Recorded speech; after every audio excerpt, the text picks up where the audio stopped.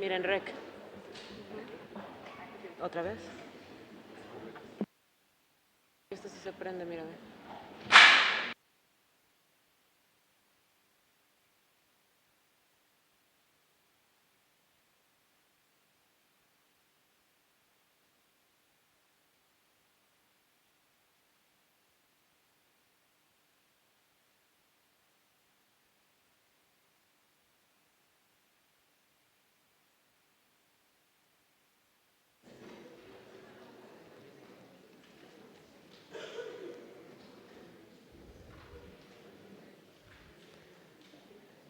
Good morning to you all.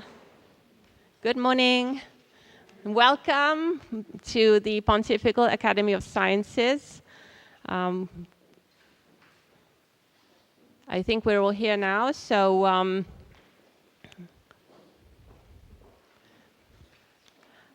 I would like to thank Isabel Perez Dobarro and Francesco Marini for their wonderful music that we've just heard. Isabel.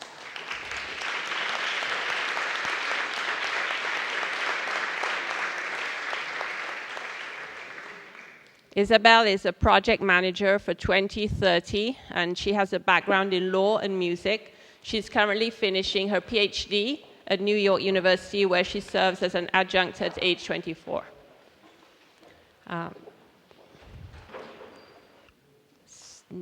There is some good news that I'd like to begin with, and that is that Pope Francis is going to take a picture with all of the delegates, and we will be going down to meet him at the Domus Santa Marta, where he lives, after the Angelus, which is when he comes out of his balcony to speak to the crowds.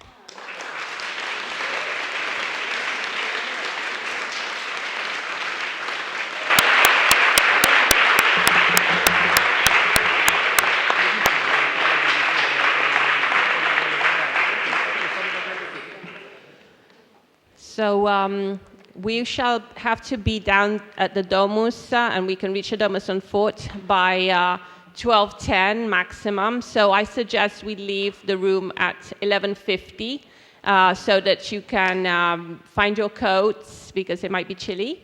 And I also suggest that you use the facilities, the restrooms, when we have the coffee break, so that you're all ready to come down. We have to be a bit quick, and we're going to show you the way, so we will be walking down together.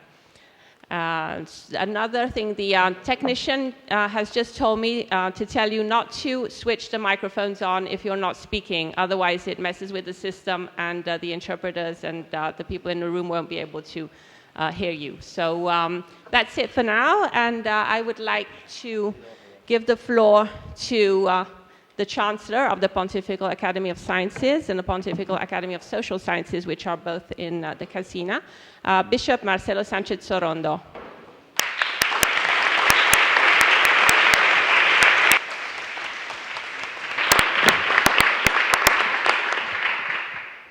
Thank you. I am very happy to see all you here, and I give my greetings, and I think that we need to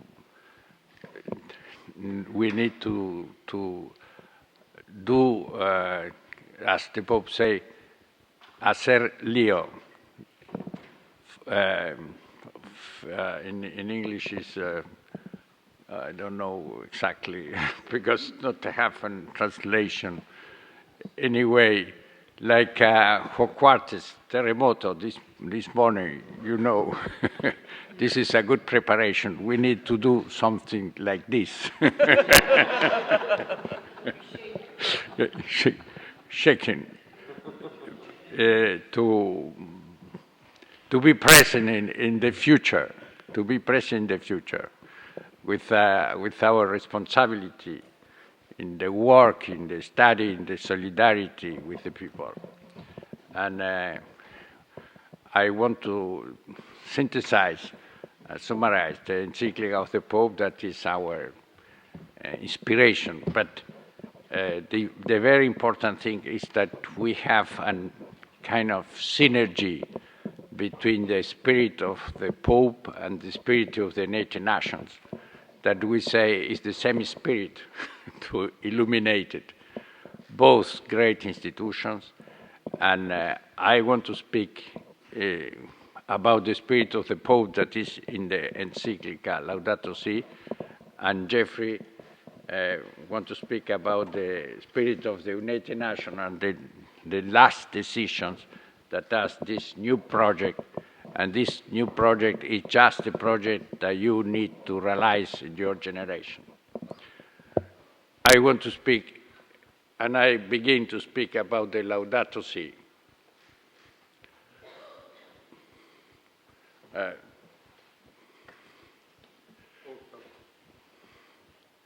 Sorry, it's important que sea grande.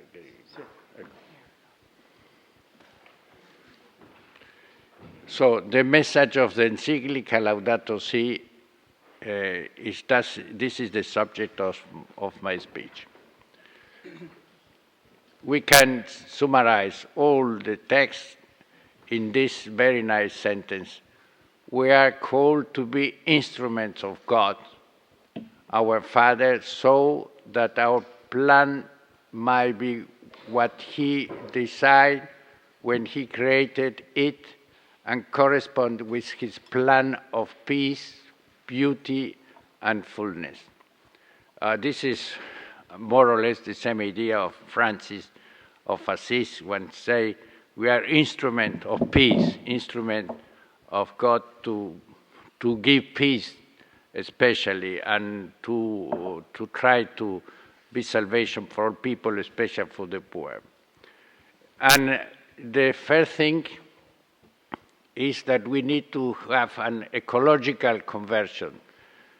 And this ecological conversion is a completely new idea in the magister of the church, because it's like an extension about our responsibility with the earth, and not only with our humans, that was in reality all the doctrine of the church.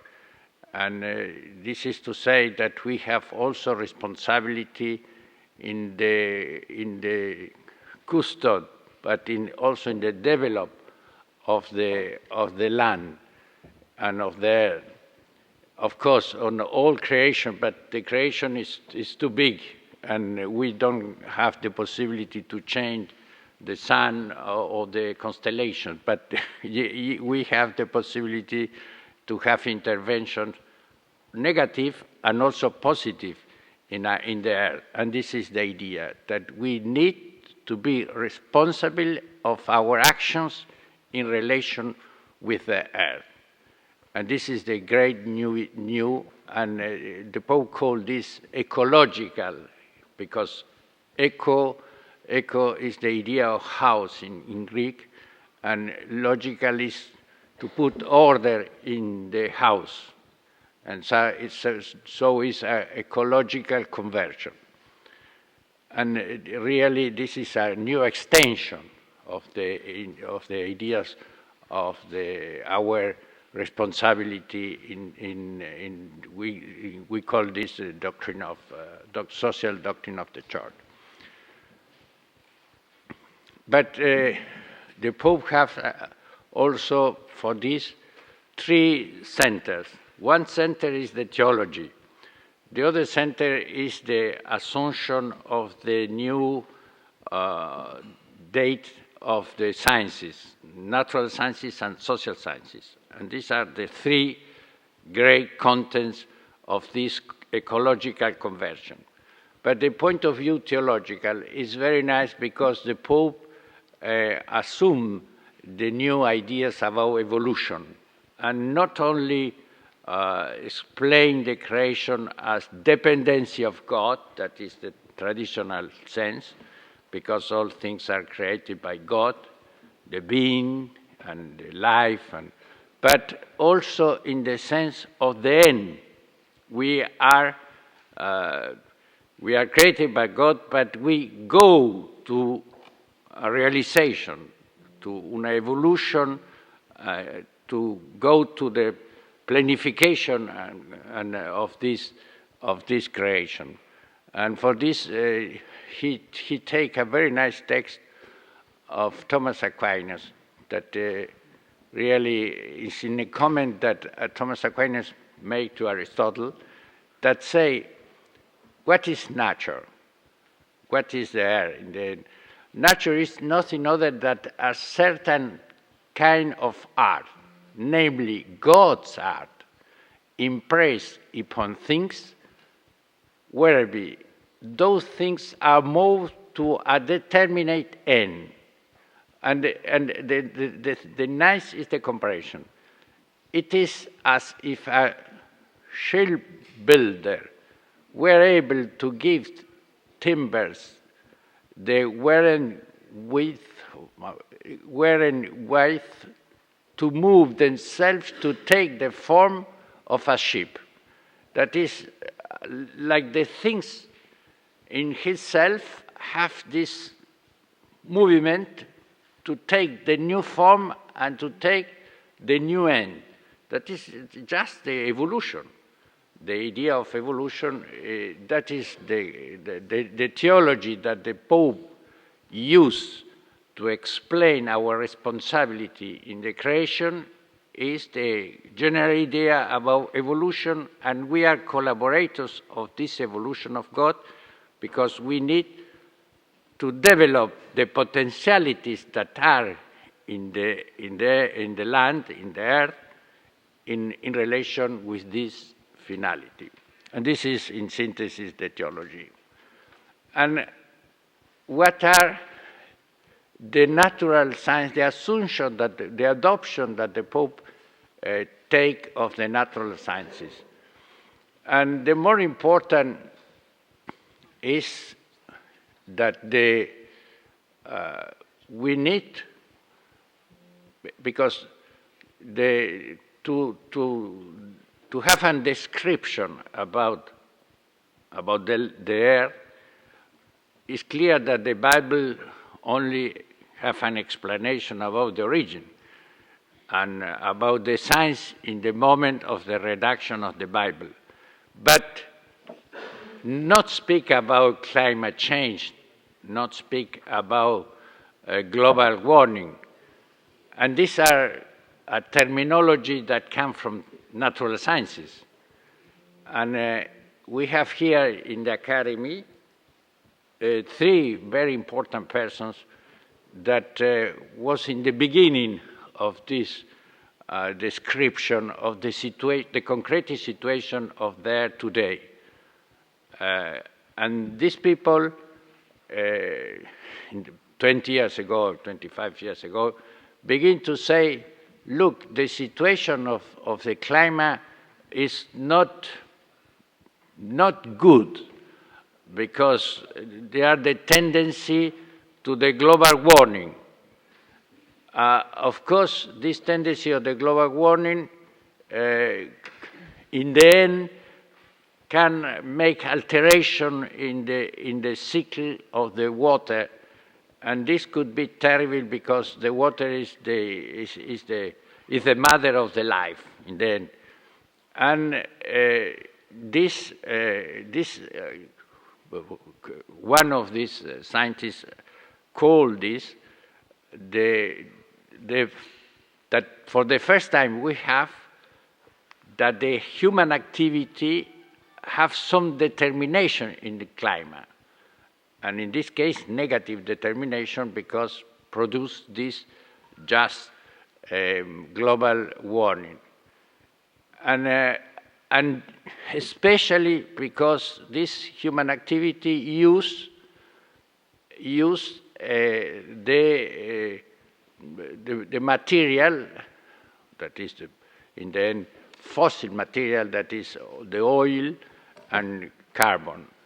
But in synthesis, it's very strong, the idea of the Pope. I want to find the text that say, he goes to affirm clearly that in recent decades, this warming has been accompanied by a constant rise in the sea level and in Guadalquivir by an increase of stream weather events, even if a scientifically determined cause cannot be assigned to each particular phenomenon.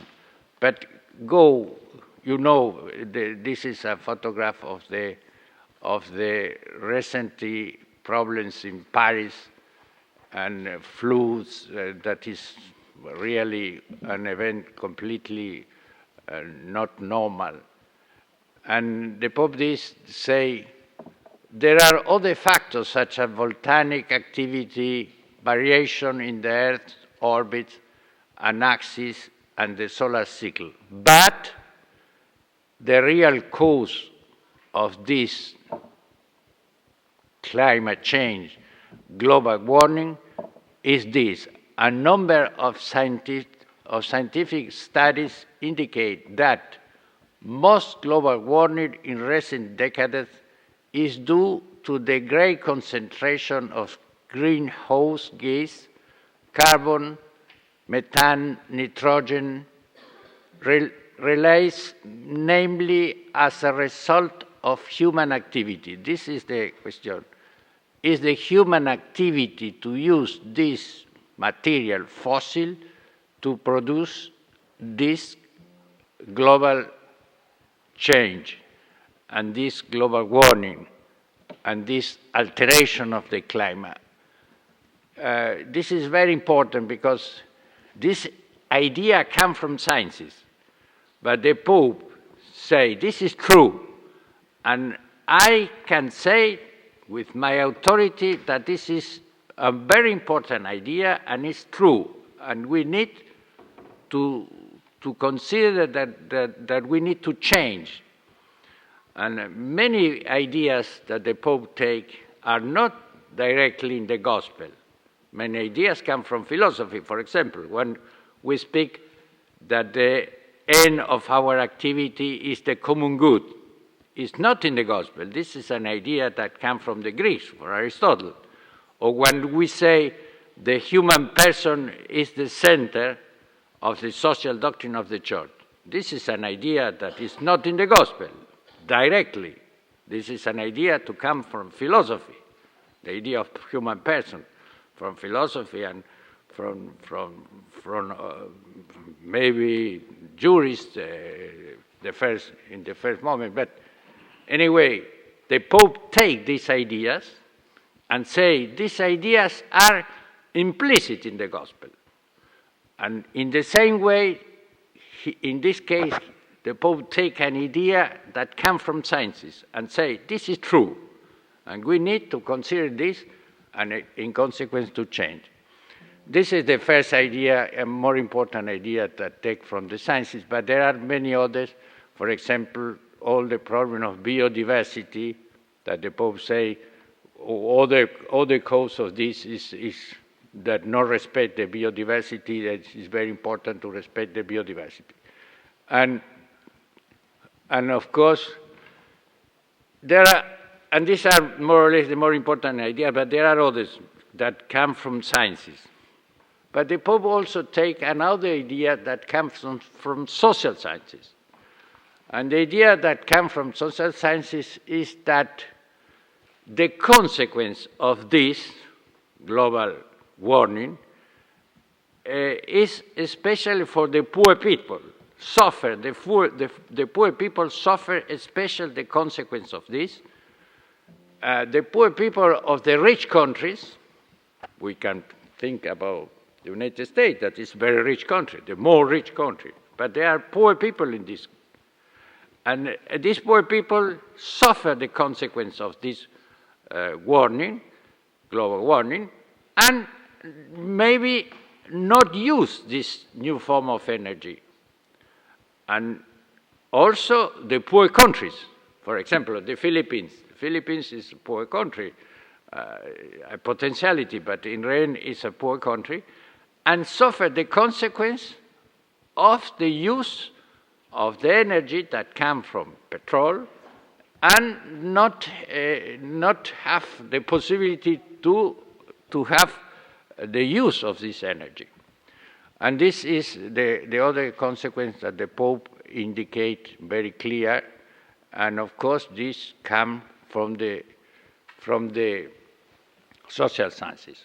So, what is the consequence? The Pope say, we are in time, and the human being, just if his activity in some time can be not good for the air, the human being, can do the things in a good way. And what is this good way?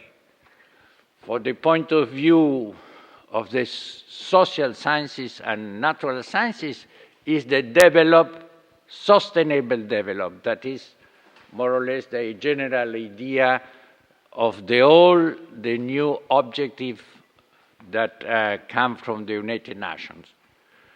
And in the end, is the continuation of the idea also of the magisterium of the other Pope, for example, Paul VI, that say we need to discover the real potentiality that are in the earth, to use this potentiality, to activate this potentiality in the service of the human being. And this is the general idea in relation with the nature.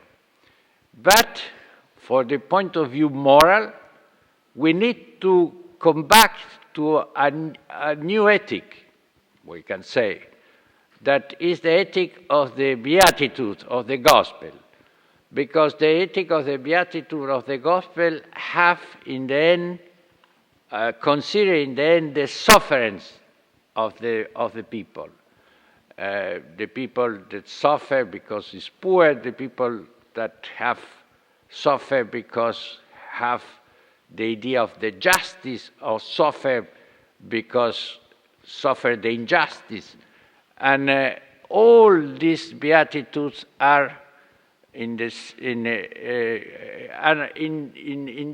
idea that the sufferance of the other is a gift. That is the question new.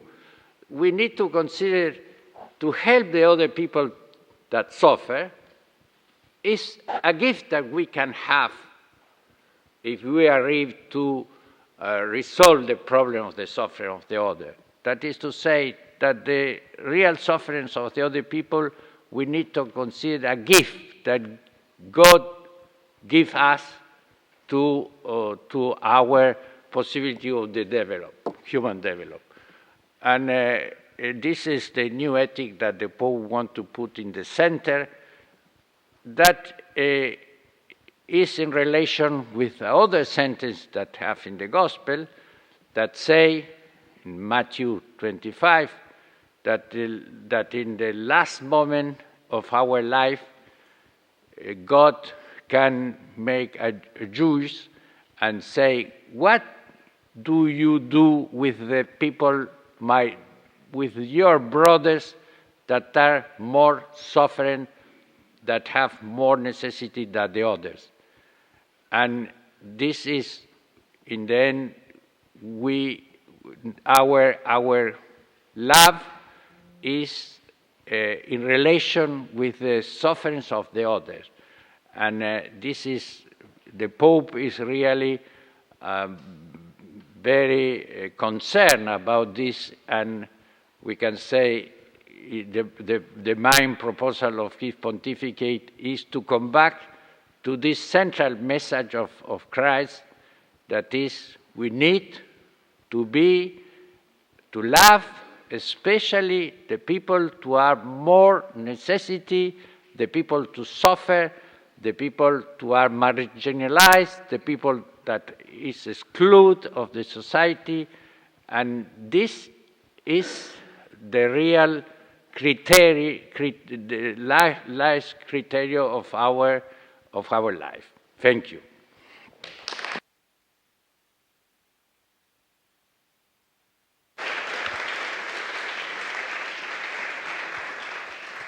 Thank you very much, Bishop Marcelo Sanchez Sorondo.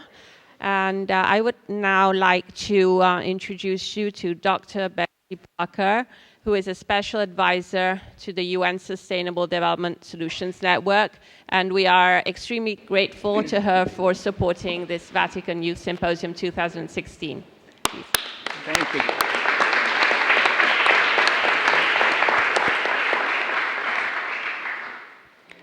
Thank you, everyone, and again, it is a real blessing and a pleasure to be here with all of you again this morning.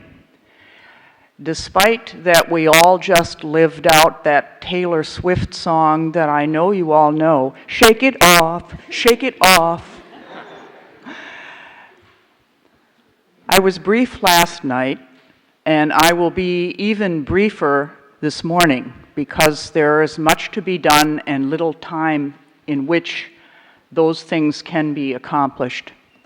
But just to say that I'm an honored, blessed member to be working with the Vatican in this great moment in time, this exciting moment in all our lives. It must seem to all of you in this room that my generation and the generations before mine really mucked up this place for all of you. And here we are with this big mess in front of us, and what are we going to do? What are we going to do?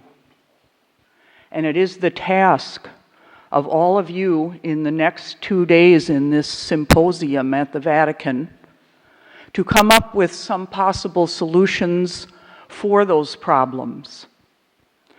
Because we have raised our level of awareness about what our world is about now, what is really happening to us all.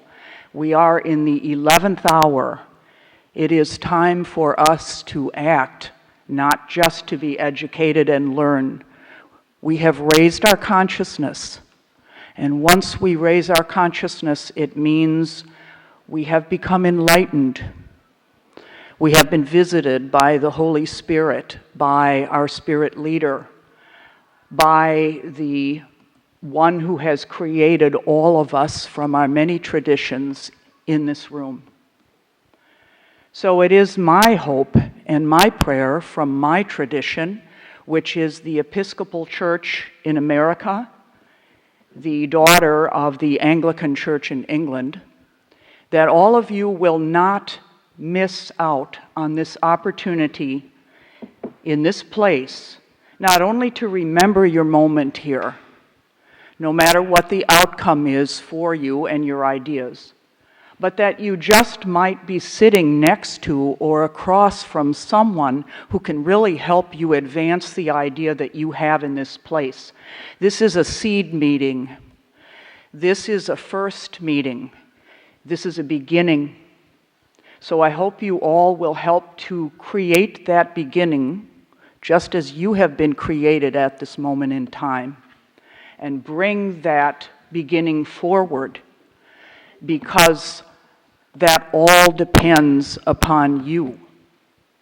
So don't miss the opportunity to network, to meet people, to mix, and most of all, there is no such thing as a stupid question. Believe me, I've asked many stupid questions in my life, and I do not pretend to come to this forum as an expert. I am not an expert on anything except that I know that you are experts and can be.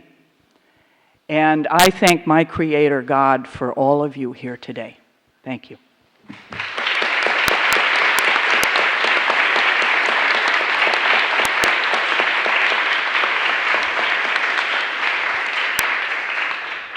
Thank you very much, Dr. Parker.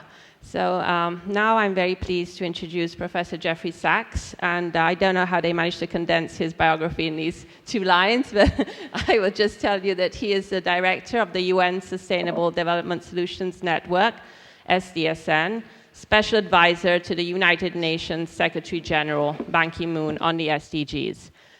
He is a world-renowned professor of economics and best-selling author. He has been twice named Time Magazine's he's on the list of the 100 most influential world leaders of Time Magazine. In 2005, he received the Blue Planet Prize. So thank you, Professor Sachs.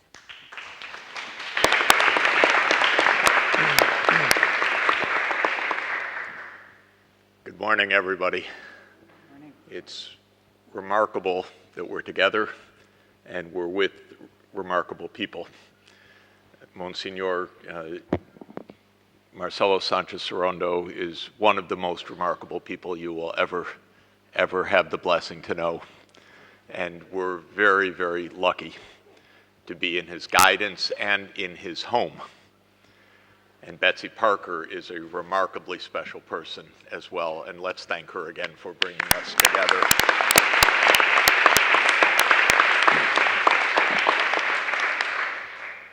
We're in a unique place, obviously. You will never forget being here, and certainly we will never forget the picture we'll take this afternoon together, and this will be a life moment for all of us. But how special is this room? Look up here if you can, to just turn around to what is said there. It talks about the Lindsay Forum Academium established in MDC 111 in 1603.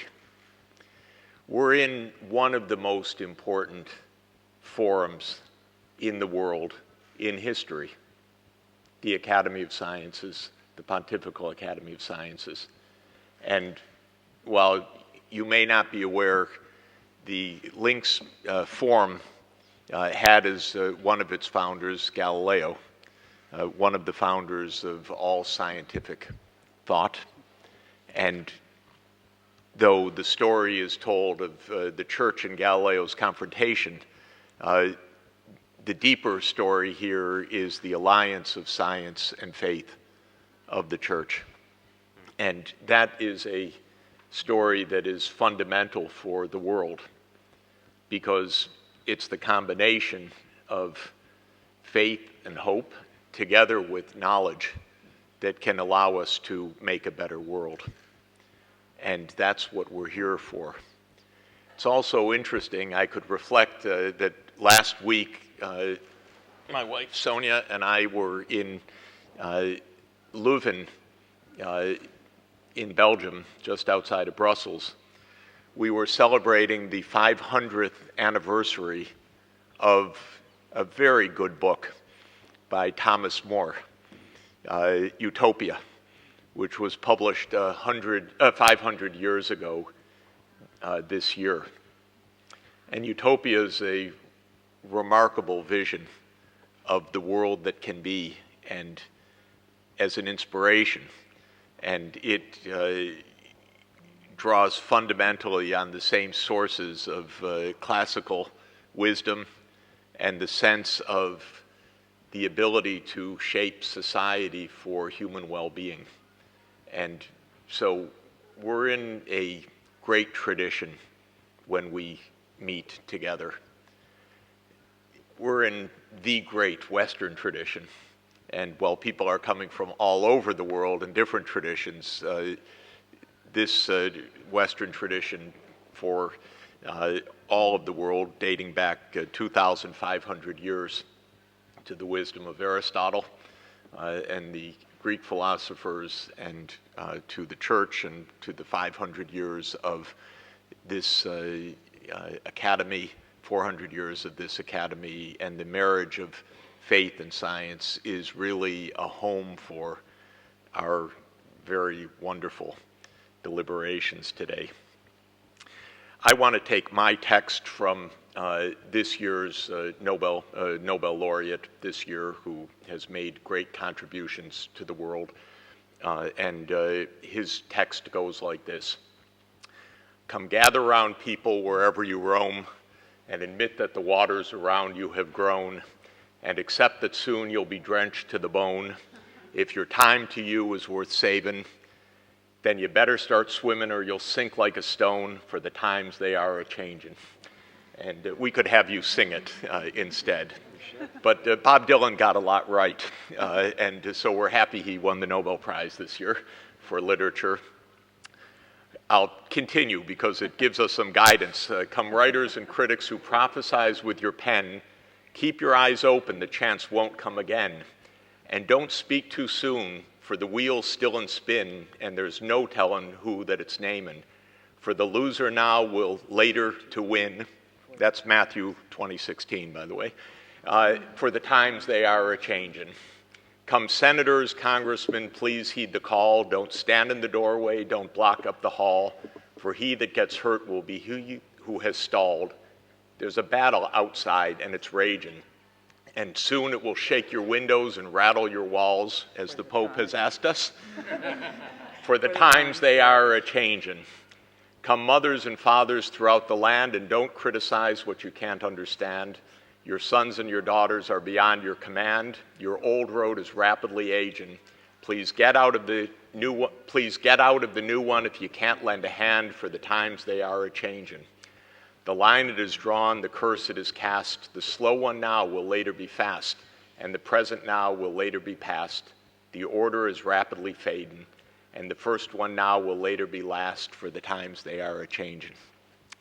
That's your world.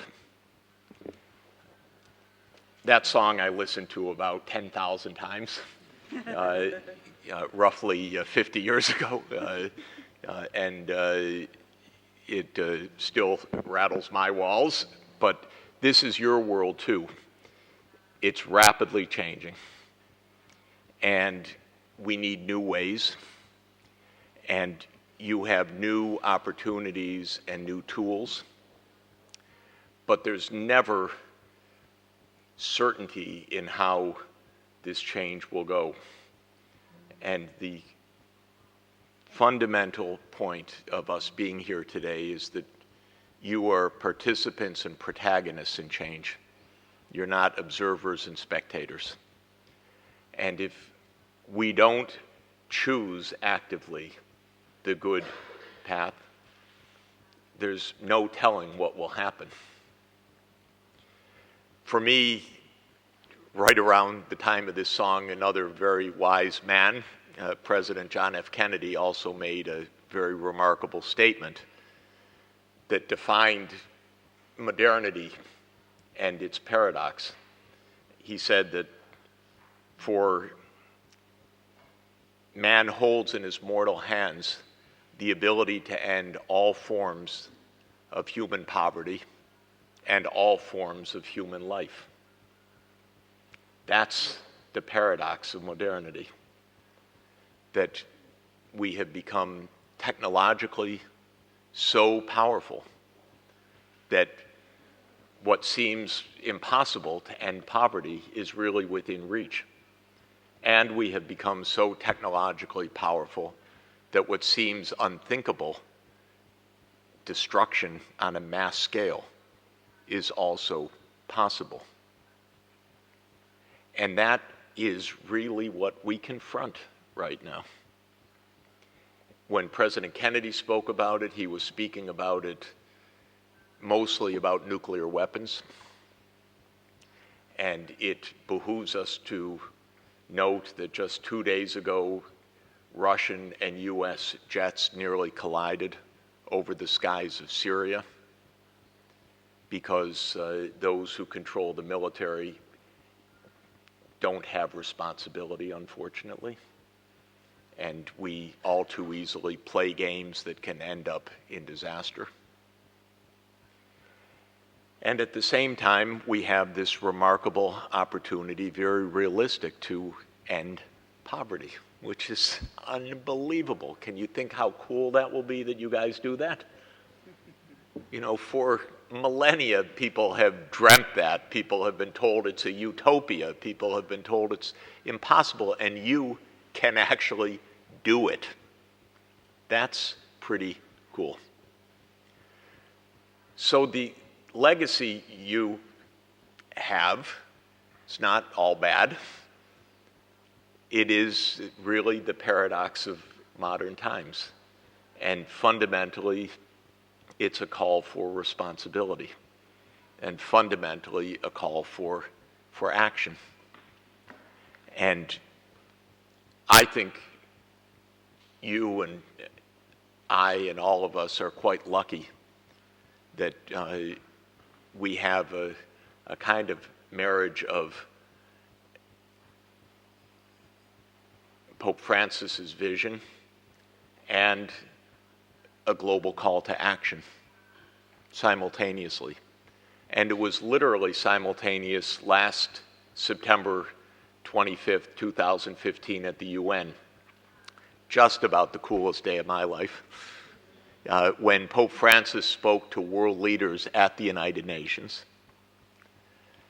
And then, as soon as he ended with, of course, world thanks to him, the 193 countries of the United Nations unanimously adopted the Sustainable Development Goals. What else could they do, you know? Okay. So it was really an incredibly remarkable moment. And our purpose is to actually make them real. That's why we're here. And that's hard work, by the way. And I'm not meaning to put a whole world on your shoulders, but I'm meaning to say this is what all of us together are here for. I personally think the idea that the world has agreed on these goals is of signal importance. You know, the world doesn't agree on very much. The world's attention span is pretty short, pretty diverse, pretty distracted. And so when all 193 countries of the United Nations agree on something, and it's good, my word, we're lucky, because that doesn't come along but once in a generation. And that's what happened on September 25th, 2015. And the spirit of that continued for the next weeks to December 12, 2015, when the same 193 countries, plus 3 other signatories, Cook Island, Niue, and the European Union as a group, so making 196 signatories, signed the Paris Climate Agreement. So within a few weeks, we had unanimity in the world around some important global objectives. And Pope Francis had said to the world, asked the world in Laudato Si for a common plan for our common home. And here the world rallied at least to set the idea of what these goals can be. So this is really fortunate for us. But it's hard work. And that's what we really face right now, is the tremendous, tremendous challenge of taking what is, after all, just a set of words and making it real. When you think about the challenge, I really like the wisdom of one of my scientific gurus and human gurus, I would say, and that's Professor Edward O. Wilson, the great biologist at Harvard University, who is just a magnificent person, and I think the leading evolutionary biologist of modern times. And when you visit him in his lab and he picks up an ant, he's the world's leading ant expert, you know that they're talking to each other. They understand each other perfectly. And I've watched it. It's amazing. But Professor Wilson says that we have stumbled into the 21st century with our Stone Age emotions, our medieval institutions, and our near godlike technologies. And so he talks about the disconnects of our basic human nature and all its complexity, of institutions like my government in the United States, founded in a quite remarkable document, but a document of 1789, and obviously not doing very well in its governance right now, unable to take effective actions for human well-being, even of Americans, much less the world, and these remarkable technologies that we have as our instruments to solve problems, but also as the potential of mass destruction, whether it's through weaponry or through climate change induced by the burning of massive amounts of fossil fuel. So we're here to understand how to put into action these global goals, how to find the spirit to do it, and how to find the direction to do it.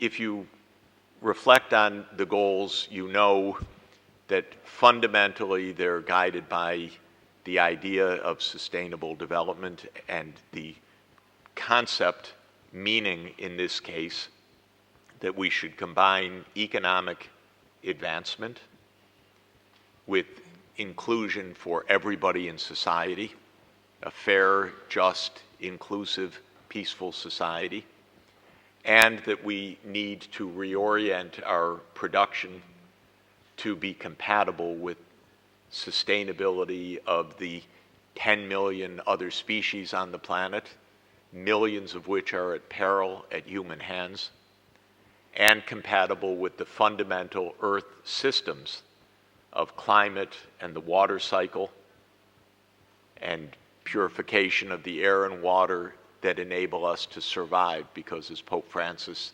emphasizes in Laudato Si, we're part of that nature. We're not separate from the nature. We can't destroy nature and think that humanity somehow survives as well. So the Sustainable Development Goals call on us to address economic, social, and environmental objectives simultaneously.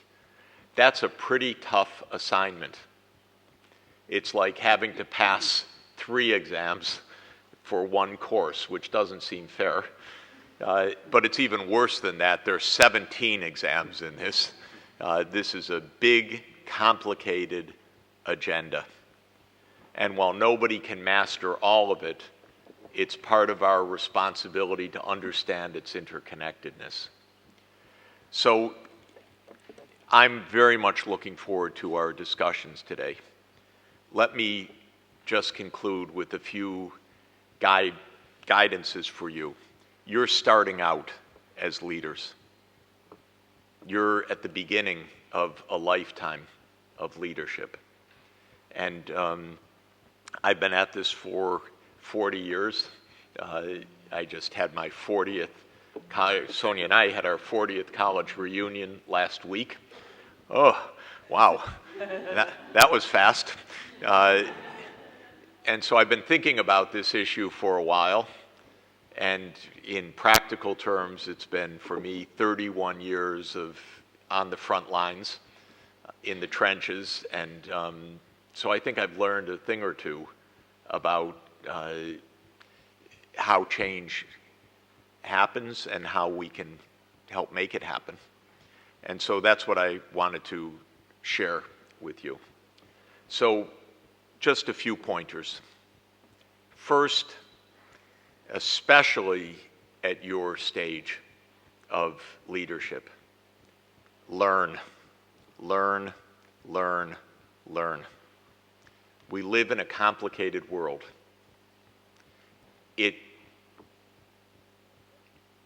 Crucially, to solve problems, you need to understand them. So study. And don't presume you know the answers till you've looked at a problem from as many directions as you can, till you've listened to experts, till you've gotten on YouTube and listened to courses and to speakers and to TED Talks, until you've read books. And that process takes at least 40 years. And after 40 years, by the way, you feel a kind of desperation that everything you know, it turns out, not only are you forgetting constantly, but the universe of what you realize you need to know, and why didn't somebody tell me I needed to know that, 40 years later keeps growing. So, but it's fun, by the way. We should all be endless students. No matter what we're doing in life, we should all be endless students. It's so interesting, these issues also. But to be effective, you need to understand the problems. And to understand the problems, you need to understand them from multiple perspectives. And you need always to understand them from the perspectives of all the participants in a problem also. You can't just see something your way, you have to see it from all of the different perspectives. A lot of what we're trying to do is to create a consensus, a shared view, a way forward. And so that really requires a 360-degree vision of these problems. So learning is first. Thinking, that's part of learning, but it's a little bit different also. It means reflection. Thinking, talking, comparing, taking notes, talking to each other, exchanging ideas, learning, listening. And there are so many good ideas in the world, you don't have to invent them all. You just have to listen very carefully for good ones and say, that makes sense. That's really true if you're an economist, because then you don't really know much of anything. And so you really have to listen to the malariologists and the epidemiologists and the energy engineers and the people who know all of these different things, because if you don't listen, you really know nothing. And so it's very important to think and to exchange ideas. But then, yes, you too will invent. And that's really important, because every solution has its local context, has its new needs, has its new opportunities, has its new apps that you'll be writing, or you'll be deploying, or you'll be creating and conceiving. And that's one of the things that's so incredibly exciting about the time that we live in right now, is the number of new things that can be put into motion. And as Pope Francis said, and as Bishop Sanchez Sorondo just said, something new can always emerge as part of our developing our potentialities. So invention is really important, but not invention first and then learning second. That can be pretty dangerous. We don't want you to blow up the laboratory. We want you to learn, to study, to have a concept, and to invent. And then next on my list is trying things, because actually deploying, trying concepts, putting them into practice, seeing how they work, learning that no matter how great your ideas or your inventions are, there's a lot of work to do to make them really work for well-being. And we're not here for theory. We're not here for, that was a nice idea, I don't know why no one's interested. We're here actually to do. We're here to put into practice. But to put into practice with all of that scientific and moral authority that comes from the preparatory steps that make it possible for you to act. Next on my list is mobilize. That means to help bring the resources that are needed, whether that's people to partner with you, power to enable you, finances to help pay for the inputs that you need. You're all entrepreneurs of sustainable development.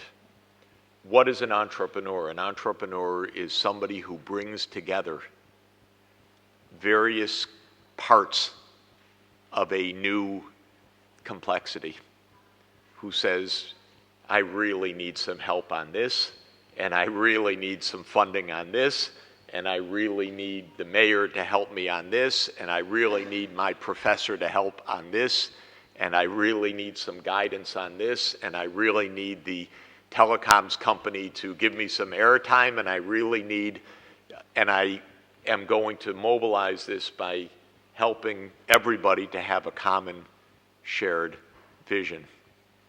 So an entrepreneur is the conductor who helps to bring together the strings, the wind section, the percussion, so that you can create this beautiful symphony together.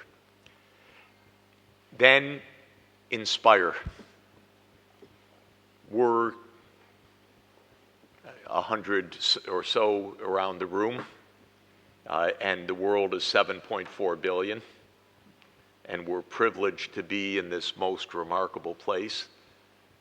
And our responsibility is to use that empowerment to inspire others to do the same and to share this idea and to say, look what I've done, maybe you can do it better, or look what our city is doing, or look what our school is doing, or look what our class is doing, or look at this application, why don't you take this and improve it? And inspiring is a huge part, of course, of what you will be doing.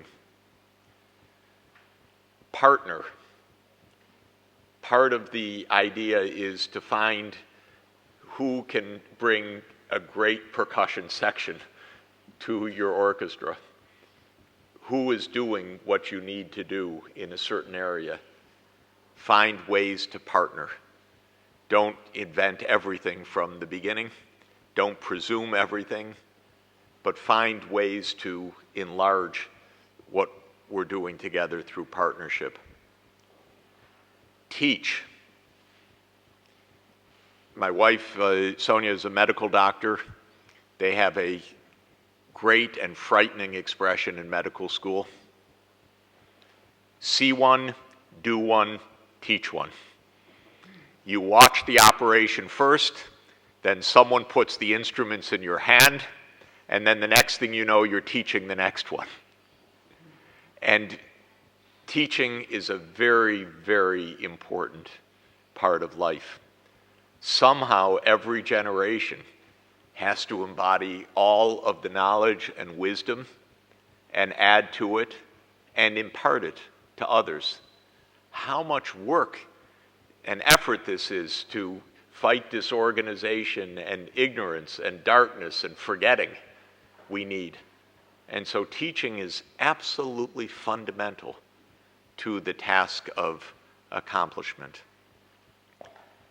Next is network.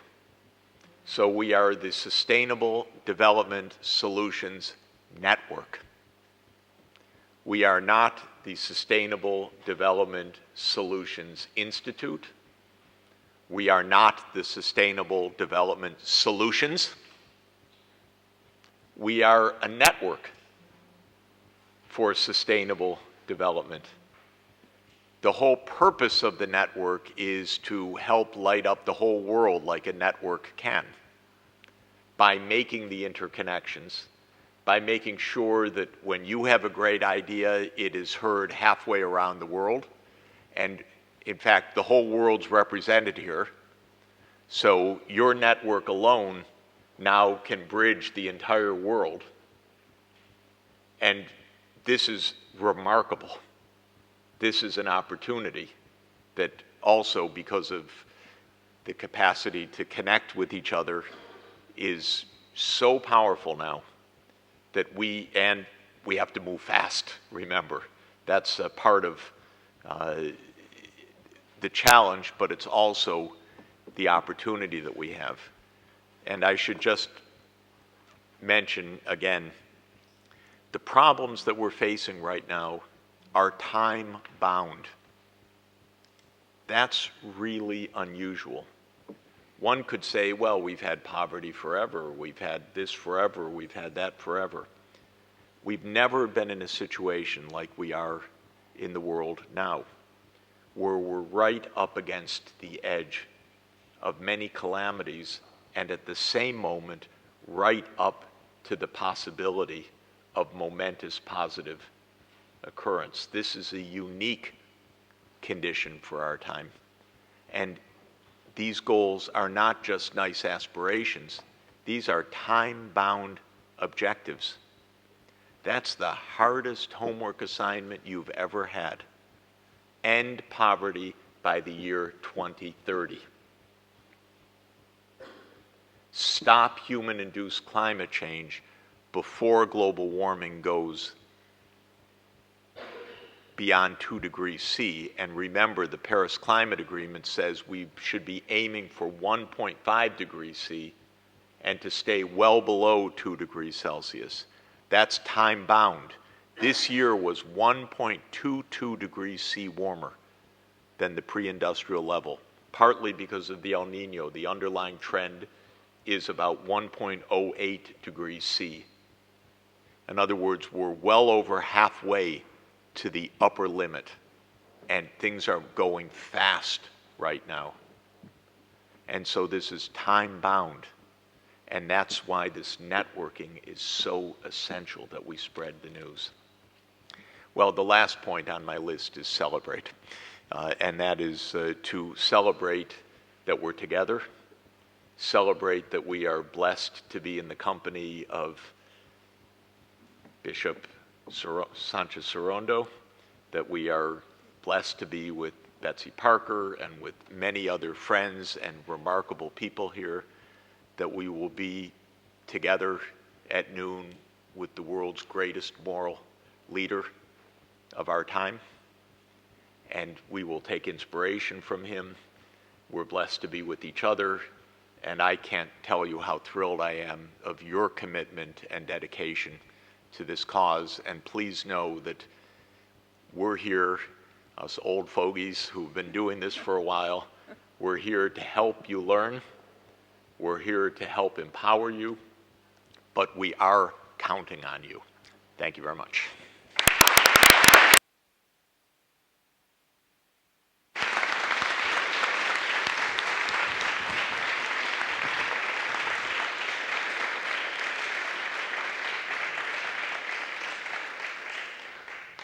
Well, thank you, Professor Sachs, for one of the most inspiring and powerful lessons that we shall ever hear addressed to us. I must go on to the next speaker right now. We're a bit short of time, so I'm happy to introduce Siamak Sam Loney. He is the Global Coordinator of the UN Sustainable Development Solutions Network Youth. He's a member of the Global SDSN Leadership Council and the Executive Committee of SDSN Australia Pacific.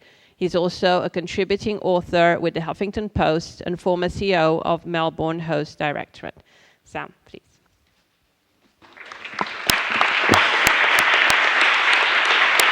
Thank you. Thank you very much. It's always very difficult to go after such inspiring speakers, but I will do my best.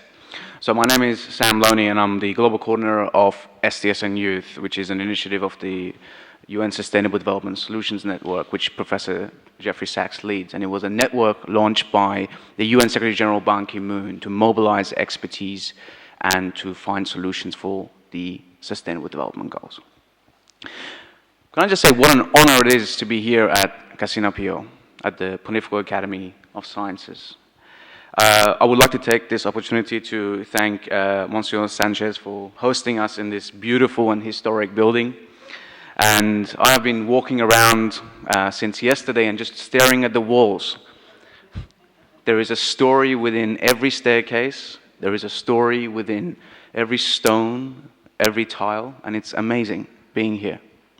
In fact, I was out there and there were a series of mosaics, and I was told they were from ancient Roman times. And the stones that you walk on just out there were made in the 1600s. Isn't that amazing? And it just shows what a historic venue we're at, and nothing inspires people like a beautiful and inviting venue such as this. So once again, thank you, Monsieur Sanchez, for having us here. And also, can I say a special thank you to Gabriela Marino and our wonderful partners at the Academy for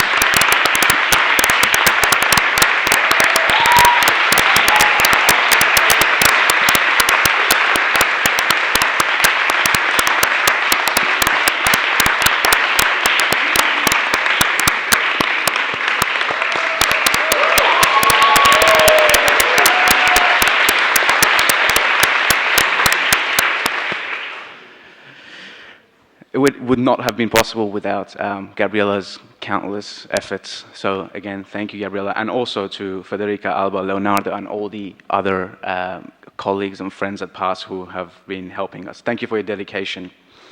And if you do see them around, please do say thank you to them and have a conversation with them. And we're also incredibly lucky to be have the attendance of Professor Angelo Riccoboni, the chair of STSN Mediterranean, Professor Virgilio Viana from chair of STSN Amazonia, Serena Cao from STSN Singapore, and also Professor Sabina Ratti, and also Anthony Annette for being with us here today. And finally, I would like to recognize Dr. Parker. Without your generous support, this conference would not have taken place. So thank you, Dr. Parker, and mostly thank you for believing in the power of young people.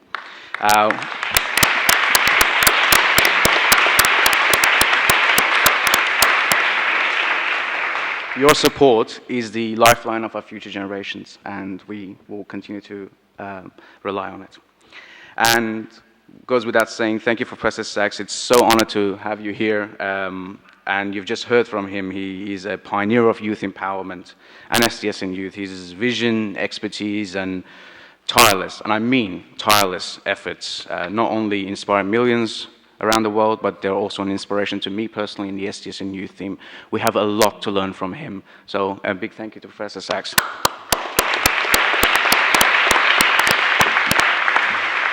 And of course, our team at STSN Youth, so John Ferrugia from STSN Australia Pacific, Gabriela Sampao from STSN Amazonia, Fabrizio Saladini from STSN Mediterranean, and Andrea Zucca from STSN Italy, and Isabel Perez from STSN Spain and New York.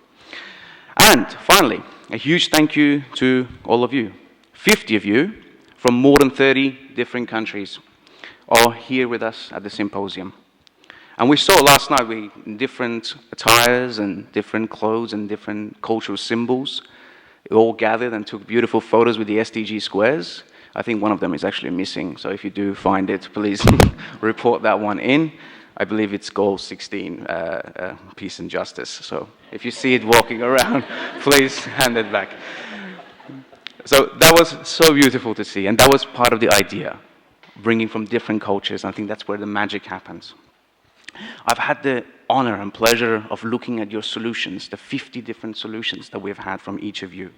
It's been truly inspiring to see these solutions evolve.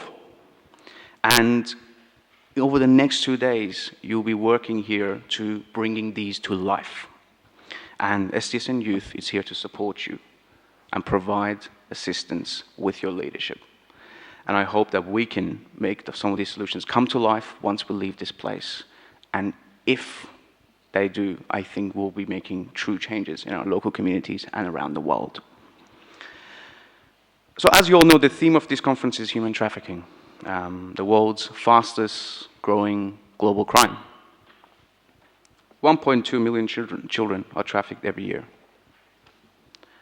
It's the second largest source of illegal income worldwide. 800,000 men, women, and children are trafficked across international borders each year. Approximately 80% are women and girls. Up to 50% are children, minors. The majority of traffic victims come from poorest countries and poorest strata of national populations. You don't need to be an expert in human trafficking to know that these numbers are astronomical and they are, more importantly, unacceptable. We cannot sit aside and watch the most vulnerable human beings suffer like this, but too often we do. But if we want to end human trafficking, its horrific impacts on society, we must look at its root causes. Human trafficking does not occur in a vacuum. It is a symptom of other larger problems in society, which come in many shapes and forms, and as Pope Francis refers to them in his book, there are hunger, gender inequality, poverty, indecent living conditions, discrimination, conflict, corruption. These are the real problems which create a fertile market for human traffickers. A system which innocent people are exploited. And how do I know this? Well, I will share a very short personal story. Again, I'm not an expert, but maybe through my story, I can share a bit of perspective. I'm an Australian, but I was born in Tehran, Iran, into a middle-class family. When my parents, my mother and father, were in their 20s, they were both imprisoned. My father for 5 years and my mother for 2, in the notorious Evin prison in Tehran. They were tortured, they were beaten, and their loved ones and friends were executed tragically in the summer of 1988, the mass executions. Why did they deserve this? Well, because they dared question the government. Simple. They were human rights activists who raised awareness about human rights abuses that were happening to other people. And for this, they were tortured and they suffered. But they chose to be brave and not look the other way. So when I was 9, we realized that it was too dangerous for us to stay in Iran. So we had to think about running away. But to flee, we only had one choice: human traffickers.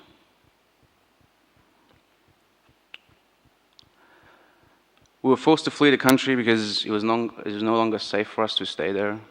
And my parents were left with difficult choices: stay and face imprisonment, torture, and possibly execution, or flee the country and set on a dangerous journey to Pakistan, where we could apply for UNHCR status as a refugee. We entered that very dangerous and dark world, and I remember it. I remember all of it. The first time I met the traffickers, the first time I saw their faces, their actions, their weapons, their cars. I remember the fear I experienced as a child, and the dangers we faced, and the consequences of the actions we were taking.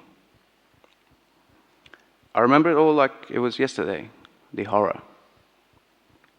But fortunately, our story did not end tragically.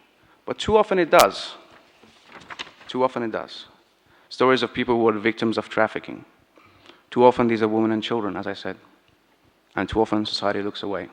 We suffered, but we didn't suffer like many others do.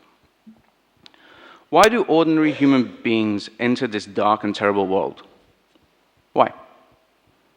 Because our societies breed such circumstances, because we have no choices left in life, because we are forced to take actions either due to poverty, hunger, insecurity, and so on. Human trafficking must be viewed in the wider context of the globalizing and complex world, not in a vacuum. My parents chose this because they didn't have a choice, because they didn't want me and my brother to come up as orphans. They wanted us to have good lives. So we're forced to enter that world. And this brings me to the Sustainable Development Goals. The theme of this conference revolves around SDG 8 and Target 8.7 specifically. But if you look around, the conditions that lead to human trafficking are with every goal. Every single one of them somehow impact. Again, we cannot solve human trafficking without looking at all of these. And this is the exact thinking that made us focus this conference on the SDGs and its wider framework to overcome such crimes. People are less likely to be victims of or the perpetrators of human trafficking and such other horrendous crimes if their families are well-fed, they're healthy, educated, and they live in decent and peaceful and inclusive societies within healthy environments. That's the truth. So let me ask you now, as delegates, if there was an agenda for the future of humanity, what are the 3 characteristics you would attribute to it? 3 things about an agenda for the future. I would want it to be ambitious, the most important thing. I would want it to be revolutionary and transformative, and I would want it to leave no one behind. No women, no children, no men, no indigenous people, no older citizens. And that's what the Blue SDGs are. They're referred to as the most ambitious agreement of the 21st century. They're officially referred to as a transformative agenda. They're revolutionary. If they are achieved, it will lead to true transformation. And finally, the official motto of the SDGs is leave no one behind. Think about that. To leave no one behind. What a wonderful world that would be. And I was there with Professor Sachs in the SDG conference in New York in September when 193 world leaders came and adopted the goals. Some of them reluctantly, but they did in the end adopt them. And we were there when Malala Yousafzai spoke from the podium. And initially, nobody listened. Diplomats started walking around. They weren't looking up, they were networking and preparing for the next sessions. This is after Pope Francis spoke. And Malala turned around to them and said, look up, the young generation is speaking to you, look up at us. And that was a beautiful moment to see. So what are the three characteristics we can attribute to young people? I would say young people are idealistic, they're creative, and they're big in numbers. We're half the world's population, 3.5 billion young people under the age of 30. And if we want to achieve the SDGs, the ambitious agenda, we need to be optimistic and we need to be idealistic. If we want to achieve this transformative agenda of the SDGs, we need to be creative. We need to look at new ways of solving things. And finally, if we want to leave no one behind, we have to make sure that 3.5 billion young people are on board. And they're active agents of this agenda. And you can only look back to some of the greatest men and women in history to see what they achieved when they were young. Albert Einstein, he came up with the theory of relativity in his 20s. Charles Darwin, theory of natural selection in his 20s. Martin Luther King Jr., he did his Montgomery bus boycott and his major campaigns. It all started in his 20s. Marie Curie, most of her groundbreaking research in her 20s. Mark Zuckerberg and Facebook. Elon Musk and a lot of the work that he's done and continues to do. Malala, when she was 16. And King Wanchok of Bhutan, who made happiness the indicator of national progress when he was 17. And finally, Professor Jeffrey Sachs, who was 27 as a professor at Harvard and continues to do amazing things. Creativity is the essence of what young people do. And I think if we can marry this creativity to the experiences, to the knowledge, and the power and the influence of all the generations, that's when we'll have true magic. Intergenerational effort to achieve the SDGs. And in his book, Pope Francis refers to this. It's the section called Justice Between the Generations. He says, what kind of world do we want to leave those who come after us? To children now growing up? Intergenerational solidarity is not optional, but rather a basic question of justice, since the world we have received also belongs to those who will follow us. That's the essence of sustainable development. It's simple as that.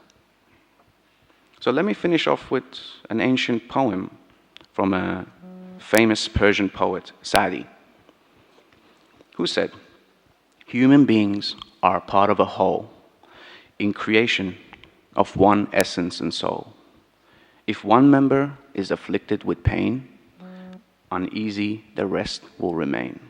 If you have no sympathy for human pain, the name of human you cannot retain. Finally, don't underestimate your creativity, your idealism, and your numbers. Because the world relies on them. It relies on you today as you gather here, and tomorrow as you leave here. History and Galileo is watching you from these buildings. Let's make it count. Thank you very much.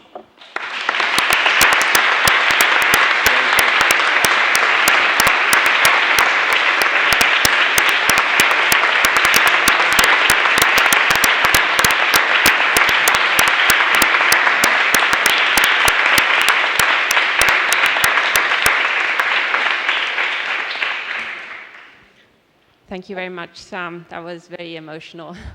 I'm very happy that we have you here with us and that you're leading this meeting. I would like to announce a coffee break right now, so please be quick and be punctual because we're a little bit over time already. So do a little breather, let's say, before the first people start to speak. We will be going in alphabetical order according to the photos you see on your program. So the first person is Alejandra Sell. And if you have any presentations on memory sticks that you have to give the technician, please do so right now and tell him your name so that he knows when he's supposed to project them. Thank you so much. See you back here in about 10 minutes, let's say.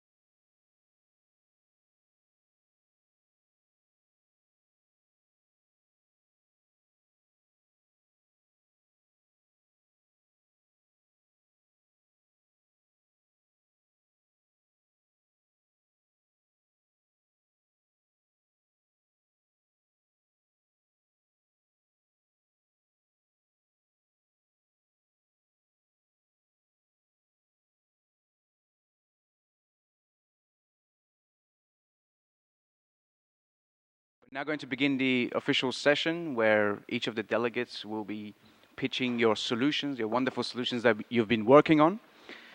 So just to set the rules for this so that we get equal distribution of time to everyone, I will be calling out the delegates' names, and you'll be doing a 7-minute presentation. And if there is some time left over, we invite the judging panel to make some comments or ask some questions, and of course the observers and others as well. On the judging panel for this symposium, we have Bishop Marcelo Sanchez, who spoke, who is the Chancellor of the Pontifical Academy of Sciences, Dr. Betsy Parker, who is a Special Advisor to the UN Sustainable Development Solutions Network, Professor Sachs, who is the Director of the Sustainable Development Solutions Network, Gabriela Marino, who you all know, Anthony Annette, who is Climate Change and Sustainable Development Advisor to also the Sustainable Development Solutions Network, Professor Angelo Riccoboni, who is the chair of SDSN Mediterranean, Serena Cao, who is the chair of SDSN Singapore, and Katerina Demska, who is a researcher with the Barilla Foundation, and myself. We also encourage everyone to pay attention to the solutions, and as you know, the solutions booklet is here. It's all summarized solutions from 1 to 50, so you can keep track of who's speaking, and we will go by that order.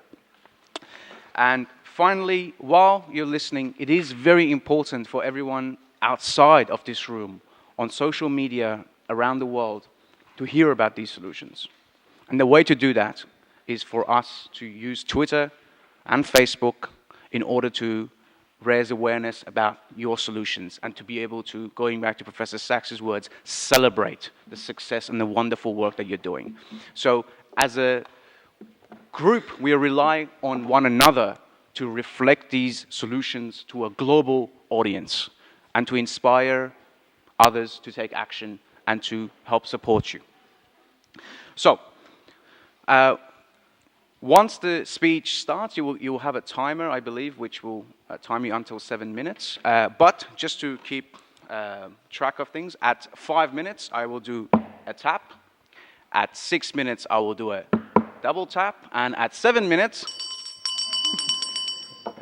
Okay. All right. So, are there any comments before we begin? Okay. Seeing that none, I would, and you can basically speak in Spanish or in English, and it will be translated. And your translator plugs are here with the different languages, Spanish and in English and in reverse. And you can speak whenever you turn on your microphone. Whenever you turn on your microphone, you can then the camera will switch to you, and you can begin speaking. Just so you're aware.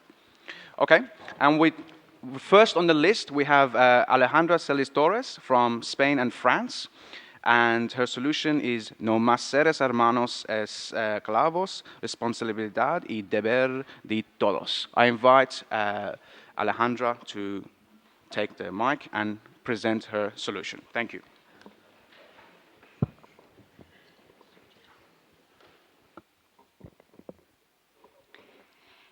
¿Pensábamos que habíamos abolido la esclavitud? Hay más esclavos hoy que en cualquier otro momento de la historia. Más de 45 millones de personas están viviendo hoy bajo alguna forma moderna de esclavitud. Y parece que las instituciones, los gobiernos y la sociedad civil no están tomando las medidas necesarias para acabar con este fenómeno. La esclavitud hoy en día puede ser explotación sexual, laboral, mendicidad forzada, matrimonios forzosos. Las naciones, bajo el mandato de organizaciones supranacionales como las Naciones Unidas, tienen el deber y la responsabilidad de erradicar la esclavitud en sus países para que sus ciudadanos no sean objeto de explotación y que no se pueda ganar dinero a costa de la vida de la gente. También tienen el deber de educar a sus sociedades para que éstas no puedan tolerar este atentado a los derechos humanos y se conviertan en una parte proactiva de su erradicación. Lo que yo propongo es un plan de seguimiento integral, adaptado para cada nación, con programas de prevención y erradicación de la esclavitud moderna. Contamos con los organismos y las networks suficientemente importantes y desarrolladas en el mundo como para trabajar juntos e incluir la trata en nuestras agendas políticas.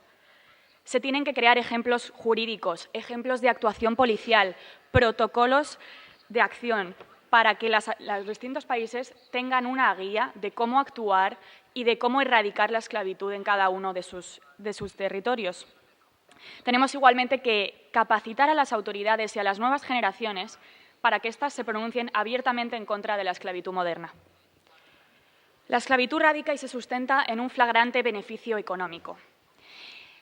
¿Quiénes están detrás de la esclavitud? Las organizaciones criminales, que se desarrollan a un ritmo frenético, cuando cada vez son más hombres, mujeres y niñas quienes son víctimas de este atentado a los derechos humanos. Y seguramente nos estamos dando cuenta ahora de que hemos llegado muy tarde para solucionar este problema, porque ya es demasiado grave, pero hay cosas que se pueden hacer. Se puede creer en el efecto virtuoso de que uno empiece la cadena, lo que denominamos el efecto dominó. Cuando uno empieza y es el valiente que crea el ejemplo, esto afecta y contagia a las demás naciones para seguir haciendo lo mismo. Esto en el objetivo de conseguir ejemplos jurídicos, leyes en diferentes países que ataquen la esclavitud moderna, que la población de todas las naciones sepa qué se tiene que hacer para erradicarla, que tengan la posibilidad de ser una parte proactiva de esto. Imagínense si creásemos estudios en cada uno de estos países diciéndoles qué tienen que hacer, cómo se tienen que responsabilizar, qué medidas políticas han de tomar. Y les hiciéramos parte del trabajo que ellos parecen no tener interés en hacer, o no tener medios, o no tener simplemente voluntad política. La población de todas las naciones tienen que saber qué es la trata, tienen que comprender que es un problema de gran envergadura, pero que ellos son parte de la solución igualmente.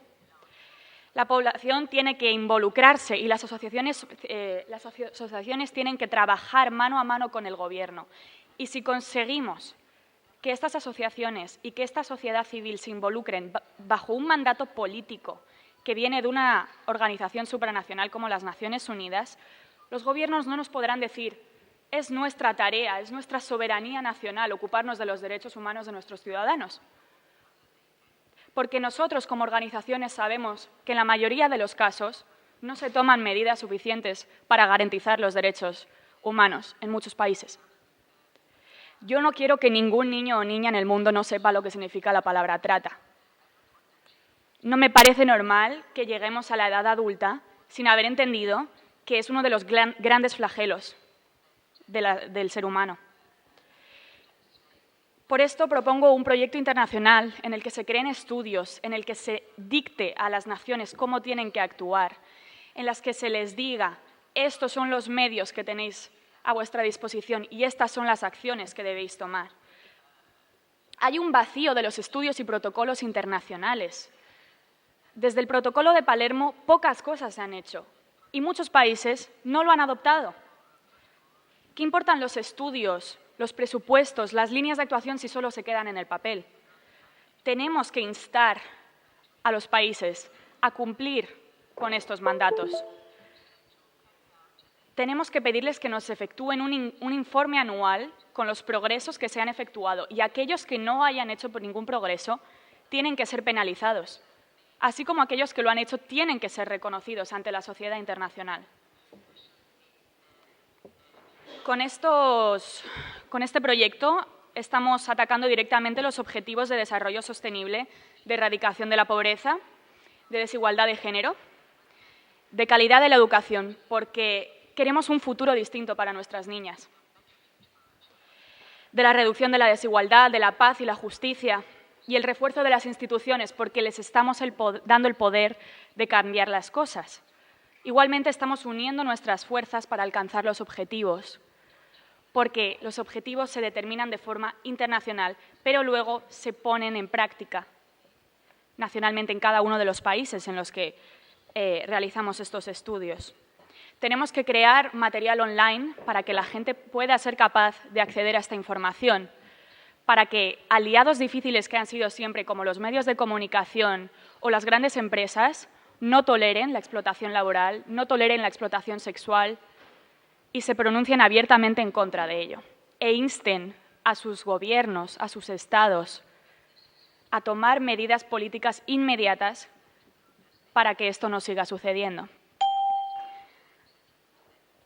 Obviamente, la ignorancia siempre será nuestra mayor meta, nuestra mayor obstáculo. Pero creo en el poder de organizaciones como las Naciones Unidas para hacer llegar el mensaje a todos de que esto no puede pasar, de que los jóvenes tenemos gran parte de la responsabilidad de acabar con la esclavitud moderna y que es una situación que no se puede tolerar más. Gracias.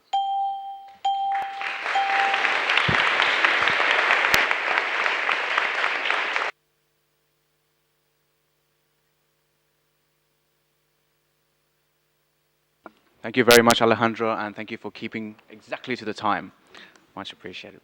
So, just again to repeat, there will be a voting at the end of today on the solution, so please pay attention so that you know which group that you would want to work with. And again, you can speak from your seat in Spanish or in English, and you'll have translations. The earpieces, as you can see, on channel 2 is in English, and I believe channel 1 is in Spanish, and the volume is there, which you can adjust. So, next up, I would like to invite Alessandra Salgado from Costa Rica, who is working on quality education, and the name of the initiative is Networking Communities. Alessandra, you have the floor. Thank you. Okay. Good morning, everyone. My name is Alessandra. I'm from Costa Rica. Costa Rica is a small country, for those who doesn't know, in Central America. And then I brought some simple pictures for my solution. And, well, I asked, and I'm supposed to be allowed to show them. So, just for you to know about Costa Rica, there's a level around 22% of poverty. And there's 9% of all our population that lives in extreme poverty. And this doesn't happen just in the rural countrysides. I mean, we have what we could call more of the development communities, which have industry, which have schools, which have more of a higher employment index. And we have really close communities that are close to cities or developed communities. And how we call these ones are communities that are in high social risk. And nowadays, there's efforts being made. There's some of already your ideas that are being implemented of volunteering programs of NGOs working near there. However, the reality from here to here, so many times is not so clear. And so many times you drive from your capital or you drive from one of the main cities, and right next to you, there's a community that is living in extreme poverty. So we know this, and we know information is out there. We know there's volunteering programs. We know they're working. We know there's NGOs also doing something. But for me, what I believe, and I do see here, is that a lot of people from this side is not willing to volunteer because there is a disconnection in information. They don't know what are the needs. And how I see it is that we need to raise awareness of what are the needs that are being here. So mainly, we're having a disconnection here. As simple, if I want to volunteer and I go into Google and I want to see if I can help somewhere near my community, there's so many web pages I could find. Maybe I don't find anything. Maybe where I could volunteer. Maybe I want to teach. I can give support in mathematics. I could give support to maybe preparation for kids in their elementary school. And my solution, which I would like to introduce, is a virtual platform. So how you could see this is a matchmaker between volunteering and between needs. So as you know, matchmaking platforms for people looking for couples, like I'm like this, I know this, I'm good at this. And if you know what are the needs, then you can go into this platform and you can link with projects, you can link with NGOs. And then you can use your capabilities to help others near communities that are living in extreme poverty. So as I was saying, this is my main objective, a virtual platform that will give this a space for communities to network. And then just to continue, is there will be a big theory of change involved, right? Because communities with high social risks, of course, is hard to enter. You will be seen sometimes as a foreigner to not understand the reality that is happening. So it has to start with a big change of mindset of people willing to volunteer. If you know, there's less than 10% of the worldwide adults that currently is volunteering. So we do have a lot of space there to improve. And then also we have to have an open mindset for people to be able and open to receive help, and not help, but contribution in learning. And mainly, well, I just want to keep it brief, but then how I see this going is, in some steps for implementation, is to start with this platform, to give this a space to connect communities, to start networking, and to make information available, and to put the needs out there. And if you want to help somehow, you can go into this platform, as you can open it in your mobile, you can open it your laptop, you can open it any public site that has a computer, and if you are able to help in teaching, then you can do it. So as the steps for implementation, it will be a pilot to start, has to require a selection of communities, and as well funding to develop the platform. And something that is a key point here will be community leaders. So it will be a community leader here that is able to map what are the needs, what are the projects going on, the NGOs that are involved, and also community leaders here that are encouraging and enforcing people in more developed communities or in cities to start volunteering. I just want to close to saying that mainly my solution is call for action. This is what I want to pilot it is in education, start people that can help in education, but then this could be scalable and translated to different SDGs. We could be acting here in different initiatives in other SDGs. And well, mainly this will be what I wanted to share with you today, and let's keep the day up. Thank you.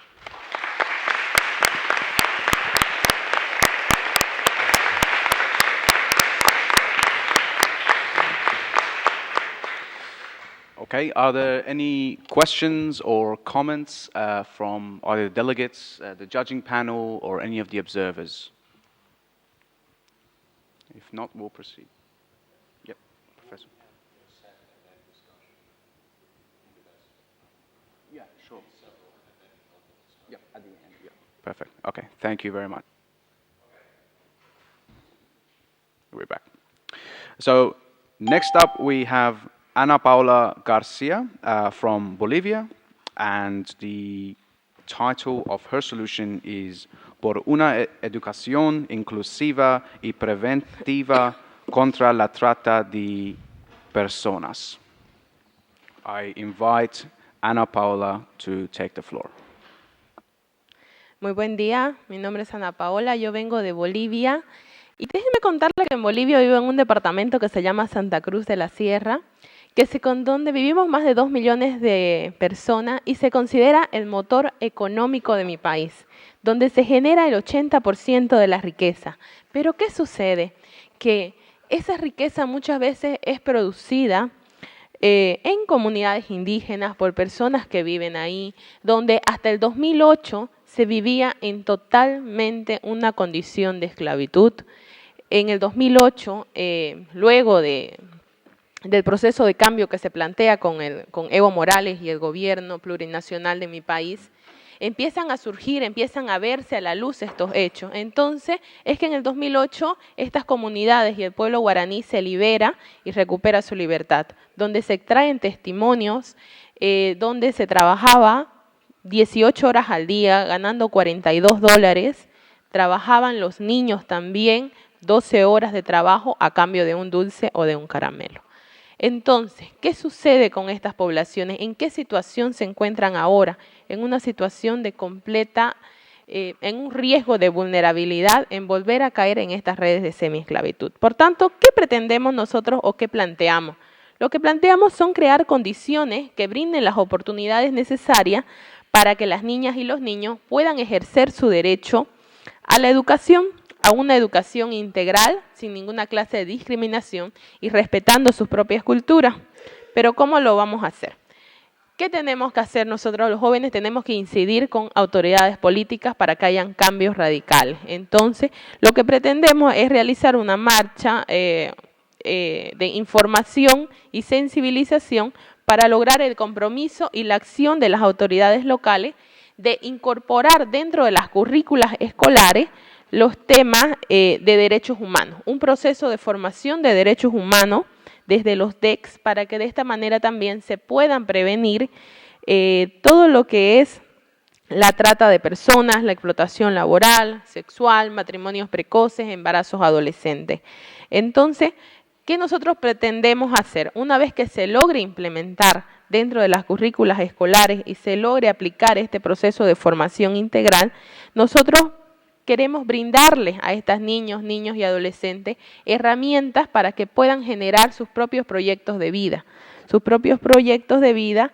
y evitar, ¿no?, estas formas de discriminación. Por tanto, nuestra propuesta está integrada dentro de los ODS en lo que es la educación y el trabajo, formación de prevención para formas de reducción de desigualdades, por lo que la realidad en Bolivia es que hay más prostíbulos que escuelas actualmente. Por tanto, nosotros queremos integrar todo lo que es el sistema educativo como una forma de prevención de las violencias. Entonces, hablando con los ministerios para que sea obligación de los colegios dar talleres de formación. No solamente sea una opción de clase, sino sea una obligación. Cómo penetramos en la educación una forma de prevención de todas las formas de violencia. Y eso es lo que quería compartir con ustedes.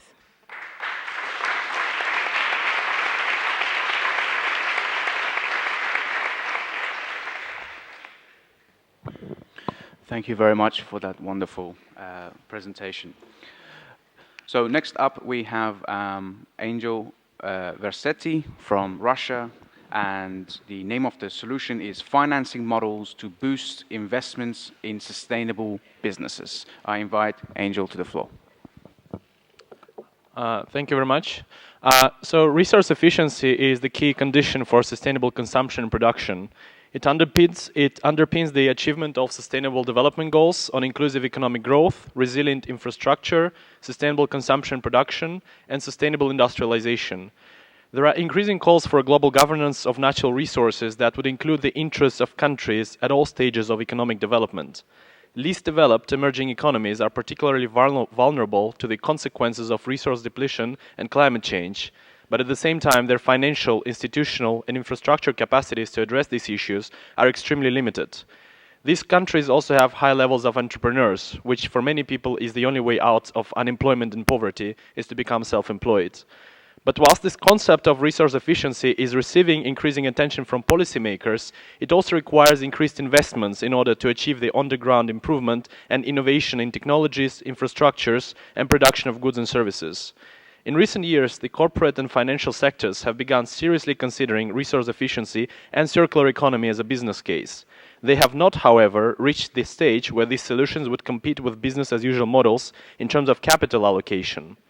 The estimated global institutional assets under management today exceed $70 trillion.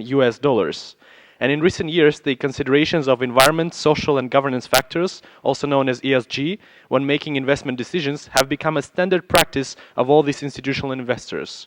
However, when it actually comes to making investment decisions, we see a completely different picture. According to the Global Sustainable Investment Review, in 78% of all investment decisions made by institutional investors, the ESG factors were completely ignored. And in 21.1%, these factors were only considered as long as there would be no adverse effects on return of investment identified. Only 0.8 of percent of investment decisions were driven by the ESG factors. So why are over 99% of investments are not working towards sustainable development goals? There are millions of small and medium enterprises and startups worldwide that work towards sustainable development. The problem is that these startups often lack knowledge, funding, and managerial skills necessary to expand and attract significant investments into the sector. That would permit them to scale up, diffuse, and replicate these sustainable business practices across their regions and industries. For investors and financiers, there are also many obstacles. Senior management is often opposed to uncertainty and risks.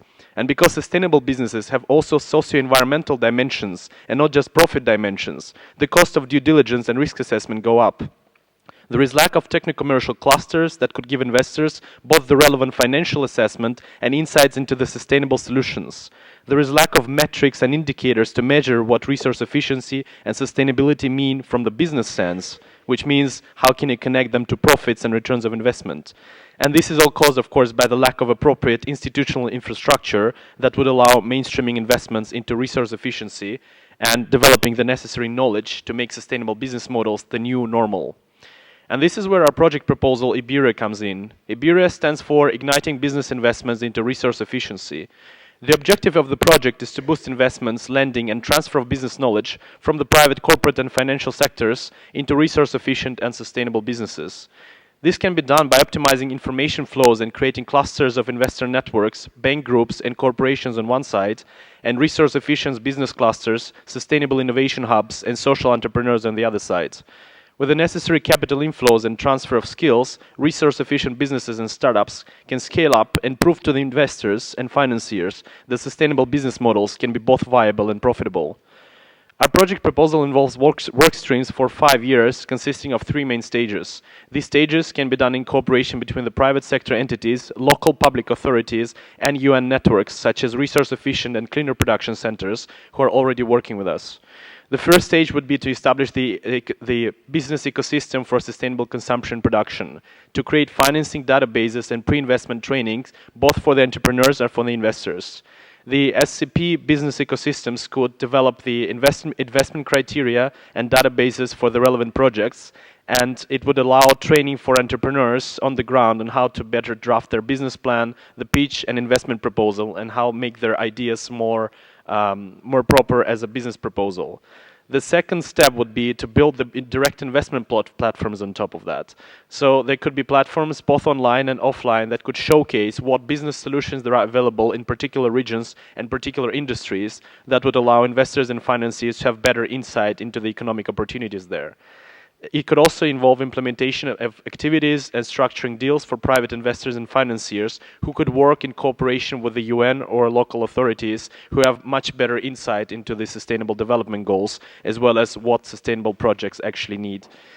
And last aspects that could be included into that would be crowdfunding and crowdsourcing, solutions that could be contributed by the experts in the field or money that could be contributed not only by the institutional direct investors but also by individuals and smaller companies. And the last step would be to develop the knowledge bank for sustainable consumption and production businesses. This knowledge bank could be used to allow mainstreaming investments not only in the sectors which are considered, but also to replicate this framework to other areas where funding is needed. So the learning aspects of this model would be transferable to any other area that requires investments. We've been building the consortium of IBIRE for the last 2 years. We've currently built a consortium of over 200 international organizations, NGOs and governments. They also include, amongst others, UNEP, UNIDO, EIT, SwitchMed, WWF, CITRA, as well as governments of Switzerland, Belgium and Costa Rica. We've gone through the process of the UN 10YFP, the 10-year framework program, which is the secretariat responsible for the implementation of Sustainable Development Goals for the past 1.5 years, and we came as a top project amongst flagship project proposals. In the end, however, it turned out that the 10YFP was unable to fund any of the flagship projects due to lack of donors, so we've currently put this project on the hold, and we're currently fundraising. So in this sense, if anyone is willing to either support the project or to partner up to mobilize resources, I will be very happy to speak with you. And I'm sure that together we can make sustainable consumption production the new standard model of business and to empower sustainable entrepreneurs to build a better world. Thank you.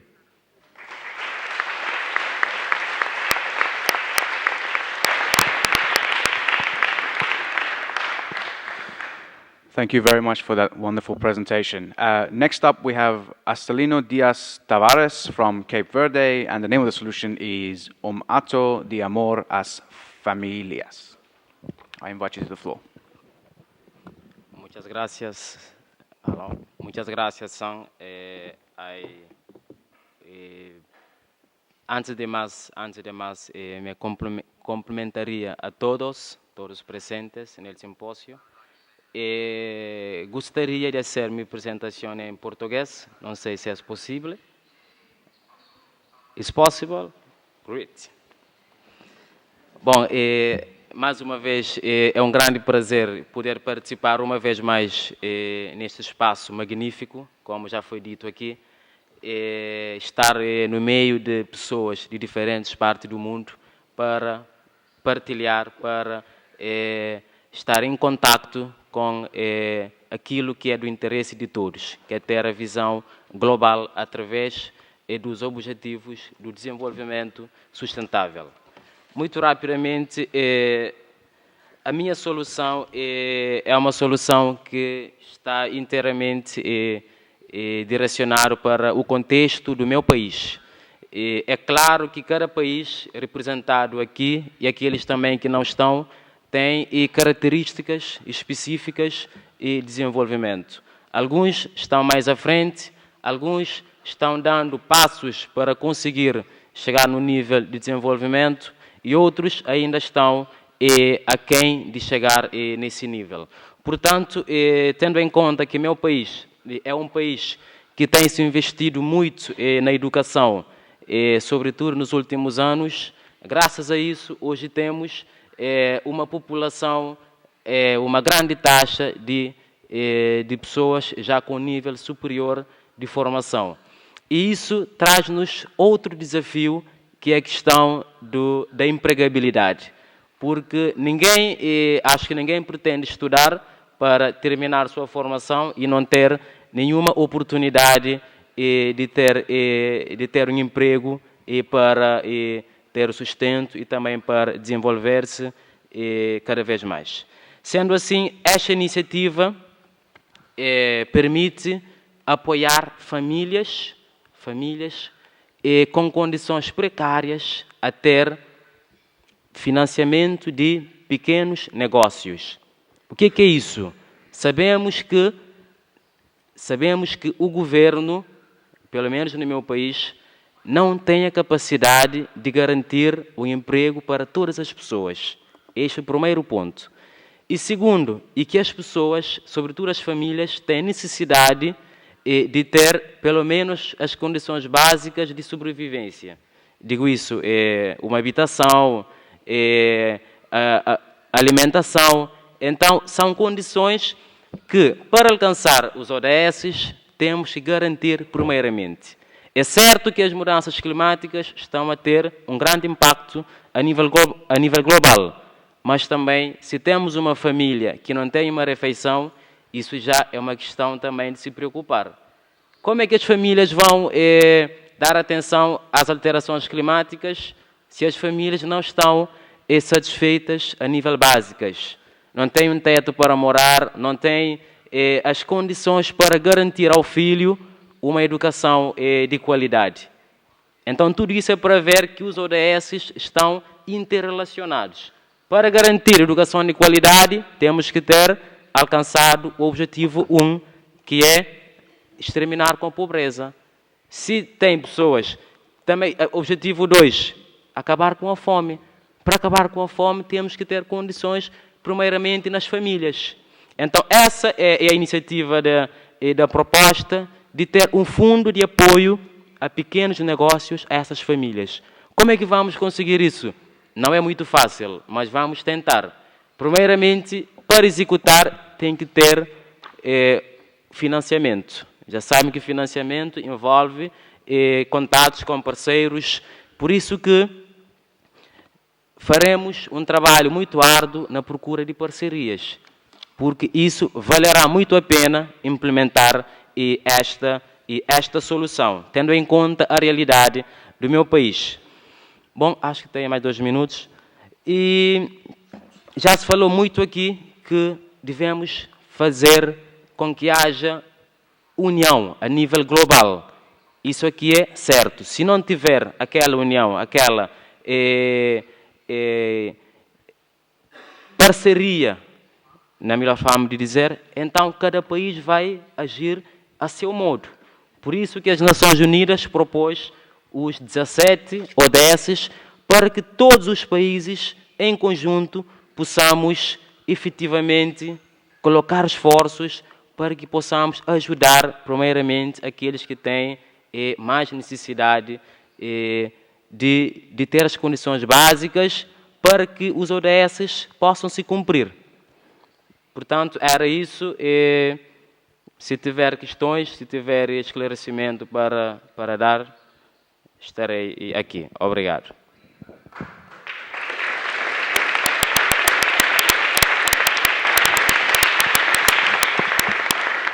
Thank you very much for that. Next up, we have Belén López Arrieta from Ecuador, whose solution name is Atención Integral a las Mujeres que han sido víctimas de trata, con especial énfasis en su reinserción laboral. Please, I'll give the floor. Ok, yo tenía una pequeña presentación, no sé si la pueden poner.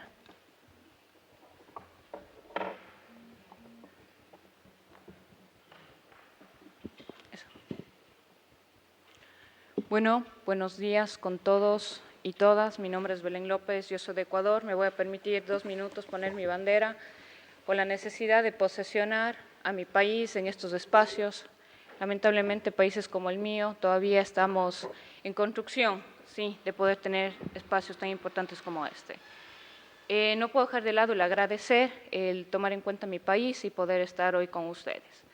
El proyecto, que por cierto ya está realizado, se llama Atención Integral a Mujeres que han sido víctimas de trata, con énfasis en la inserción laboral. Sí, hemos visto la necesidad básica que las mujeres, luego de estar en las casas de acogida, puedan ser reintegradas a la sociedad en base al trabajo. La primera etapa del proyecto es fortalecer una casa de acogida ya existente en el país, que es de la Fundación Alas de Colibrí, que más o menos alberga entre 20 a 25 mujeres de 18 a 29 años. Esta casa de acogida realmente tiene muchas necesidades actualmente y la idea sería fortalecer su equipo técnico. Cuando las mujeres luego de 9 meses pasan esta casa acogida, pasarían a la segunda etapa del proyecto, que es la ambulatoria. El programa tiene 2 fases, la parte práctica y la parte teórica. En la parte teórica la vamos a dar énfasis a los derechos humanos. Posterior a esto, las señoras o las chicas estarán también realizando su parte práctica en instituciones públicas y instituciones privadas. Este tiempo dura de 12 a 24 meses. Algo bastante importante del proyecto es que mientras las mujeres están en esta segunda etapa van a recibir un reconocimiento económico al realizar sus prácticas en las instituciones públicas y privadas y también estarán afiliadas al Seguro Social. Es importante que ustedes conozcan que la normativa vigente en el país nos permite poder tener esta clase de proyectos. Sí, este proyecto obviamente está aterrizado a la realidad del Ecuador y todo lo he hecho enmarcado a la normativa del país.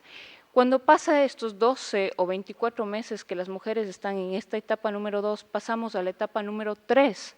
Ellas van a recibir una certificación de todo lo aprendido en la etapa 2. Esto les va a garantizar el poder tener un espacio laboral. Sí, les vamos a dar una herramienta.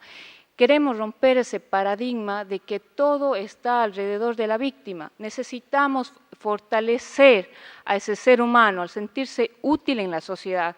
Esto lo vamos a lograr certificando su trabajo y obviamente garantizando algo, no solamente algo mediático, sino que tenga un trabajo durante todos los años de su vida.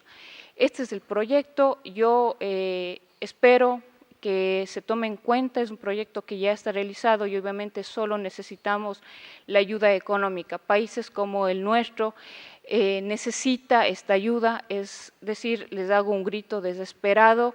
Hay muchísimos activistas, chicos jóvenes en mi país, pero lamentablemente no tenemos el espacio y la ayuda. Es por eso que yo aprovecho, no hablándoles como Belén López, sino hablándoles como país, y tomo las palabras de Sam.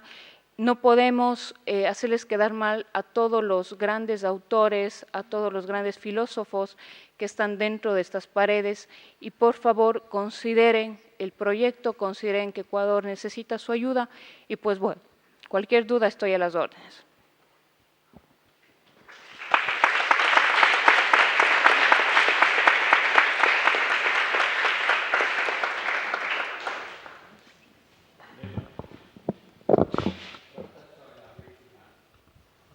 En tu país, más o menos. Bueno, realmente la última cifra que manejó el INE a través del Ministerio del Interior habla que las víctimas que van a denunciar un delito de trata son aproximadamente 80 anuales. Sí, las que denuncian. Obviamente en mi país hay un alto desconocimiento de lo que es la trata y el tráfico de personas. Es por eso que mi organización Ecuador Sin Trata hemos estado ayudando muchísimo a que la gente conozca sobre el delito. Inclusive es tan grave la realidad que la trata de personas está dentro de la normativa de movilidad humana, entonces no es un delito visible.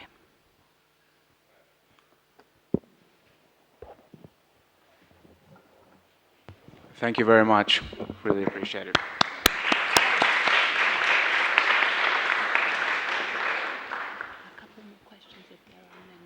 Yeah. If there are more questions for that, otherwise we'll proceed to get ready to mobilize in order to go and see Pope Francis.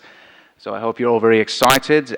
So we will have to assemble outside at 8:40, I believe, and we will go 11:40. Sorry, 11. You can blame that on jet lag. Australia is far away. Yes, at 11:40 we will be assembling outside, and then Gabriela will lead the way to see the Pope. We will be assembling outside of the door that is behind here. So you can go around this room, or you can go through that door. If you already have your things with you, if you need a coat or whatever, just take that, and then we will meet you outside of the back door, basically, and lead you from there. Thanks. Yes, you're welcome to leave your things here if you want to bring your coat. It might be a bit chilly outside.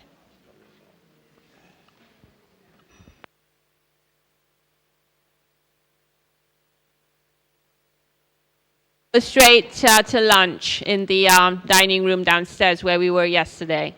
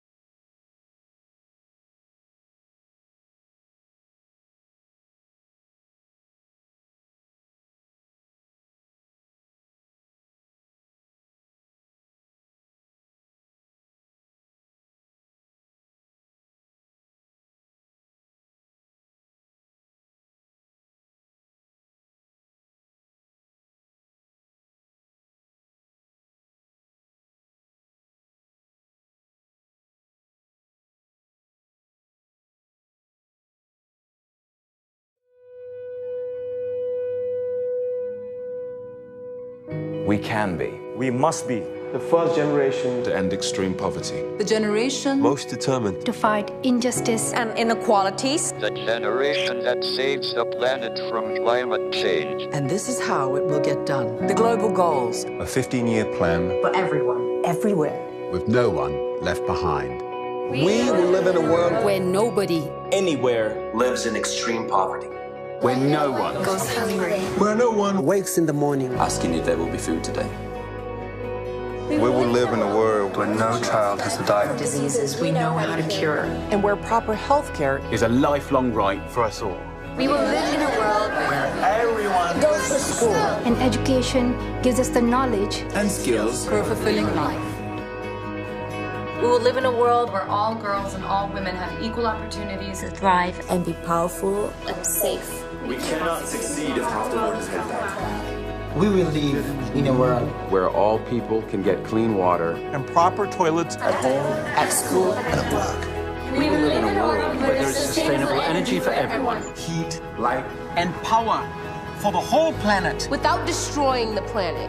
We will live in a world where economies prosper and new wealth Leads to decent jobs. For everyone. And we will live in a world where our industry Our infrastructure and our Best innovations Are not just used to make money, but to make all our lives better. We will live in a world where prejudices and extremes of inequality are defeated Inside our countries, and between different countries. Where people live in cities and communities that are safe, progressive, And support everyone who lives there. where we replace what we consume. Planet where we put back What we take out of the earth. We live in a world that is decisively rolling back from climate change. where we restore and protect the life in our oceans and seas. Where we restore and protect life on land. The forests, animals, the earth itself. with peace between and inside countries. where all governments are open. And answer to us for what they do at home and abroad. And the justice rules. With everyone equal before the law. where all countries and we their people, Work together. partnerships of all kinds, To make these goals A reality. These are the United Nations global goals. for sustainable development. Let's get to work.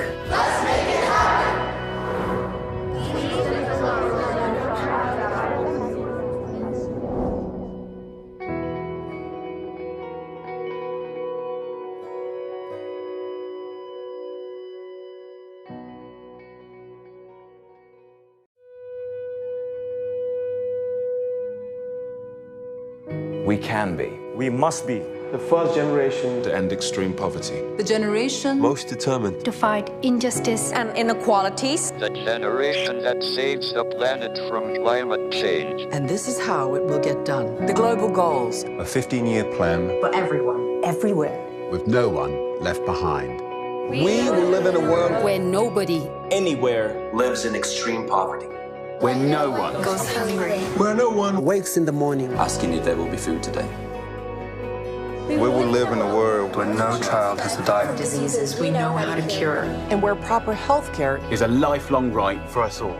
We will live in a world where everyone goes to school. And education gives us the knowledge and skills For a fulfilling life. We will live in a world where all girls and all women have equal opportunities to thrive And be powerful. and safe. We cannot succeed if half the world is held back. We will live in a world where all people can get clean water and proper toilets at home, At school. and at work. We will live in a world where there is sustainable energy for everyone. Heat, light, and power for the whole planet. Without destroying the planet.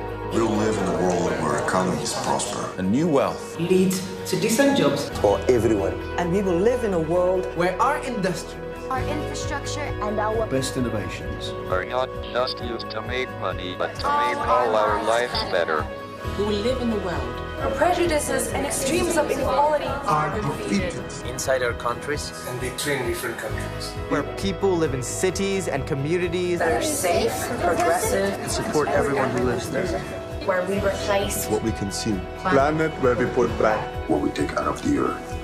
We live in a world that is decisively rolling back from climate change. where we restore and protect the life in our oceans and seas.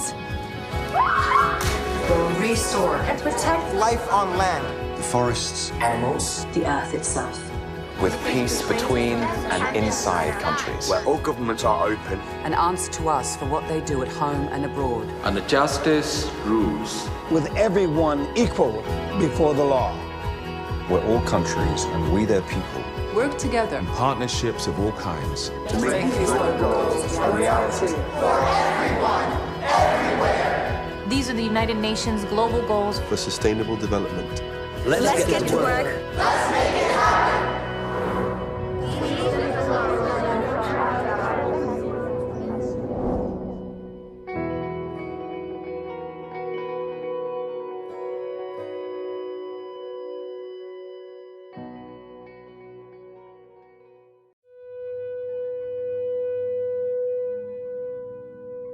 We can be. We must be the first generation To end extreme poverty. The generation Most determined To fight injustice and inequalities. The generation that saves the planet from climate change. And this is how it will get done. The global goals a 15-year plan for everyone, everywhere.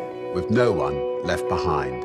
We will live in a world Where nobody anywhere lives in extreme poverty. Where no one goes hungry. Where no one wakes in the morning asking if there will be food today. We will live in a world where no child has to die. diseases we know how to cure. And where proper health care Is a lifelong right for us all.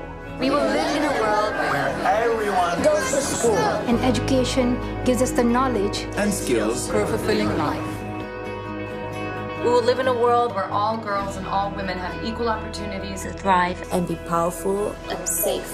We cannot succeed if half the world is held back. We will live in a world Where all people can get clean water and proper toilets at home, At school and at work.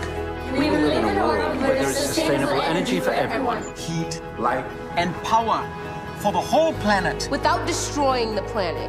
We'll live in a world where economies prosper and new wealth leads to decent jobs For everyone. and we will live in a world where our industry, our infrastructure and our best innovations. Are not just used to make money, but to make all our lives better.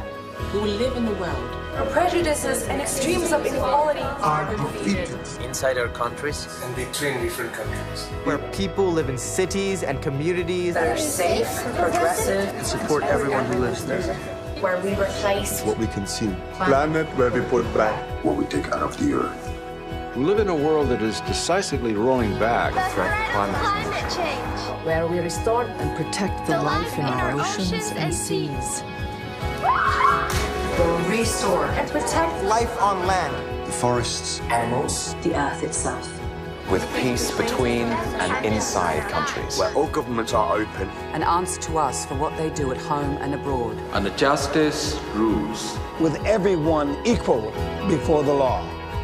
where all countries and we their people Work together. in partnerships of all kinds To make these goals a reality. for everyone, everywhere.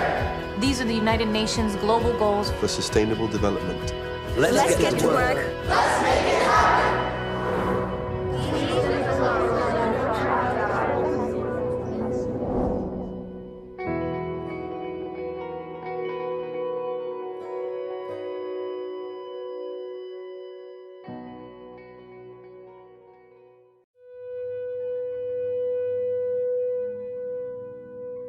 We can be. We must be the first generation To end extreme poverty. The generation Most determined To fight injustice and inequalities. The generation that saves the planet from climate change. and this is how it will get done. The global goals a 15-year plan for everyone, everywhere.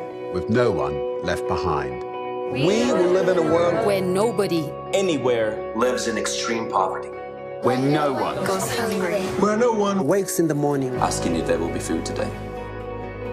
We will live in a world where no child has to die. diseases we know how to cure. And where proper health care Is a lifelong right for us all. We will live in a world where everyone goes to school and education gives us the knowledge and skills for a fulfilling life. We will live in a world where all girls and all women have equal opportunities to thrive and be powerful and safe. We cannot succeed if half the world is held back. We will live in a world where all people can get clean water and proper toilets at home, at school, and at work. We will live in a world where there is sustainable energy for everyone. Heat, light, and power for the whole planet. without destroying the planet. We'll live in a world where economies prosper. And new wealth leads to decent jobs for everyone. and we will live in a world where our industry, Our infrastructure and our best innovations are not just used to make money, but to make all our lives better. We will live in a world Where prejudices and extremes of inequality Are defeated inside our countries and between different countries. where people live in cities and communities that are safe, progressive, and support everyone who lives there. where we replace What we consume, Planet where we put back. what we take out of the earth. We live in a world that is decisively rolling back from climate change. where we restore and protect the life in our oceans and seas. will restore and protect Life on land, The forests, animals, The earth itself. with peace between and inside countries. where all governments are open And answer to us for what they do at home and abroad. and the justice rules. With everyone equal before the law. where all countries and we their people, Work together. partnerships of all kinds, To make these goals a reality. These are the United Nations global goals for sustainable development. Let's get to work. Let's make it happen.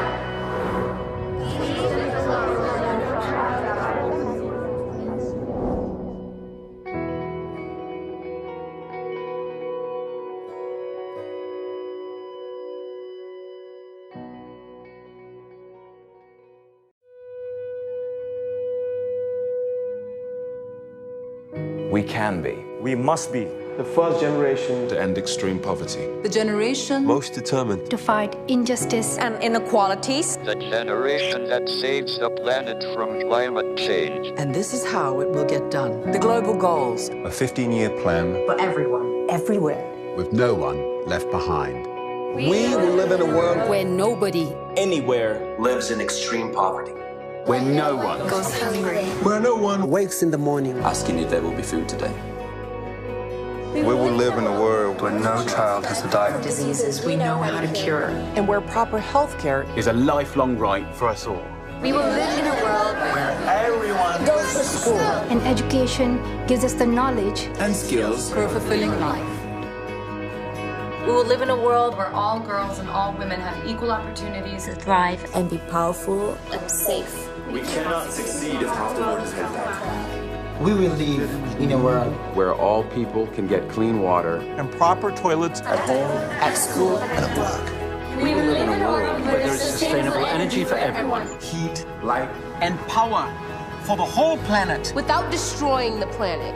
We'll live in a world where economies prosper. And new wealth leads to decent jobs for everyone. and we will live in a world where our industry, Our infrastructure and our best innovations Are not just used to make money, but to make all our lives better. We will live in a world where prejudices and extremes of inequality Are defeated inside our countries and between different countries. where people live in cities and communities that are safe, progressive, and support everyone who lives there. where we replace What we consume, Planet where we put back. what we take out of the earth. We live in a world that is decisively rolling back from climate change. where we restore and protect the life in our oceans and seas. will restore and protect Life on land, The forests, animals, The earth itself. with peace between and inside countries. where all governments are open And answer to us for what they do at home and abroad. and the justice rules. with everyone equal before the law. where all countries and we their people, Work together. partnerships of all kinds, To make these goals a reality. These are the United Nations global goals for sustainable development. Let's get to work. Let's make it happen.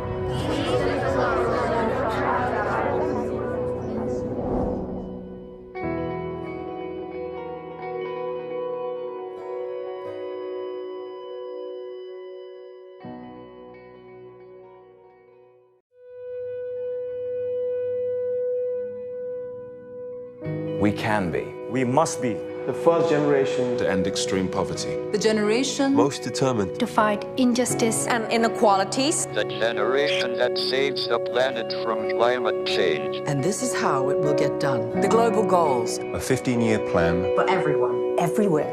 with no one left behind. We will live in a world Where nobody Anywhere lives in extreme poverty. Where no one goes hungry. where no one wakes in the morning. asking if there will be food today. We will live in a world where no child has to die. Diseases we know how to cure. And where proper health care Is a lifelong right for us all. We will live in a world Where everyone Goes to school. and education gives us the knowledge and skills For a fulfilling life. We will live in a world where all girls and all women have equal opportunities to thrive And be powerful. and safe. We cannot succeed if half the world is held back. we will live in a world where all people can get clean water and proper toilets at home, at school, and at work. We will live in a world where There's sustainable energy for everyone. Heat, light, and power for the whole planet. Without destroying the planet. We will live in a world where economies prosper and new wealth Leads to decent jobs For everyone. and we will live in a world where our industry our infrastructure and our best innovations. Are not just used to make money, but to make all our lives better. We will live in a world where prejudices and extremes of inequality are defeated Inside our countries, and between different countries. where people live in cities and communities that are safe, progressive, and support everyone who lives there. where we replace What we consume, Planet where we put back what we take out of the earth.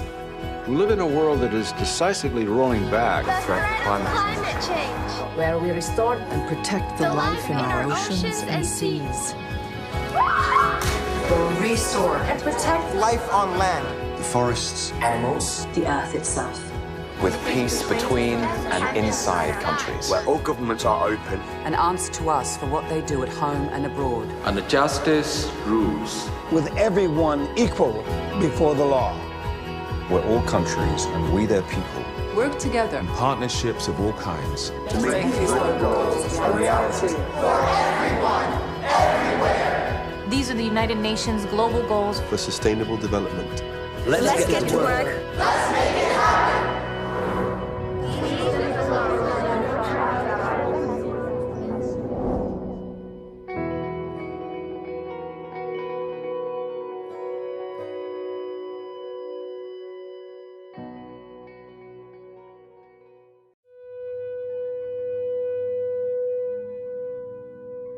We can be. We must be the first generation To end extreme poverty. The generation Most determined. To fight injustice and inequalities. The generation that saves the planet from climate change. And this is how it will get done. The global goals a 15-year plan for everyone, everywhere.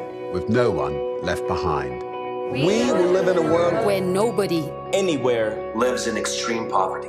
Where no one goes hungry. where no one wakes in the morning. asking if there will be food today. We will live in a world where no child has to die. Diseases we know how to cure. And where proper health care Is a lifelong right for us all. We will live in a world Where everyone Goes to school. and education gives us the knowledge and skills For a fulfilling life. We will live in a world where all girls and all women have equal opportunities to thrive And be powerful. and safe. We cannot succeed if half the world is held back. We will live in a world where all people can get clean water. and proper toilets at home, at school, and at work. We will live in a world Where there's sustainable energy for everyone. Heat, light, and power for the whole planet. Without destroying the planet. We will live in a world where economies prosper and new wealth. Leads to decent jobs For everyone. and we will live in a world where our industry our infrastructure and our Best innovations. Are not just used to make money, but to make all our lives better. We will live in a world where prejudices and extremes of inequality are defeated Inside our countries, and between different countries. where people live in cities and communities that are safe, progressive, and support everyone who lives there. where we replace What we consume, Planet where we put back what we take out of the earth. We live in a world that is decisively rolling back the threat of climate change. where we restore and protect the life in our oceans and seas. We'll restore and protect life on land, The forests, animals, the earth itself. with peace between and inside countries. Where all governments are open. and answer to us for what they do at home and abroad. And the justice rules. With everyone equal before the law. Where all countries and we their people. Work together. Partnerships of all kinds. To make these goals a reality. These are the United Nations global goals For sustainable development. Let's get to work. Let's make it happen.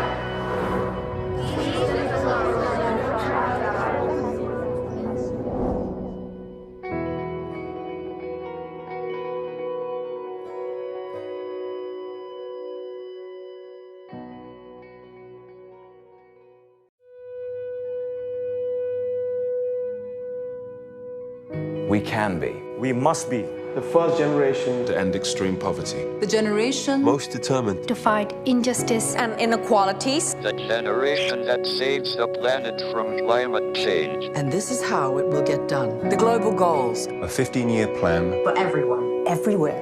with no one left behind. We will live in a world Where nobody anywhere lives in extreme poverty. Where no one. goes hungry. where no one wakes in the morning Asking if there will be food today. We will live in a world where no child has to die of diseases we know how to cure. And where proper health care Is a lifelong right for us all. We will live in a world where everyone goes to school. and education gives us the knowledge And skills. for a fulfilling life. We will live in a world where all girls and all women have equal opportunities to thrive And be powerful. and safe.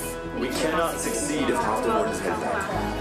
we will live in a world Where all people can get clean water. And proper toilets at home, At school. and at work. We will live in a world Where there is sustainable energy for everyone. Heat, light, And power for the whole planet. Without destroying the planet. We'll live in a world where economies prosper. And new wealth. lead to decent jobs For everyone. and we will live in a world where our industry Our infrastructure and our Best innovations. are not just used to make money, but to make all our lives better. We will live in a world where prejudices and extremes of inequality are defeated. Inside our countries. And between different countries. Where people live in cities and communities that are safe, progressive, and support everyone who lives there. where we replace What we consume. Planet where we put back What we take out of the earth. We live in a world that is decisively rolling back the threat threat to of climate climate change. where we restore and protect the life in our oceans and seas. We'll restore and protect Life on land, The forests, Animals. the earth itself. With peace between and inside countries. where all governments are open. And answer to us for what they do at home and abroad. And the justice rules. with everyone equal before the law. Where all countries and we their people. Work together. Partnerships of all kinds. To make these goals a reality. These are the United Nations global goals For sustainable development. Let's get to work. Let's make it happen.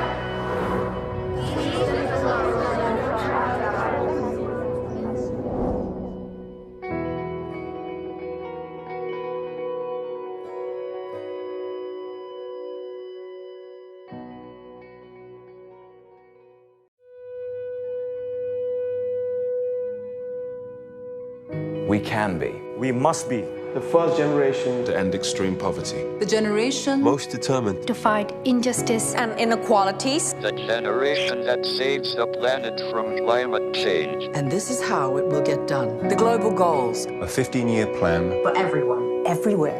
with no one left behind. We will live in a world Where nobody anywhere lives in extreme poverty. Where no one goes hungry. where no one wakes in the morning asking if there will be food today. We will live in a world where no child has to die of diseases we know how to cure.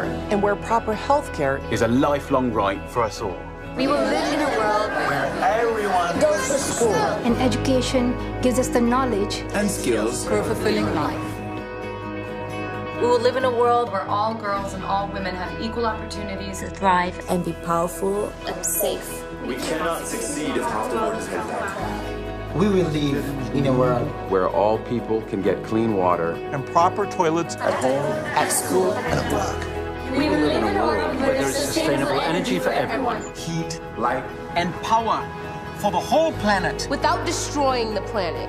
We'll live in a world where economies prosper. A new wealth leads to decent jobs For everyone. And we will live in a world where our industry, Our infrastructure and our best innovations are not just used to make money, but to make all our lives better.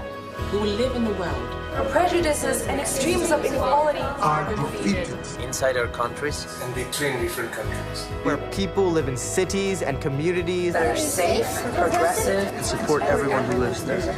where we replace what we consume. Planet where we put back What we take out of the earth. We live in a world that is decisively rolling back the from threat of climate change. where we restore and protect the life in our oceans and seas. will restore and protect Life on land, The forests, animals, The earth itself. with peace between and inside countries. Where all governments are open. And answer to us for what they do at home and abroad. And the justice rules. With everyone equal before the law. where all countries and we their people, Work together. partnerships of all kinds, To make these goals a reality. These are the United Nations global goals for sustainable development. Let's get to work. Let's make it happen.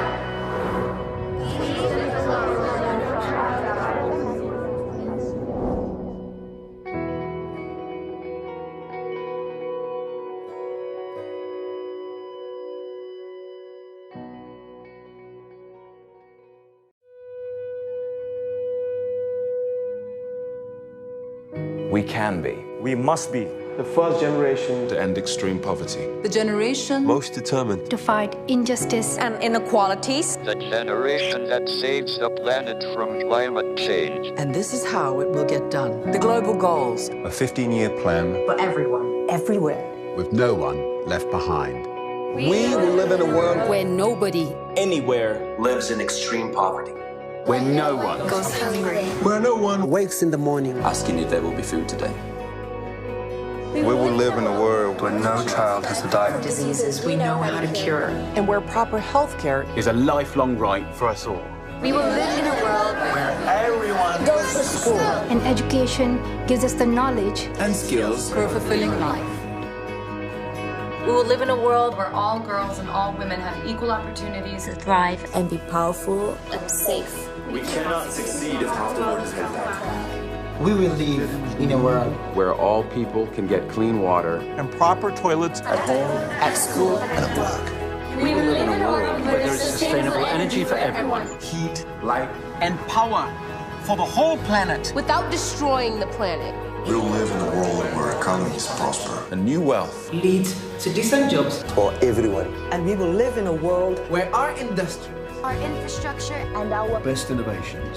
Are not just used to make money, but to make all our lives better.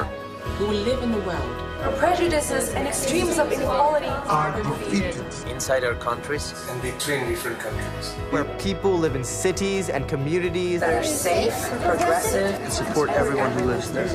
where we replace What we consume. Planet where we put back What we take out of the earth. We live in a world that is decisively rolling back the from threat of climate change. where we restore and protect the life in our oceans and seas. will restore and protect Life on land, The forests, animals, The earth itself. with peace between and inside countries. Where all governments are open. And answer to us for what they do at home and abroad. And the justice rules. With everyone equal before the law. where all countries and we their people, Work together. partnerships of all kinds, To make these goals a reality. These are the United Nations global goals for sustainable development. Let's get to work. Let's make it happen.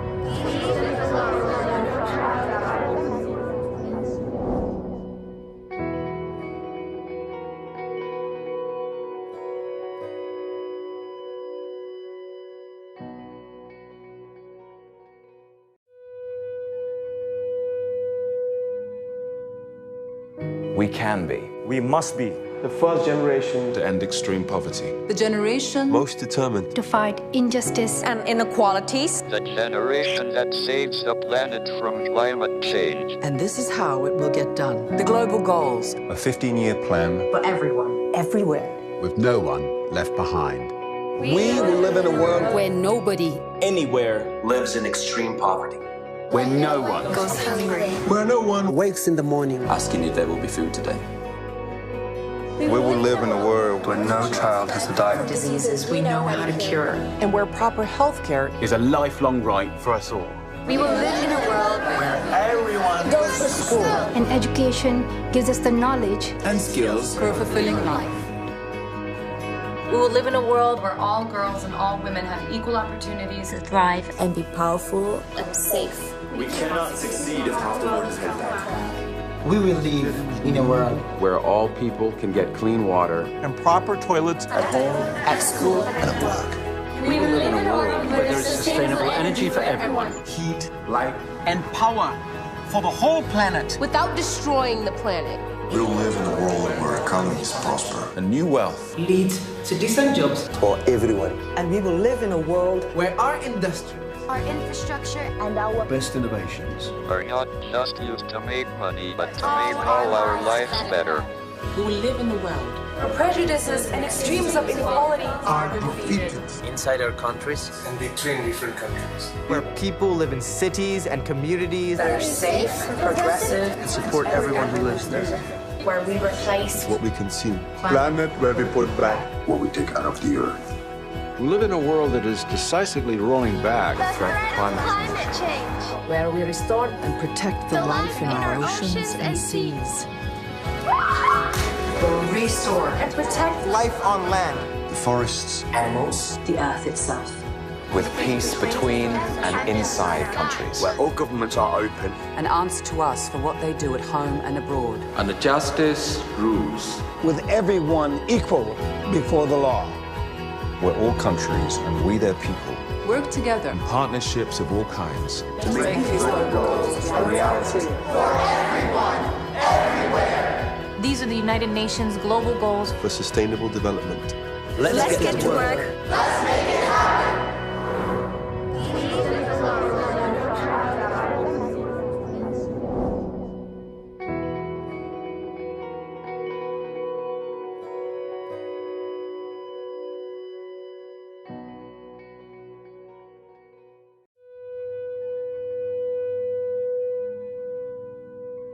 We can be. We must be. the first generation To end extreme poverty. The generation Most determined To fight injustice and inequalities. The generation that saves the planet from climate change. And this is how it will get done. The global goals. a 15-year plan For everyone. Everywhere. with no one left behind. We will live in a world Where nobody anywhere Lives in extreme poverty. where no one goes hungry. where no one wakes in the morning Asking if there will be food today. We will live in a world where no child has to die. Diseases we know how to cure. And where proper health care is a lifelong right for us all. We will live in a world where Everyone goes to school. And education gives us the knowledge and skills For a fulfilling life. We will live in a world where all girls and all women have equal opportunities to thrive and be powerful. and safe. We cannot succeed if half the world is held back. We will live in a world where all people can get clean water and proper toilets at home, At school. and at work. We will live in a world where there is sustainable energy for everyone. Heat, light, And power for the whole planet. Without destroying the planet. We will live in a world where economies prosper. And new wealth Leads to decent jobs. for everyone. And we will live in a world Where our industry our infrastructure and our Best innovations. Are not just used to make money, but to make all our lives better. We will live in a world where prejudices and extremes of inequality are defeated Inside our countries, and between different countries. where people live in cities and communities that are safe, progressive, and support everyone who lives there. where we replace what we consume. Planet where we put back What we take out of the earth.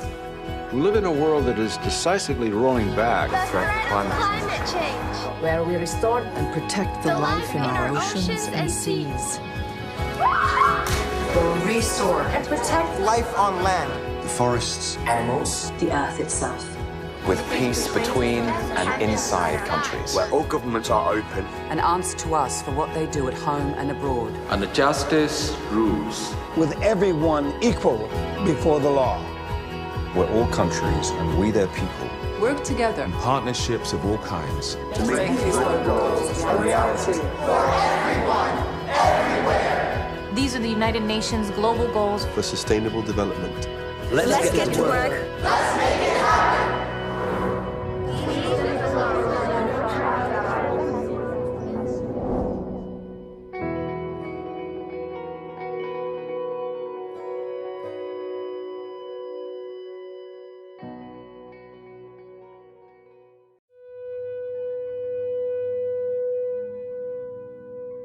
We can be. We must be the first generation To end extreme poverty. The generation Most determined. To fight injustice and inequalities. The generation that saves the planet from climate change. and this is how it will get done. The global goals A 15-year plan for everyone, everywhere.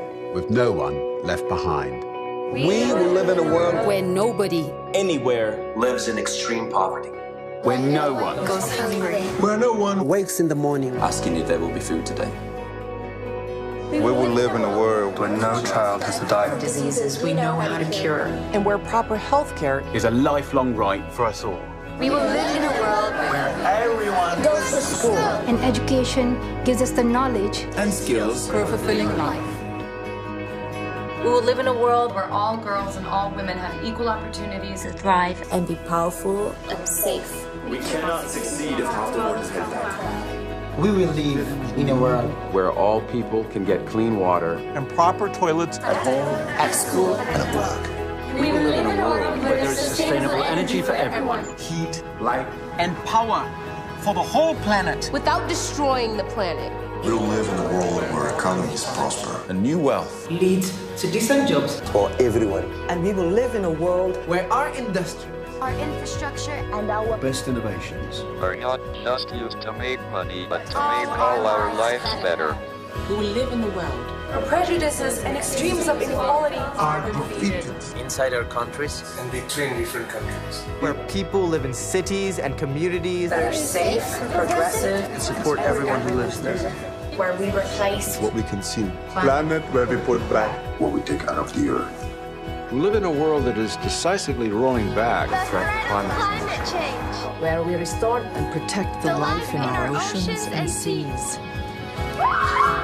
will restore and protect Life on land, The forests, animals, The earth itself.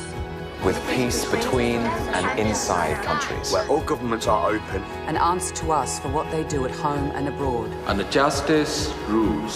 with everyone equal before the law. Where all countries and we their people. Work together. Partnerships of all kinds. To make these goals a reality. These are the United Nations global goals For sustainable development. Let's get to work. Let's make it happen.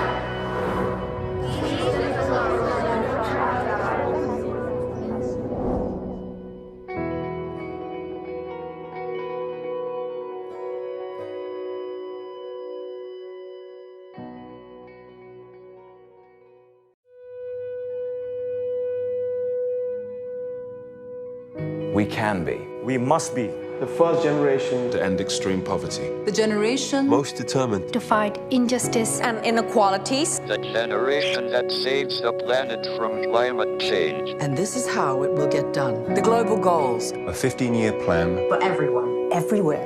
with no one left behind. We will live in a world Where nobody anywhere Lives in extreme poverty. where no one Goes hungry. where no one wakes in the morning Asking if there will be food today. We will live in a world where no child has to die. Diseases we know how to cure. and where proper health care is a lifelong right for us all. We will live in a world where everyone goes to school and education gives us the knowledge and skills for a fulfilling life. We will live in a world where all girls and all women have equal opportunities to thrive and be powerful. and safe. We cannot succeed if half the world is held back. We will live in a world where all people can get clean water and proper toilets at home, at school, and at work. We will live in a world where there is sustainable energy for everyone. heat, light, and power for the whole planet. Without destroying the planet. We'll live in a world where economies prosper. And new wealth Leads to decent jobs for everyone. And we will live in a world where our industry, Our infrastructure and our best innovations are not just used to make money, but to make all our lives better. We will live in a world Where prejudices and extremes of inequality are defeated inside our countries, and between different countries. Where people live in cities and communities that are safe, progressive, And support everyone who lives there. where we replace what we consume. Planet where we put back What we take out of the earth. We live in a world that is decisively rolling back the from threat of climate change. where we restore and protect the life in our oceans and seas. will restore and protect life on land, The forests, Animals, the earth itself. with peace between and inside countries, where all governments are open. And answer to us for what they do at home and abroad. And the justice rules. With everyone equal before the law. where all countries and we their people, Work together partnerships of all kinds, to make these goals a reality. These are the United Nations global goals for sustainable development. Let's get to work. Let's make it happen.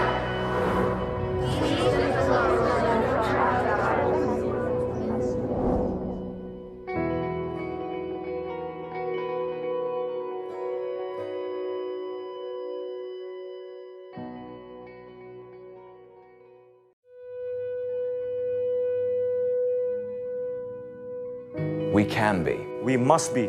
The first generation To end extreme poverty. The generation Most determined To fight injustice and inequalities. The generation that saves the planet from climate change. and this is how it will get done. The global goals a 15-year plan for everyone, everywhere.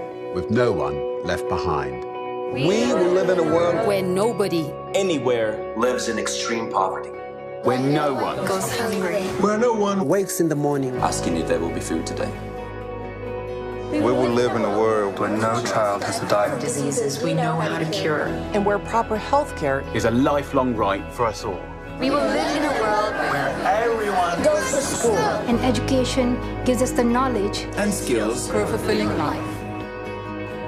We will live in a world where all girls and all women have equal opportunities to thrive and be powerful and safe. We cannot succeed if half the world is held back. we will live in a world Where all people can get clean water and proper toilets At home, at school, and at work. We will live in a world where there is sustainable energy for everyone. heat, light, and power for the whole planet. Without destroying the planet. We'll live in a world where economies prosper. and new wealth Leads to decent jobs For everyone. And we will live in a world where our industry, Our infrastructure and our best innovations. Are not just used to make money, but to make all our lives better. who will live in a world where prejudices and extremes of inequality are defeated inside our countries, and between different countries. where people live in cities and communities that are safe, progressive, And support everyone who lives there. where we replace What we consume. Planet where we put back What we take out of the earth. We live in a world that is decisively rolling back the from threat of climate change. where we restore and protect the life in our oceans and seas. will restore and protect life on land, The forests, Animals, the earth itself. with peace between and inside countries, where all governments are open. And answer to us for what they do at home and abroad. And the justice rules. with everyone equal before the law. where all countries and we their people, Work together partnerships of all kinds, to make these goals a reality. These are the United Nations global goals for sustainable development. Let's get to work. Let's make it happen.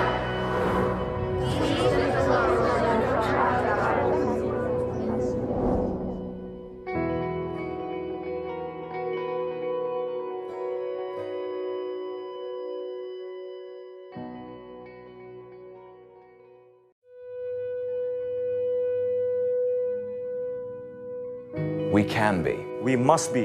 The first generation to end extreme poverty. The generation Most determined to fight injustice and inequalities. The generation that saves the planet from climate change. And this is how it will get done. The global goals. A 15-year plan For everyone, everywhere. With no one left behind.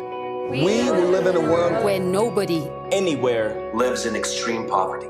where no one goes hungry. Where no one wakes in the morning Asking if there will be food today. We will live in a world where no child has to die of Diseases we know how to cure. And where proper health care is a lifelong right for us all. We will live in a world where everyone goes to school. and education gives us the knowledge and skills For a fulfilling life. We will live in a world where all girls and all women have equal opportunities to thrive And be powerful. and safe. We cannot succeed if half the world is held back. we will live in a world where all people can get clean water and proper toilets at home, at school and at work.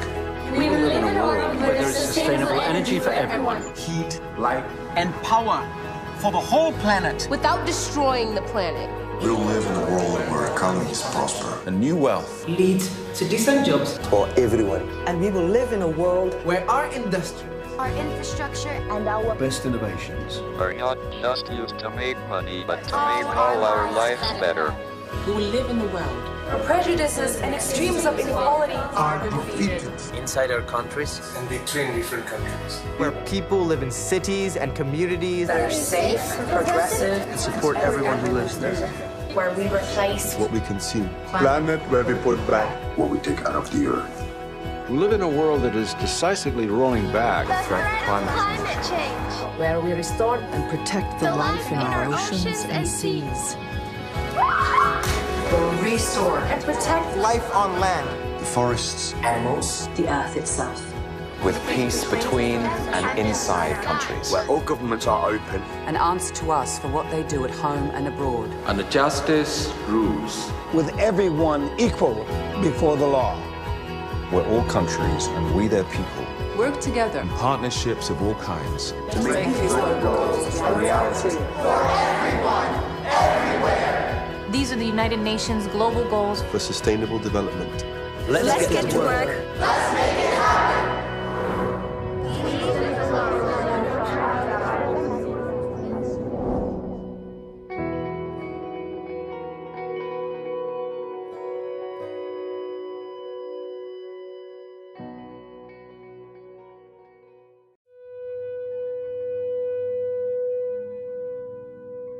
We can be. We must be. The first generation to end extreme poverty. The generation Most determined to fight injustice And inequalities. The generation that saves the planet from climate change. And this is how it will get done. The global goals. A 15-year plan. For everyone, everywhere.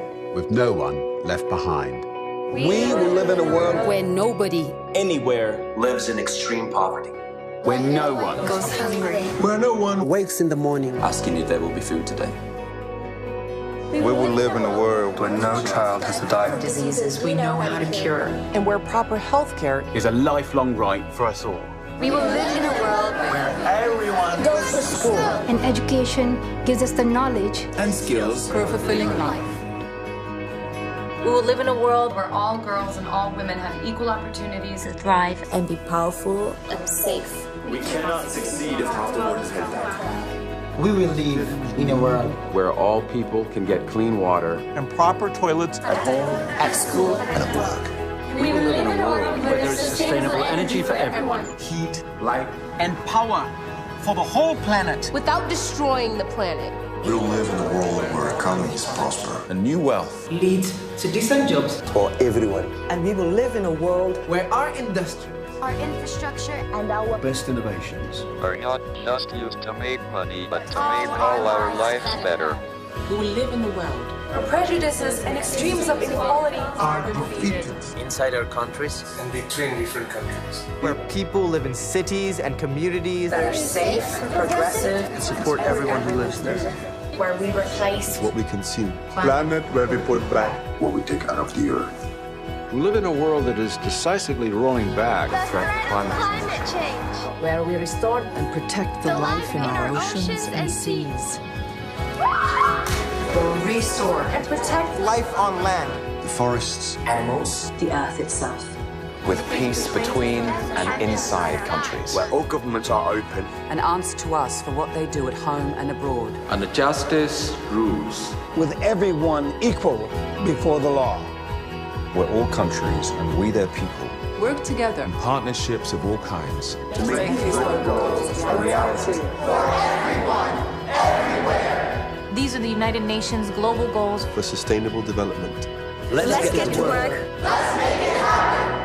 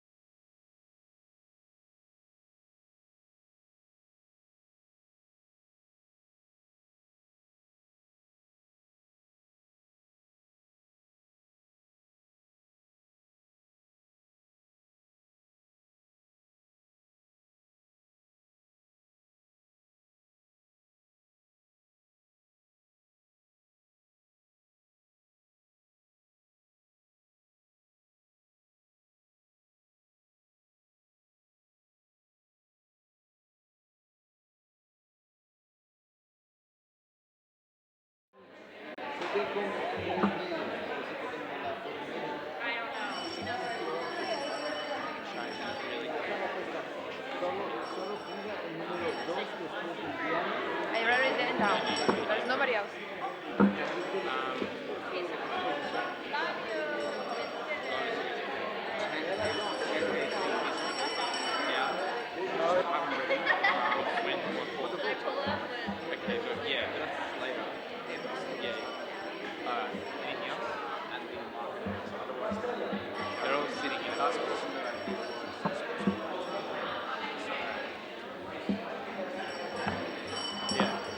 Start announcing it in. Yeah.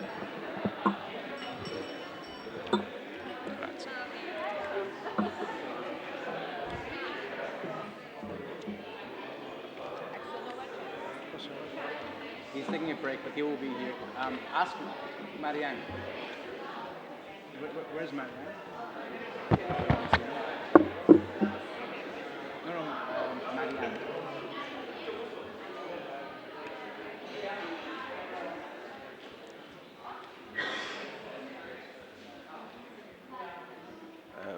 Where's the bell? Just announce the microphone. No, but at the 7. Yeah.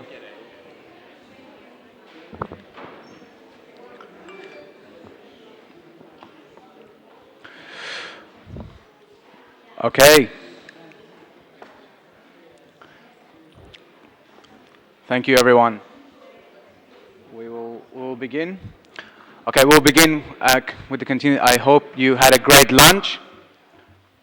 I hope you all had a great lunch and had time to recover from seeing Pope Francis. What a great experience I'm sure it was for all of you.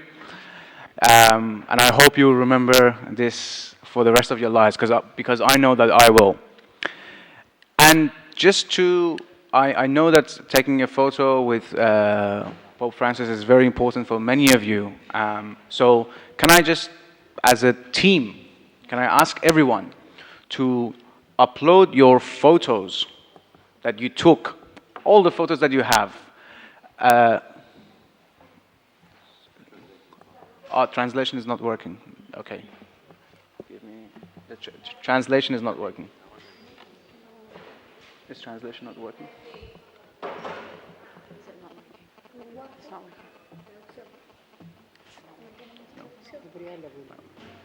Is it still working? No. No, it's not working? Oh, it's working now. It's working. It's working. It's working. Okay. Okay. Yeah, I just want to say, as a group, if you can just upload all your pictures onto the Facebook, or more importantly, to upload it onto Twitter using VYS16. This is the hashtag. So that means that any photo that you have, other people can maybe see themselves in it, and they can then take the photo, okay? Because this is what I've been advised from everyone. Everyone would love it. So please, as a group, let's do that when we can tonight and over the next couple of days. Okay. Is the translation coming through? Okay. Okay. So we'll continue back with the session. Unfortunately, we'll be very short for time, so I really do encourage everyone to try and finish early if possible. So our next person who will be speaking will be Besart Kopa from Albania, and the solution is International Scholarship Effort, the ISE. I invite Besart on to take the platform.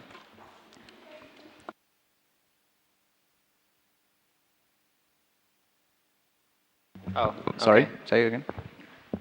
Hi, my name is Besar Choba and I'm a delegate from Albania. The solution that I will be dealing with is a target, actually. It's target SDG 4.B. The target aims at increasing the number and access of scholarships. It's that target over there, 4.B, to expand globally the number of scholarships available to developing countries, in particular, least developing states in Africa, etc. When I first saw this target, I was so happy because I had been doing this since 10th grade. I'd been scholarship consulting students in Albania on how to get scholarships to international boarding high schools, which offered scholarships. I know that many of you here come from developing countries like I do, and you know that you don't know about these scholarships, either in high school or university. And when I saw this target, I was so happy. I was like, that they put it over there. Because this target seems like something that you're surprised when you hear that there's no system out there which gives scholarships to students from developing countries, deserving students, students who have the academic potential, who have every potential, but they just don't have the information.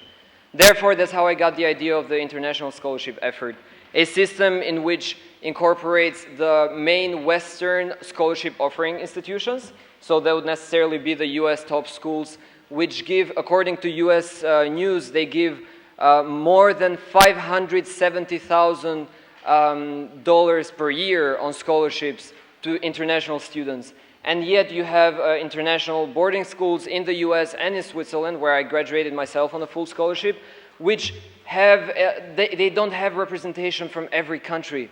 So you have, for example, Phillips Andover. It's a very famous school in the US. Phillips Andover gives $20 million per year to scholarships, yet out of 196 countries, there are only 45 represented.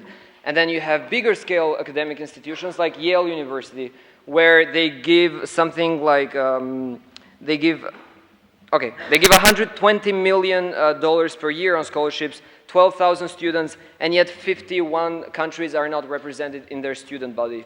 And these universities, these academic institutions, they make a yearly effort to get students from developing countries and increase representation, but there is an absence of like an international collaboration and SDG 17 to get all these universities, all these institutions to cooperate in order to get unrepresented countries in their institutions to study. And the impact that a student from a very developing country has when they go to these universities is going to be huge, because developing countries like Albania, they're like tight communities. Things go around. Like you hear that the son of your neighbor went to like America on full scholarship.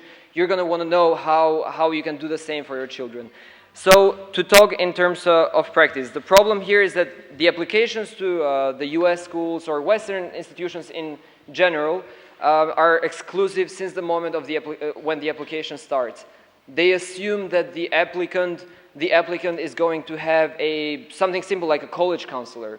The position of college counselor, students here from developing countries knows that does not exist. That's not a thing. You should have teachers who can give you nice recommendations in English. That also doesn't exist. And if you go to very poor countries, you assume that you have internet to know what Common App and to know what UCAS is in the beginning. And many students from developing countries do not have internet or that access to do that individual research. So those are the problems, that the applications are exclusive since the first moment that the students try to apply.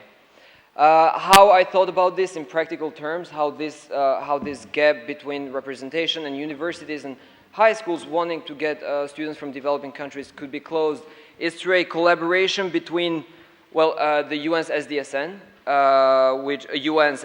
which has to do the mobilization and has to foster this collaboration. The universities, the main universities which give scholarships, and high schools which give scholarships, and national governments. If these three different factors collaborate together, we can have students go to these schools on scholarships. We can find this, we can have active recruitment of these students. I was thinking how international scholarship effort can hold a yearly fair where they can think about the main obstacles and how to tackle them. And they can also have national fairs in developing countries where they notify students, teachers, and families how they can prepare their students for excellent education in Western institutions and how they can get prepared for the academic rigor in terms of starting very early. Some of the main problems of this idea and how I think to tackle them is, well, there's the argument that the students will not be able to handle the academic rigor. I went to Madagascar. It's the 6th poorest country in the world, and I met some of the smartest students studying computer science, and there was this kid, Cedric, who had passed 3 grades and self-taught himself English. So I think that argument just goes away. And then there's the argument of brain drain, that you're getting the smartest people out of these countries, taking them abroad. How are you going to make them come back? Reality is that many smart people, brain drain is a thing in Albania and other developing countries. It's still occurring. But if you give them a system, if there's an international organization which deals with this, you're gonna create a network of these people. They're gonna know each other, and they can cooperate in the future, because national governments are going to be part of this initiative. So the governments too will know who their most able people are and where they're studying, what they're studying, and they can contact them in the future, ideally to have their intellectual leaders come and cooperate in their countries. So that's the international scholarship effort idea. Thank you.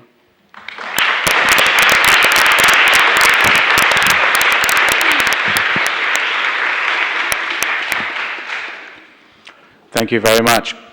Are there any questions or comments? I have a question. Yes. It would be great to have a quantitative number for this target, because whenever we have a number, it's easier to track. So my question to you is do you have a number of the current level of funding for scholarships? And what would be your target? 10% increase, 20? What would it be? So I had the number from the US news. The top main universities in the United States which give scholarships to developing countries, they give more than $500 million per year, only for international students. So there already is an effort to get students from developing countries. However, this effort is limited from the fact that many students never find out about these opportunities. As I said, this solution, I think I really believe in it because there's no need for funding. The funding is there. The need is for information, to raise awareness and to make the applications more accessible. So the students are accepted based only on their academic and extracurricular achievement rather than their access to internet or stuff like that.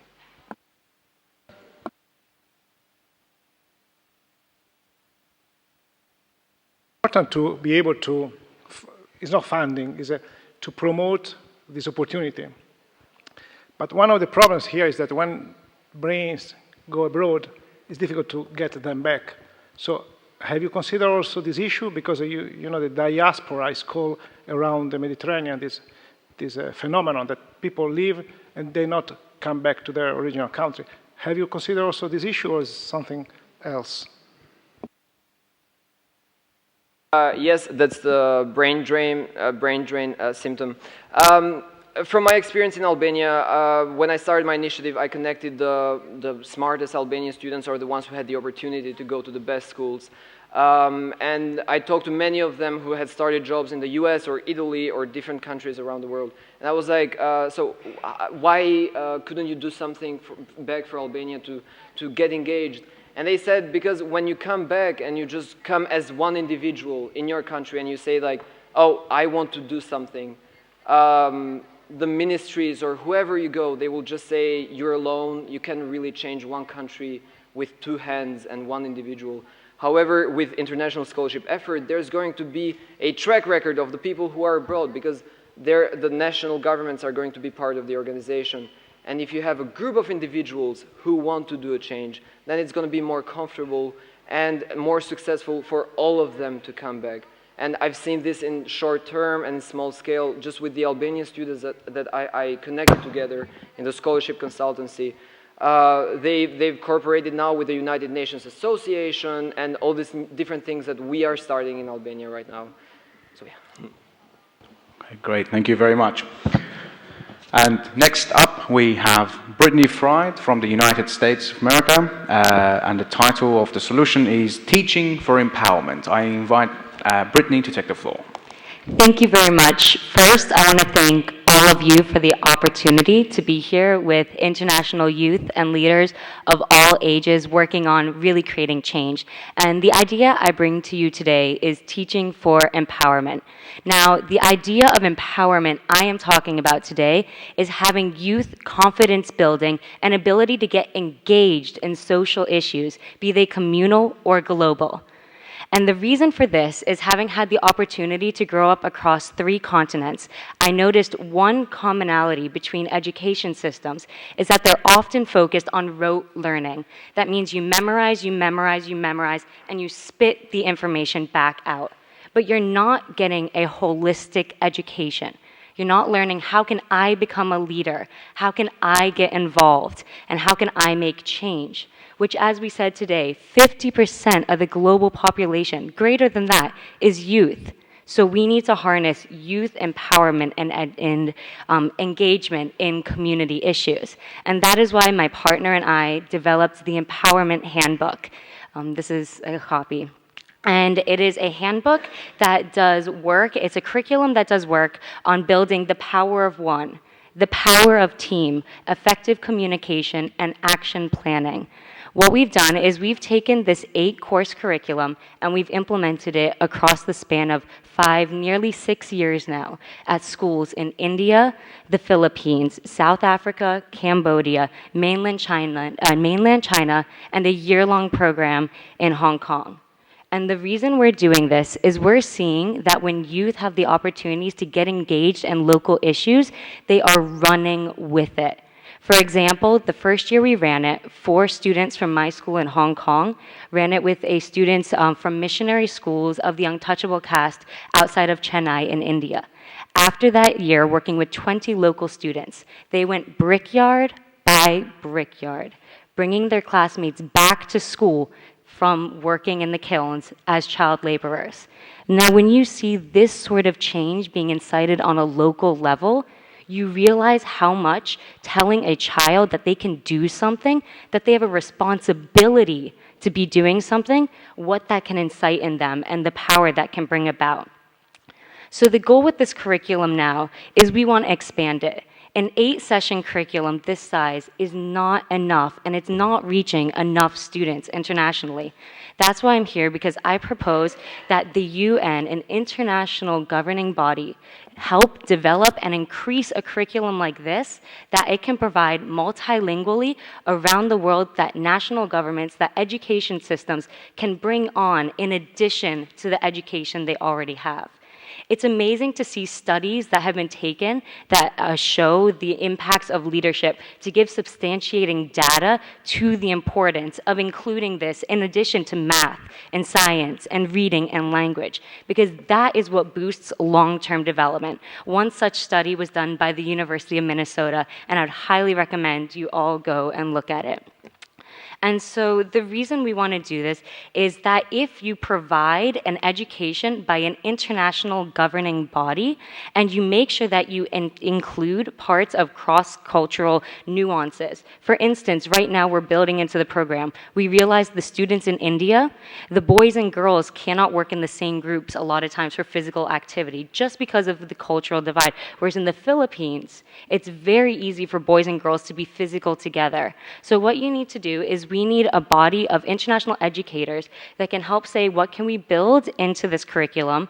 Then you give a framework, and that's what you deliver to national governments. Because when they have a framework, when they have most of the information written out and put together for them in a nice booklet, that's when it's more likely to actually be carried out. And so that's why it's important that we develop tools like this through the UN, through other international bodies that we can develop. And so the significance of this program is not that it's going to solve issues on its own, but it's going to incite other youth to do what we're doing here today. We've all been blessed to have been given voices, to have been given opportunities, and to be here with ideas that we want to carry forward. So why should we not be spreading that wealth and that empowerment to other youth around the world? So that's why I believe it's essential that we take these ideas and skills we have today, we find a way that we can harness them and do them in a basic education system, building on tools we've already developed. And that is why we need to publish the empowerment curriculum. And not every student is going to jump on board with it, but it's going to greatly increase the number of students who have the opportunity, the ability, and the need and the want to get involved, like we are so fortunate to be able to do today. So thank you for listening, and if you have any questions, please come find me. Thank you.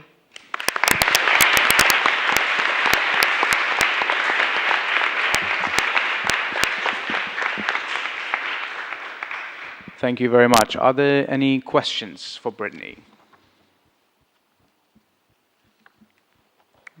No? All right, in that case, we'll move on. Thank you very much for that. So next up, we have Christopher Marcio from Indonesia. And the name of the solution is Reducing Unemployment Rate While Increasing Economic Growth Rate with the FAA System. You have the floor. Yes. Sorry. Hi, I'm Christopher, and today I'm going to present the solution to reduce the unemployment rate and also eventually leading to being able to sustain everybody's life. So the idea is that now unemployment is a big problem, and how to solve this is to create more work field. And in creating more work field, we need to create more startup. Startup is a very important company to be built, because the thing is that startups start from the beginning, and it also asks people to come in and join, and it will result in reducing unemployment rate drastically. So the problem with building a startup is there is three main problems: funding, advising, and advertising. So funding, firstly, when we want to build a startup, we need to have a funding for it. We get it through the bank loan, or we can get it through the angel investor, which will actually inhibit the growth of these startups. And next is the expertise. We need the expertise to grow the startups. And if we don't have the expertise, the problem is that the startup may have a good idea, may have a good start, but in the end, it will not grow into a big company. And the last but not least is advertisement. when we make new startups, the advertisement is actually very important because it is new and people need to know about it. That's why advertisement is also an important thing to be considered. That's why I propose to have the FAA system. FAA system is an initiative to the government to actually help for these startups. First is works to the funding. So how does the funding goes? The funding is being given by the government and it's being given freely so that the startups could grow without any inhibition. How does the funding gets back is through the tax later on when they become a successful company. Next is the expertise to grow this company. The expertise comes from the advisors, from the director of some company. To incentivize them to actually help these new startups, we actually give a tax reduction so that they would be happy to help these new startups. Moreover, by giving incentive more to actually make these startups to become a successful company, we can actually increase the tax reduction as well. Last but not least is the advertisement. Because we need the advertisement to grow these startups, I propose to have a government website where all the startups is being combined together in this government website. In this website, we can promote only this website to every people, so that every people could see this website and can look through what does the product that they need through this website. Why does I propose a website by itself? Because when we promote one thing, it will not take a lot of funds compared to the advertising all of the startups one by one. That's why when we promote the website, we promote all the startups as well. So the main aim for this system is to create the multiplier effect. So what does I mean by multiplier effect? So first, the fund. When we give the fund to the startups and it goes to the company, the tax that is given from the company can be grown to even more startups. It could be the next funding for this purpose. Next is the expertise. When we get the startups to become a successful company, these people can become an advisor to the new startups. That's why it can even be more startups that can be implemented this system with the FAA system. Last but not least is the advertisement. As we know that website grows with the more people looking at it, and the more time it being given, more people can look through this website and it will become an even better place for advertisement. And that is why the more that FAA system works, the longer it is, the better it will be. And this will help in the reducing unemployment because of every people working together in this building startups. What happens after this FAA system? What happens if FAA system is already working in a country? So the next step would be actually to do training so that every single startups will have a problem probably in their 4th to 5th years probably, because the thing is that they need to train their employee, but they need money to expand their startups. How does this happen is that the government could help in this matter with reducing the tax for these startups that grows to the company in its 4th to 5th year. In this help is that this money could be used to actually train their employees, and it will help in even making the people in the country become even better. And last but not least, if this startup has already grown to a big company, it can also be implemented to another country, which will help growing their own company, but also be a place for other people in the other country to actually work in this startup and learn how to build the startup and learn how to become even better in this area. Thank you, and yeah, thank you for listening.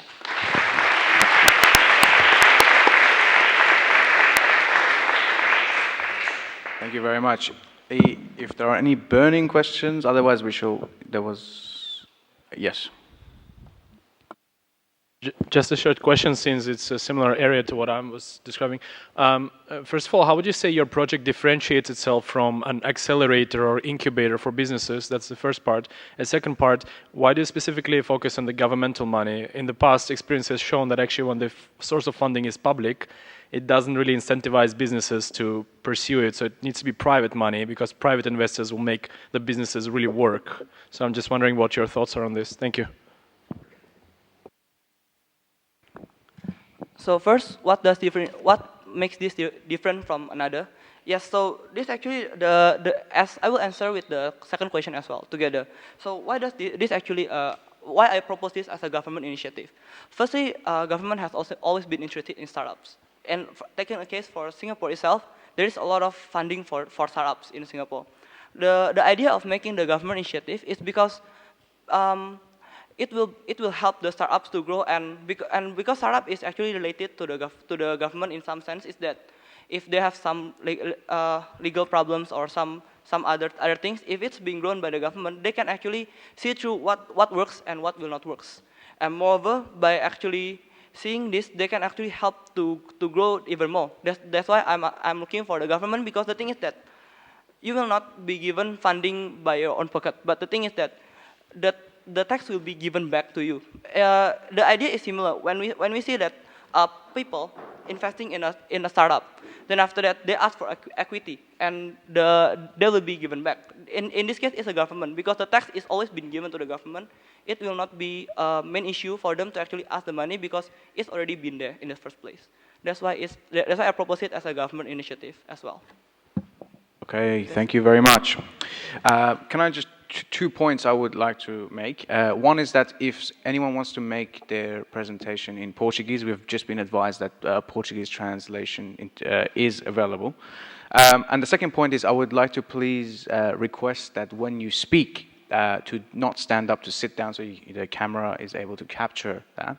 And also to please try and speak slowly, because the translators have advised us that they need time to be able to translate. So if we can try and keep that in mind. Next up, we have Clayton Luis Ferreira from the United States of America and an initiative called The Hive. Clayton. Thank you so much. I have a presentation and I just need a clicker. They said that there was one available.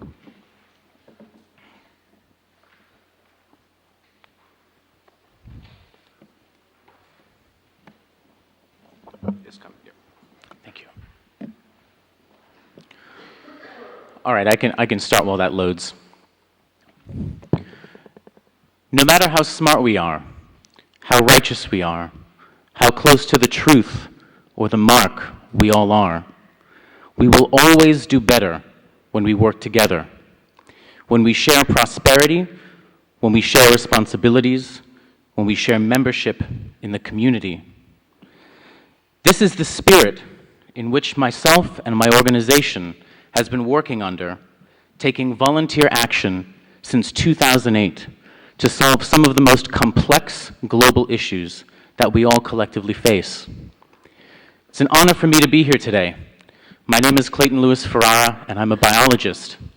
I've dedicated my life to conservation and protecting the natural world because it is what resonates and what is most important to me in my life. But I chose to leave academia because of the problems at hand that are pressing and are going to destroy the world that we live in. The most important thing that I can do is to dedicate my life to creating other leaders and helping them to achieve their dreams. I'm here today because I believe that the best way for my organization to achieve our vision is by helping all of you. The solution that I'm going to share with you today is a framework for achieving yours. I have a very brief film. As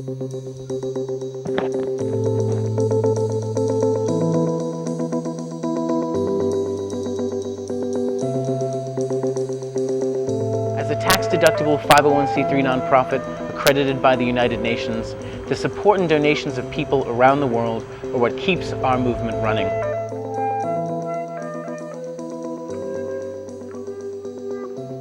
Since 2008, Ideas for Us has addressed sustainability issues on campuses and communities around the world head-on.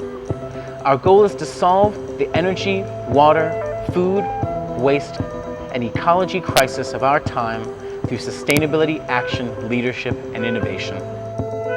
From habitat restoration to local food production, environmental cleanups, and solar electrification, we have developed over 80 solutions that are being implemented by dozens of Ideas chapters in over 20 different countries around the world. And so the Natural Evolution was a monthly event, and we call it The Hive. And it's supposed to be a think/do tank where people within these universities, within our schools, professionals in the community, different civic leaders come together on a monthly basis to address a certain challenge and conceptualize an action project so that we can actually take action, engage the community in creating positive change. The Hive is about coming together, converging around an idea.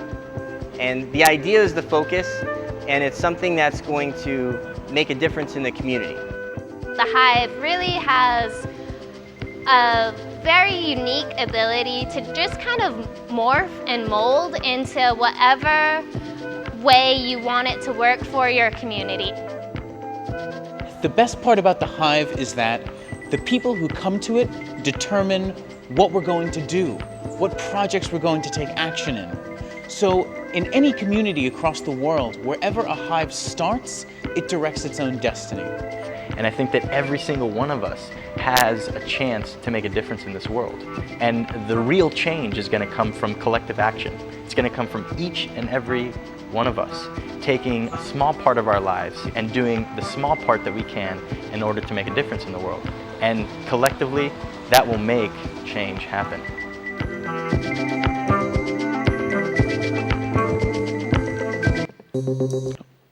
Wonderful. There are commonalities that stop the development of programs, that stop ideas from turning into being successful solutions. And we believe that we've identified what they are.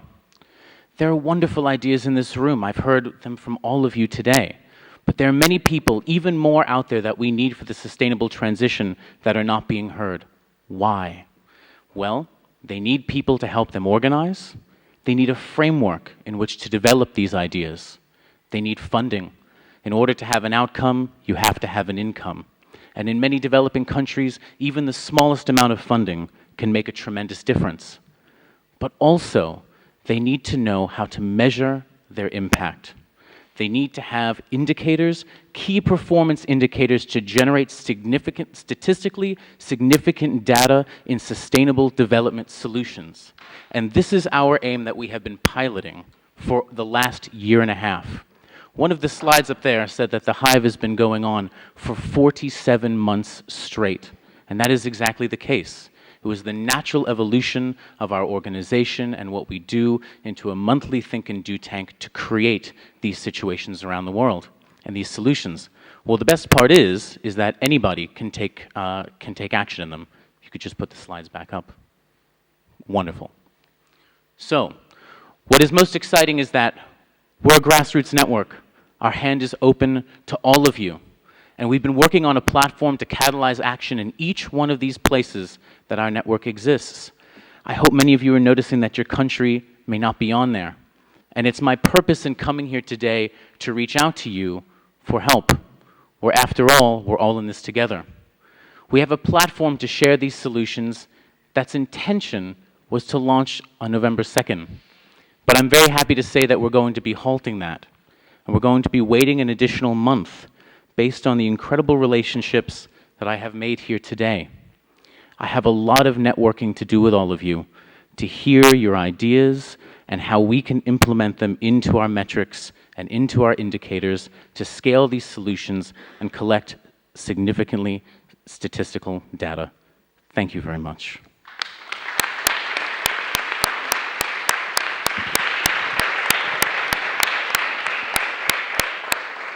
Thank you very much for that fantastic question. So, Dr. Parker? Clayton, I have a question for you. Yes, ma'am. Actually, could you give us 2 instances of actions that you are particularly proud of that you have taken in any of these countries of your choice, and tell us why? Oh, absolutely. I'll give 2 examples, one that falls within our pillar of food and one that falls within our pillar of ecology. So our metrics and indicators are in the framework of the triple bottom line. We have indicators that are generated from economic impact, environmental impact, and social impact.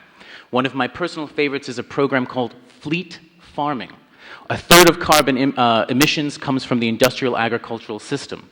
What we do is we have redefined sharecropping community by community. We've piloted this in Orlando. We've scaled it to Kampala, Uganda. We have it going on in Oakland, California, and we're expanding it to the Philippines as well. In a nutshell, we grow food and not lawns.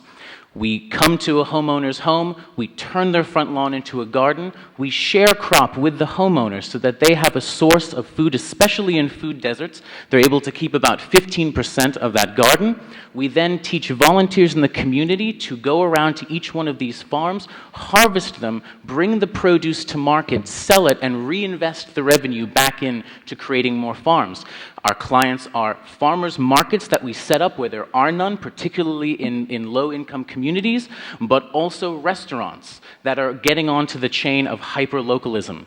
Another fantastic solution that we have that hinges on ecology is going the extra mile from the classical tree planting to combat reforestation by setting up nurseries that grow fruit trees, but also that create micro-income for that community. So instead of just giving them money to go and put some trees in the ground, we create an entire entrepreneurial structure for them to make a nursery and then continue a reforestation project ongoing with that local team to also create income in the community by selling those trees.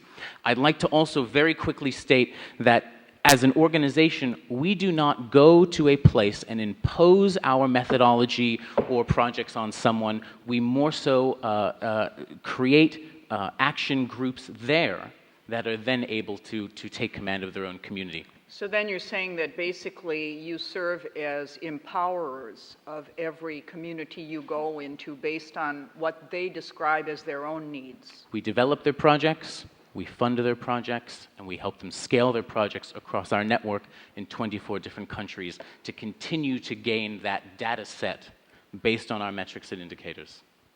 Thank you. Thank you very much.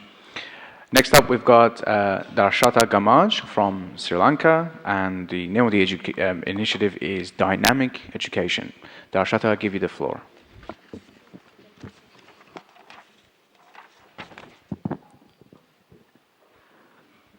We live in a world which changes every second. The stock markets surge up and down as we are speaking. The political forces are creating vibes. Tens and thousands of people are migrating. That's not mine. I think there was a mix in the order.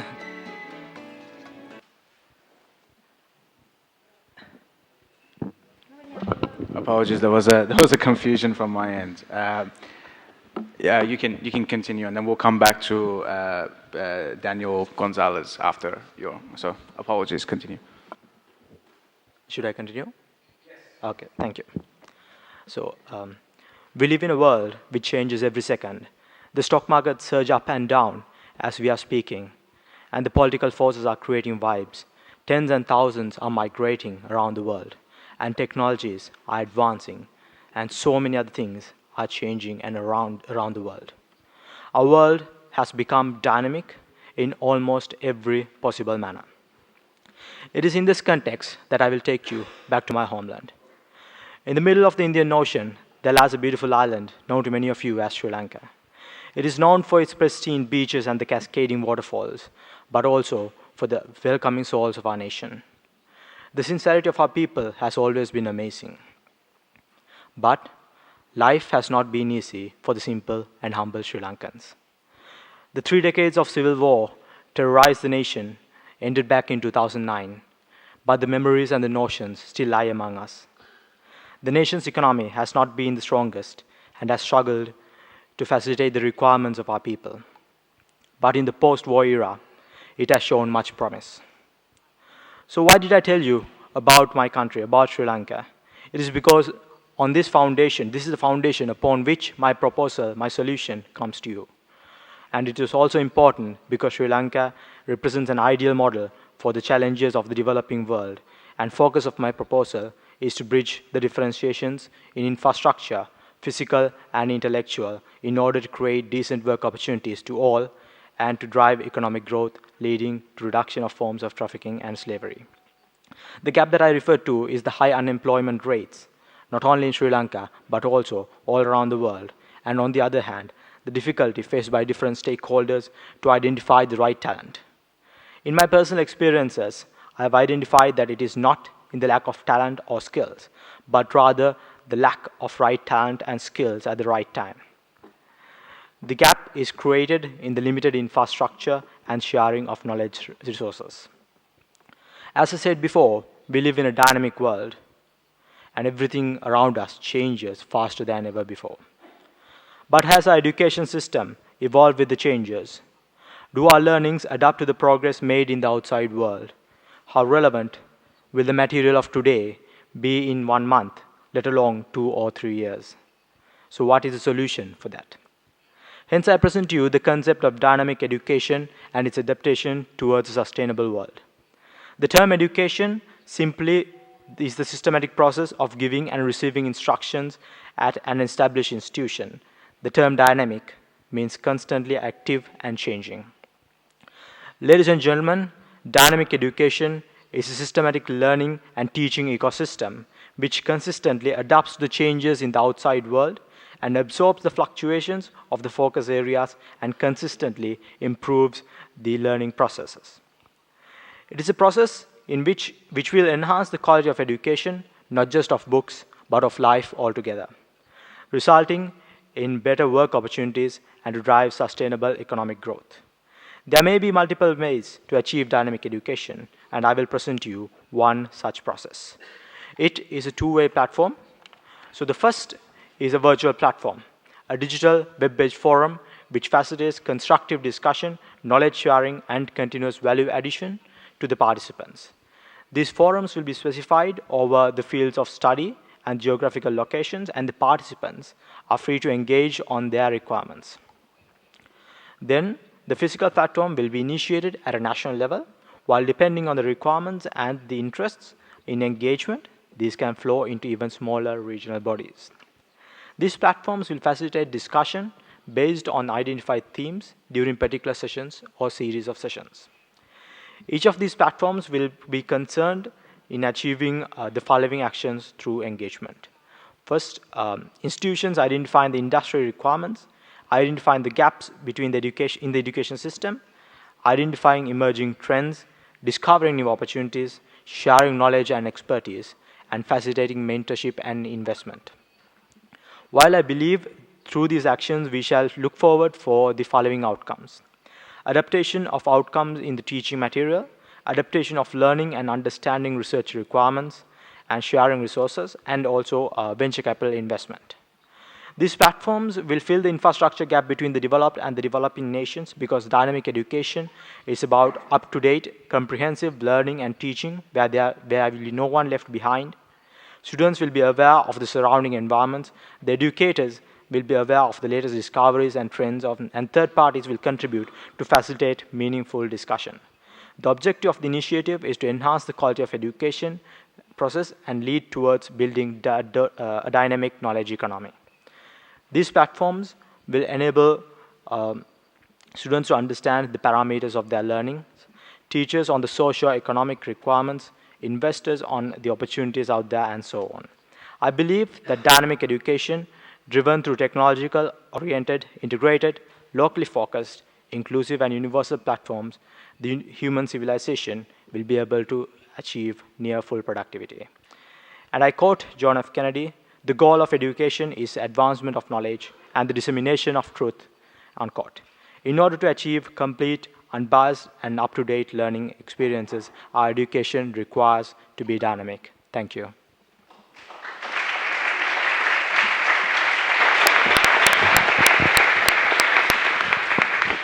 Thank you very much for that wonderful presentation. So we go one back due to my mistake. So next up we have Daniel Perez Gonzalez from Cuba, and the name of the initiative is La Compañía Infantil de Teatro La Colmenita. I'll give it to Daniel.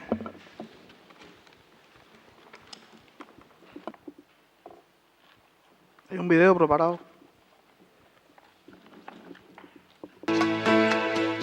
Soy un joven cubano. Mi vida ha transcurrido entre las calles, sonidos, historias que cada día hacen parte de la vida en Cuba. Hace algunos años formo parte de un proyecto que no es solo mi trabajo, es mucho más que eso. La Compañía Infantil de Teatro de Cuba, La Colmenita, embajadora de buena voluntad de la UNICEF. Como parte de este proyecto cultural, educativo e inclusivo, formador de niños, niñas y adolescentes, he tenido la oportunidad de presentar y compartir nuestro proyecto de juego, teatro, valores, en diversos escenarios dentro y fuera de Cuba, pero no imaginé que algún día estaría en un espacio como este, compartiendo nuestra historia de este modo.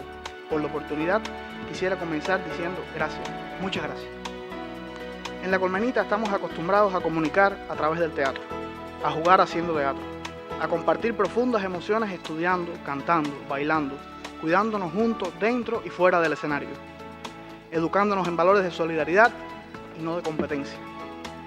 Nunca tuvimos grandes pretensiones ni grandes planes de trabajo con marcos lógicos. Solo dimos pasos y las puertas se fueron abriendo ante el testimonio de nuestra obra. La Colmenita es una compañía creada en Cuba, hecho posible en medio de una sociedad donde los niños, niñas y adolescentes están en el centro de las prioridades del país. Me gustaría comenzar compartiendo algunas verdades sobre Cuba que han favorecido nuestro trabajo. Un niño cubano nace en una institución de salud especializada que ofrece sus servicios de manera gratuita.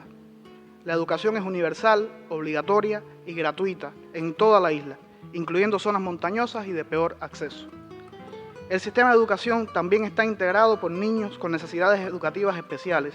Asimismo, los niños, niñas y adolescentes con trastornos de conducta de múltiples causas.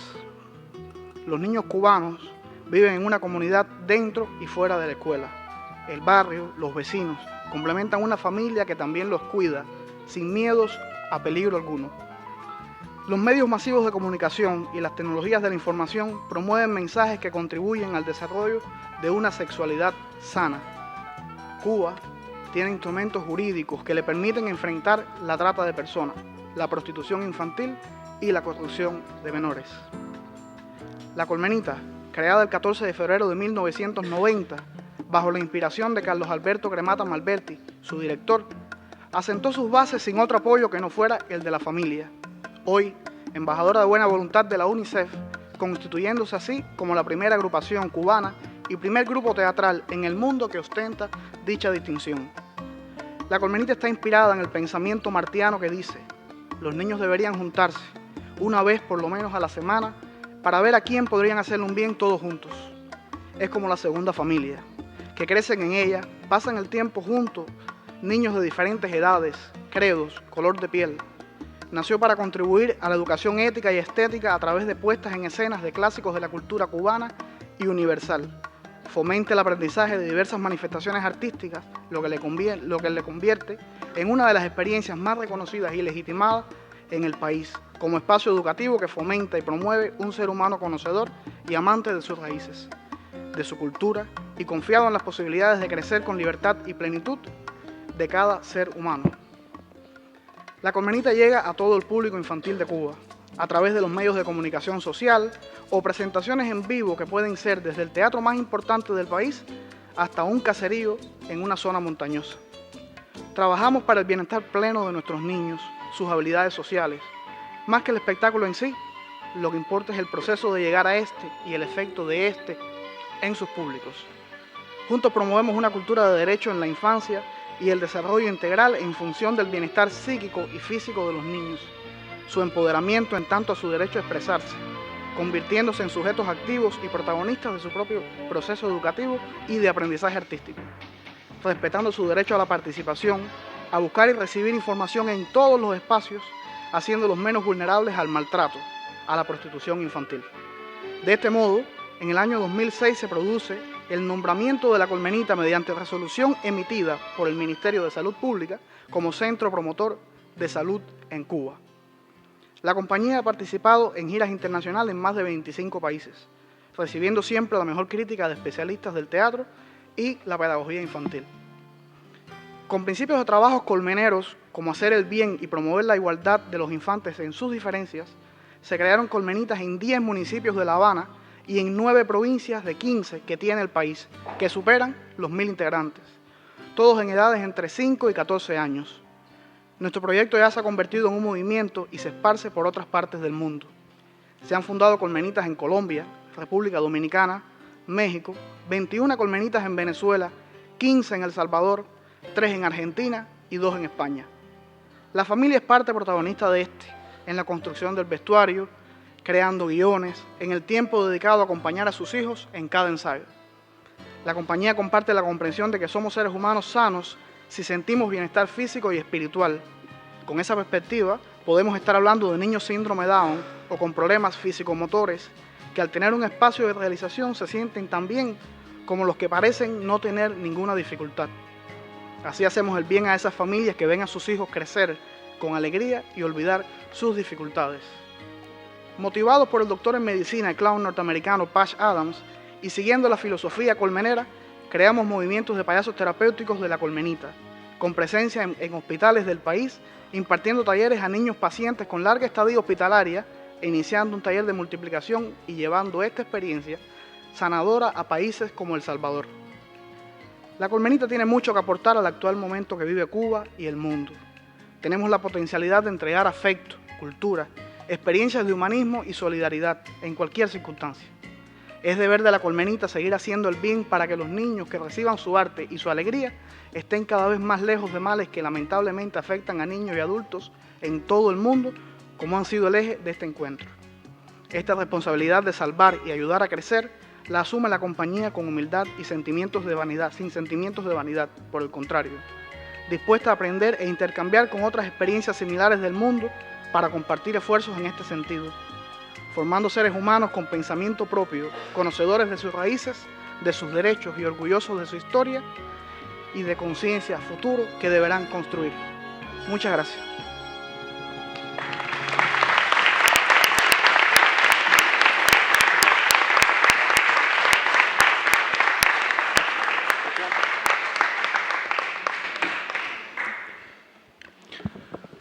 Muchas gracias, Daniel.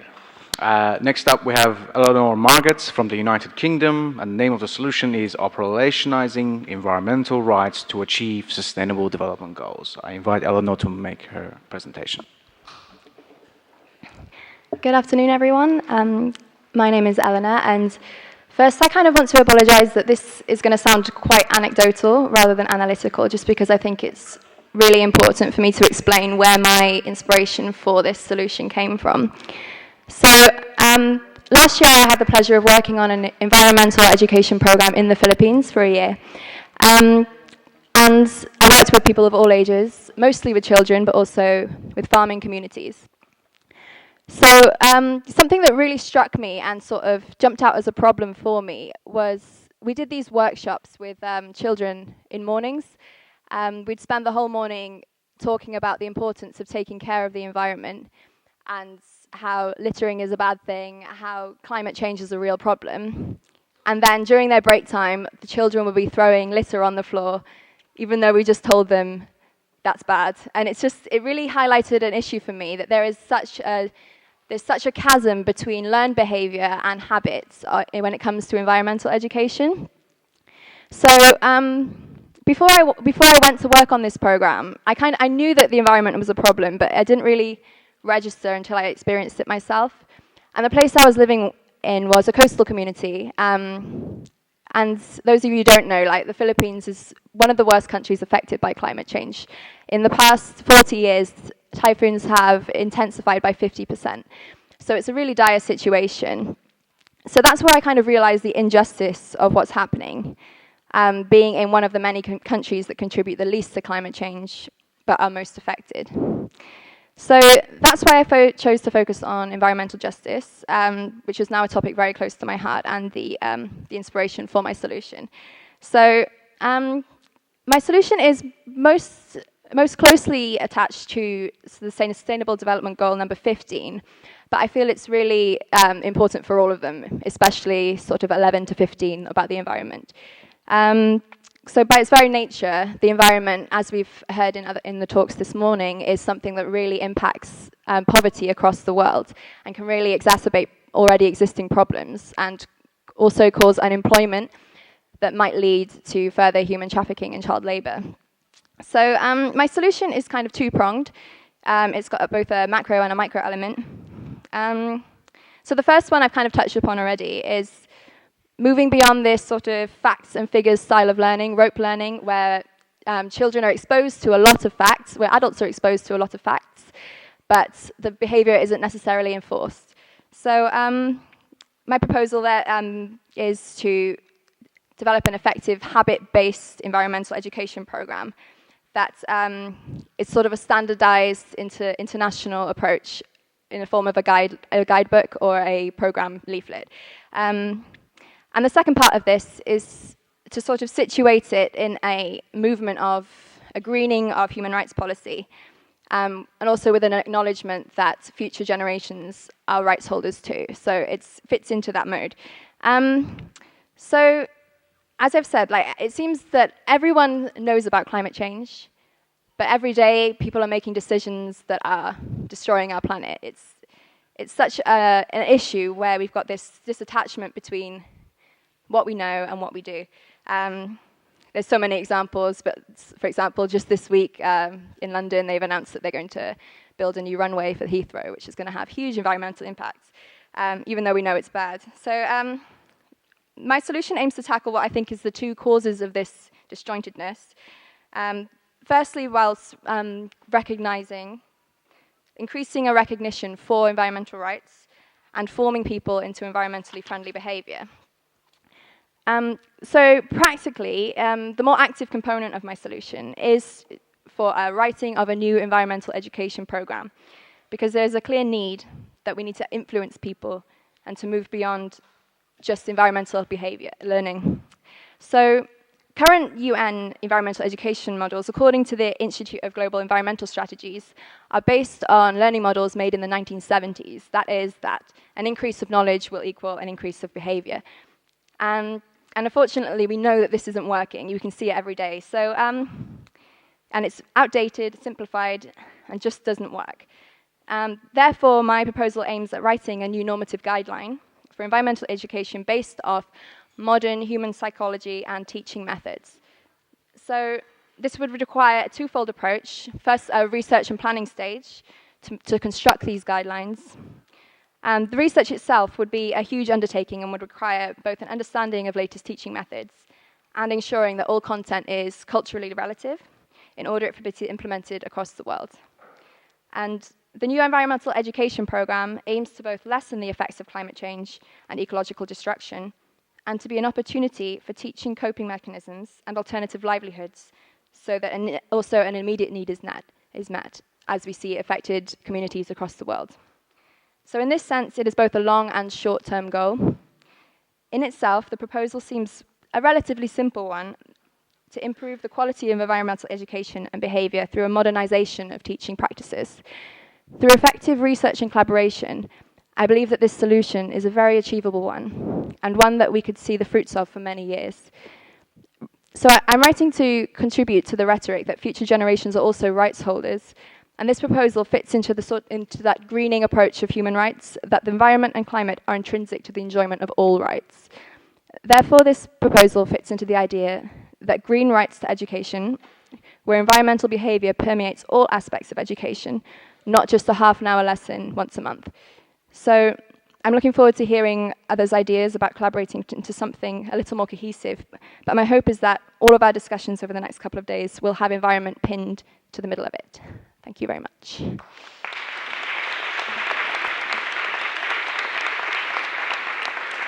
Thank you very much.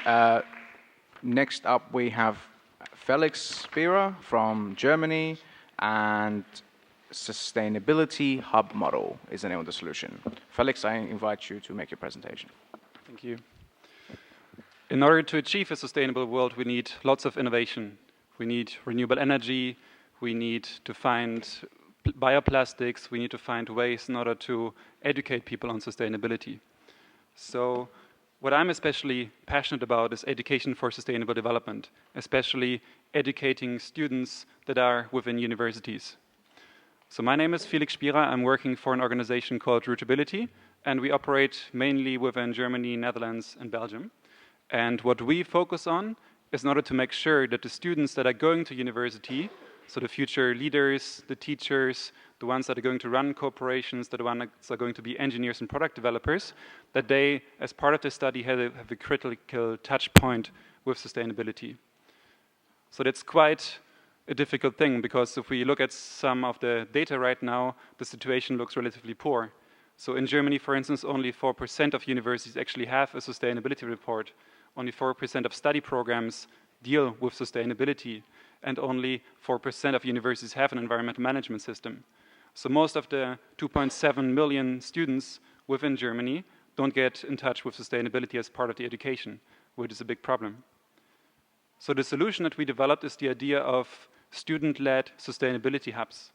So in some universities you have an environmental manager or you have a sustainability committee. In some universities you don't have any of those, and just a couple of students running around in clubs and societies organizing relatively small scale events, and there's no dynamic from the side of the university and no dynamic from the side of the students because they don't have access to the institution. So our innovation is focused around three things: that we bring together a team of 5 to 8 students who get paid at least 1 day a week for their work, together with someone, a staff member from the institution, who has at least 3 days a week to work together with the students. So they form the core of the Sustainability Hub, and there are lots of opportunities for students, staff to volunteer to work together with them. The second thing is that this is not a voluntary initiative, but it has a mandate from the higher management. They have resources, they have office space that are getting trained. So that's the top-down support that comes in order to enable that bottom-up engagement. And the third thing is that those sustainability hubs connect as connection points for external actors that want to work together with the university on sustainability issues. So this is a model that we started to pilot in 2010 at Maastricht University when I was a bachelor student there, and that we so far brought to 4 countries, to 25 universities and University of Applied Sciences, creating over 100 paid jobs for students to work on sustainability and mobilizing 1.2 million euros in funding by those universities to enable that action. So what are some of the projects that those sustainability hubs focus on? So we just have an analysis running, and it looks like that over the last years they implemented over 250 projects, mainly focused on the SDG of responsible consumption and production. So some of the examples are there: writing sustainability reports for universities in order to increase transparency of what the organization is doing, trying to lobby for solar cells on rooftops, trying to lobby for more organic food in the cafeteria, as well as a lot of so that's focused mainly at the institution, as well as a lot of student engagement. It's very difficult to implement sustainability within the curriculum because you need to convince professors that they actually change the curriculum. So what a lot of them are doing, they first make an overview of all the different sustainability programs that are at the university in order to start a discussion around that, as well as they implement lots of extracurricular education on sustainable development through lectures, through workshops. I mean, you know the stuff that is also happening probably at your institution. So this is what we've been doing, and so far we scaled the model to the Netherlands, Germany, UK, and Belgium. We mainly did this through an open source approach. So we have lots of materials on our website that are free for people to access. They're all under Creative Commons license. And we support the grassroots lobbying of students. Sometimes it takes 1 year, even 2 years to get that funding from the institution, because you not only need to convince them that sustainability is important, but also that students should be engaged and that they actually need to spend some money if they want to engage on a transition. So that's the grassroots lobbying, and then also building a movement. So right now we are busy trying to connect these different sustainability hubs that exist in the different countries. So this is mainly the beginning, and why I'm here is because I'm quite curious to see if that model can also work in other countries, trying to see if we can adapt it to low and middle income countries or to bring it to Eastern Europe. So if any one of you is interested in trying to start something like this at your own institution, then just come to me and approach me. And yeah, of course, vote for me so we can continue to work on this tomorrow. Thank you.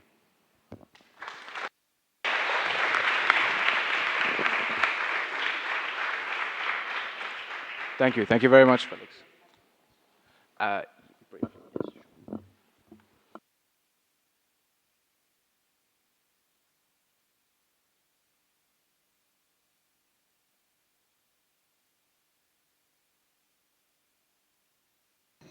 Could you envisage these sustainability hubs to go into other regions of the world than you have thus far reached, and how might that model look different? It's a very good question that I don't know the answer to yet. So I think it's possible, but I don't know how it would look like, because one critical component is that there is funding that comes from the institution. So the sustainability hubs have a funding of The lowest one is 15,000 euros per year, and the largest one, 150,000 euros. That's quite a lot of money. So I think it could work also in low and medium income countries when it's more part of the curriculum, that students don't get paid but actually get study credits for that. But yeah, if anyone is interested in working on that and not to figure that out, just more than happy to work on this. Thank you. Thank you very much. Next up, we have Franco Marcelo Maestro from Argentina. Franco, you have the floor. Hola, ¿qué tal? Soy Franco Maestro y soy de Argentina, como acaban de decir. Yo tengo dos propuestas principalmente. La primera trabaja con lo que es, o lo que se conoce mundialmente como el movimiento de empresas junior.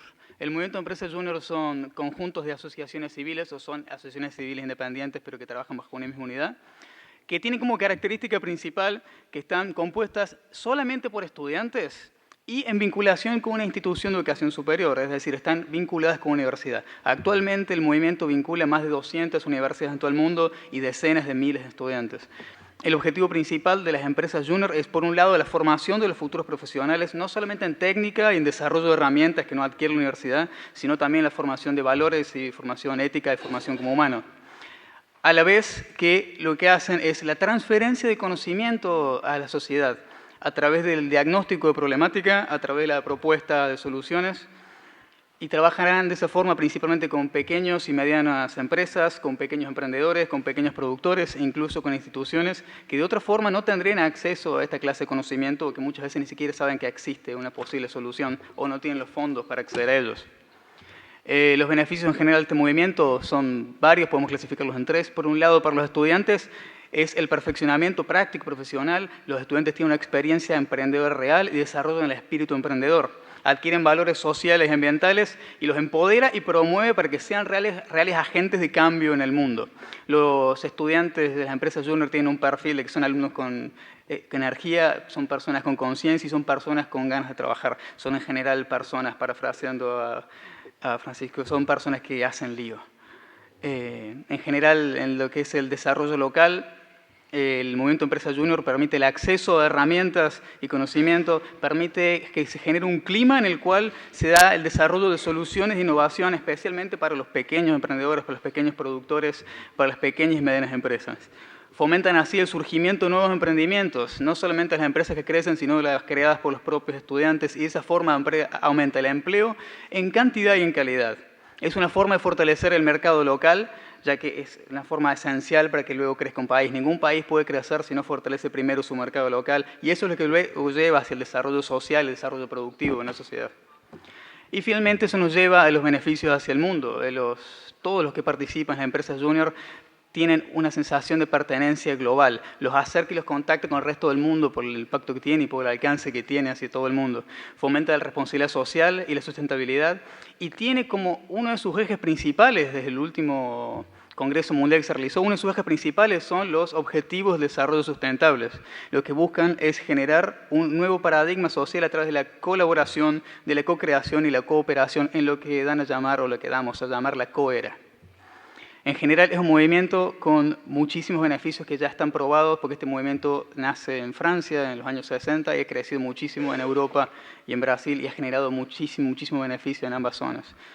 En resumen, la propuesta en particular, en mi caso en particular, es el desarrollo del movimiento Empresa Junior en Argentina. Yo soy miembro fundador de la segunda empresa junior del país, pero también es una propuesta hacia todos los demás proyectos que se generan, de que se acerquen las empresas junior, porque hay gente con muchas ganas de trabajar y muchas capacidades y un valor humano muy interesante para aprovechar y que esté muy alineado a lo que estamos todos buscando. En general, mi propuesta tiene mucho que ver con lo que es el objetivo 4, educación de calidad, y 8, la generación de trabajo y crecimiento económico, pero principalmente con el objetivo 17, es decir, proponer al movimiento de empresas junior como un aliado para la red, ya que trabajamos con los mismos intereses. El otro objetivo, la otra propuesta en que yo trabajo es lo que es la alimentación sustentable. Actualmente todos sabemos que hemos llegado a un punto crítico medioambientalmente que requiere acciones inmediatas y tenemos que focalizar en los grandes agentes que generan daños. Actualmente mi objetivo es ir en contra de una industria en particular que es la que genera el mayor porcentaje de los gases de efecto invernadero y es la principal causa de extinción de especies, de zonas muertas del océano, destrucción de hábitats, contaminación de agua y desperdicio de agua. Y esta industria es una tal que nadie quiere hablar en general porque es la industria ganadera. Es una industria que todos los días nosotros financiamos para que siga existiendo. Es una industria que requiere 16 veces más suelo para producir alimento que si solamente produjéramos vegetales. Es la principal causa de desaparición del Amazonas, es la principal causa de deforestación del mundo, porque se requiere una enorme cantidad de espacio para producir carne, así como también se requiere una enorme cantidad de agua. Son 15.000 litros de agua necesarios para producir un solo kilogramo de carne. Es el principal causante del cambio climático y nadie habla de ello. Estamos enfrentando nosotros la sexta extinción masiva del planeta, pero esta vez es generada por nosotros los seres humanos. Incluso si abandonáramos hoy el uso de todos los combustibles fósiles, aún así vamos a exceder el límite propuesto para el dióxido de carbono. El dióxido de carbono en partes por millón, que dicho sea de paso, hace pocas semanas superamos el límite de las 400 partes por millón. Y que con cada vez menos bosques y cada vez menos plantas es muy difícil que nos recuperemos. Todo esto porque diariamente tomamos una decisión muy importante, que es qué comemos, y aquello que comemos va a afectar al mundo. Hay otro tópico muy esencial que es la desigualdad. Se requieren 6 kilogramos de proteína vegetal para producir un solo kilogramo de proteína animal. Es decir, es una industria que consume mucho más de lo que genera. Y mientras miles mueren de hambre, nosotros le damos granos a nuestras vacas. Y mientras miles mueren de sed, nosotros gastamos miles de litros de agua para producir alimento para más ganado. La salud también es un tema esencial, pero no es de preocupación, porque tenemos que tener en cuenta lo planteado por la OMS. La OMS nos dice que no es necesario en ninguna etapa de la vida el consumo de carne. No lo necesitamos para nada e incluso se lo reconoce como una ventaja para prevenir múltiples enfermedades e incluso tratar enfermedades del corazón e hipertensión arterial, diabetes y varios tipos de cáncer. Es decir, que también es útil como un medio para mejorar la salud pública. Mi propuesta es promover y concientizar sobre el consumo responsable, es decir, trabajar en el objetivo 12, pero también enfrentar de esa forma el hambre mundial, que es el objetivo 2, mejorar la salud, que es el objetivo 3, evitar la contaminación y el desperdicio de agua, que es el objetivo 6, la acción contra el cambio climático de forma inmediata, es el objetivo 13, y conservar la vida de los animales en el agua y en la tierra, que es el objetivo 14 y 15. No es posible de ninguna forma ser sustentable mientras financiemos esta industria. Dejar de financiar esta industria es esencial para garantizar la satisfacción de las necesidades y aspiraciones del presente, pero sin comprometer las posibilidades de las futuras generaciones. En definitiva, quiero cerrar con que nosotros no heredamos la tierra de nuestros ancestros, sino que la tomamos prestada de nuestros hijos. Muchas gracias.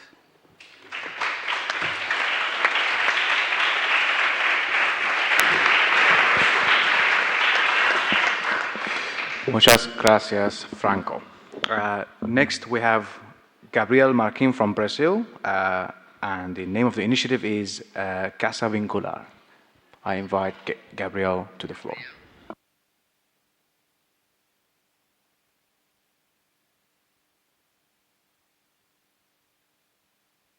Hola a todos y todas, yo soy Gabriel Marquín, tengo 29 años y vengo de una región de gran desigualdad social, la ciudad de Recife, en Brasil.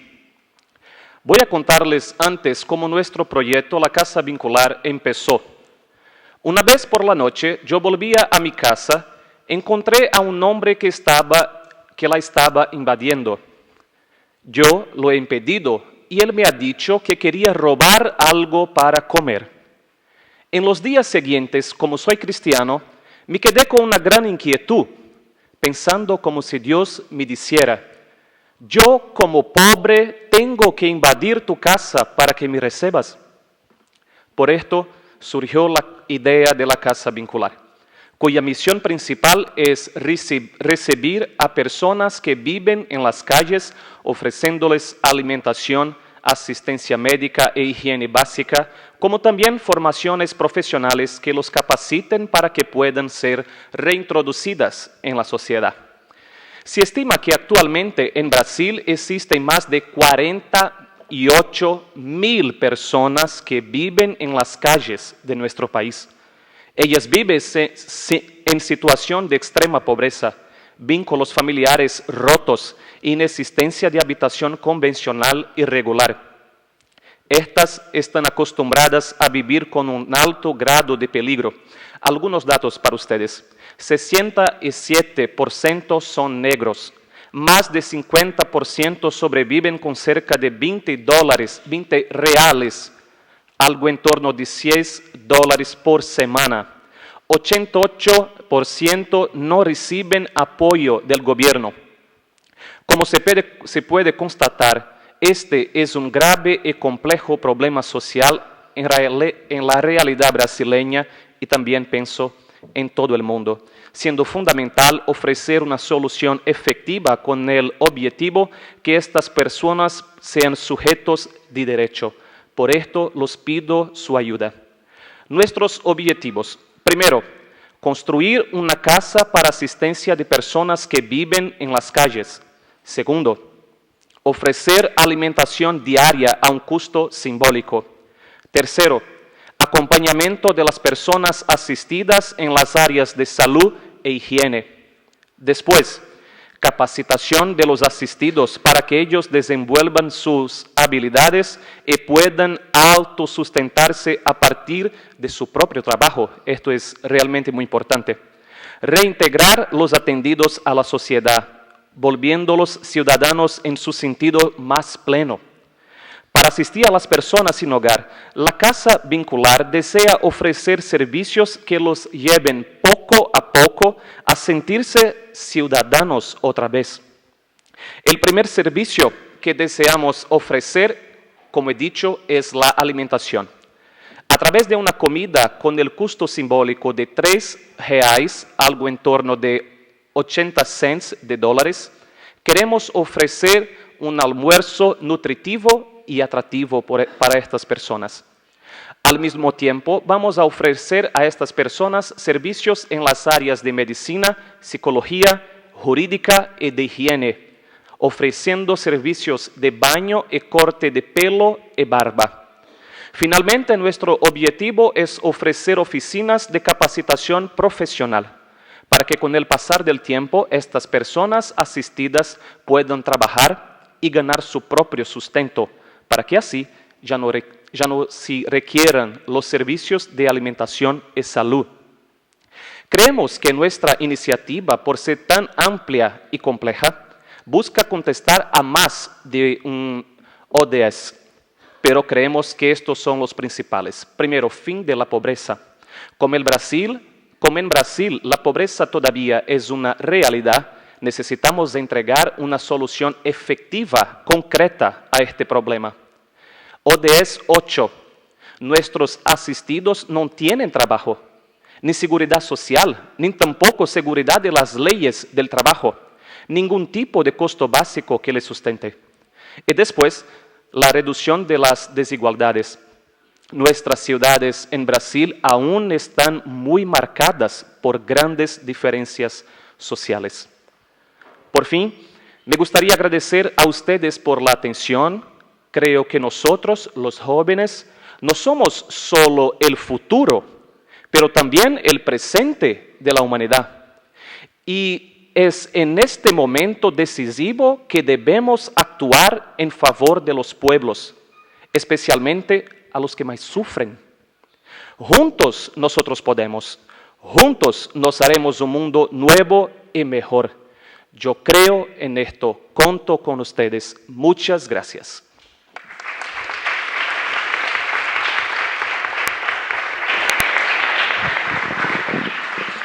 Thank you very much, Gabriel, and I completely agree that young people are part of the present and not just the future.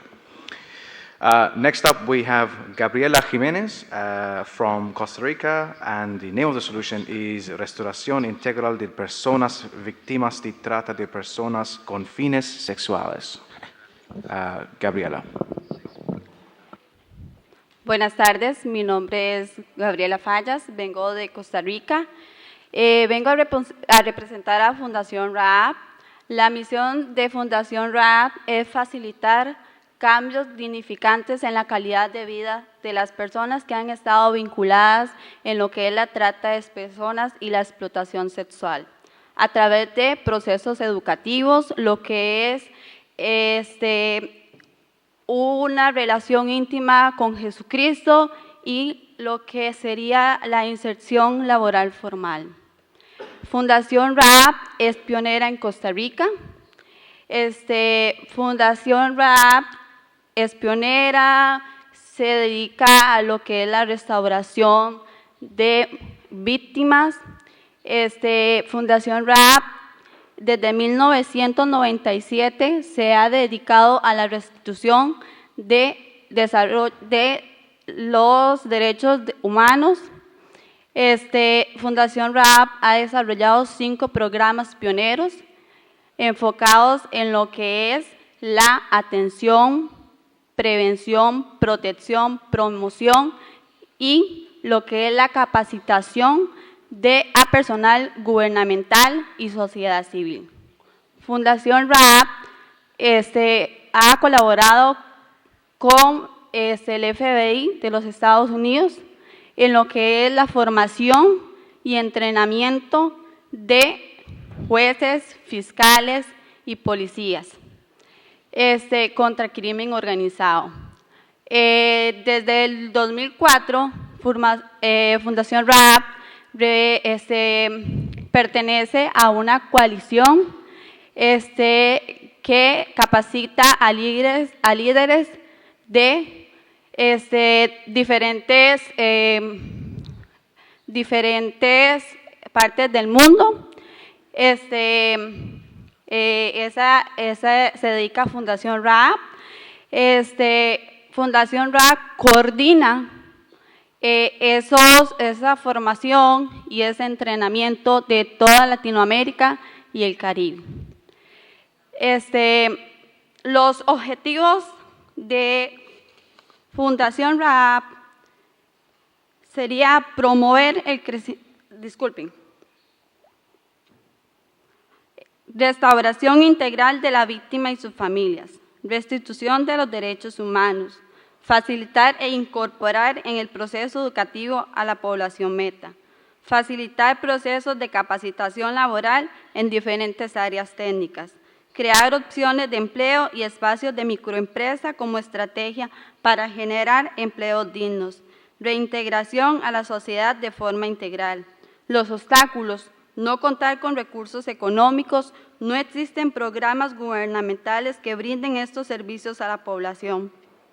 Dificultad interinstitucional: no contar con suficiente personal sensibilizado y capacitado en la problemática para una atención de calidad. Las soluciones: financiamiento de fondo nacional e internacional, mapeo de organizaciones y programas, alianzas estratégicas, contratación de personal capacitado. Esto que yo aquí les vengo a presentar no es un proyecto, es un programa que ya se realiza en Costa Rica, de cual soy un ejemplo de víctima de explotación. Este programa me ha ayudado un montón. En verdad me he podido conocer como ser humano que soy, y créanme que allá en mi país he visto tantas víctimas con este programa restaurarse, salir adelante.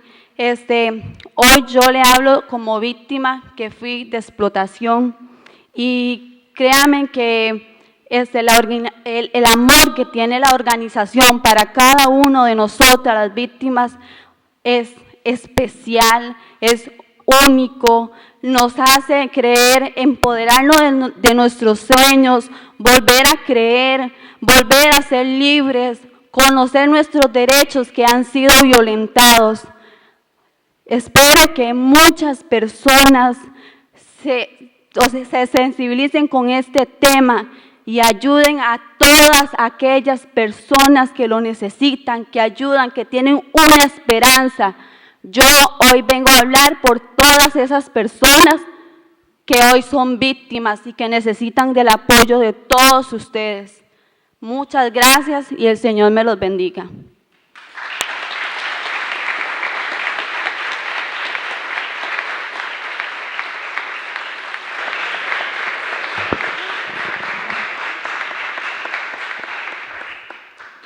Thank you so much for that account. It was great to hear about your experience and also the program that you've proposed. Thank you.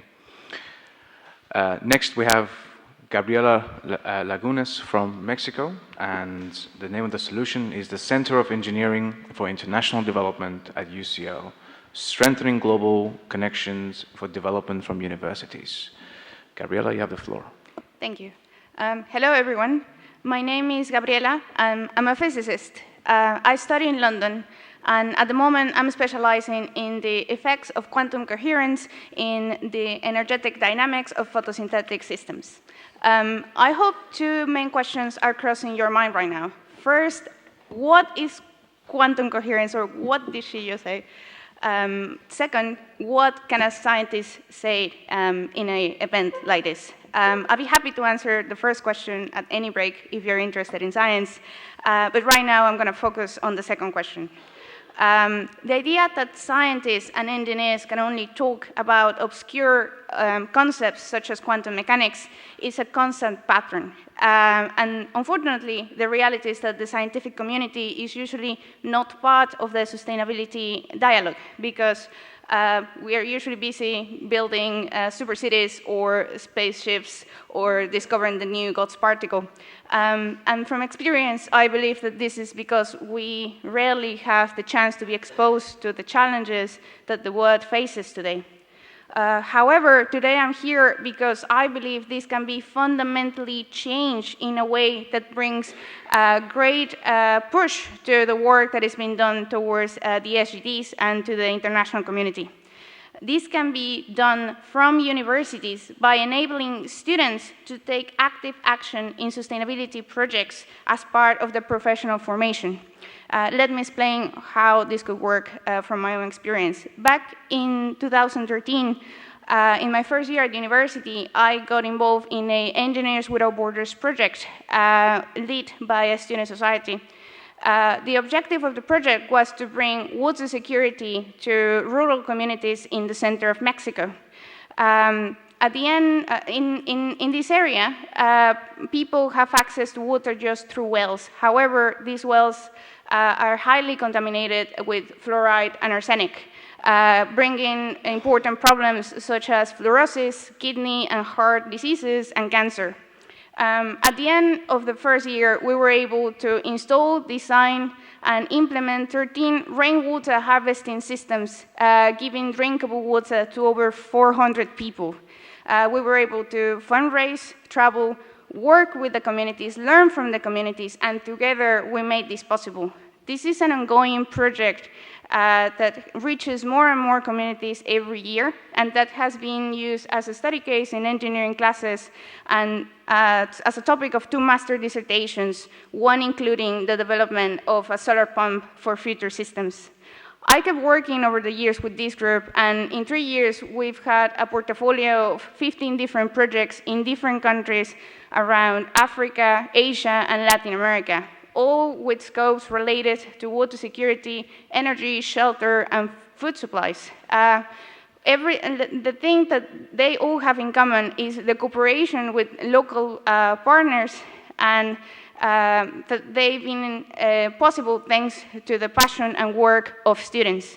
I hope you see the importance of these kind of projects because a girl that is able to have access to water is more likely to go to school. A boy that has energy to study is going to be able to be economically independent in the future. And a mom that is capable to give food to their children is less vulnerable to human trafficking and organized crime.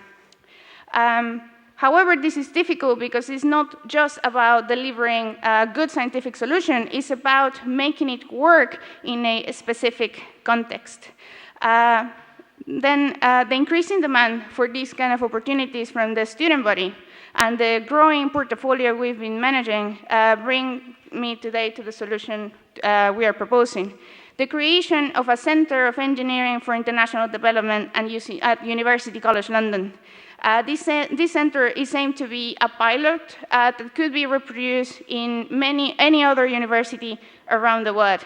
The objective of this center, it could be to cover 4 main objectives. The first could be to make it possible to enthusiastic students to use their research and work as undergrads, master, or doctorates to be able to produce a sustainable solution towards an SDG. Second, to provide volunteering opportunities to students that wish to know more about the challenges of the world.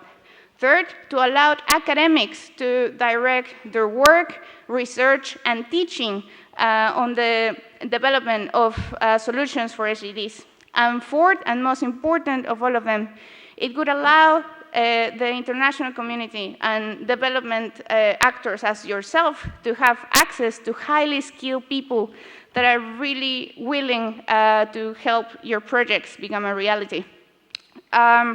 The steps to follow are the implementation of internal procedures within the university, the creation or further international partnerships to make this possible, and the launch of pilot projects. I hope I have awakened your interest, because education is not just about making sure education is accessible to more and more people, but it's about ensuring the formation of integral professionals with skills and awareness in order to lead the change. All of the solutions presented today have one thing in common.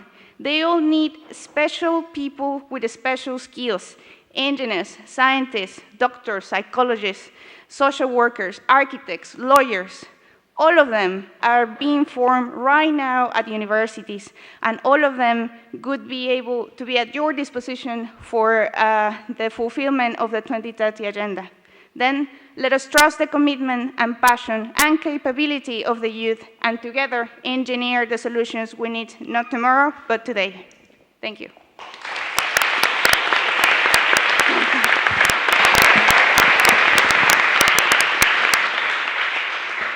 Thank you very much for that. Next, we have Ishel Iglesias González País from Mexico.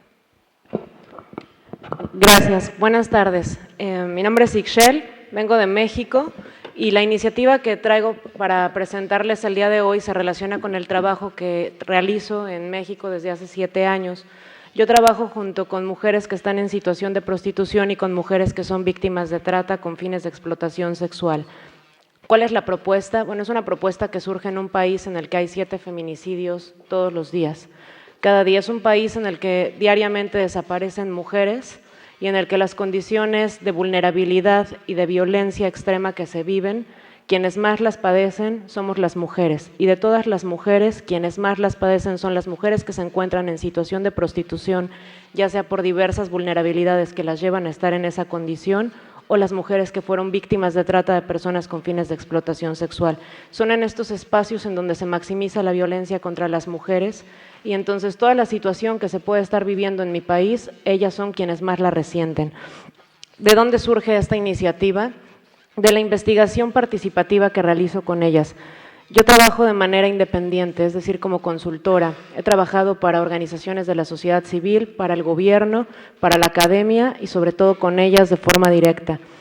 Esto ha permitido co-construir modelos con ellas, modelos de acompañamiento para trabajar con ellas de una forma diferenciada sin importar la edad que tengan. Y hablo de forma diferenciada porque podemos encontrar desde niñas en estos contextos de explotación sexual hasta mujeres de 80 años con las que he trabajado. Mujeres que también se encuentran en un estado de total abandono y que no tienen acceso a ningún albergue o espacio debido a su edad y a que se piensa, y esto por un problema legislativo que tenemos, porque la ley prioriza siempre cuando se es menor de edad, pero también cuando hay mujeres adultas mayores que están en esta situación, ellas no pueden acceder a ningún espacio en el que se les acompañe. Entonces, partiendo de toda esta problemática, la propuesta es generar 4 modelos de acompañamiento. Estos modelos lo que plantean, una, es el trabajo en los albergues con las mujeres. ¿Qué se plantea en estos albergues? Actualmente estoy como voluntaria en un albergue que se encuentra en la ciudad de Puebla, y el trabajar directamente con el personal del albergue y trabajar a su vez con las mujeres que están ahí ha permitido desarrollar un modelo de acompañamiento integral que potencia las capacidades de las mujeres y que las empodera. Esto contribuye al objetivo 5 para el desarrollo sostenible, que habla de la igualdad de género, es decir, cómo generar herramientas en las mujeres que a ellas les permitan no solo el empoderamiento, sino poder rehacer. Luego hablamos de reinsertar, pero a veces ellas mismas nos decían, ¿a qué sociedad nos vas a reinsertar si nunca hemos pertenecido? Entonces no se trata de una reinserción social, sino de cómo se puede construir un espacio en el mundo. O sea, el espacio que necesitamos en el mundo, el espacio que queremos, a veces lo tenemos que construir porque desde que nacimos nos es negado. Entonces, esto es lo que se plantea junto con las mujeres y a su vez capacitar al personal que está en estos albergues debido a que muchas veces no se cuentan con las herramientas, sí con la voluntad y con las ganas de hacer las cosas, pero no con las herramientas indicadas para acompañar a las mujeres. Entonces, es un proceso dinámico el que se da dentro del albergue y por otro lado la necesidad de acompañar. Este sería el tercer modelo. Primero, mujeres. Segundo, con el personal de los albergues. El tercero es con las familias de las mujeres que están en estos albergues. ¿Por qué con las familias? Porque la familia es un espacio de socialización muy importante, es una institución social. Y si la familia no pasa por todo un proceso de comprensión de lo que es el fenómeno de la explotación sexual, muchas veces revictimizan a las mujeres, que casi siempre son sus hijas, o las anulan por el miedo que tienen a que ellas regresen, lo que genera un círculo vicioso que muchas veces hace que las mujeres cuando salen de los albergues regresen a los contextos de explotación sexual, ya sea porque regresan con el explotador, vuelven a ser enganchadas o tienen relaciones de violencia, ya sea afectivas o laborales. Y esto tiene que ver con la culpa y con la vergüenza que sienten por haber estado en la prostitución. Entonces, esto plantea ser un modelo de acompañamiento y de regeneración familiar. Y por otro lado, también a lo largo de los años he trabajado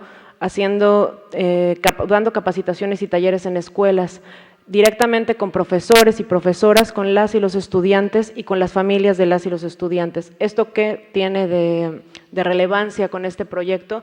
Que se lleva al plano comunitario lo que se está viviendo respecto a la violencia contra las mujeres y al llevarlo a este plano comunitario, lo que hace la gente es apropiarse y ver que la trata no es algo que esté aislado o que solamente está en los contextos de explotación, sino que es algo que nos concierne a todas las personas y que las relaciones sociales, tal y como las construimos, son las que fomentan que exista la trata de personas. Si logramos transformar la mentalidad, es decir, cómo producir cambios subjetivos, cambios culturales, cambios de larga duración, es a través de las capacitaciones, es a través del trabajo comunitario. Actualmente esto lo hago en 2 estados de México, que es en el estado de Tlaxcala y el estado de Puebla. La propuesta es generar estos 4 modelos y hacerlos extensivos a todo el país, porque es un trabajo que yo he venido haciendo, pero de forma aislada. Por falta de recursos no se ha podido hacer de una forma integral, es decir, cuando hay financiamiento se hace un proyecto con las escuelas, cuando hay financiamiento para otro proyecto se hace un proyecto con las familias y se va haciendo y tiene un alcance importante, aunque no podemos llegar a tantas personas, sí ha sido un cambio efectivo el que hemos logrado, porque trabajo directamente en las comunidades de origen de las mujeres que son víctimas de esclavitud sexual y también trabajo directamente en las comunidades que son productoras de padrotes. Estas comunidades que están en el centro de la Ciudad de México, en un estado que se llama Tlaxcala, y que se ha conocido internacionalmente como ser un lugar que se especializa en la producción de proxenetas. Al trabajar directamente en estos espacios, ha permitido desarrollar una visión integral que ayude no a construir mitos o chivos expiatorios o no a reproducir los estigmas que vulneran y lastiman a las mujeres. Por el contrario, a erradicarlo, a mirar que la violencia contra las mujeres es algo que no se tiene que combatir, no es algo contra lo que tenemos que luchar, es algo que tenemos que erradicar. Y erradicar es arrancar de raíz. ¿Y cómo vamos a arrancar algo de raíz? Cuestionando todos los preceptos y todas las nociones que tenemos sobre lo que es el género, sobre lo que es la violencia y todos estos prejuicios que tenemos sobre las mujeres que se encuentran en situación de prostitución. La finalidad de esto es, una vez que se pueda hacer extensivo este proyecto, que ya está en marcha, como les cuento, únicamente falta difundirlo, que no sea algo aislado, que solo se hace en ciertos estados, sino que se pueda hacer en todo el país. Y de esta manera, en algún momento, a largo plazo, poder llegar a las mujeres que están en situación de prostitución, adultas mayores, mujeres con las que colaboro y por las que también estoy aquí desde hace 3 años, y mujeres que realmente necesitan un acompañamiento y que no hay ninguna institución ni organización social que se acerque a ellas. Muchísimas gracias.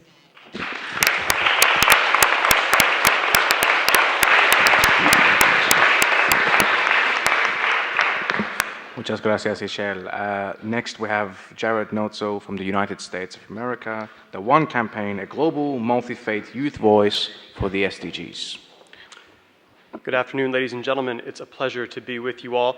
As was said, my name is Jared Netzel, and I have the pleasure of working at the One Campaign as the Faith Mobilization Manager. I'm also glad to be joined by a couple of our youth ambassadors here, who you'll hear from a little bit later. So One as an organization was co-founded by Bono and other activists back in 2004 and is a campaigning and advocacy organization of more than 7 million members around the world, taking action to end extreme poverty and preventable disease, particularly in Africa. In one way or another, all of our work is aimed at accomplishing the SDGs. The goal of my work, however, is to contribute to the effort to eliminate extreme poverty and preventable disease by creating an articulate, faith-inspired advocacy movement dedicated to advancing smart policies and increasing the US federal government's financial commitment to the same effort. At the One campaign, we believe that effective policies backed up by real financial commitment can change the world. History has demonstrated the effectiveness of this approach. The Jubilee Debt Relief Campaign and the genesis of PEPFAR to tackle HIV/AIDS are two prime examples. Accomplishing the SDGs by 2030 will require leadership from the United States government. Creating access to antiretroviral drugs or expanding education for child refugees requires support from Congress for the United States government to mobilize the necessary financial resources to implement solutions at scale. So the question before us is simple, if confounding. How do you move the United States Congress to action on extreme poverty? That requires smart campaigning. One has always engaged the political process, focused on people, developed effective policy, and leveraged pop culture to move decision makers to prioritize ending extreme poverty and preventable disease. We bring these four strategies, people, politics, policy, and pop culture, into a two-track political strategy. The first, insider politics. The second, public mobilization. Insider politics is compromise-driven brokering and is the art of the possible. However, outside grassroots pressure has a unique contribution. It affords a sense of democratic mandate to pursue specific policy ends. In short, smart grassroots advocacy defines what's possible for insider politics. Effective grassroots campaigning requires understanding the political context of the US and the way in which key demographics exert influence on decision makers. In US politics, young voters matter. Millennials are the largest generation in the United States. And in the US, faith matters. Despite the growth of those who select no affiliation, over 70% of the US population still affirms some form of Christian faith. As a representative democratic republic, US decision makers make their policy choices based on the political outcomes of those choices in their home state or district. According to internal proprietary analysis by the One campaign, at least 18 members of our Congress who serve on relevant committees which influence US foreign policy on extreme poverty are highly sensitive to the perspective of people of faith who they represent. In my work at One, we seek first to develop a diverse, politically savvy voice from within US faith communities with a particular focus on young adults, advocating on the issues of extreme poverty and preventable disease. And second, to strengthen US faith communities in their ability to maintain long-term commitment to advocacy. There are 6 specific strategies I've proposed to accomplish these 2 goals. They are described in greater detail within my project proposal, but they include developing a compelling congregation-focused resource set, recruiting volunteers in politically important areas to mobilize their constituents, leveraging media, and deploying faith-based artists and talent to garner broader support for the movement. If you're interested in the details, I commend you to the full project description, or grab me during one of the breaks and we can chat. I'll close with a brief comment about the upcoming election in the United States. A week from Tuesday, we'll select a new president, and almost everyone knows the names of those running for our highest office. What most don't know is that in that same election, we'll decide who gets to set the agenda for the next era of our fight against extreme poverty. And while the election does matter, the real challenge lies ahead of that, in the months to come, when the needs of our most vulnerable neighbors will come up for debate. At One, we'll be working to make sure people of faith are there to ensure that the US does its part to take us to the end of extreme poverty by 2030. Thank you very much.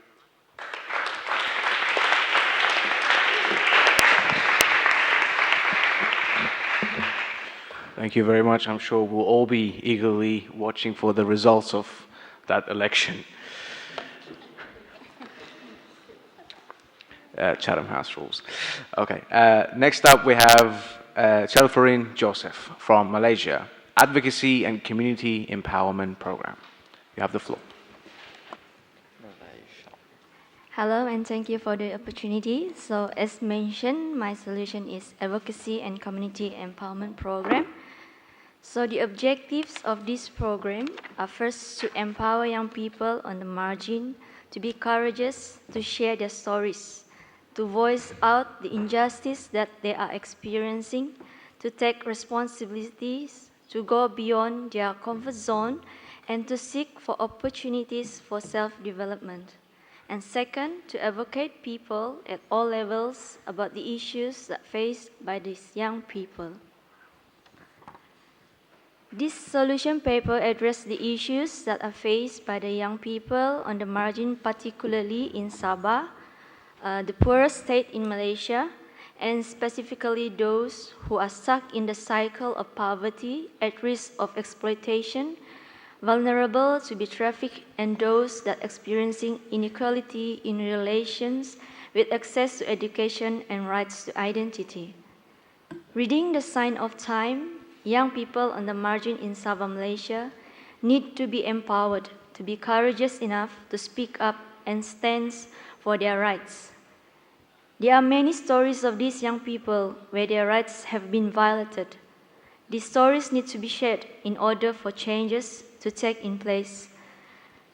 They may not be able to do it on their own, since they are the people that voice were ignored because of their background, nationality, race, religion, or status. Therefore, these young people need support from their family, their community, and trusted external parties to make them feel that they are not alone, to convince them that they are the generation that can make a difference. Because of that, the program is not just aiming to empower these young people, but as well as their family, community, and in fact, people at all levels in the state or country, because everything and everyone in the world is connected. Moreover, in this solution paper, the objectives of the program and the strategic planning are also explained. It is hoped that in the long term, as people are being empowered to step up, changes in the social, economic, and political system will happen so that the rights of each person will be restored and everyone share the responsibility to uphold human dignity. So in a long term, the aim of the program is to influence changes in the current injustice system to a system that gives equal benefits to everyone, especially those who are most vulnerable or on the margins. Based on the current situation in Sabah, Malaysia, there are high inequality in terms of the access to information, services, and development.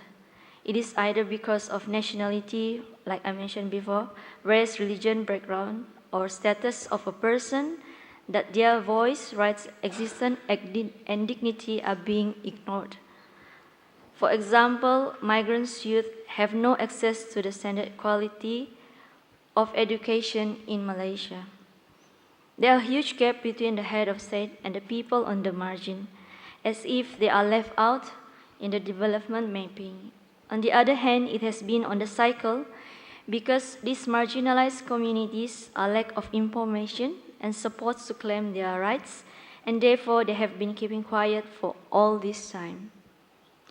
Hence, it is time to make a change. People on the margins need to be empowered. So, that's all. Thank you.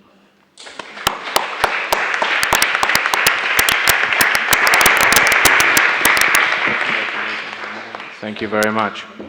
Next, we have Joanna Marasek from Poland and Project Tajikistan, Energy for Education. Joanna, I'll give you the floor. Hello, everyone. I'm very grateful to be here and hear such inspiring speeches. And do you realize that in Tajikistan, 7 out of 10 persons suffers from energy shortages? I wasn't even know about it 2 months ago, but I realized that it has impact at their lives. How? Because without energy, they cannot surf the internet, they cannot read books, and they cannot educate. And so, without education, there are no people that can solve this problem of energy shortages. So we are like in vicious circles, and how we want to get out of it? They need our energy to get into it and help them. So what we're gonna do? We're gonna collaborate between our university and Dushanbe University of Technology, and we're gonna transfer knowledge of renewable energy, energy efficiency, and everything connected with the power to let them know how to create their own projects. So at the beginning, we will encourage professors, PhDs, to join the project and create workshops, a full program of education to the Tajik students. And what they're gonna do next is that they will create projects on their own, so they can find out what the energy source is the most effective in this part of the world. And I believe that in this deep research, then they will learn the most of what is important in energy engineering, what I'm studying now. And what will come next is that with their projects, they will gonna create the idea how to light up a library, which we will sponsor for them. And in this project, the most important thing is partnership, because we believe that in this partnership between Polish students and Tajik, we're gonna create the vision how to escape from this problem of energy shortages. And after all, we will get in touch with business, because business is the most important thing when we collaborate with universities, because without money and without the business idea, we cannot solve this problem anymore. So we're going to transfer education about STEM, all of it, then to the Tajikistan, and I hope that in summer of 2017 they will have lighted up library. But the library is the only one part of the village. But I believe that the students with our knowledge will get to know how to create the future of Tajikistan with energy development.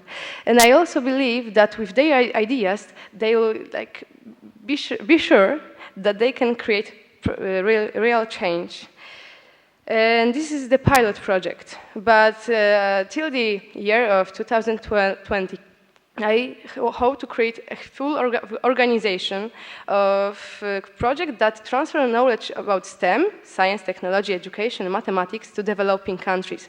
Because with transfer of education, we can solve the real problems that affect people's life. And education is the most important thing in developing countries, to help them to get to the future of well-developed countries. And for me, as a student, the most important thing in my education is that it can have a real impact to other people's life. And that's why I decided to study energy engineering, because without power, we cannot have good future. Everything depends on electricity. And so, after this project, I believe that students who took part in it, they will have the idea that they can really change the world for a better future.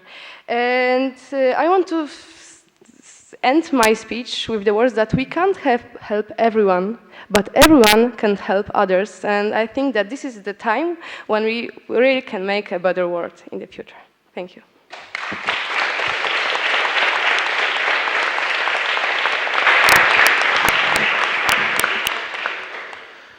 Thank you very much for that. Next, we have Joannas Paulos Yimbesalo from Cameroon, and they have the very interesting initiative of School Toilets Saves Lives. You have the floor.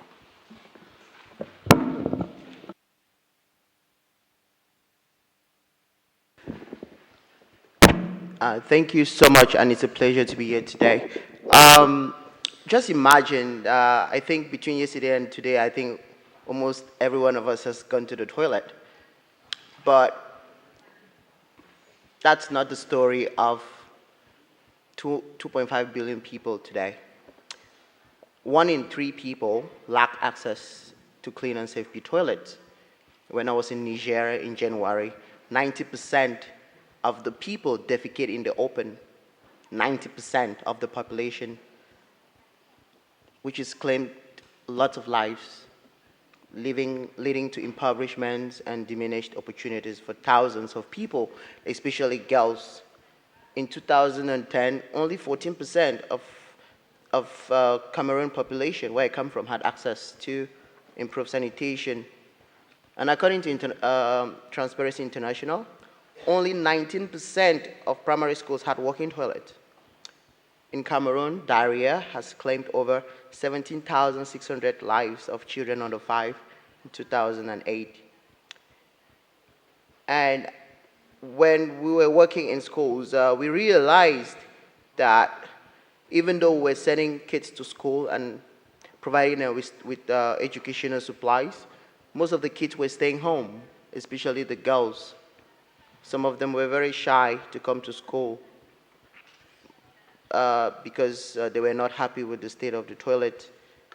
Most of them stayed home because they felt uncomfortable, especially during their period. Some were very shy because they couldn't afford sanitary pads.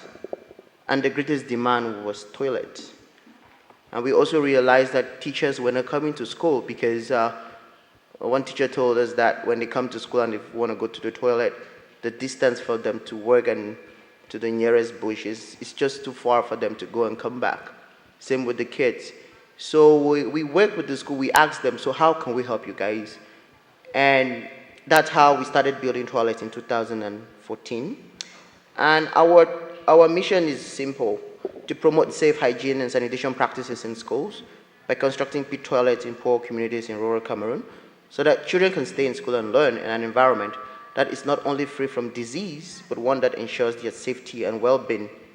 And our core objectives is to end the practice of open defecation, to minimize the number of school days school children lost a day, to create an environment where children, especially girls, feel safe and secure, hence minimizing their risk of having to walk for miles just to look for a safe place to defecate or urinate, to promote the practice of hand washing in schools and that transcends to households.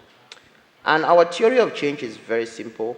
We go to the communities, we identify the schools, and our model is simple. The communities provide all the raw materials. I mean, the community provide the labor. They provide all the basic raw materials like stones, trees that we can use, and we provide funding for the other part of the materials which they cannot afford. So it's pretty much the community provides about 60% and we provide 40%. And we teach them how to maintain the toilet. We teach them how to teach the kids how to wash their hands, especially when they go to the toilet. Since 2014, we've built 5 schools, and you can see some of the pictures there. And it's serving right now 1,300 kids and teachers. Girls now feel a little bit safe. The practice of open defecation has greatly reduced. And one important thing that we came to realize was the number of school days kids were losing a year dropped by 27%. So enrollment rate went up. And this has also reduced the number of hours that teachers and the kids lose each day trying to find a safe place to defecate. If you look at the picture at the bottom right, that was the one that actually just mesmerized. I was just overwhelmed. That school, what they did was they just dug a hole and they put in a ladder. And you had kids of about 4 years old having to go down the ladder and defecate. We had cases where kids had to fall and some kids almost died because that is the only thing they had. And you should understand that in 2000, my country made primary education free. So that meant that kids could go to school for free. But in reality, it became a burden because the government stopped providing funding to basic services like tables, chairs, toilets. So now parents had to charge, the teachers had to charge parents what you call a parent-teacher association fee. And most kids were not even coming to school just because of that. So, but some of the barriers that we face is the fact that convincing the parents to build toilets at home is a challenge, because we don't want a situation where kids can only enjoy toilets at school, but in their homes they cannot. So we are engaging the parents, and one of the things we found out was these kids are putting a lot of pressure on their parents back home to provide them such toilets. Some of the parents are asking us that we're just giving them a lot of problems because now the kids are pressuring them. And then one of the other things that we're facing is compliance. So we are trying to teach the schools how to develop guidelines that actually promote hand washing in a sustainable way that allows them to take full ownership. And one teacher recounted to us that kids now are leaving their homes at 7 in the morning and rushing to school just to use the toilet at school. And some would just stay at school till they go home. And interestingly enough, the head teachers told us that teachers are applying to come to such schools because they have toilets. And teachers are also using such toilets for learning purposes. And so if you look at this data, so diarrheal disease was one of the huge problems that kids were facing. And you would see that in 2014, after we started building toilets, that number dropped. The number of days that kids lost from school dropped from 261 to 166, followed by lack of textbooks. But just one thing, we realized that toilets are very critical in an early stage of a child, especially the girl child. And we have to put a lot of pressure on our governments to make sure that every child, every part of the world, have an access to a clean and safe toilet. Thank you.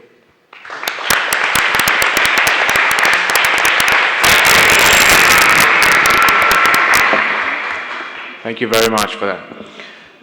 Next, we have Jovana Savic from Serbia, and the title of the solution is Global Diaspora Youth Entrepreneurship Network. Joanna, you have the floor. Yes, thank you. I'm very happy to be here for a second time and that we all together share our ideas. It's a very inspiring environment. I will be talking about Global Diaspora Youth Entrepreneurship Network. As we all know, brain drain is a challenge for developing countries, and because of lack of opportunity and economic instabilities, a lot of young people decide to go to developed countries to migrate. On the other hand, developing countries are losing a lot because they have decline in overall economic growth, but at the same time they have lower levels on returns of public investments in education and overall life quality. So our solution is to mobilize junior youth entrepreneurs in diaspora and help them to develop necessary skills so they can run entrepreneurial project in their countries of origin. I think we believe actually that our project has a big potential because we are based in Brussels, that is highly international environment. Only city of Brussels counts more than 163 different nationalities. And personally, I believe actually that we as youth never lose ties with our countries of origin. And my colleagues and I are actually youth in diaspora, so this project is very personal. So our idea is that besides providing youth with business trainings, we would also help them to connect with adequate mentors and serious people who could guide them through process from idea to realization, and also connect them with investors by organizing networking events in Brussels and then a series of events in their countries of origin. We believe that our target group has a big potential because as a diaspora youth, they have both experience in living and working in their developing countries, in countries of origins, and at the same time, they have an experience in working in developed countries, so they can really build a bridge and take the best stuff in best from both environments and avoid misunderstandings and cultural differences.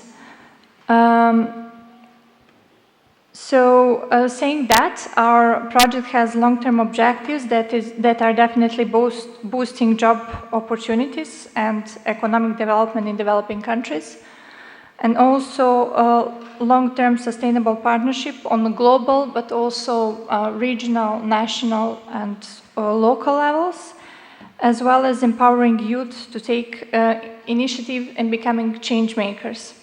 So we believe that each of us have potential, but the main problem is that the distribution of opportunities, educational opportunities, professional opportunities, as well as resources are really not equally distributed, and that there is still a huge gap between, we can take even EU as an example, like between Western countries and Southeastern Europe, there is still wide gap in resources and even quality education. So if we take our project as an example, I would just like to highlight that we would tackle a few SDGs. First of all, quality education. And hopefully, if our project will be successful, in 1 year we will start to initiate and help 50 young people to implement their entrepreneurial projects in developing countries across globe. So across Europe, but also Latin America, Africa, Asia, etc. At the same time, by boosting job creation, we would reduce inequalities, and we would provide decent work and economic growth. So our ultimate goal is actually job creation and decent and transparent work, which puts youth at the center and foster support and cherish their solutions for achieving SDGs until 2030. Thank you for your attention.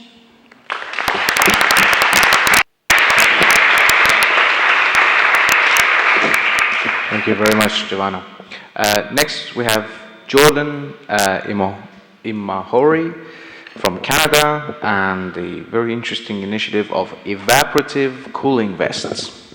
Jordan, you have the floor.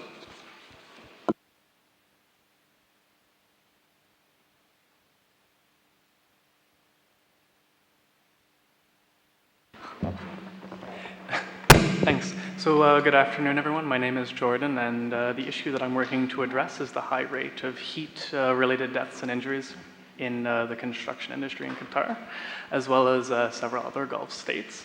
So you may have heard news headlines talking about the number of migrant workers that have died building facilities such as those going to be used in the 2022 World Cup.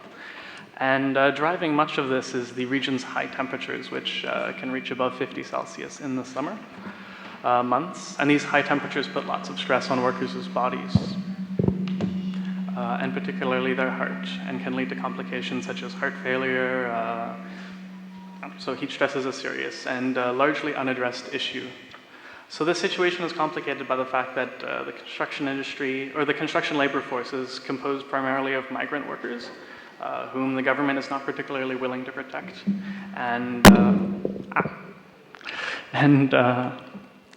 construction firms are largely willing to regard as expendable.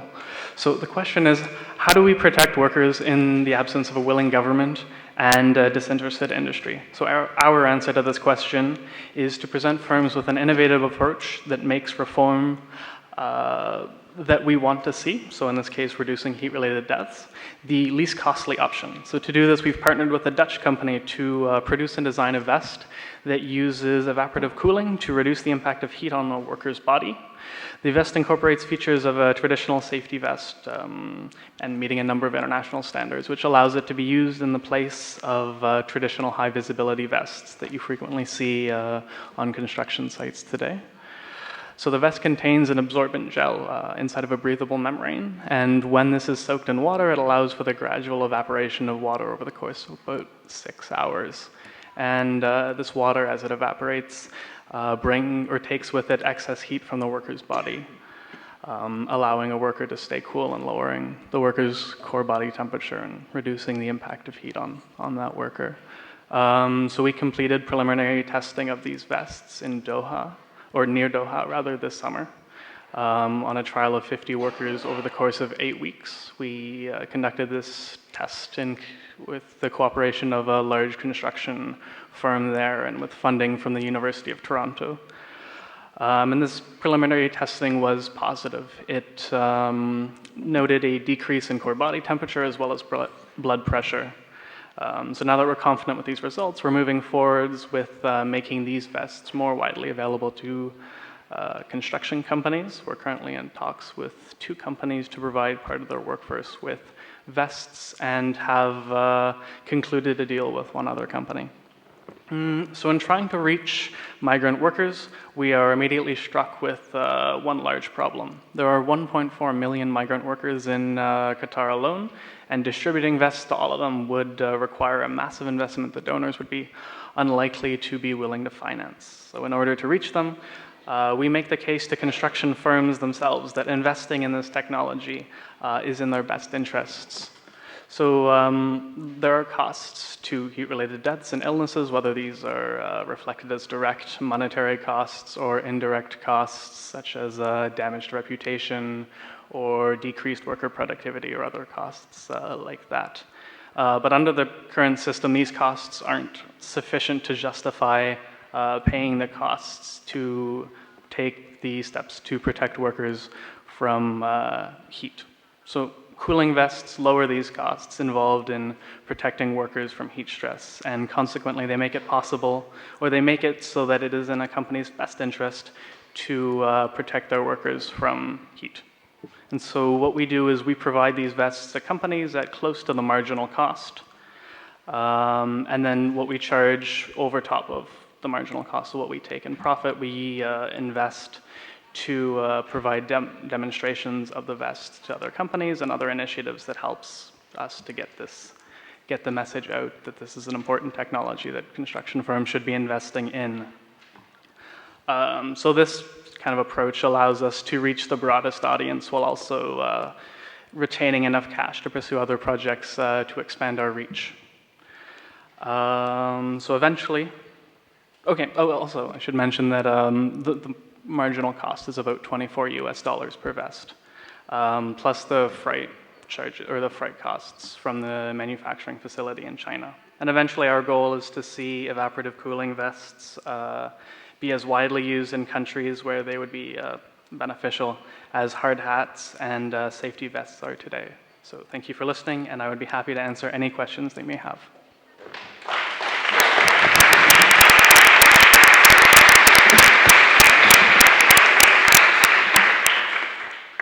Thank you very much for that. Next, we have Katie Wood from Australia with the solution of shifting our economic paradigm through the lens of Aboriginal and Torres Strait Islander environmental perspectives. Katie, you have the floor. Hi, my name is Katie and I'm from Australia. And I'm here today to discuss how we can bring together Indigenous and non-Indigenous business and community leaders to work towards achieving Sustainable Development Goal 8 of inclusive and sustainable economic growth. Unfortunately, in today's society, economic progress is largely seen as separate from and in opposition to social, cultural and environmental prosperity. And under our current dominant models of economic growth characterised by free market, fundamentalism and trickle-down economics, this is indeed true. Under the current dominant paradigm of single-minded economic growth for growth's sake, wealth creation often remains stuck in the hands of few and is most commonly delivered through Western-centric and environmentally degrading methods. This misses why we are seeking to grow our economies in the first place. That is to improve the standard of living of humans all across the globe. What we need is a shift from the paradigm of economic growth to economic progress, where economic development is necessarily socially equitable, culturally diverse and environmentally nourishing. Australia's Indigenous people have always pursued economic development in this way. Indigenous environmental philosophy recognises the interrelatedness of the economy, society, culture, and the environment. Within this philosophy, the nourishment of one of these realms, including the economy, concurrently nurtures each of the others and becomes stronger by doing so. My solution aims to bring non-Indigenous and Indigenous economic and business leaders together with Indigenous community leaders to discuss ways we can reshape our dominant economic and business models such that they deliver economic progress that is necessarily, simultaneously, socially equitable, culturally diverse, and environmentally nourishing. Ultimately, the aim is to develop and deliver projects that will concurrently deliver value for all 4 pillars of sustainability, of economic, environmental, social, and I would add, cultural sustainability. The continued implementation and spread of such projects will hopefully serve to gradually shift our economic and business models away from pure economic growth and towards inclusive, sustainable economic progress. That is, these projects will work towards achieving Sustainable Development Goal 8. The solution has 5 key objectives. So firstly, to develop this set of projects to be carried out in partnership with the private sector and Indigenous individuals and community leaders. Secondly, to build understanding, trust and reciprocity between stakeholders and contribute to repairing the relationship between Australia's Indigenous and non-Indigenous people, which has historically been very problematic in Australia and across the world. Thirdly, to open up further employment opportunities for Indigenous peoples to have economic independence and to not have to rely on government welfare. Fourthly, to empower Indigenous peoples in the process of economic development and eliminate the association of economic development with the destruction of Indigenous culture. Fifthly and finally, to shift the dominant paradigm of economic development from growth to progress through the mainstreaming of such projects. Regarding the theory of change or steps for implementation, they are as follows. Firstly, the solution will necessitate engaging Indigenous community members and leaders in a process of consultation, both before and during the development and delivery of the projects, to ensure these community leaders and members' support for the projects and to determine culturally appropriate processes going forward. If and when this is achieved, the necessary stakeholders can be engaged. That is, Indigenous community members and leaders, consultants and cultural liaisons, as well as Indigenous and non-Indigenous leaders and members of the business community. Before meetings begin, non-Indigenous participants will have to undertake cultural awareness training, again to make sure that they, as individuals, follow culturally appropriate protocols. The first meeting would determine what exactly Indigenous environmental perspectives look like and how they can inform our economic paradigms, so that everyone's on the same page and understand what this actually means. We'll also determine how meetings will be running into the future to ensure they are appropriately frequent, productive, respectful, and allow all stakeholders to make a meaningful contribution. They'll also determine what everyone's aims are in terms of each stakeholder's specific aims, and determine a monitoring and evaluation and feedback process for meetings and projects going forward to enable continued assessment and improvement along the way, not just at the end of the projects. Further meetings will establish what exactly these kind of projects could look like, exactly which projects will be decided upon, and what resources are required and what formalised systems are necessary to deliver the projects. They will also determine a necessary method to communicate these projects to broader society so we can engage more and more stakeholders, spread these projects and contribute to this wider shift in our economic paradigm from growth to progress, so that this way of delivering economic development, that is in a way that is environmentally, socially and culturally prosperous, simply becomes the mainstream. In the final stages, the first round of projects will be delivered, monitoring and evaluation reports will also be delivered, and learnings will be discussed to improve future processes and project performance for potential future rounds of projects. There are 3 key barriers for this solution. Firstly, disinterest of the private sector. To overcome this barrier, we'll have to focus on the benefits of the private sector, namely the fact that, particularly in Australia, a lot of the time Indigenous peoples are a key stakeholder group for companies. Therefore, their involvement with this solution will improve their social licence to operate. Also, the creativity and innovation and high performance of projects that come from diverse and inclusive processes is well documented and should also be stressed to these stakeholders. Secondly, the disinterest of Indigenous community leaders is another key barrier. Again, to overcome this, we'll have to stress the benefits for them. Namely, that this is an opportunity to be at the heart of core decision-making processes that affect the future of Australia, decision-making processes that unfortunately often these people are excluded from. Also, this is an opportunity to open up pathways for employment and economic independence, and an opportunity to shift the development processes of Australia away from methods that often damage Indigenous culture. Finally, the mistrust from Indigenous community leaders will also be a massive problem, and the processes of continued and iterative community consultation will help build this trust, as well as the cultural awareness training for non-Indigenous stakeholders. Finally, regarding the next and immediate steps, I will focus on my ability to facilitate the first 3 steps of the project. So firstly, to develop and deliver Indigenous community consultation processes, to also engage non-Indigenous stakeholders, and to develop a cultural awareness training program. I will leverage the relationships that I have built working with Indigenous communities and also with Ernst & Young, a leading professional services firm which has a great influence in the private sector. For my final comment, I will just say that I'm reluctant to go into the exact details of the implementation of the projects themselves, because I will stress that the whole point of the solution is that these projects are developed in partnership with Indigenous and non-Indigenous stakeholders, such that we're truly working towards inclusive, sustainable economic development. Thank you.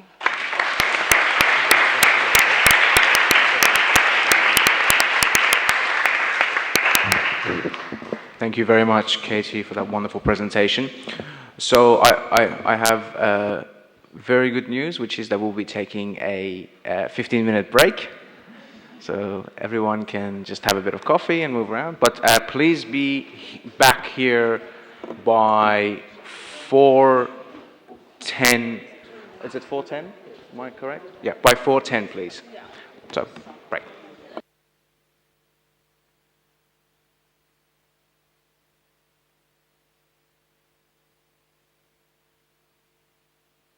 So why is it so important for the world to have sustainable development goals?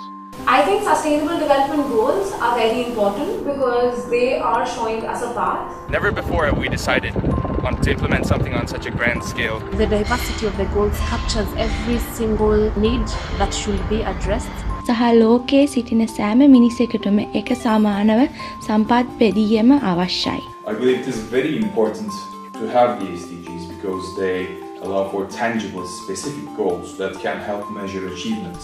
Building institutions at a local, national and global level in order to improve people's lives worldwide and hopefully keep it that way. Right now, time is of the essence. To remember that we have only one planet. That's what the SDGs are about. They link all the challenges we are facing and they show how interdependent they are. İnanıyorum ki birlik olursak bütün sorunların üstesinden geleceğiz. هي ما كلام على ورق بس، الأهداف دي موجودة عشان أنت تعرف أهدافك، عشان تهتم بالتنمية وعشان تركز على إنها تكون مستدامة ليك ولغيرك وللأجيال. It is really a good starting point for us to take action.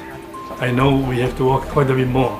The race is on to make sure that everyone knows what they are, why they're important, and what they can do to support them. The reason why it's so important is that the 17 SDGs together offer a unique opportunity this year to embark on a development path that will lead us to a sustainable future. We can end extreme poverty. We can assure health care for all. We can stop this terrible risk of climate change.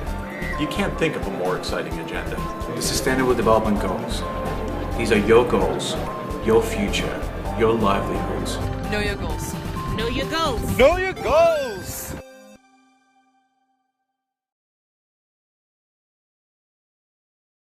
So why is it so important for the world to have sustainable development goals? I think sustainable development goals are very important because they are showing us a path. Never before have we decided to implement something on such a grand scale. The diversity of the goals captures every single need that should be addressed. සහ ලෝකයේ සිටින සෑම මිනිසෙකුටම එක සමානව සම්පත් බෙදීම අවශ්‍යයි. I believe it is very important to have the SDGs because they allow for tangible, specific goals that can help measure achievements. Building institutions at a local, national and global level in order to improve people's lives worldwide and hopefully keep it that way. Right now, time is of the essence. To remember that we have only one planet. That's what the SDGs are about. They link all the challenges we are facing and they show how interdependent they are. İnanıyorum ki birlik olursak bütün sorunların üstesinden geleceğiz. هي ما كلام على ورق بس، الأهداف دي موجودة عشان أنت تعرف أهدافك، عشان تهتم بالتنمية وعشان تركز على إنها تكون مستدامة ليك ولغيرك وللأجيال. It is really a good starting point for us to take action. I know we have to work quite a bit more. The race is on to make sure that everyone knows what they are, why they're important, and what they can do to support them. The reason why it's so important is that the 17 SDGs together offer a unique opportunity this year to embark on a development path that will lead us to a sustainable future. We can end extreme poverty. We can assure health care for all. We can stop this terrible risk of climate change. You can't think of a more exciting agenda. The Sustainable Development Goals. These are your goals, your future, your livelihoods. Know your goals. Know your goals. Know your goals!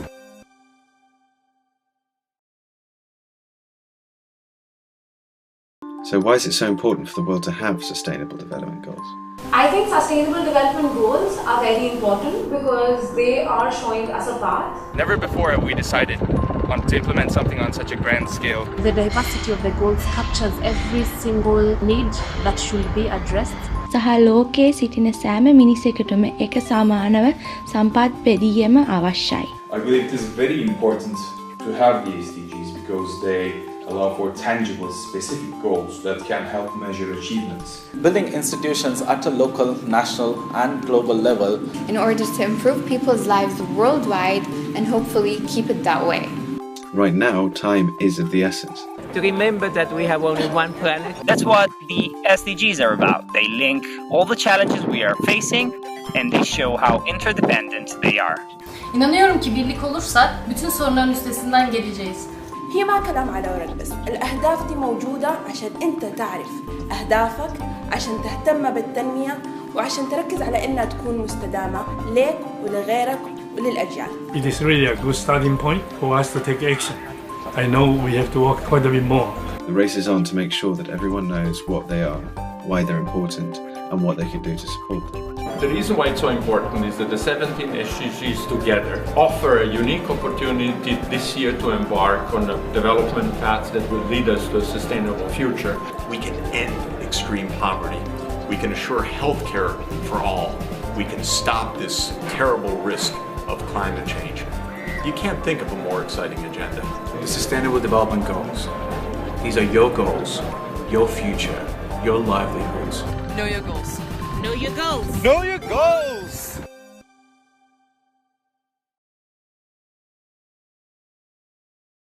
So why is it so important for the world to have sustainable development goals?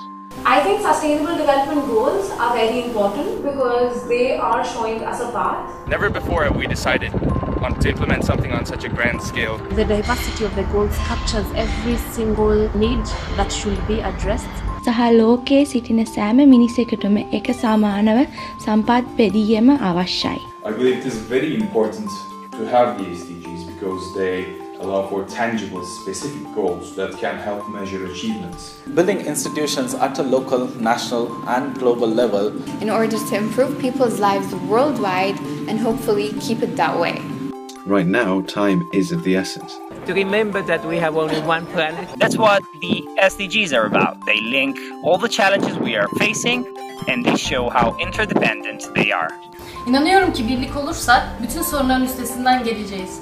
هي ما كلام على ورق بس، الأهداف دي موجودة عشان أنت تعرف أهدافك، عشان تهتم بالتنمية وعشان تركز على إنها تكون مستدامة ليك ولغيرك وللأجيال. It is really a good starting point for us to take action. I know we have to work quite a bit more. The race is on to make sure that everyone knows what they are, why they're important, and what they can do to support them. The reason why it's so important is that the 17 SDGs together offer a unique opportunity this year to embark on a development path that will lead us to a sustainable future. We can end extreme poverty. We can assure health care for all. We can stop this terrible risk of climate change. You can't think of a more exciting agenda. The Sustainable Development Goals. These are your goals, your future, your livelihoods. Know your goals. Know your goals. Know your goals!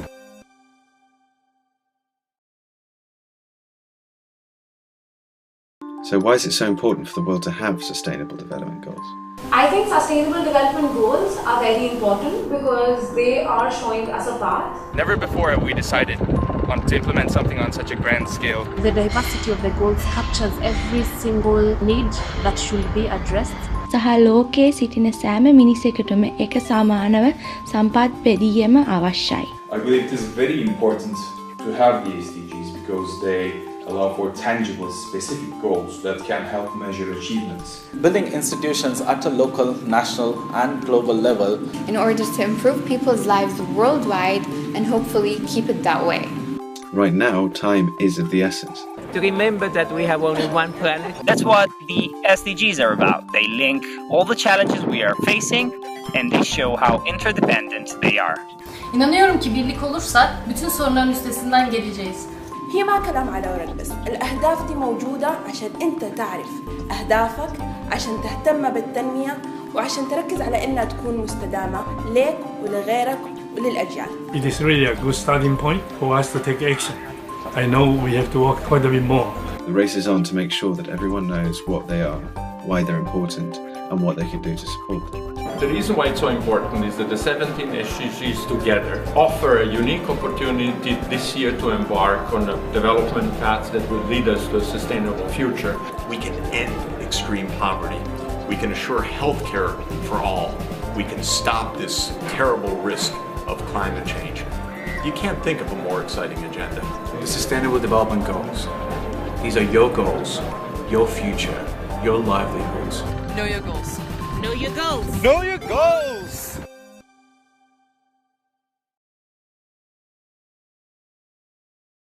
So why is it so important for the world to have sustainable development goals? I think sustainable development goals are very important because they are showing us a path. Never before have we decided to implement something on such a grand scale. The diversity of the goals captures every single need that should be addressed. සහ ලෝකයේ සිටින සෑම මිනිසෙකුටම එක සමානව සම්පත් බෙදීම අවශ්‍යයි. I believe it is very important to have the SDGs because they allow for tangible, specific goals that can help measure achievements. Building institutions at a local, national, and global level in order to improve people's lives worldwide and hopefully keep it that way. Right now, time is of the essence. To remember that we have only one planet. That's what the SDGs are about. They link all the challenges we are facing and they show how interdependent they are. İnanıyorum ki birlik olursak bütün sorunların üstesinden geleceğiz. هي ما كلام على ورق بس، الأهداف دي موجودة عشان أنت تعرف أهدافك، عشان تهتم بالتنمية وعشان تركز على إنها تكون مستدامة ليك ولغيرك وللأجيال. It is really a good starting point for us to take action. I know we have to work quite a bit more.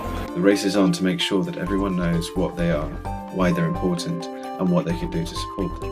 The reason why it's so important is that the 17 SDGs together offer a unique opportunity this year to embark on a development path that will lead us to a sustainable future. We can end extreme poverty. We can assure health care for all. We can stop this terrible risk of climate change. You can't think of a more exciting agenda. The Sustainable Development Goals. These are your goals, your future, your livelihoods. Know your goals. Know your goals. Know your goals.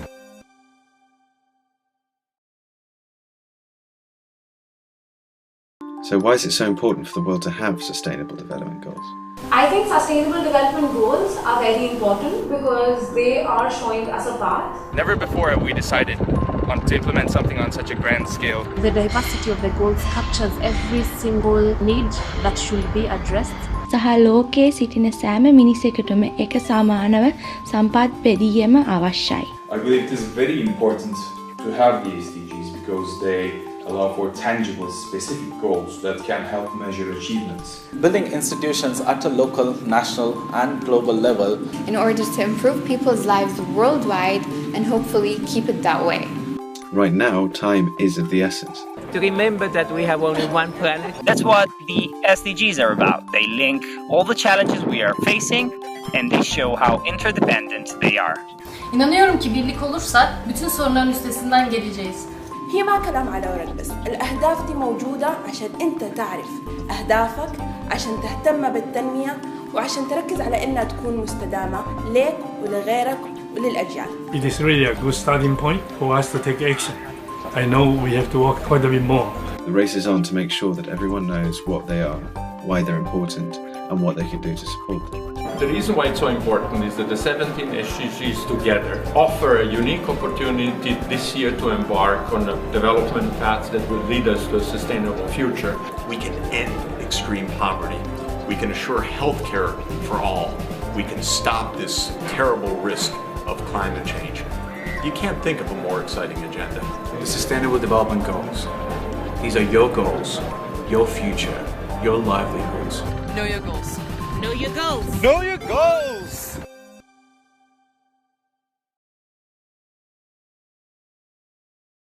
So why is it so important for the world to have sustainable development goals?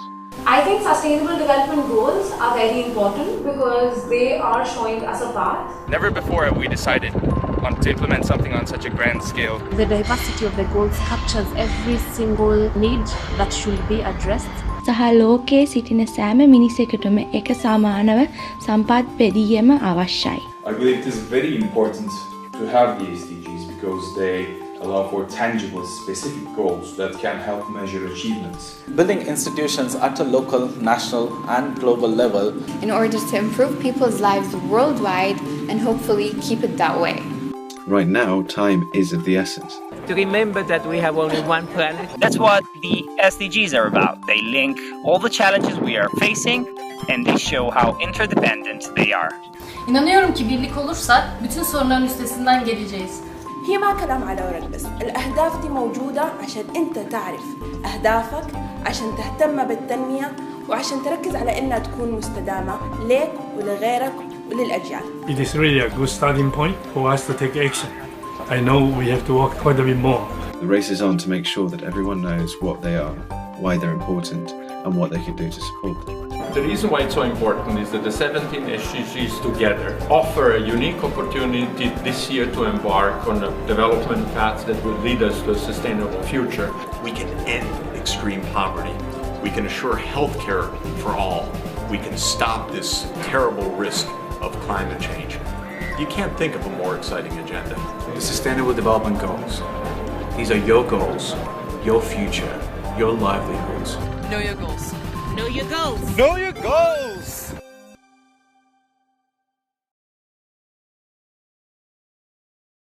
So why is it so important for the world to have sustainable development goals? I think sustainable development goals are very important because they are showing us a path. Never before have we decided to implement something on such a grand scale. The diversity of the goals captures every single need that should be addressed. සහ ලෝකයේ සිටින සෑම මිනිසෙකුටම එක සමානව සම්පත් බෙදීම අවශ්‍යයි. I believe it is very important to have the SDGs because they allow for tangible, specific goals that can help measure achievements. Building institutions at a local, national, and global level in order to improve people's lives worldwide and hopefully keep it that way. Right now, time is of the essence. To remember that we have only one planet. That's what the SDGs are about. They link all the challenges we are facing and they show how interdependent they are. İnanıyorum ki birlik olursak bütün sorunların üstesinden geleceğiz. هي ما كلام على ورق بس، الأهداف دي موجودة عشان أنت تعرف أهدافك، عشان تهتم بالتنمية وعشان تركز على إنها تكون مستدامة ليك ولغيرك وللأجيال. It is really a good starting point for us to take action. I know we have to work quite a bit more. The race is on to make sure that everyone knows what they are, why they're important, and what they can do to support them. The reason why it's so important is that the 17 SDGs together offer a unique opportunity this year to embark on a development path that will lead us to a sustainable future. We can end extreme poverty. We can assure health care for all. We can stop this terrible risk of climate change. You can't think of a more exciting agenda. The Sustainable Development Goals. These are your goals, your future, your livelihoods. Know your goals. Know your goals. Know your goals.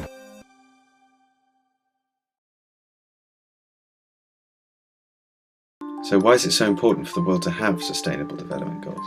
I think sustainable development goals are very important because they are showing us a path. Never before have we decided to implement something on such a grand scale. The diversity of the goals captures every single need that should be addressed. සහ ලෝකයේ සිටින සෑම මිනිසෙකුටම එක සමානව සම්පත් බෙදීම අවශ්‍යයි. I believe it is very important to have the SDGs because they allow for tangible, specific goals that can help measure achievements.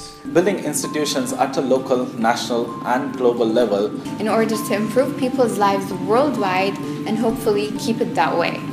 Right now, time is of the essence. To remember that we have only one planet. That's what the SDGs are about. They link all the challenges we are facing and they show how interdependent they are. İnanıyorum ki birlik olursak bütün sorunların üstesinden geleceğiz. هي ما كلام على ورق بس، الأهداف دي موجودة عشان أنت تعرف أهدافك، عشان تهتم بالتنمية وعشان تركز على إنها تكون مستدامة ليك ولغيرك وللأجيال. It is really a good starting point for us to take action. I know we have to work quite a bit more. The race is on to make sure that everyone knows what they are, why they're important, and what they can do to support them. The reason why it's so important is that the 17 SDGs together offer a unique opportunity this year to embark on a development path that will lead us to a sustainable future. We can end extreme poverty. We can assure health care for all.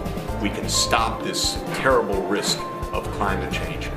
You can't think of a more exciting agenda. The Sustainable Development Goals. These are your goals, your future, your livelihoods. Know your goals. Know your goals. Know your goals.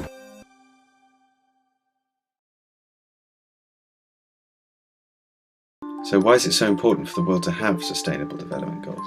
I think sustainable development goals are very important because they are showing us a path. Never before have we decided to implement something on such a grand scale. The diversity of the goals captures every single need that should be addressed. සහ ලෝකයේ සිටින සෑම මිනිසෙකුටම එක සමානව සම්පත් බෙදීම අවශ්‍යයි. I believe it is very important to have the SDGs because they allow for tangible, specific goals that can help measure achievements. Building institutions at a local, national and global level in order to improve people's lives worldwide and hopefully keep it that way. Right now, time is of the essence. To remember that we have only one planet. That's what the SDGs are about. They link all the challenges we are facing and they show how interdependent they are. İnanıyorum ki birlik olursak bütün sorunların üstesinden geleceğiz. هي ما كلام على ورق بس، الأهداف دي موجودة عشان أنت تعرف أهدافك، عشان تهتم بالتنمية وعشان تركز على إنها تكون مستدامة ليك ولغيرك وللأجيال. It is really a good starting point for us to take action. I know we have to work quite a bit more.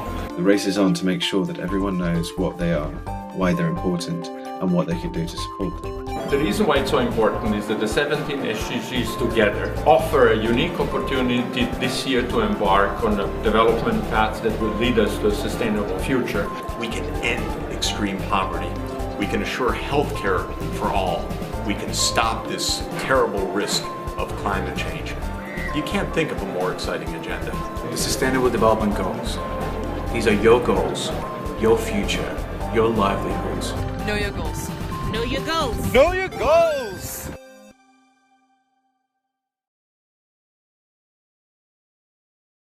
So why is it so important for the world to have sustainable development goals? I think sustainable development goals are very important because they are showing us a path. Never before have we decided to implement something on such a grand scale. The diversity of the goals captures every single need that should be addressed. සහ ලෝකයේ සිටින සෑම මිනිසෙකුටම එක සමානව සම්පත් බෙදීම අවශ්‍යයි. I believe it is very important to have the SDGs because they allow for tangible, specific goals that can help measure achievements. Building institutions at a local, national and global level in order to improve people's lives worldwide and hopefully keep it that way. Right now, time is of the essence. To remember that we have only one planet. That's what the SDGs are about. They link all the challenges we are facing and they show how interdependent they are. İnanıyorum ki birlik olursak bütün sorunların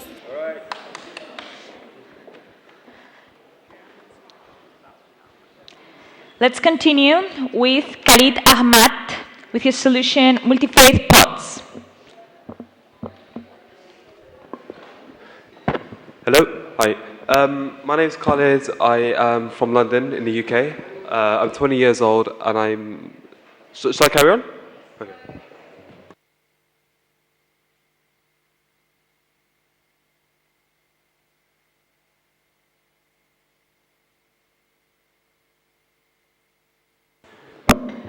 Let's wait 1 minute, thank you. Okay, please go ahead, thank you. Sorry for that. Hello, My name is Khalid Ahmed. I'm 20 years old and I'm from London in the UK. I'm studying psychology and criminology at City University. Before I start, I just want to say thank you to all of the organisers, Gabriella, Federica, everyone involved in the organisation of this event, and to the judging panels, Mr. Jeffrey Sachs for being here, for providing the inspiration behind these goals and to actually implicate them worldwide. So thank you very much for everything. And thank you all of the speakers so far for imparting all of your knowledge upon us and your very innovative campaign ideas. So, as introduced, I have a solution which is about multi-faith pods set up in different communities. So, just out of interest, can I have a show of hands who here associates themselves with a faith? Okay, great. So, the idea is to have to give the tools required for young campaigners in their own communities with the tools that they need to set up campaigns within their own communities called pods. So these pods will be the mission statement is as follows: to mobilize young people, faith communities, and NGOs in a coherent and unified approach to tackle their SDGs. Multi-faith pods of young people will work on delivering actions in a local area, strengthening interfaith and inter-NGO relations in the process. So where I'm from in London, we have 8.5 million people, and of those, 50% of them associate themselves with the Christianity faith. 25% of them are associated with other religions, and 25% are unassigned.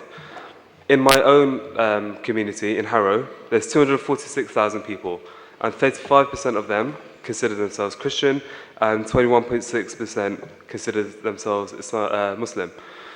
So the core of this idea is to have young people, such as everyone over here, to be interested in SDGs, and for them to actually show this by going onto the website that we have and to say that they're interested in, let's say, goals 3, 5, and 7.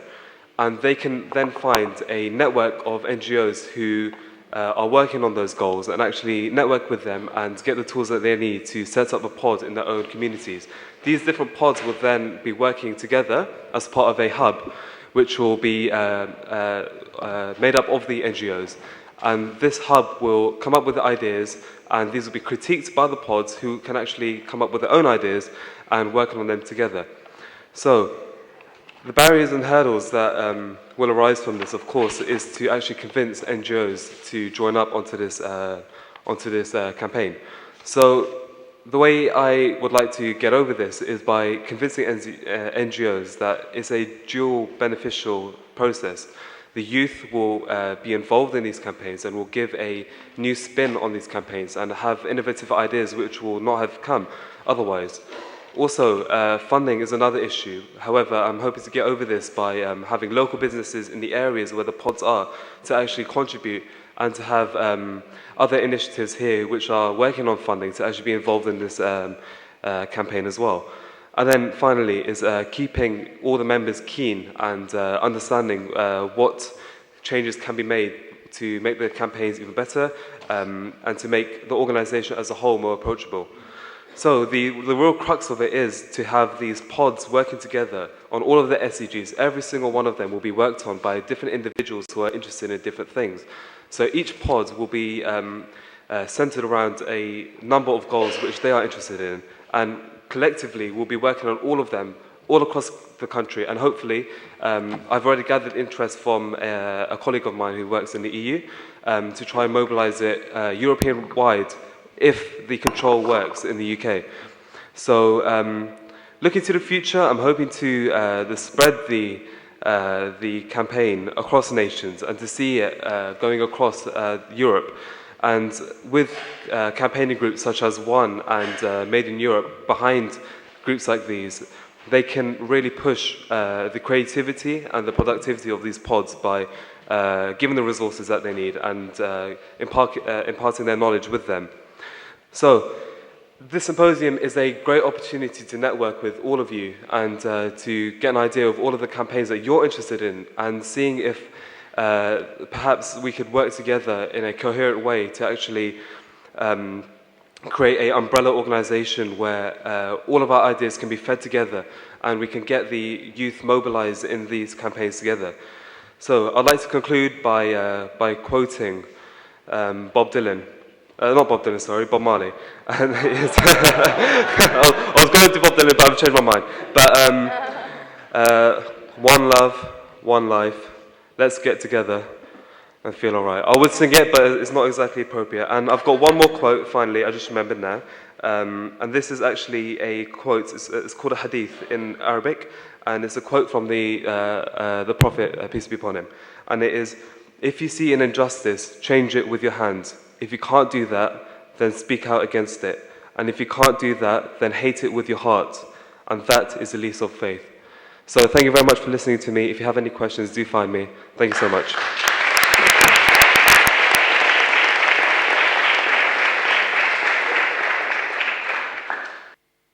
Thank you very much, Khalid. We have 1 minute left, so if anyone in the panel would like to make Piero Picato va a repartir los rosarios que el Papa regala a los jóvenes. No, a los jóvenes. A los jóvenes. Se puede considerar jóvenes a los que tienen ya un poco de edad también, excepcionalmente.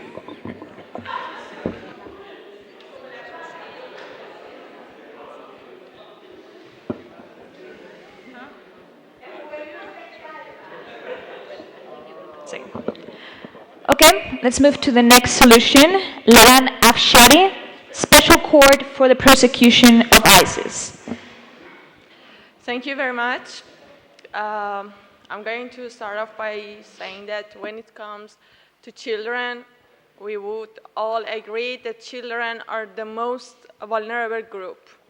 So we identified them some rights: right to life, development, and survival, protection. Protection against violence, exploitation, cruelty, even at the time of war. Children's lack of mind and moral development, their nature of being easily persuaded or coerced, make them targets for being recruited as soldiers in the armed conflicts. In the past, we had some cases like in Congo, Afghanistan, or Sudan. So then we took a step forward and criminalized this as under the statute of ICC, International Criminal Court, as a war crime. But we have witnessed that this crime again happened in the Syrian war by ISIS. So I think that this situation urges the constitution of a special court with a broader scope to start persecution this crime. Actually, right now, International Criminal Court is the only responsible body for persecution such crimes.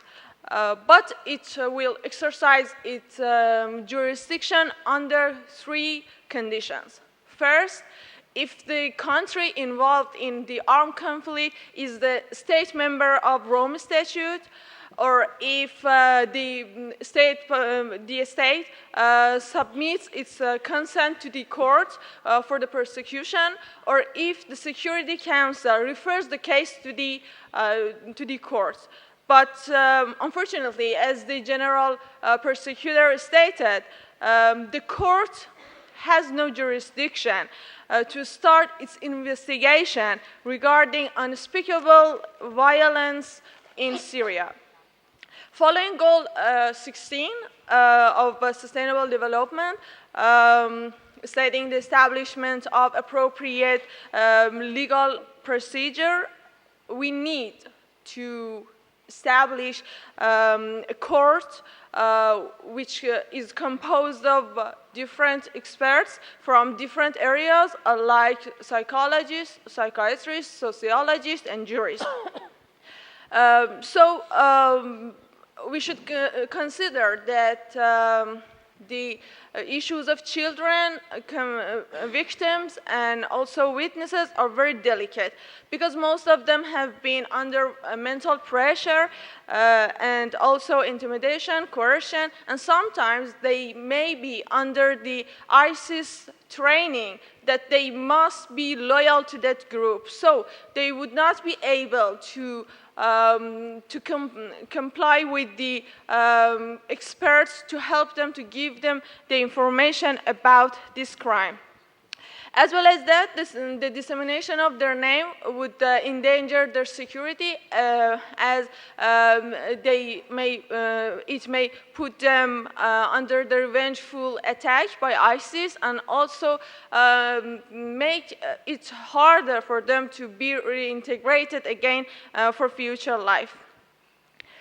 As well as that, I believe that this institute should have some monitoring committee because they should monitor the situation even in the time of war or after war. In the time of war, we have some reports that when children were sheltered in some campaigns like Jordan, they were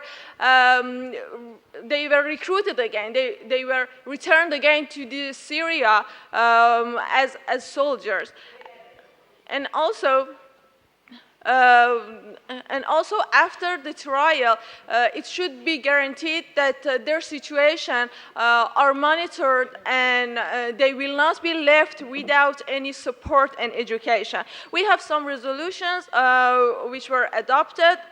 For example, one of them was in 2014, which specifically considered the foreigner members of ISIS, and it requires the states to persecute their nationals who joined this group, but I believe that it is not practical enough to deal with the case. International community should recognize the necessity of the establishment of such institute. They should cooperate, they should provide financial, technical, and professional facilities in order to do something revolutionary. If this institute is established, then we would have new practices in order to fill legal gaps, and also in order to amend some problems in the statute of ICC. As well as that, this institute could also helps to the fight against impunity, and also accountability of perpetrators. By this solution, I believe that goal 4 of sustainable development, which states access to childhood development, care and education, as well as goal 16, which requires the reduction of all forms of violence, death rates, exploitation against children, and promotion of rule of law and equal access to justice will be realized. May we have a world devoid of any violences. Any question is so welcome.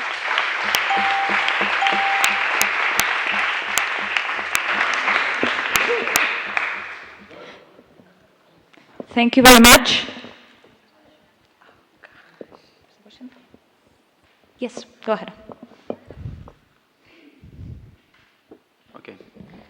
Hey, thank you for this project. I think it's very inspired.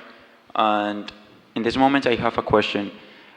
We know a little about what is happening, for example, in Aleppo or Damascus or in the different places of Syria. And from Colombia with the media, I am always thinking about that, and I really felt like, hey, but from here, what we can do, what can I do? And knowing that you feel something similar because this project is an example, if you had the opportunity to get there, what do you think we can do in this moment. Because for the media, it's very nice the situation. Okay, it's not nice, but in a way, yes, because it has news. But to the world, I don't know if we really care. Because normally when these kind of things happen in a developing country like Syria or like Colombia, it's not that important. That is the reality, or I feel like that. So if you had the opportunity to get there, what do you think we can do in this moment? Smile, get a hug, plant a tree, I don't know. What you can do there?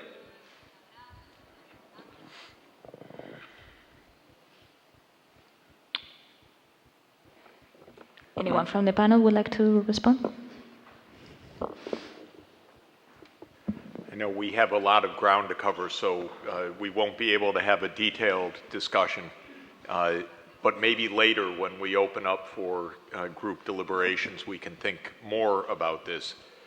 I would say that there are two streams of thought. One is to use whatever voice we can to push at the United Nations for solutions, because this is about power and about militaries. And it's not a natural disaster, it's a human-caused disaster and a government-caused disaster. So this is about the United States, it's about Saudi Arabia, it's about other countries in the region, it's about trying to overthrow a government. There are many political reasons. They're very real. Geopolitics is not an imagination, it's a big danger. So one is the UN Security Council is the best hope we have institutionally to address ending a deep crisis like this before it expands. The second line of thought is to what one can do outside of official institutions as a world civil society. The answer is that world civil society cannot by itself stop the bombing, stop the wars. It can help to focus attention on problems. It can help to find out the truth. It can help to mobilize support. And so when we come time for discussing many of these projects, I think there's always the question of where officially can something be done? And in general, internationally, the best hope we have is the United Nations, even though it's a very fragile and sometimes weak hope because big powers can override the UN. And then the second is, aside from governments, which are instruments of power, agencies of power, what can we do as right-thinking people that would like to do more? And there's always an answer for that too. So I don't want to derail us more because we have so many people to hear, but I do think that we have these two tracks that we need to discuss. Thank you very much, Professor Sachs. We're going to move to the next solution, and then any further questions we'll plan later in the discussion groups. So we move to Malav Sanghavi, Life Cradle. Hi. So children born in poverty are almost twice likely to die before the age of 5 as those from wealthier families. This is what is written in Sustainable Development Goal number 3, and that's what we're working towards. So a few years ago, my cousin's daughter was kept in an incubator when she was born, and it was critical for her survival. We were lucky enough because we were from a developed area of the country. This started making me think, what happens if a child was born in a remote village in a country of Africa or rural area of India? I started looking into some facts, and I found out that according to Millennium Development Goal 4, there are 3.3 million neonatal deaths. Neonatal means the first 4 weeks of the childbirth, out of which every year 3 million children die just in the first week of their lives, which is a huge number. According to World Health Organization, 99% of these deaths, 99%, happen in middle and lower income countries. And it also mentions that most of these deaths can be just saved by providing low-tech and low-cost care at these facilities. So we have developed a solution that provides effective neonatal care at grassroots level for developing and underdeveloped countries like India, Pakistan, Bangladesh, countries in Africa, Latin America, etc. We did an intense field research in India in 15 different villages, 6 different cities, and talking to ANMs and ASHAs. These are the grassroots level healthcare workers over there who are responsible for mother and child at those healthcare centers. And we found out that the country's healthcare system has facilities to deal with standard births, but they lack the facility of neonatal care for premature and underweight kids. So, for an example, I wanted, if a child is born at a village, they go to a sub-center, which is the grassroots level healthcare center. But if it's underweight or premature, it has to be transported to a higher level healthcare unit, which is a district maternity ward. And quite a lot of deaths happen in these transportation because it's 6 hours away, 7 hours away. Two major reasons why this infrastructure was not there was that there was huge cost of associated with providing such facilities at every healthcare center because these countries are huge. And the second was inconsistency in electricity because electrical energy is not available everywhere. So I am a design engineer and I initiated this project who's interested in generally medical products. And now we've developed a team who are working of expert neonatal care and public health care workers, and we came together and developed a low-cost baby incubator called Life Cradle. Life Cradle provides most basic functionality necessary for child survival for its first few critical days of its life, like warmth for hypothermia, clean environment, which is very necessary for infection-free zones, monitoring of heart rate and body temperature so that the nurses can regulate the child. The design of Life Cradle was inspired from Finnish baby boxes. I think most of you would have heard, Finland government provides a cardboard box to a newborn child. So we got inspired from that and we designed Life Cradle, which is half made up of cardboard. I'm going to show you a picture over here. You can see, yeah, over there. So it's half made up of cardboard. The base is the thing, this part which is made up of cardboard, which goes with the child to the house for postneonatal care. So once the child is outside the neonatal period or incubator, it can go with the child to the house to provide proper facilities at the house. And it acts as a value-added service for the family. And the lid, which has all the technology, stays with the healthcare unit and is reused for the next cardboard box for the next child. So, as a social enterprise, we have cut down the cost of an incubator by 90 to 95%. And that's a huge amount. We wanted to prove that we can build incubators and other products at low cost and provide it to such areas. Now we're looking for raising funds through investments and grants to develop the next phase of product. We're also looking for connections towards philanthropic networks and grant organizations, NGOs like UNICEF, Bill and Melinda Gates Foundation, Red Cross, etc. So if you have connections regarding that who would help us take our initiative forward, you're most welcome to talk to me. Our aim 5 years down the line is that we want to extend full neonatal care support and maternity care to these areas, to these grassroots levels, through awareness and low-cost solutions. So from ranging from the day the woman gets pregnant till the day the child comes out of the incubator and beyond. I believe innovation is not only about making profits here, and it's also about how we can develop cost-effective solutions so that we can address critical problems of our society. I think most of us over here are trying to do so and achieve them. And through Life Cradle, we aim to reduce infant mortality rate. This is the first step towards it, and I request all of you to join this initiative and take it forward. Thank you so much.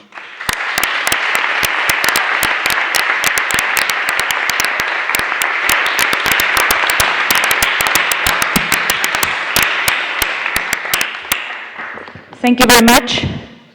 Now we move to Maria Cristina Balaforo, the Road to the Promised Land, Human Development and Inner Capacity Building Sustenance Program for Abused Women and Children of Baha'i Pangarap Women's Center Foundation.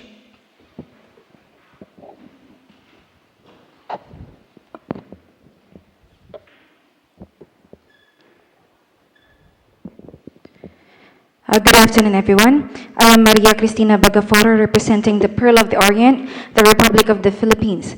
I am an English teacher by profession, also the current anti-human trafficking coordinator for the Diocesan Commission and Youth Diocese of Malolos. And during weekends and holidays, I volunteer in a shelter built for the sexually abused, sexually exploited, and trafficked young girls called the Bahay Pangarap, or Dream House, if roughly translated to English. Having said so, these volunteering efforts brought me to the drafting of the solution entitled The Road to the Promised Land, Human Development and Inner Capacity Building Sustenance Program for the Abused Women and Children of Bahay Pangarap Women's Center Foundation, or simply the Road to the Promised Land project. Mirroring the Catholic Women's League Philippines mission, the Road to the Promised Land seeks to intensify the pursuit of the advocacy of Christian womanhood, particularly by working ardently to respect the dignity, protect the rights of the abused girls and women, and help in their societal reintegration. The Road to the Promised Land project would like to carry out the following objectives. Number one, to provide protective custody and care for women and girls during crisis situation. Number two, to provide a wide range of psychosocial interventions and services for protection, healing, and rehabilitation to empower them as healthy survivors. Number three, to facilitate reconciliation and reunification of families without threat or further exploitation. Number four, to create a viable program and various services and activities implemented by volunteer resource partners in the hope of making the survivors become more productive citizens. Number five, to install a creative and viable resource-based program for the financial sustainability of the center. And lastly, to serve as a resource center for women and girls in crisis situation in the province of Bulacan, Philippines. Trafficking in persons, sexual exploitation, and all other associated forms are referred to by Pope Francis as examples of modern-day slavery. In the national context, it has been widespread due to different circumstances plaguing the country, such as natural and man-made calamities, economic difficulties, and degenerating values. The shelter, situated in a first-class urban municipality in the province of Bulacan, promises to heal broken souls and rebuild shattered dreams. The promised land to every Israelite who have come for refuge. The solution is aligned with Sustainable Development Goal number 5, which is to achieve gender equality and empower all women and girls and all its corresponding sub-targets. So the Road to the Promised Land project presents 3 essential integral elements that will immensely contribute to the successful reintegration of a rescued individual. Number 1 is the quality education. Number 2, spiritual formation. And number 3, legal assistance and intervention. In a third world country like the Philippines, education is considered critical to one's success. The shelter promises to provide a better quality of education, if not the best, to the victims who are in the basic education system and even in the tertiary level. Aside from the honing of the intellectual capacity of the rescued individuals, livelihood education is also being taught to prepare them with the skills they need when remerging in the society. Under the leadership of the Roman Catholic Church, the shelter reinforces the values and virtues that were once lost through the sacraments and other spiritual activities. Also, the Road to the Promised Land project works to provide protective custody and care, as well as psychosocial interventions and services to the victims who had been robbed of their moral and dignity. Qualified practitioners and professionals in the said field are available to assist them in legal aspects as they recover, heal, and rehabilitate, as well as to facilitate the peaceful reconciliation and reunion of families. So now I'll be discussing the barriers and hurdles. The Diocese of Malolos has limited financial resources to sustain the only temporary residential facility to house the victims. Meager as it is, the center selflessly assists the victims to survive, providing them with the human development program and inner capacity building that they need. Currently, The center is being managed by 8 regular staff and a core of volunteers from the Catholic Women's League and the Diocesan Commission on Youth. The managing group conforms to the standard ratio recommended by the Department of Social Welfare and Development, or DSWD, the accrediting and licensing agency of the government. The center's 2015 budget projected 1.6 million pesos, or in dollars, it cost $32,878 with $18,250 for the programs and services alone, while $9,466 and all the other components were allocated for personal services, maintenance, and operating expenses, and social benefits respectively. However, due to an unstable economic condition in our country, causing great differences in the cost of living, these annual expenses are expected to increase 15% by 2017. For the implementation, the project will involve 3 strategies with corresponding supplementary activities. Please do take note that these activities are all time-bound. The first strategy would be the pre-submission of a project proposal. This will include a review of an implementation, followed by a performance appraisal and review of the staff, submission of requirements, down to the regular meeting of the staff and core volunteers. The second strategy identified is the case management. The said strategy will include case review and conference with local government unit, preparation and submission of first semester report to the board, down to the livelihood and skills training every quarter. Lastly, the third implementing strategy is the year-end performance evaluation and planning that includes 2 processes: the preparation and submission of a project implementation and documentation of the annual accomplishment report. So the Promised Land project also presents a monitoring strategy, including the formulation of the annual strategic plan to serve as basis for the review and the assessment of the movement of the residents under care, a monthly consultation and staff meeting. To end this, Exodus, the 2nd book in the Bible, reminds us how God saved his children from the land of slavery and made them his people. It tells the story of a faithful God who kept his vow to the forefathers of the Israelites, the fulfillment of their deliverance from bondage. It exposes the courageous exodus, or the exit of this entire nation from captivity towards the land God has promised them. In the same sense, this articulates that at present, there is hope for people who have been entrapped behind the bars of modern-day slavery, that there is hope that they can still be brought to the land God has promised them. That's all. Thank you. Thank you very much.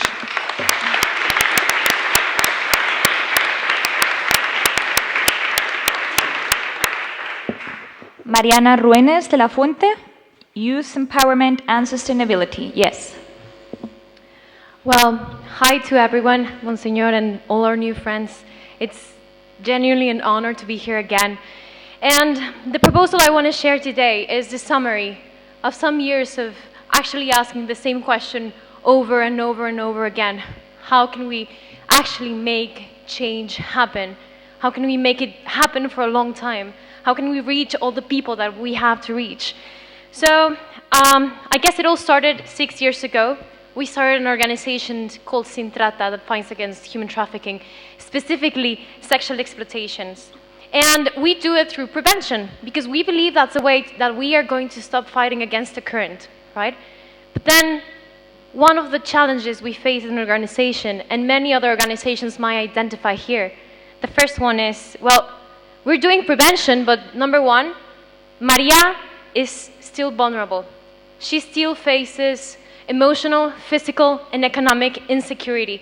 So she has information now, but how can we make sure that when the moment comes, this information will be enough to save her life, for her to say no when the amazing opportunity she has been waiting for actually comes? The second challenge we face as an organization is, well, we reached Maria, right? And during this time, these 6 years, we've reached like 24,000 kids. But we still have like 1,300,000 children just in the metropolitan area, just in Mexico City. So how are we actually going to reach all of the rest? And how are we ensuring that the attention we're giving them is actually quality attention? So it's also a problem of resources. How are we going to stretch our human, timely, and economic resources to reach all of these children, right? The third challenge we face is we're giving her prevention, but do we actually know that it works? Can we measure that there's a change in attitudes? And as I said, I have wondered like over and over again and have really felt a lot of frustration if, just thinking like when that moment comes and when that proposition comes for her to leave home, will she be able to survive her own desperation and hopelessness? This proposal does not have beneficiaries but co-creators. In my experience in this time, aid is almost always a trap. I don't believe in assistantialism. And that is something that is key in all of these proposals. What we want is for Maria to be able to outline her problems and to own her problems and her solutions. And well, how are we going to do that? So I've been, literally, I'm actually kind of nervous because I've been for more like a year just kind of tweaking this proposal so that it's a complete circle, so that it's completely sustainable, so that everyone in this cycle of this proposal actually gains someone, so that we're not begging as organizations for aid or for help or for partnerships, but that everyone gets something out of it. So how does this cycle start? Well, we have 3 main stakeholders. Of course, we know that the most vulnerable people are in schools, right? So they're students, and also they're the future, as we like to continuously repeat. So the first main co-creator, not beneficiary, but co-creator, are students. The second are schools. And the third one are partners, which will become sponsors in the time giving. How does the cycle start? Well, first of all, we register schools. We do all of this registering platform online, of course, using, making use of the tools we have today. The second one is we do group building. So what we want is for Maria and her friends to actually build her group. And through a hand-holding process, through an online platform, we're going to facilitate all of these tools. So Maria is going to learn with her friends, not only have to do design thinking, but actually she's going to learn with her friends how to reach consensus, how to be tolerant, how to include everyone in the process of change. Now, once she has this project, she will start implementing it. She will start testing it until she gets a probable solution or she learns from those mistakes. So the third part of this stage, which is key, is renewing that cycle. I don't know if you have participated at some point in the MUN, for example. You train in your home, you train in your school, but then you come all together, and that kind of motivates you to actually present and to prepare. So what I was thinking about is we could build this in a scale that fits. We could do it in a small scale, in a big scale, in a district, in a nation. It can actually stretch as much as we want and we wish. So the key is that we get them incentives. So the school wins if the students win. Because we have these partners that would facilitate some kind of reward that promotes their further human development. So they would have, you know, as an award, maybe getting computers in their schools or getting a sports facilities for them. So this way we create an incentive, and recognition also helps them getting to this because they have to agree, as you know, getting schools to actually opening slots for you and giving you tummy is not that easy. So that's why schools also have to learn. Oh my God. The next thing is that, well, we need to repeat this process, right? It's a cycle, and the cycle has to continue to be repeated on and on and on, so for transformation to actually take place. What will happen? Well, Maria is going to realize that her actions are actually making something happen, something come out of it. So she will have another chance to continue building this transformation. What we want is first, build social cohesion. Social cohesion and network supports are going to actually protect children from coping methods. Secondly, we want to allow solutions at local levels to happen. We were only talking about that just before. We want people to actually, who are their experts in their own context and situations, to be able to outline what are my situations and my solutions. Secondly, we want to trigger self-empowerment, not empowerment, self-empowerment. And with this, we want to allow local change makers to arise. What we want also is to reduce resource spillage. It's so much money we have to invest just to reach one community. And we want to reduce as well the dependency people have on some programs. The other thing we want is for it to be easily replicated. So in the end, we have a model that is sustainable, replicable, and that causes a systematic change. What I want to say is we can make this work anywhere, anytime, with who we want. Our job is to create networkship, but to become in this, like, we have to be eliminated at some point in this process, because it will be up to Maria and her friends and her teachers and her neighbors and her parents or her community to do the rest of the job. And I believe that's the future of how we need to do the social and how we need to approach these issues. So please, I would love to talk further about this. I'm so sorry, I wish I could speak more, but please, please, let us gather and let us create new alliances. Thank you so much. Thank you.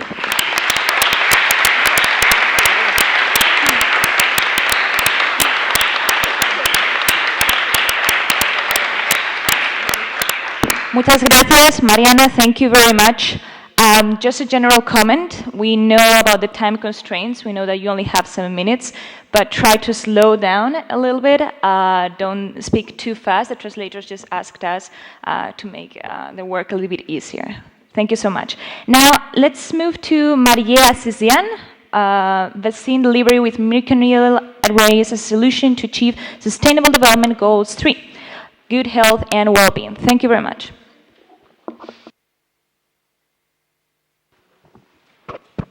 Hey. Hi everyone. As you said, my name is Maria Azizian, National Support Team Leader of SDGs of ISAC in Iran. And my solution is about vaccine delivery with microneedle arrays to achieve Sustainable Development Goals number 3, good health and well-being. Actually, this solution, This solution is about research, development, localization, and also accessibility of microneedle technology, microneedle technology for vaccine delivery of measles, malaria, human papillomavirus, or HPV, and also influenza vaccines, based on the prevalence rate of these diseases in each country to eradicate these communicable diseases. To describe microneedle in a simple word, I can say that microneedle arrays are micron-scale needles that can be used as a transdermal vaccine delivery. But why we need this technology to achieve Sustainable Development Goals number 3? Actually, we all know about SDG target 3.3 and 3.B about ending communicable diseases by 2030, and also the necessity of the research and development of vaccines for the communicable diseases. Also, according to WHO data, communicable diseases need to be eliminated and eradicated by vaccination. Most vaccines are injected using hypodermic needles. Hypodermic injection cannot be easily used by patients themselves. And this is just one of the disadvantages of using hypodermic needles. But microneedle can overcome these limitations. Besides these and other advantages of microneedle arrays, such as painless administration and improved immunological responses, one of the most important advantages of these arrays is ease of use and self-administration, which can reduce treatment cost of vaccine delivery of communicable diseases such as influenza, measles, malaria, HPV, and other communicable diseases. But how this solution will help to eradicate these communicable diseases? First step is promoting for students to research and study about microneedle technology at universities and academic centers. According to these studies and academic reports and articles, microneedle for vaccination can be produced in a pilot scale for clinical trials by knowledge-based companies, especially in countries with high prevalence of these diseases. Also, treatment centers need to be established for clinical trials in the area of research for special communicable diseases. For example, measles clinical center in Afghanistan or malaria clinical center in Sudan. After clinical trials completed successfully, microneedle arrays will be manufactured in industrial scale by local companies and will be accessible for patients in high prevalence areas. At final step, local companies can commercialize their microneedle products, and even they can export them.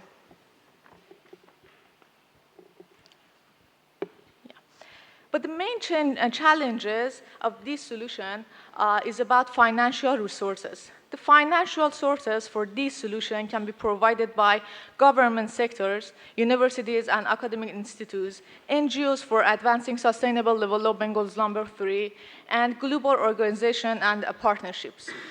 So the treatments can be provided free of charge for volunteers and patients. Also, health insurance can support and cover the cost of commercial microneedles for patients. But how this solution will be implemented? First step is to promote and introduce microneedle technology to students, professors, and teachers to encourage them to research and study in this field. Universities can carry out this role by holding workshops about microneedle and vaccination and providing funds and grants for developing vaccine delivery by microneedles. Also, the global cooperation between ISEC, UN, UNESCO, WHO will lead to hold international conferences about microneedles and vaccination. Another step to implement this solution is clinical trials. Clinical trial protocol will be provided by students, professors, and academic staff. International volunteers can be provided by ISEC to advance this solution. And WHO, National Medical Equipment Department, and National Health Organization of the research country will supervise and monitor the clinical trial process.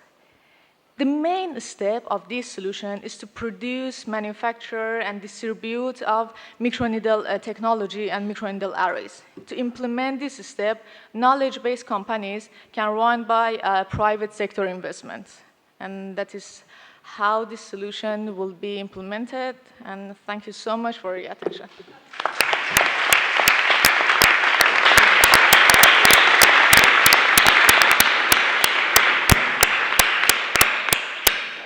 Thank you very much. Now from Colombia, Mateo Botero Pérez with Agencia Internacional para Negocios Sostenibles. Okay, thank you very much. Thanks to the Vatican for hosting us. It's a beautiful city. Thank you guys for this event, for inviting me. I want to talk in Spanish because some of my brothers from Latin America don't speak English, and I feel more comfortable too. Hemos hablado de problemas del mundo durante todo el día y durante los problemas se habla durante toda la historia de la humanidad. Tratamos de encontrar soluciones y estoy seguro que esas soluciones ya existen, pero ¿realmente creemos en ella? ¿Realmente creemos en nosotros mismos? ¿O simplemente depositamos toda nuestra creencia en el sistema actual o en el dinero o en cualquier otra cosa externa para excusarnos y finalmente no alcanzar esos proyectos que tenemos?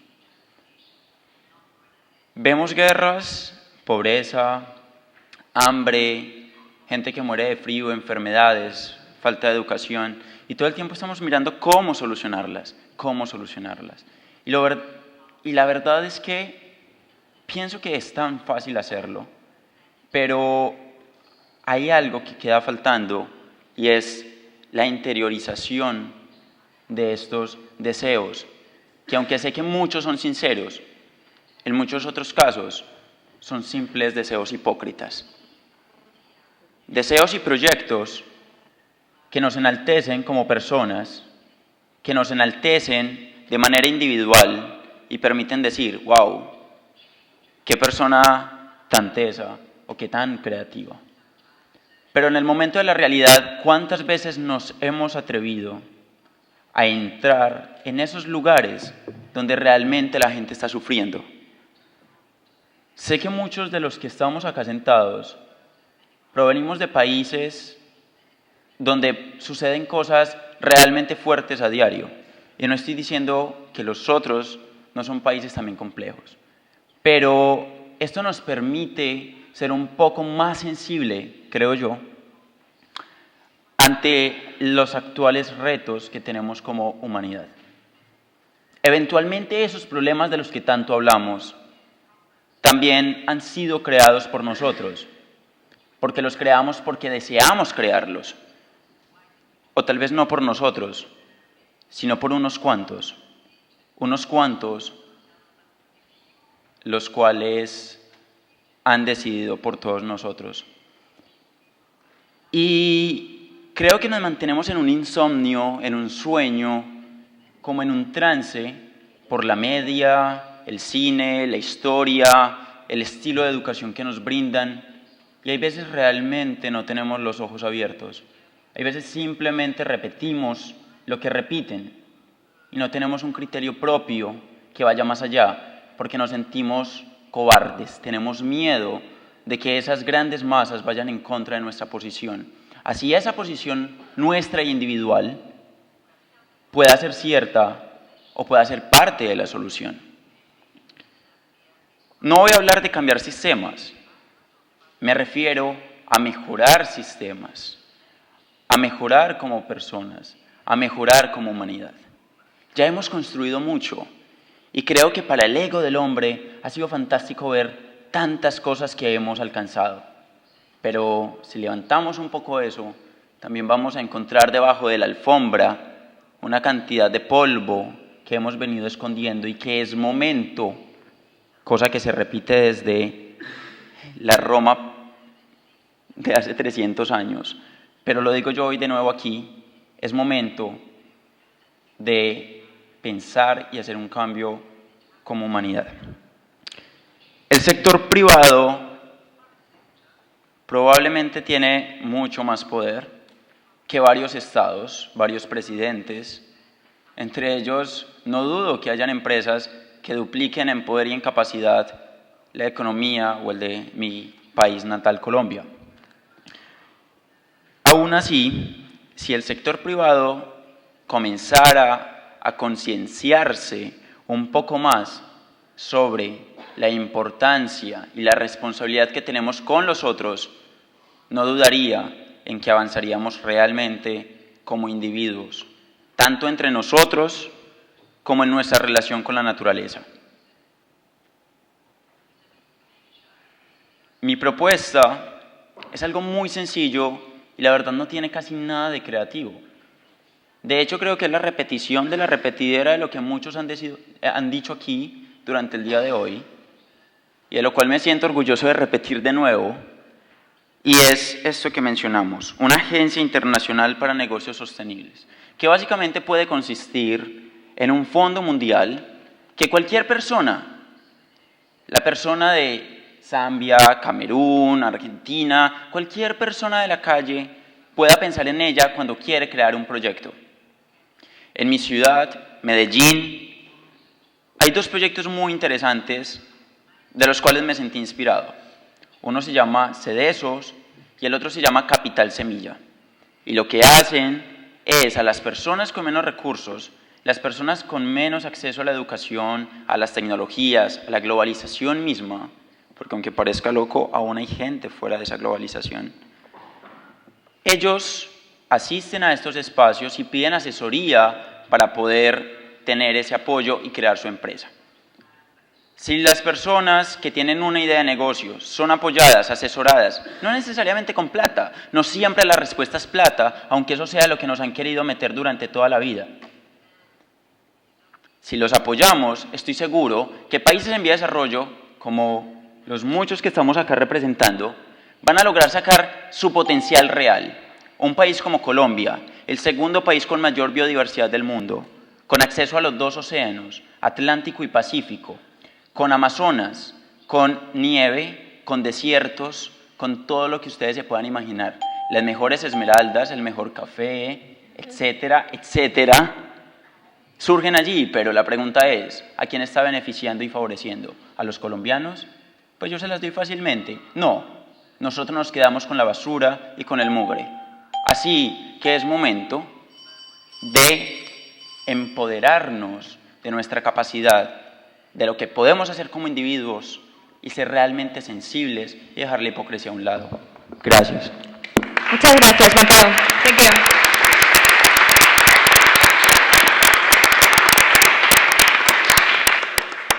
Now, Molly Burhans from the United States will present Catholic Geographic System, Goodlands.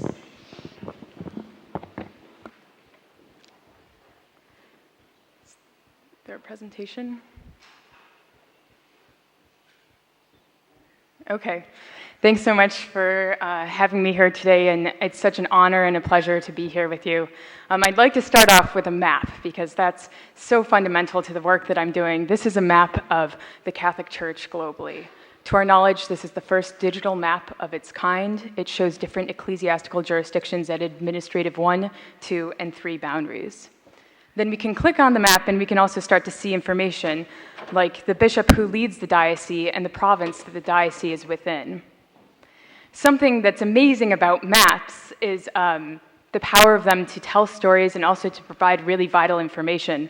When you think about this, this is actually kind of momentous in a couple ways because it is the first global digital map of the Catholic Church that we know of. It's also the first global map of a major global religion. So there are a couple major historical kind of moments behind this. We can look at changes in growing days by 2100 under RPC 8.5 as well, and we can connect that with the Catholic communities and begin to see which dioceses will lose the most growing days if we keep going forward business as usual.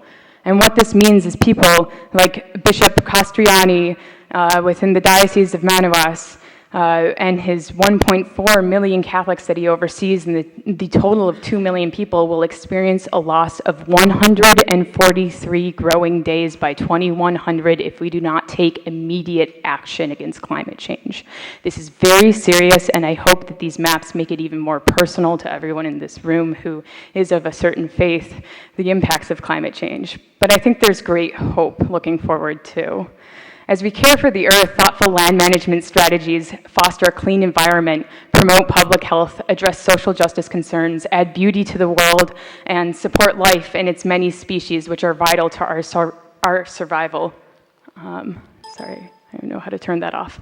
But the way we're treating the earth right now is completely unacceptable. We recently passed the 400 parts per million benchmark, which Lord Stern says there's a prediction that hundreds of millions of people will be displaced in the next 100 years due to this. The numbers are daunting, and we have so much at stake for addressing climate change and the social issues with it and the impacts we are already seeing associated with it. So I see my role in this as the founder of the Catholic Geographic System to facilitate ecological land use planning that benefits the world's ecosystems and people while promoting interoperability among Catholic organizations globally.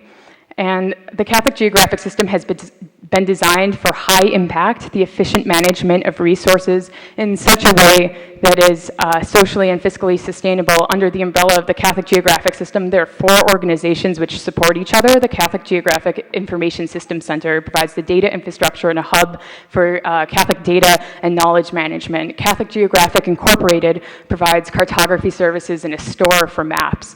Catholic Geographic Society is much like the National Geographic Society.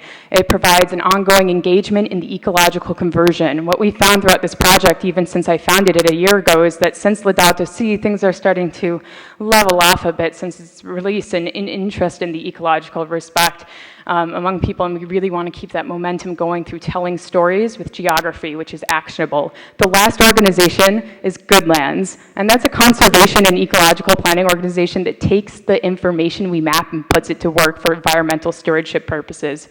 Catholic Healthcare oversees 26% of healthcare facilities in the world today. Catholic Education is the largest non-governmental network of education in the world. In 50 to 100 years, we want to see Catholic conservation and sustainability be the largest non-governmental network of its kind in the world. And we see MAPS as a critical part in bringing together partners to do that. So the Catholic Geographic System provides the means for understanding it.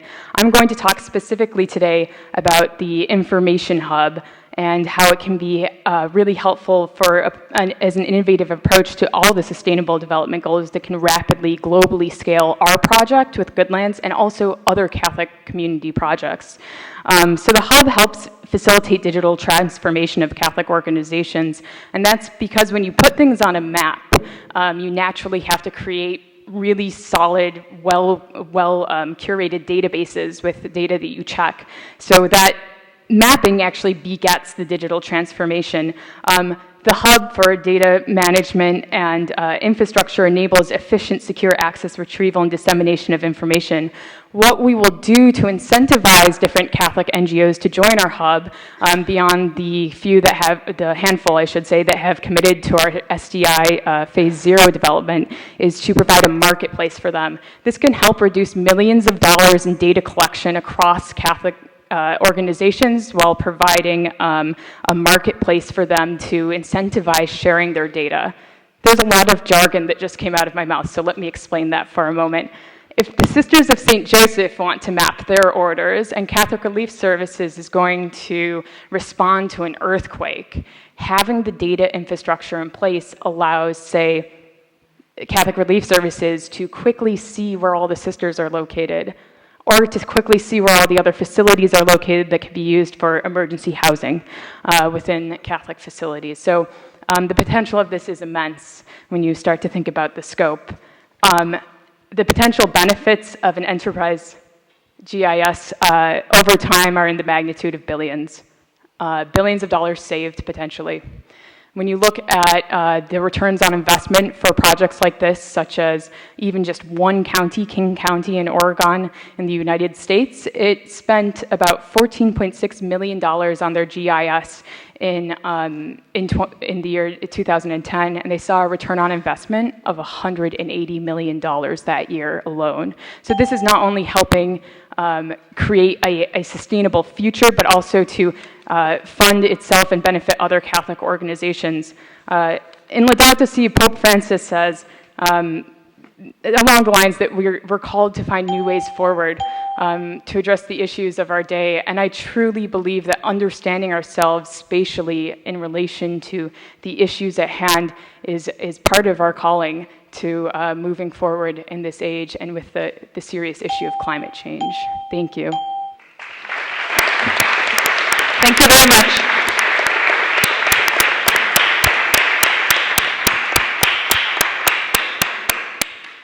Now, Mutevu Winnie Duku from Kenya will present using arts to create awareness on human trafficking at the grassroots and improve the capacity of artists.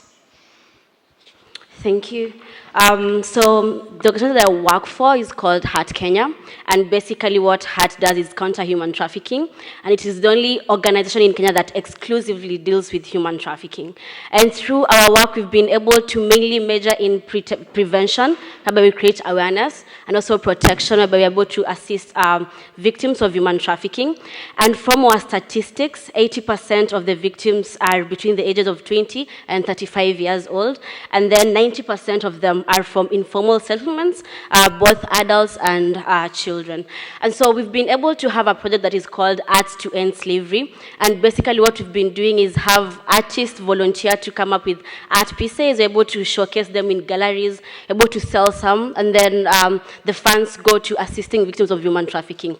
But then looking at the people who come to the galleries, we've not been able to reach out to the young people who are in the informal settlements or the rural areas. So we've chosen to come up with this project where we're able to do something called magnetic theater, whereby you go to informal settlements and just have an event whereby you're going to draw masses around you and you're able to have a conversation with them. So basically how it's going to work is we're going to select groups that are existing, drama groups and dance groups, and so we're also going to use some poets. So they come up with pieces on human trafficking, and we just perform them randomly in the streets or inside the informal settlements, and then after they perform, we are able to have discussions with the participants who come to see what is happening. And so as they perform, we're also going to have volunteers who are going to walk around and share pamphlets and flyers on what is human trafficking, where they're able to get information and assistance in case one is able to, in case one falls to be a victim of human trafficking.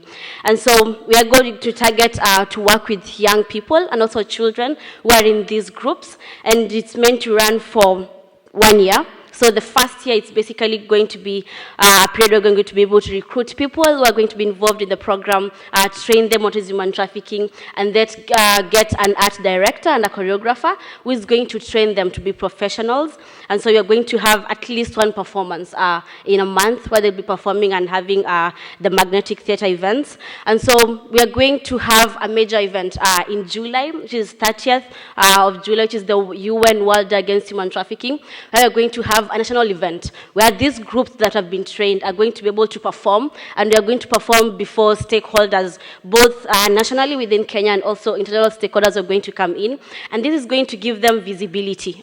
They're going to be able to get people who will want to work with them, will want to give them jobs. So basically, with us working with them throughout the whole year, we're also using social media to share the clips of what they're doing, and also sharing their contacts. It's going to be able to have them somewhat get a livelihood because they're going to be paid to perform in events and all. And also with them working with professionals, the choreographers and art directors, they're going to gain skills, which currently they don't have given where they are coming from the informal settlements. And so we hope through this you're going to be able to reduce their vulnerability to human trafficking. And also given we are using people who are coming from the informal settlements, they're going to become change agents in their areas. And also during the events, we are going to involve stakeholders from the communities. So we're going to get NGOs from the areas. We're going to get the women and men that come from that area to be involved in the whole program. One challenge that we are bound to face in this whole process next year is we're going to have our national elections. And so we're going to have campaigns ongoing and everything else. And for you to have events in the streets and just randomly anywhere else, you're bound to be mistaken to be a political party or something else. So how we're going to mitigate that is we're going to be involving everyone in the community a month before. So we're going to share out posters. We are going to have them on the whole program. And we are going to be able to get the people from the area, be the ones who are involved in planning, providing the equipment, providing everything that is going to be required for the event. And so this makes it easier for them to know what is happening, and it's not going to be mistaken to be a political event. Something else is when it comes to informal settlements, we have issues of security, whereby you stand losing your equipment or just having gangs come and interfere with the whole program. And so we are going to get the young people from that area, be the people who are going to provide security during such events. And so the other thing would be, given that you are working with groups that are already existing, would have maybe a challenge of getting commitment, them committing to the whole process.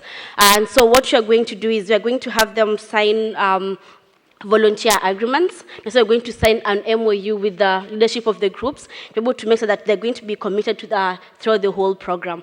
Something else that we're going to do is use the people who've been able to meet in the art space through Arts to End Slavery to mentor these young people. So they're going to get mentorship whereby they're going to meet people who've been able to go through what they're going right now, and for them to be exposed to what is out there when it comes to the art space, and they can be able to get to make their talent what they can be able to use to have a livelihood.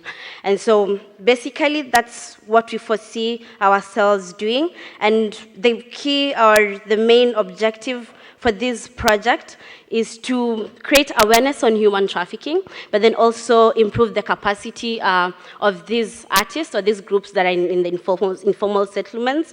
And then the other thing is create a network that is going to be able to work within those communities. So it's more or less them working together to be able to fight human trafficking and reduce vulnerability of the people who are staying in that community. Thank you very much.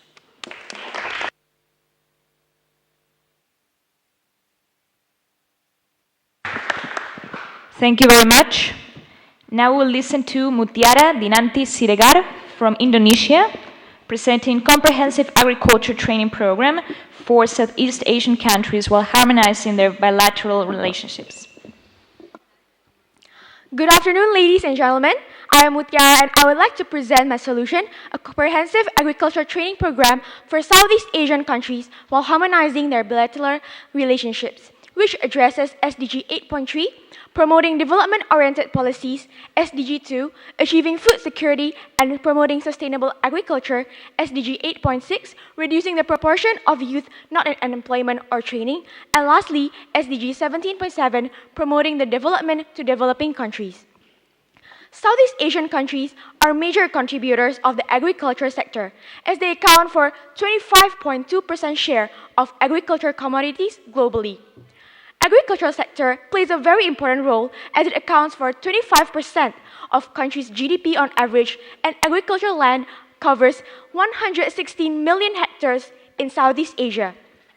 Ironically, ASEAN, or Association of Southeast Asian Nations countries, still import 74.8% of their food crops from non-ASEAN countries. Further researches reveal that this is actually caused by a root problem, the low education and training system in Southeast Asia. Southeast Asia has huge potential in agricultural sector, however, its productivity is not yet optimized. Currently, most farmers do not consider farming as a business that needs specific training. Moreover, most of them did not have the chance to enroll in a formal education beforehand. Hence, not only agricultural skills, but they're also lacking in business and managerial skills. Taking Indonesia as an example, 38 million people, or 15% of total population, works on this sector. However, most of them are still considered as smallholder farmers, who mostly use rudimentary technologies, which inevitably lead to low yields. So my solution to tackle this problem is a comprehensive agriculture training program. This program is targeted for the smallholder farmers in developing countries, as well as the unemployed people there. We would train them with both newly developed and agricultural techniques, such as organic farming, as well as business and entrepreneurial skills, hoping to be able to change their mindset from farming as a daily activity to fulfill their daily needs, to farming as a business that can be grown. This training program can be implemented in any agricultural country, as it can be easily reproduced in any countries, as we will recruit local agriculture graduates to be their trainees. This way, training will be specifically catered to their location and culture. Not only empowering them educationally, but our training program will also collaborate with local banks so that they will be more trusted, and therefore, loan and grants application for the farmers will be simplified, as they have been trained with us and they can manage their financials better, avoiding debt problems with the banks. So probably, the question we all have in mind now is, how would a country with no or few agricultural land can take part or benefit from this training? Countries like Singapore, with very small land area, do not have the land resources for this training. But what Singapore and other countries with similar condition can do is to support the developing countries in terms of research and development on agricultural techniques, as well as the manpower to train the trainers. Hence, we can have a standardized training curriculum. This way, both countries can establish a good relationship and create a greater impact beyond only one country, but one region, Southeast Asia, or even larger, to the whole world. As a realistic solution, this training program has several barriers and hurdles. Some of our barriers include infrastructure constraints. This is because time and resources are spent on building infrastructures, such as irrigations and roads, before we can implement this program. To overcome this barrier, we will focus on areas with existing infrastructure first, before touching on areas without sufficient infrastructure. Another barrier that we may face is resource constraint, which includes difficulty in sourcing for funds and lack of credible human resources. Currently, we are very dependent on the NGOs and government for our revenue. Therefore, we will diversify our revenue streams to other possible sources. Also, without the credible human resource, our training program will lose its reputation. Thus, we will hold a very tight selection process and contract, while also taking into consideration their teaching and training experience. To measure our solution, our key performance indicators are an increase in quantity and quality of crops produced, increase in farmers' profit, decrease in number of debt problems, increase in land productivity, and last but not the least, decrease in unemployment rate. So that's all for me, and thank you very much for your attention.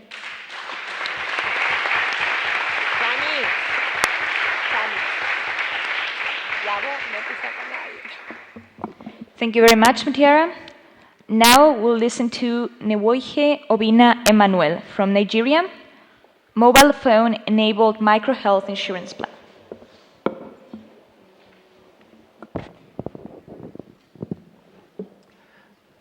Thank you for having me here. It's such an honor to be here.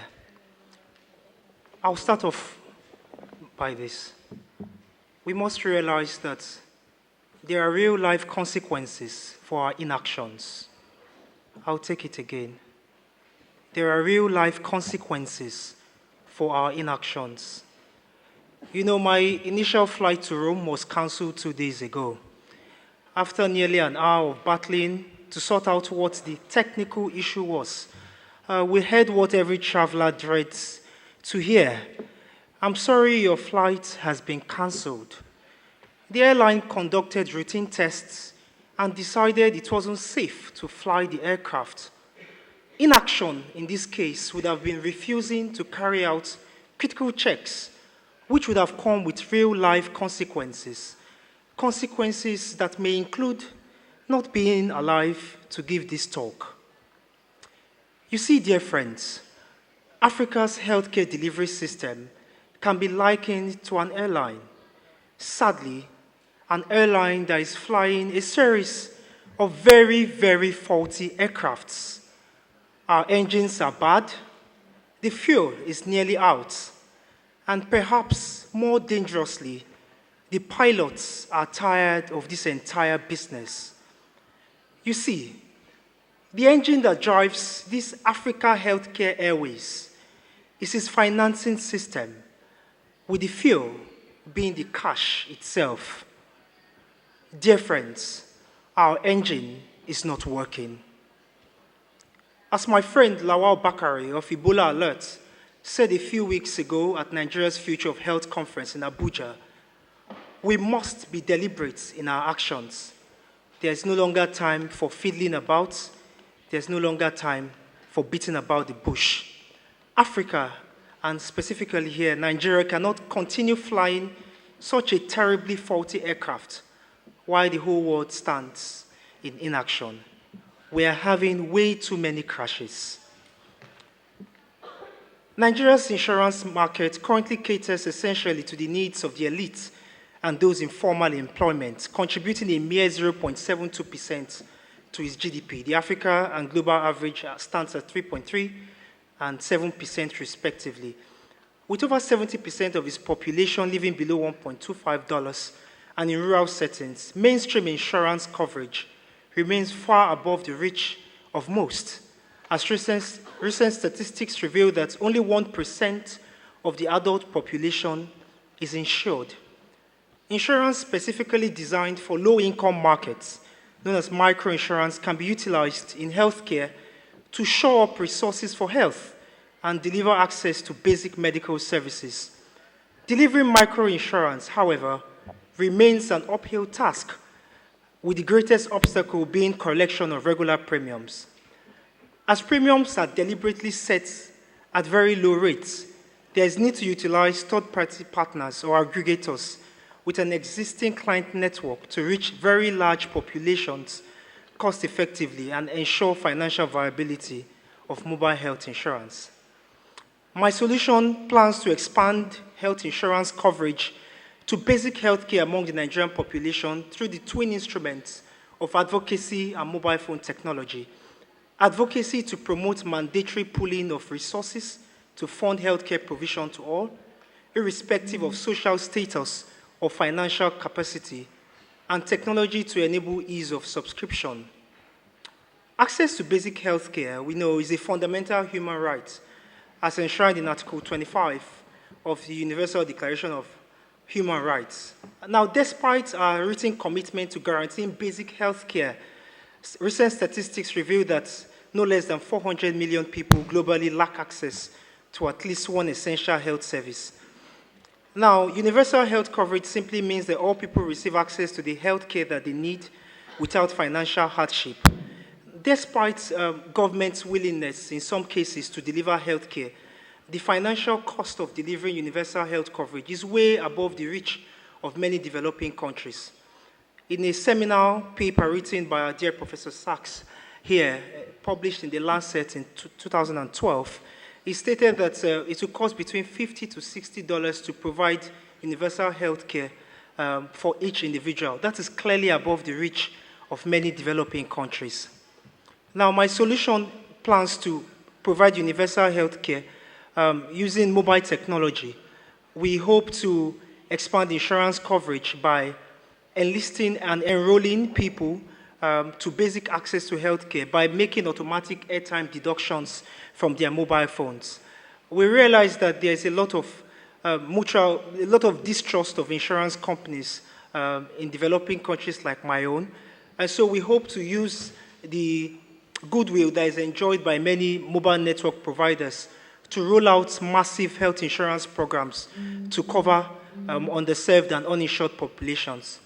As a member of the Society of St. Vincent de Paul in Lagos, every week I participate in delivering free healthcare services to the poor and uninsured in my local government area. Basic access to healthcare, just to see a physician or to have a basic consultation, is way out of the reach of so many people. We're 20 million people in Lagos and 180 million in Nigeria. Running a charity healthcare, I can see no more than 20 to 30 people in the 2 hours that Society of St. Vincent de Paul runs a free clinic every Monday in Lagos. Clearly, we must do more. Clearly, what we're doing is nowhere near enough. We must find ways to expand access to health insurance and access to basic health care to as many people as possible. The first step to solving our huge problems in healthcare in Africa, I believe, is fixing the very faulty financing system that we currently run. I hope by devising this solution, a solution that expands health insurance to millions of people, we'll be able to start one way to solve the financing problem and the health problem that we currently face on my continent. Thank you for listening. You've been far too kind. Thank you.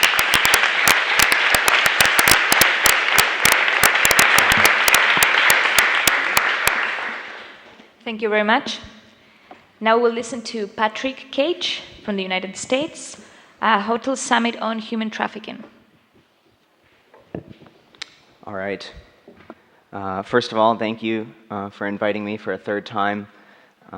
It's a pleasure to come here every year and meet new people and meet old friends again. So my work often focuses on the intersection between human trafficking issues and the hotel industry. Hotels are an incredibly powerful tool in the world. We're talking about an industry that makes some $500 billion US every year and employs millions of people across the globe. Unfortunately, beneath these fantastic numbers, we have a lot of problems, especially age-old connections to prostitution and thereby sex trafficking, as well as labor exploitation, for example, of maids in maid services. Some hotels do a lot to address these problems, and I can tell you the names in person. Others do not. Others do nothing and prefer to ignore the problem. But none of them collaborate with one another. They don't talk about what works. They don't talk about what doesn't work. They don't really encourage one another. And so in order to overcome these problems in the hotel industry, we have to get these people to talk. We have to get the executives into the same room and get them to talk about solutions, how they can work together to solve these issues. So that's what my solution tries to do. The first International Hotels Summit on Human Trafficking, which will convene, I hope, in December 2017, will gather 30 to 50 hospitality executives to discuss how they and their companies can fight sexual exploitation and labor rights abuse. Ideally, representatives from smaller regional brands would flank global names like Marriott, Hilton, Carlson Residor, and Jinjiang. The conference will last 2 days, divided by topic. Presenters on the first day will highlight the industry's connection to trafficking. Having internalized hotels' vulnerability, attendees will spend the second day hearing about and considering possible solutions. Speakers will promote, for example, wider proliferation of human trafficking hotlines and supply chain authentication programs. candid debate regarding logistical, social, and financial feasibility, and perhaps a signed document similar to the Joint Declaration of Religious Leaders Against Modern Slavery will conclude the event with an invitation to convene again in 2019. As you can see, I do not intend this summit to be a one-time thing. I intend it to be the beginning of a series of summits in between which progress will be tracked and companies will be held accountable for advancing their anti-trafficking policies. So this summit has a number of aims and objectives, among them the following. The first is to procure agreements from every represented company to begin implementing at least one new anti-trafficking policy by the next summit, which would be 2019. Another is to have executives sign a joint pledge to fight human trafficking. The third is to leave executives with a better understanding of how human trafficking and hotels intersect, and the confidence that their competitors will mirror their policy changes. The fourth is to give hotel leaders a new network of contacts, especially in the NGO field, with whom they can work in the future. The fifth is to catalyze at least one new high-profile example of cross-brand collaboration prior to the second summit, for example, sharing employee training curricula. The sixth is to publish the first international report on the state of anti-trafficking policies in the hotel industry. And the final is to start critical conversations about the industry's anti-trafficking agenda. So unlike other social good conferences, of which I'm sure many of you have attended, the Hotel Summit on Human Trafficking will actually catalyze genuine change in the private sector. Organizers, such as myself, will schedule biannual conference calls with and collect annual 1- to 2-page anti-trafficking progress reports from every represented company. That information, gathered in a central database, will be used to track whether these companies train their employees to recognize human trafficking, ban the use of forced and child labor in their supplier codes of conduct, have signed the code from ECPAT and the UN Global Compact, visibly advertise human trafficking hotline information at their hotels, work with one or more reputable third parties to increase supply chain transparency and monitor their purchases, block on-demand pornographic content, donate a percentage of their annual giving budgets to anti-trafficking organizations, and actively hire human trafficking survivors.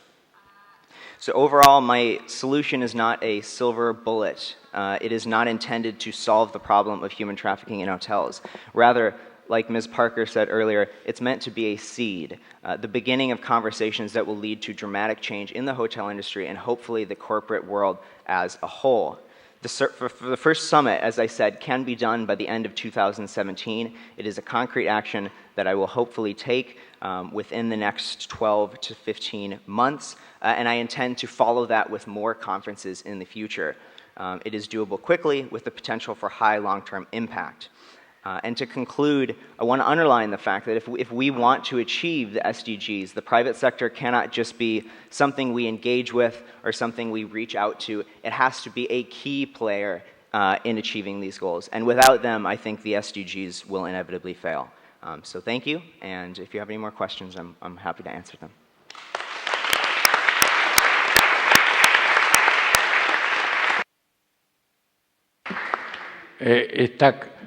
Quiero dar un aviso. Está con nosotros el diputado Gustavo Vera, un héroe de la lucha contra el tráfico humano y el desarrollo sostenible. Pido un aplauso por él.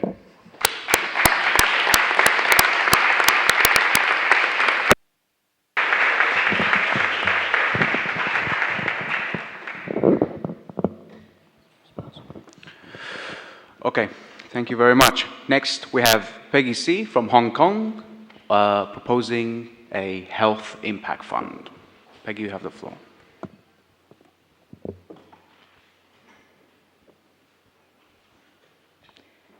Good afternoon, all.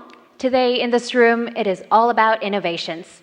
But when we speak about innovation in the context of global health, we often limit ourselves in inventing something tangible, like a new device, a new medicine, or a new procedure. What about a new institution that we can completely change the way how governments, corporates, and patients in the currently broken pharmaceutical R&D system? We, the Health Impact Fund, looks to make a change. Two pieces of evidence illustrating the problem we're facing now. Number one, we have way too expensive drugs, which would take an average person's months of salaries to afford these. And interestingly, these drugs' prices can drop 50 times cheaper post-patents after their generics come into the market. Number two, the issue is access.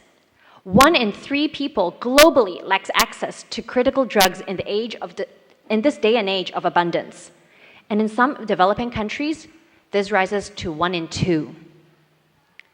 So a fundamental reason behind this phenomenon can be explained by simple economics. Medicine as a normal good can be viewed in 2 metrics: profitability and effectiveness. Pharmaceutical companies, who are very commercial and sensitive to their bottom lines, look to maximize the financial gains per drug they produce. Therefore, they are in the bottom right of the quadrant you see here on the slide. Governments, on the other hand, who are making public health decisions, look to maximize health gains and social gains out of each dollar they spend. So that's why they're in the top left of the quadrant. For us, the Health Impact Fund looks into the blue ocean by realigning incentives between these 2 parties. In fact, we're not the only one doing so. The UK National Health Services and the US Medicare have experimented different ways to resolve the same issue, and we need to be ahead of the game. So, how does Health Impact Fund really works? We have 3 components here. First, we measure the actual health gains of a new pharmaceutical product globally. We leverage data analytics to assess the medical effectiveness in the unit of QALYs and take into account the factor of access, i.e. the number of patients who took and benefited from the medicine. And second, we pool together money from the public sector, governments, and foundations, and then allocate the sum in proportion to the drug effectiveness achieved by the products to reimburse the pharmaceutical companies. This is a smart capital allocation method that brings transparency, fairness, and accountability to all these public organizations. And last but not least, we require the pharmaceutical companies to price their drugs at cost globally in exchange for this reward pool to ensure affordable and accessible medicines to all.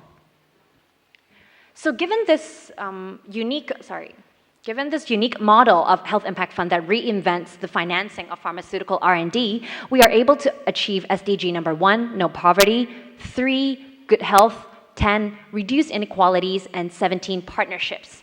We incorporate financial sustainability and scalability into global health while ending the neglect of diseases of the poor and alleviating the last mile problem. So the Health Impact Fund is not just an ideal. We have already gained traction with many partners worldwide. We have a pilot program against tuberculosis in Mumbai, India, endorsement from German and Indian government, partnership with the Institute of Health Metrics and Evaluation as our technical advisor of the measurement framework, agreement with pharmaceutical companies like J&J, Gilead, and GSK to put their drugs on our platform. And more encouragingly, this year, we're selected by the United Nations High-Level Panel of Access to Medicine and helped contribute to their report. And now we are looking to expand our operations in China against hepatitis C. So behind all this, I just want to quickly introduce my team of 3 dedicated individuals who share the same goal towards global health. We come from very different backgrounds where each of us contribute to the organization in very different ways. We have Professor Aidan Hollis, health economist from University of Calgary, myself, a 2-time entrepreneur with an investment background, and Karen, our pharmacist who knows the inside out of the industry. And so Health Impact Fund is an innovation by all definitions. We completely changed the mindset of how pharmaceutical companies would invent their drugs and get their incentives. And they will no longer be thinking about where the richest patients are, but instead they would think about where the greatest health impact is. And on a final note, I just want to share with you one important thing that my banking career taught me: long-term greed.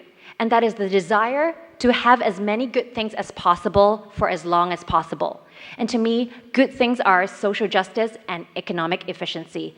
And the value of mine is reflected in the model of Health Impact Fund. And I trust this solution can be replicated to other areas of social injustice like renewable energy and food security. And so, as all of us here work hard on the sustainable development solutions, let us be very greedy when it comes to creating more good things for our world. And if you're interested in Health Impact Fund, we always welcome collaboration with lawyers, policymakers, financiers, and of course, public health experts from all around the world. And thank you very much.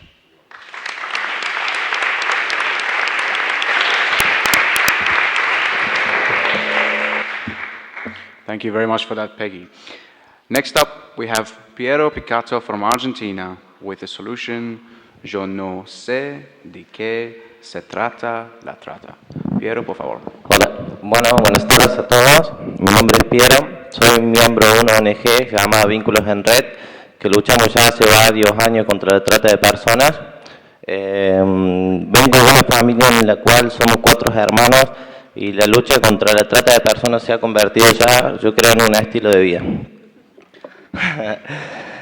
El gran problema que tenemos a nivel mundial es la naturalización de la esclavitud.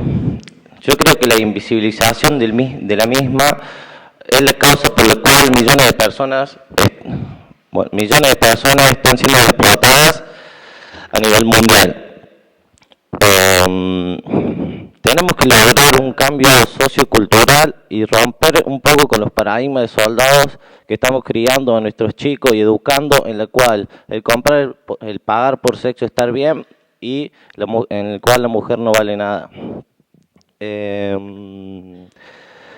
vergonzoso, como dijo mi compañera Alejandra, que hoy en el siglo XXI haya más esclavos y esclavas que cuando la esclavitud era legal.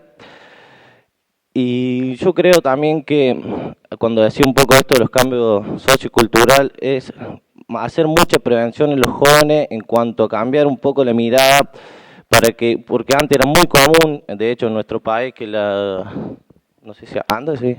Yo creo que era muy común que antes en nuestro país, por ejemplo, los abuelos lleven a sus propios hijos, ¿no?, a ir a comprar sexo. Bueno, para mí la solución a este problema es que en Argentina ya lo hemos logrado y que en Buenos Aires Gustavo Vera ha logrado también, es crear leyes específicas que penalicen el delito de la trata de personas, crear programas de asistencia a largo plazo para las víctimas. ¿Qué quiero decir a largo plazo? Si bien el Estado de Argentina se hace cargo de las víctimas, de acompañar a las víctimas, no es un programa que perdure en el tiempo. ¿Por qué digo a largo plazo? Porque por lo general las víctimas de trata de personas, más allá de ¿cómo decirlo?, de sus problemas psicológicos que traen muchas enfermedades, ya sea enfermedades venéreas, cirrosis y adicciones. ¿Qué más? Establecer en el currículo institucional que hemos logrado en Córdoba, aunque sea, hemos logrado que se establezca en el currículo institucional horas específicas dedicadas a la trata de personas, la creación de refugios específicos en trata de personas y además lograr la penalización del cliente, que es lo que estamos buscando hacer en toda Argentina. Muchas gracias.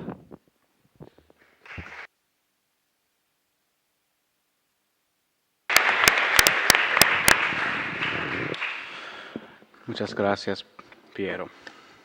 Next, we have Sienna Norquist and from the United States, and her solution is the Sustainable Development Guardians. Sienna, you have the floor. Thank you. First of all, I just want to thank all of the hosts of this program for inviting us here and giving us the opportunity to share our voices and our stories. I also want to thank everyone that I've had the wonderful opportunity to meet and talk with. I've loved hearing your stories and your ideas. If I haven't yet met you, I hope that I do before this conference ends, because I've just been so inspired by all of you, and I hope that we can create as much change as possible. So my proposal is the Sustainable Development Guardians Program, which I envision as each different UN agency's field offices providing the resources and investment for local youth in those areas to create programs and projects for sustainable development. So for example, if the UNDP has a field office, they might specifically train the youth in their communities to create programs for social and economic development. if there's a UNHCR field office, they might help the migrants in those areas learn how to reduce inequalities. But I think that this investment shouldn't just spark change among those who best understand the problems of their region. It should also be supplemented with debate education and debate practice. I was a nationally competitive debater in the United States throughout high school. I was ranked in the top 1% of United States debaters, and I was very fortunate this past summer to work at the largest and most successful debate institute in the world and get to train and mentor students from the United States and from China. And I have just seen through debate education the most wonderful form and supplement of education that you can have. Debate teaches you to analyze both sides of a situation, to view both sides of a story, and therefore to try and understand what is the best means of implementation. I believe that this is very important for us in our investment of these local youth to make sure that they are looking at both sides of the story so that they are sure that when they implement something within their communities, it has the expected results that they want and is the best and most efficient means of doing so.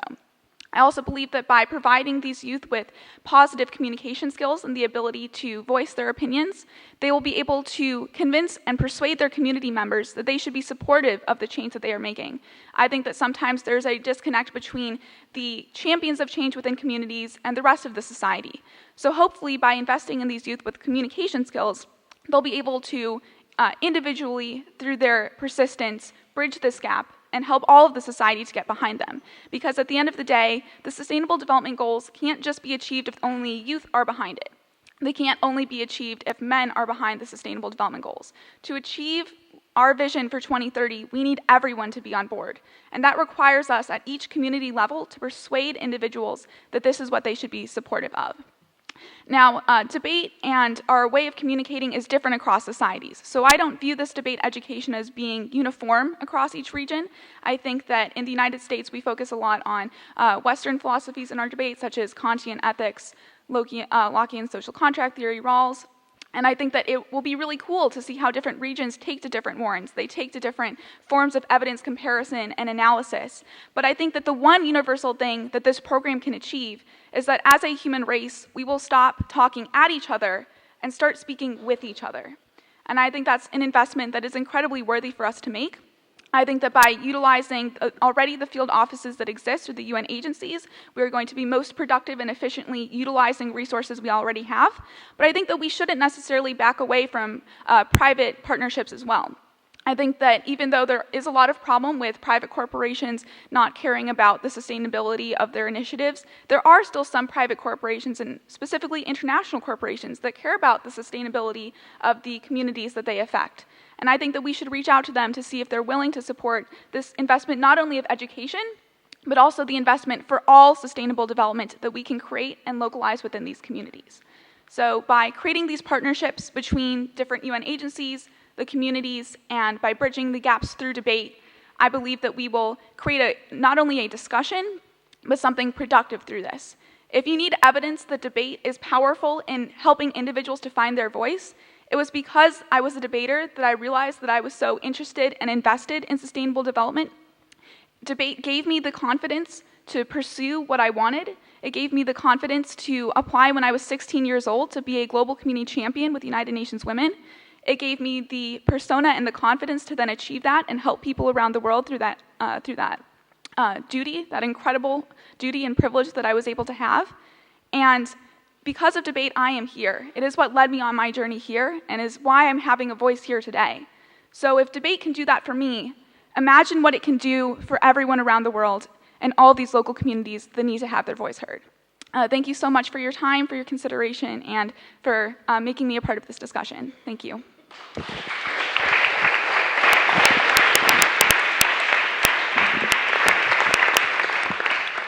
Thank you very much. Next, we have Sriram Kongresi from India, and the name of the project is Project Gati.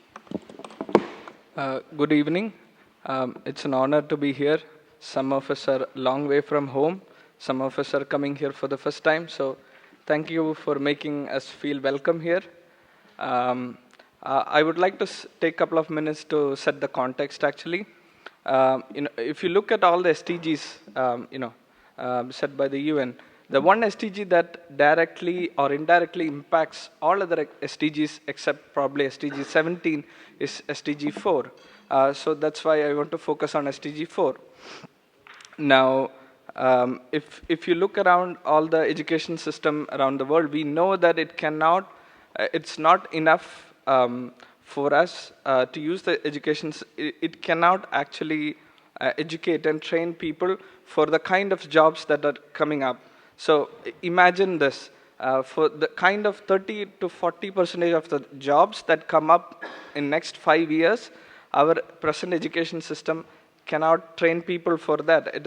It'll be something entirely new. So the only two ways to survive, even for us or people living in the villages or tribal areas, is to one, actually continuously upgrade our skills or train ourselves in new skills, which means that we have to become lifelong learners, which is basically the core of SDG 4, which is also something that Dr. Sachs mentioned today, that we all have to, learn, think, do, act, and celebrate. So what I want to propose is something different. So I know it's a long day, but I hope your hearts and minds are still open, because I want to propose something little different. It's a game, right? So can I have a show of hands who have got a smartphone and also have a game installed or has ever played a game on a smartphone? See, this is the reason. Now, if you look at the case of people all around the world, even in the villages, this scenario is not different. Even when there are cases of not having electricity, the people actually apply for subsidized solar cells, get small solar cells, install cable TV, and use smartphone to play games, even when they don't have proper lights for their children to learn. So that's the extreme that the world has gone to. So if you want to nudge people to become lifelong learners, you have to actually crack engagement. Now, we know that, take the example of India. More than 30% of people drop out from the formal education system, which is actually minority of the country. And if you take the case of online courses, more than 70% of the people drop out, whether it is edX or Coursera or any other online course. So the thing is, only if you crack engagement can we crack learning.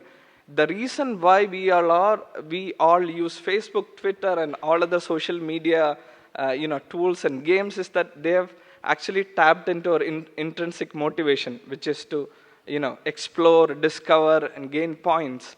So that's what I want to tap into. Most of the learning modules fail because they tap into this extrinsic motivation where they give subsidies or free education. Here I want to tap into this intrinsic motivation through this game. So the project is called Project Gati. Gati means a new direction in Hindi. So the game, here is how the game works. Okay. So if you are familiar with MIT Media Labs Project Scratch, you may be familiar with the interface that I'm talking about. So on one side, you have various actions that you can take, and then you basically click and drag what actions you want to take for a particular social problem that you want to solve. So when you log into the game through any social media channels like Facebook or Twitter, we pull in the data, your profile details, and then present some social context, social problems that you want to solve. Let's take an example of domestic violence. So how would you help a domestic violence victim?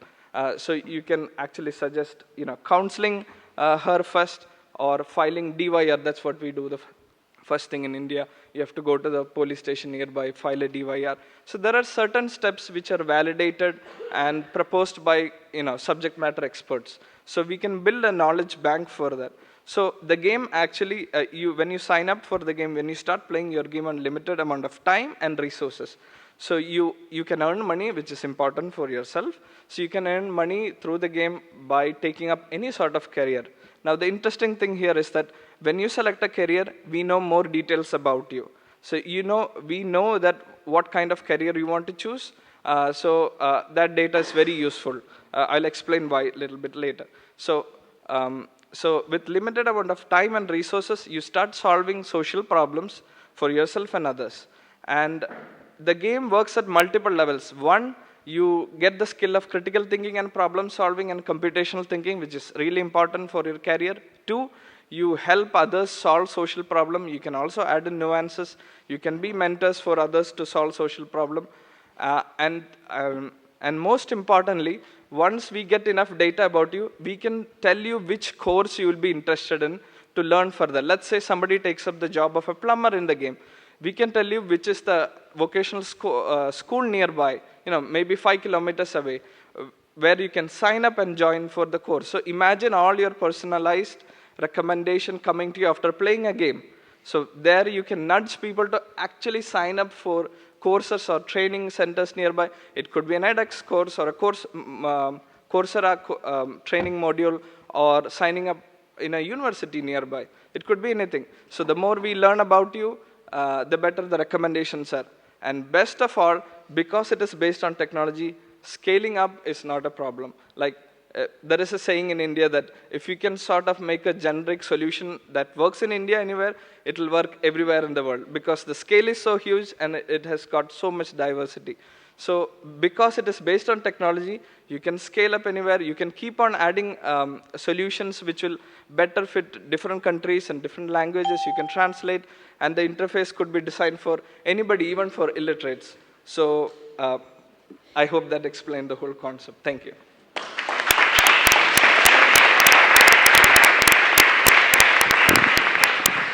Thank you very much. Next, we have Surabhi Bajpai from India, and the solution is NutriGarden, community-led nutrition intervention. Good evening, ladies and gentlemen. Many thanks for this wonderful opportunity. I'm extremely delighted to be here.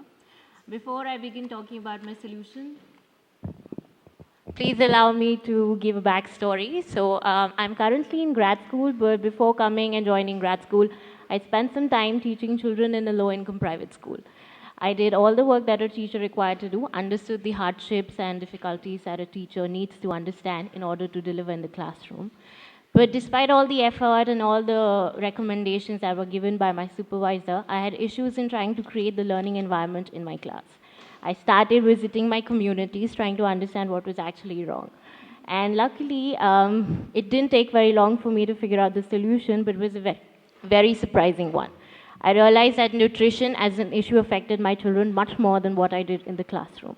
I saw their lunch boxes, I saw what they ate, and definitely, given what they were eating, there was no way that we would be having access to the quality education that I was aiming at. I spent some time after this traveling across rural areas of India, and I saw malnourished kids in almost each and every village that I visited. And to be honest, it just helped me understand the magnitude of the problem and what we have in terms of the country that aims to be the next superpower and has such a young demographic dividend, but the challenge it faces without acknowledging the problem that it suffers from malnutrition. So therefore, I joined grad school. I'm currently a public administration student, and since April of this year, I've spent some time working on the UN Secretary General Zero Hunger Challenge. As I was working on the challenge, the 5 elements of the challenge, the final one being malnutrition, I could not but shy away from acknowledging the fact that malnutrition exists in my country in all its forms. 1 out of every 5 children in my country is malnourished, and it took me so long to figure out that it's an issue which is across my country. So therefore, when I completed my internship, I saw this forum and I decided to apply here in terms of the solution that I present. I'm passionate about technology. I understand technology is an important motivator for all of us. I'm here because I saw the application online. It gave me access to information, and I'm able to present a solution here. As you may know, some women in general do have access to technology, but they may not have the power to use it. When I was moving around in villages observing, I saw that lots of women have phones in their houses. We have information, we have access to technology, but we clearly do not have the means and the power to access in terms of their choice. So therefore, what I want to intend to do is aim to combine these 2 aspects of nutrition and technology with the impact of creating power for women to be able to create nutri-gardens and understand the solution that lies within it. In terms of the aims of goals and objectives, we aim to create an ITC-based intervention tool. The aim of the tool is to help people understand the nutrition levels in the village, what needs to be done, and create customized solutions. In the current context, the Indian government and international institutions and multilaterals at large are spending billions and billions of dollars trying to create nutritional solutions across, but without involving communities, local governments, or people at the local level. The current infrastructure is set in place. We have the school management committees, we have the panchayat system, which is the local governance system, which allows for 50% reservation for women. And what we need is an intervention based on technology to allow women to be able to create those tools in terms of creating nutri gardens for themselves and having those tools being used to create a self-resilient and reliant community for the future generation within their system. And that's what we aim to do. Not only does this intervention aim to create a nutrition-based solution, but it also aims to create budgeting, accountability mechanisms, and creating a holistic knowledge-sharing platform for all the women in the community to be able to implement the solution at large. Therefore, I think in the current context, we are in a position to implement, supported by the institutional framework and also the policy recommendations. In terms of the theory of change, to be honest, it's very hard to quantify or qualify what we really achieve. Because the first aspect of this whole initiative is to achieve gender mobilization. In terms of understanding and helping women gain the power of technology to be able to make a personal choice and a personal intervention. The second aspect is about creating the nutritional understanding within the community. We see that attendance in schools is driven because you have midday meal schemes, you have free lunches being given. And therefore, at times, the families do not understand the roles and responsibilities they play with this. Therefore, creating and bridging the gaps is equally important. Third is that we also need to understand that the local government structure in its current format may not be open to interventions beyond their measure. What I mean by saying is that, for example, if I visit a block development officer or a village officer and I tell them that this is the tool that we aim to create, he or she in its limited capacity may not be able to initiate the implementation. So therefore we understand that the theory of change is there, but it's going to take time in terms of the barriers that it poses. But in the end, I'd also like to say that we are in Rome, and Rome clearly was not built in a day.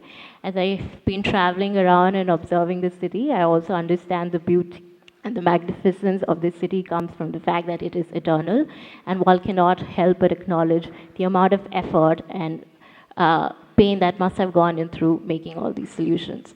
I would like to say that I'm extremely happy to be here, to be able to present this in front of all of you, and I welcome your suggestions and ideas on how we can take this forward. I think in this global call to leave no one behind and to achieve the 2030 agenda, we certainly need collaboration on platforms, and I look forward to hearing your comments and ideas and creating the zero hunger generation that it aims to create. Thank you.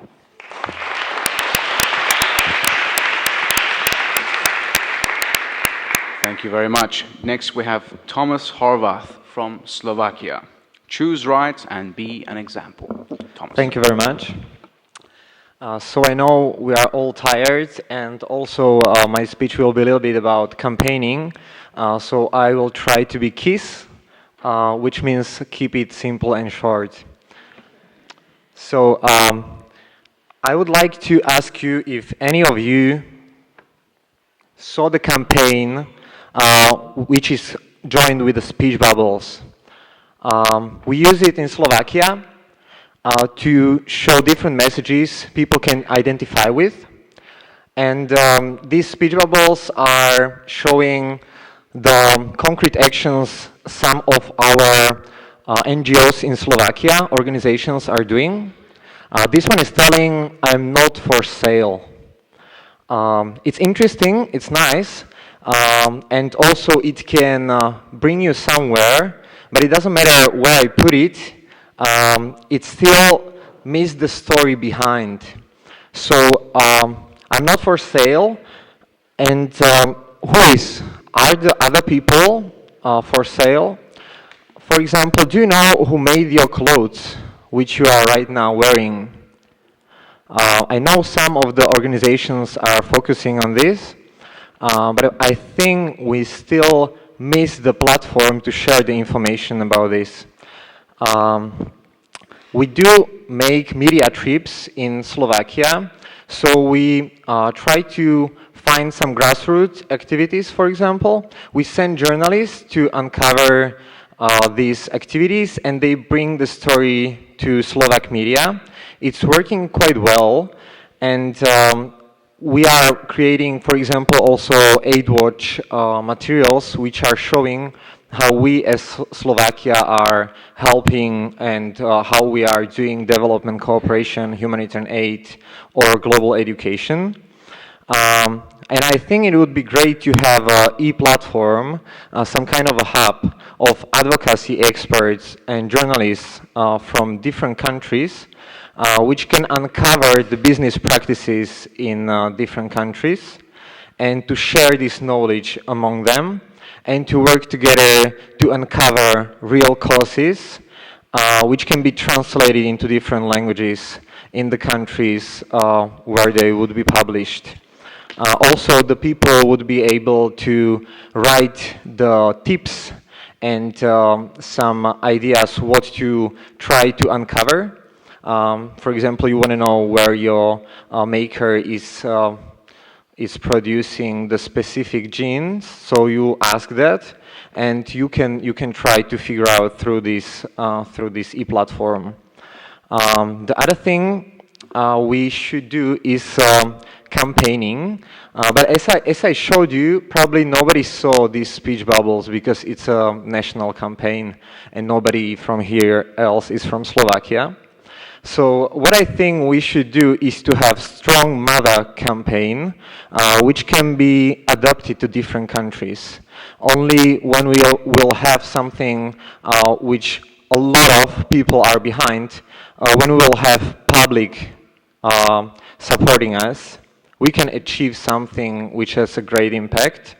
So I think instead of creating many awareness campaigns, for example, right now there are 3 campaigns in Slovakia focusing on fashion industry and modern slavery, only in Slovakia, and we are like 5.5 million people, like even not a big city in some countries. And we have 3 different campaigns. So I think it's really essential to make networking with each other, and I think more we are, greater impact we have. The last part is to create local action and inspire others. It varies in different countries and in different cultures. For example, in Slovakia, we have a lot of clothes in our charity warehouses. So right now I'm working on a project which is starting eco-social fashion brand. It's using recycled materials. It's involving the most vulnerable ones in the process. It's involving professionals to make the project sustainable. And it's involving students to bring the idea of alternative solutions and offer them possibility to think differently. So inviting stakeholders into the project, I think it can be social, it can be eco-friendly, but it can be also sustainable and last. This is, from my point, everything. I thank you for your attention.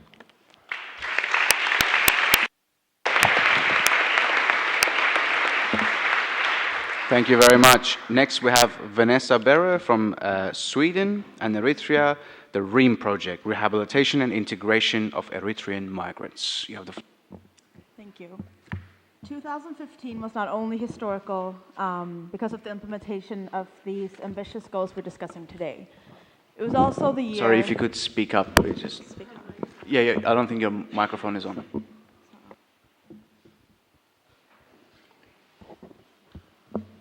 Thank you. It was also the year the most amount of migrants had been displaced from their home countries since the beginning of the United Nations and the end of the Second World War. This is something that cannot be ignored while we're discussing the SDGs here today. My name is Vanessa Berre. I'm born and raised in Stockholm, Sweden, but my parents are both from Eritrea, which is a small country in East Africa. I'm a full-time student and a full-time activist, which means I don't sleep. I study law in London, and for the past 3 years, I've been running an organization working for the release of my uncle, who's a journalist who's been in prison in Eritrea for the past 15 years. As my engagement with my uncle's case grew, I started becoming more of an Eritrean activist focusing on human rights abuses affecting the Eritrean people. And with my work with these people and these problems, I've detected a huge problem. Today, a lot of people are fleeing Eritrea because of systematic oppression in the country. Over 5,000 people are fleeing every month because of the situation there. A newly established UN Commission recently accused Eritrea for crimes against humanity, which is the most serious crime, one of the most serious crimes, along with genocide and others, that a state can be accused of. There is no future in Eritrea for the youth. The university has been shut down. There's a forced national service program that forces the youth to be enrolled indefinitely. And because of this, they flee. The intellectuals are imprisoned, killed, or have disappeared. And the entire country are on a move. On this flight, they experience even more trauma than they experience in the country itself. Because there are no legal routes into Europe, they're forced to take on traffickers. And on this route, they experience kidnappings, sexual exploitation, murder. With the establishment of ISIS in Libya, a lot of Eritrean Christian refugees have been held hostages. A lot of women are held like sexual slaves. And the problem is that when they do come to safety, a lot of attention is let off and we think about the new migrants coming in. But the problem is that the issues that these refugees have dealt with are not dealt with properly. Mental health is something that is not talked about in the Eritrean community. Very similar to the communities I've met in Sweden, where mental health is still something that is not talked about or dealt with. Eritrean women consider rape a taboo. And in a lot of cultures, it is. And because of this, they never actually properly comprehend and take care of the problems that they have experienced. In addition to this, when they come to Europe or to other safe countries, places, they are not encouraged to pursue their dreams and their education. Because of this, they fall into a trap of low skills and low paid jobs. And there's nothing wrong with these jobs, but it should not be the only option for Eritrean refugees. My project wants to reach goal 4 and 5, which focus on education and gender equality. My goal is to rehabilitate and then equip Eritrean migrants and refugees with all the tools necessary for them to reach their full potential. The special but not exclusive focus will be on women, specifically because of all the abuses that they experience, they are the biggest victims. And because of traditional gender roles, when they do come to safety, they're the first one to take on the easier jobs and are not encouraged to pursue their dreams. The project is divided into 2 parts, the rehabilitation part and the integration part. Because of the problems that we have with mental health issues and the fact that they're so taboo, it's going to be a lot of problems to get them to actually open up. But while we're doing this, we need to equip them with the language skills that they have in the country that they arrive to. We need to provide them with contacts, mentorships, help them explore different careers.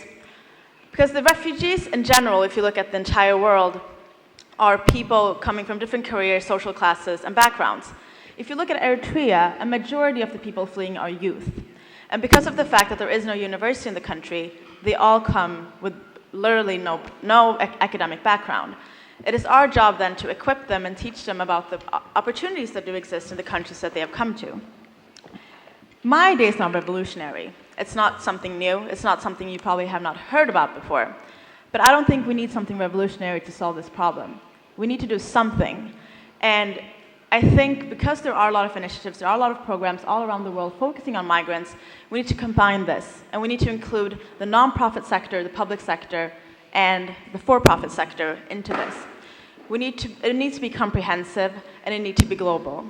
And it does not only include Eritrean migrants. I speak about them here today because of my strong ties with the community. I've been an Eritrean activist since I was 16 years old, and I know practically everyone who's included in the fight for Eritrean democracy and against the human rights abuses affecting Eritrean people today. I can help find the people that can find a program to start this program and find the people that need this help. And with the time, we can expand this to include migrants from all backgrounds and put this in place all around the world. I can guarantee you one thing. The Eritrean dictatorship will fall. But when this happens, if we don't properly rehabilitate, integrate, and activate this generation leaving the country right now, who will then lead? I warn you, if not a comprehensive plan to deal with this pressing issue is established and pursued soon, we are risking the entire future of Eritrea. Thank you very much.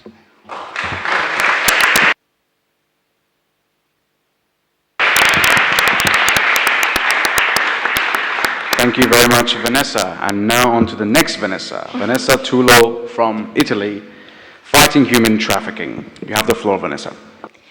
Yeah, thank you so much for inviting me and for organizing this always amazing meeting. In 2015, 5,000 of Nigerian girls have been identified on Italian borders. 1,000 were minors, in many cases disappeared during this last year and probably caught in the nets of human trafficking. But just 800 victims have been assisted by Italian assistance system. Starting from this data, the proposal tackles three main problematic issues in Italy. The lack of an effective referral and rescuing system, the shortage of shelters, and the lack of an effective integration plan for assisted victims. The project is developed on three layers action, focused as a first objective on enhancing capacities of local actors in referring and rescuing victims of trafficking and potential victims of trafficking, such as vulnerable migrants. Supporting the national hotline service that for the moment provides just general information. These supports can be given by integrating the present system with new IT tools, such as an online inventory that, for example, already exists in Egypt, in which it's a kind of online platform where NGOs, operators, victims can have contacts and stay in contact and quickly communicate, and a smartphone app easily accessible for traffic victims. This kind of system will create an NGOs and shelters network able to rapidly respond to victims' needs. The second objective is to enhance capacities of NGOs located in Italy in assisting victims through capacity building activities for NGOs already working on gender issues in order to skill them to manage trafficking cases. For example, what I'm doing with IOM in Morocco is exactly that. So trying to use in a positive way what we have already in the field to building capacity and have a always effective and timely response to the specific needs. The third objective is to improve livelihood conditions of assisted victims of trafficking through a regular psychological support and an adequate professional training, or IGA, so income generating activities training, in order to make them independent also from an economical point of view, wherever they freely decide to live, in Europe, in their country of origin, or in a third country. Of course, to achieve these goals, it is necessary to rely on the strong political will of the Italian government and the European government as well, to consider human trafficking as a crime against humanity rather than a simple political issue linked to migrations. However, we can still act against human trafficking, and through simple projects like this, with low budgets and within a reasonable time span, it is concretely possible to save thousands of lives, not just in Italy, but across Europe. Thank you.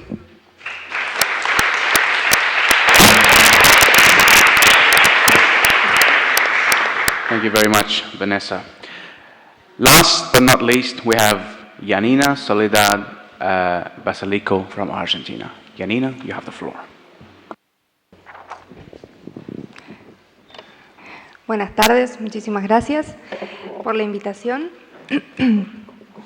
Mi ponencia o el problema que estamos viendo desde nuestro país, si bien yo los años anteriores venía como miembro de una ONG, que es Vínculos en Red, desde este lugar y este año vengo como parte del Gobierno Nacional Argentino, siendo coordinadora nacional de un comité ejecutivo para la lucha contra la trata, que fue un organismo que se pide y se solicita a partir de la modificación de la ley que se le hace en el año 2012.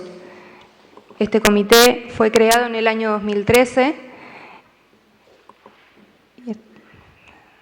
¿Está bien? Sorry, excuse me, I don't think there is a translation happening. Just if you could, apologies. Yeah. It's back? Okay. Sorry about that, continue. Bueno, el problema es la deficiencia que se tiene en la comunicación para la prevención sobre casos de trata de personas, y la solución es la eficiencia en la comunicación. Lo que me permito hoy es invitarlos a poner en discusión las falencias o deficiencias que se observan en la comunicación de las campañas para la prevención. Hay algunos puntos en cuestión que a mi criterio son las causas que no se consideran al menos al momento de formular una campaña y que efectivamente inciden en una comunicación deficiente con sus respectivas consecuencias. Situaciones que generalmente están asociadas al movimiento territorial a las que algunas personas se ven forzadas a realizar. En ellas se puede observar en tránsito, durante el tránsito y su posterior asentamiento, un sinnúmero de vulnerabilidades que le exponen en una situación de desventaja. Como dijo el Papa Francisco en el encuentro con los alcaldes en julio de 2015, es inexorable el éxodo de personas que se produce desde el campo a los grandes centros urbanos, manteniéndose en situaciones de vulnerabilidades que a veces son aprovechadas por las redes mafiosas. Es en esa situación de desprotección y de no contención donde se debe llegar eficientemente con una campaña de comunicación para la prevención. El Papa nos sigue diciendo, si bien esta conciencia sale del centro hacia las periferias, el trabajo más serio y más profundo se hace desde la periferia hacia el centro, es decir, desde ustedes hacia la conciencia de la humanidad. Muchas son las causas que consciente o inconscientemente nos llevan a una ineficiente formulación de la comunicación y que deberíamos revisar permanentemente. Generalmente, la responsabilidad de prevenir sobre determinadas situaciones es de los estados, en sus diferentes niveles. Los estados centrales disponen de equipos comunicacionales para elaborar los mensajes que pretenden ser masivos, pero lamentablemente, en muchos casos, no atienden a las particularidades socioculturales de las regiones o de los grupos minoritarios, de mayor riesgo y susceptibles de ser captados. Frente a la observación de esta realidad, resulta necesario que esos equipos creativos incorporen a los mismos a representantes de organizaciones no gubernamentales que trabajen el tema que desean prevenir, especialistas y sobre todo a sobrevivientes del flagelo de la trata, para tener una mirada amplia, real y territorial y no simplemente teórica y técnica. La mirada interdisciplinaria e interpersonal contribuirá a la creación de mensajes claros que visibilicen el problema que se quiere atacar y logre su cometido. Es por ello que es fundamental que los equipos técnicos del laboratorio creativo incorporen en el análisis las pautas sociales y culturales de los destinatarios, fundamentales para lograr efectividad con el propósito. Durante ese análisis se debe tener presente, por ejemplo, de qué manera y a través de qué medios de comunicación se informan esos grupos. La focalización y la adaptación de los mensajes a públicos particulares a través del canal correcto ayuda también a una utilización de los recursos disponibles para la producción y la contratación de medios. Otro de los aspectos que asegurarían la efectividad de las campañas sería la permanencia del tema en los medios masivos de comunicación, variando su contenido de acuerdo a la estructuración general de la campaña. La necesidad de una campaña comunicacional bien estructurada, direccionada y transmitida por los canales adecuados tienen una relación directa con los presupuestos que cada Estado asigna y la determinación política de los mismos. El desafío para los próximos años implica un gran compromiso por parte de los gobiernos que estén verdaderamente dispuestos a trabajar por la reivindicación de los derechos avasallados de las personas. No es imposible, se trata de una actitud frente a la vida, de una decisión política tendiente a la equidad y respeto por el ser humano, que tome la asignación presupuestaria para los temas sociales con la misma importancia que significa una obra pública y la conformación de equipos de producción o elaboración de contenidos audiovisuales amplios y participativos. Frente a las realidades que muchos de nosotros en los diferentes lugares donde desarrollamos nuestra vida y las carencias siempre observadas, me permito humildemente poner algunas pautas que si bien no son significativas, a la solución, no son y no significan la solución inmediata, seguramente abrirán nuevos espacios de discusión, como por ejemplo la determinación de una asignación presupuestaria acorde a la significación que represente para cada Estado la violación de los derechos humanos, la conformación de un equipo comunicacional amplio e interdisciplinario que articule miradas territoriales y técnicas para elaborar los mensajes, y la necesidad imperiosa de articular entre los diferentes niveles de gobierno la elaboración de una ley que obligue a los medios de comunicación a ceder espacios gratuitos para sostener las campañas oficiales permanentes. Desde mi lugar y desde el lugar en el que estoy ocupando actualmente, en mi equipo de trabajo están y son parte sobrevivientes de este delito. Es la primera vez que el Estado Nacional Argentino incluye oficialmente y está trabajando con víctimas de este delito y las escucha para poder con ellas trabajar de manera articulada. Por eso les quería mostrar, simplemente para terminar, lo que hicimos, que son estos dípticos que se reparten, en los cuales dice: abramos los ojos, cómo prevenir, qué podemos denunciar y dónde denunciar. La trata de personas no se ve a simple vista. Si algo te hace dudar, no dudes, denuncia al 145, que es una línea nacional, gratuita y anónima. Muchas gracias.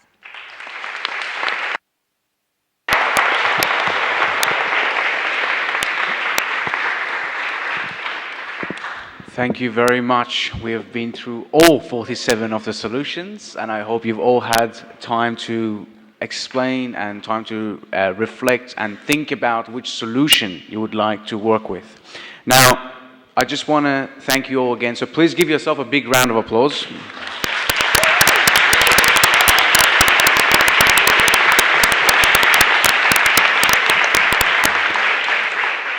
So, for next steps, what we'll have is a short voting procedure, which I will explain in a second. Then we'll have some reflections from the panel and a general discussion while we count your votes outside.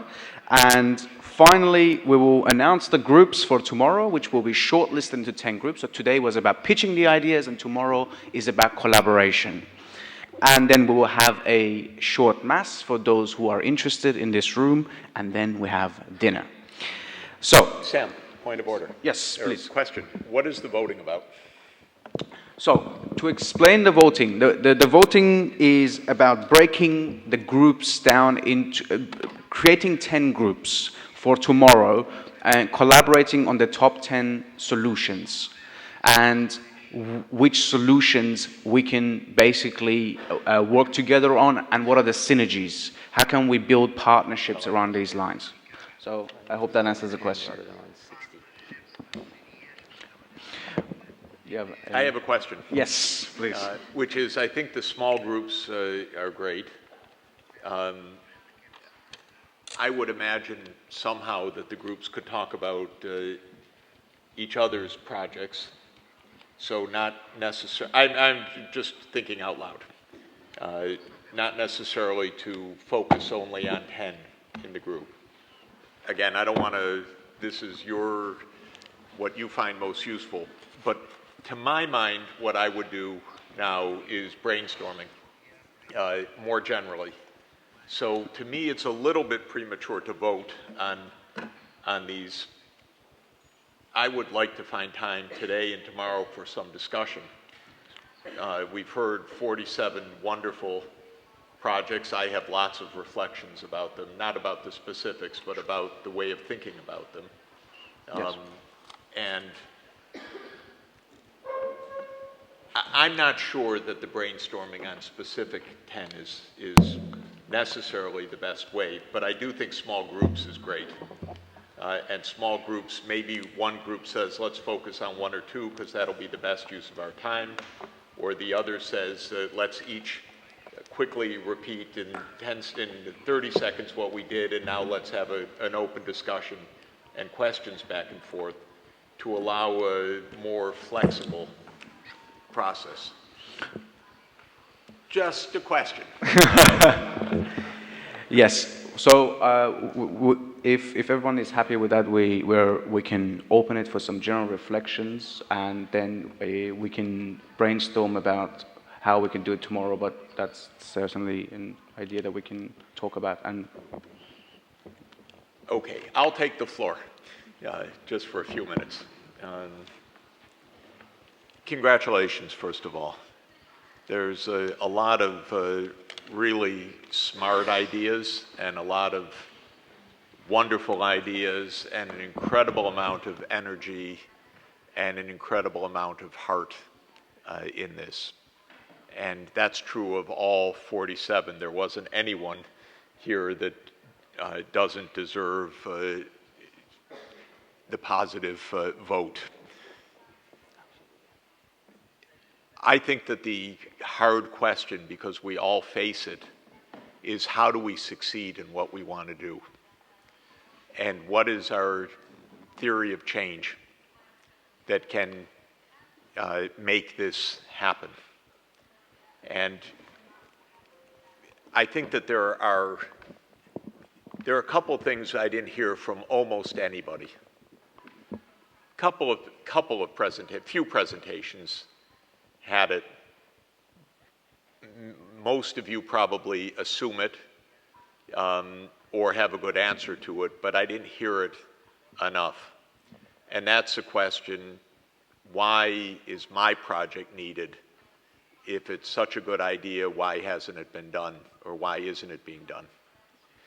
And there could be three answers to that. One is it's not a good idea.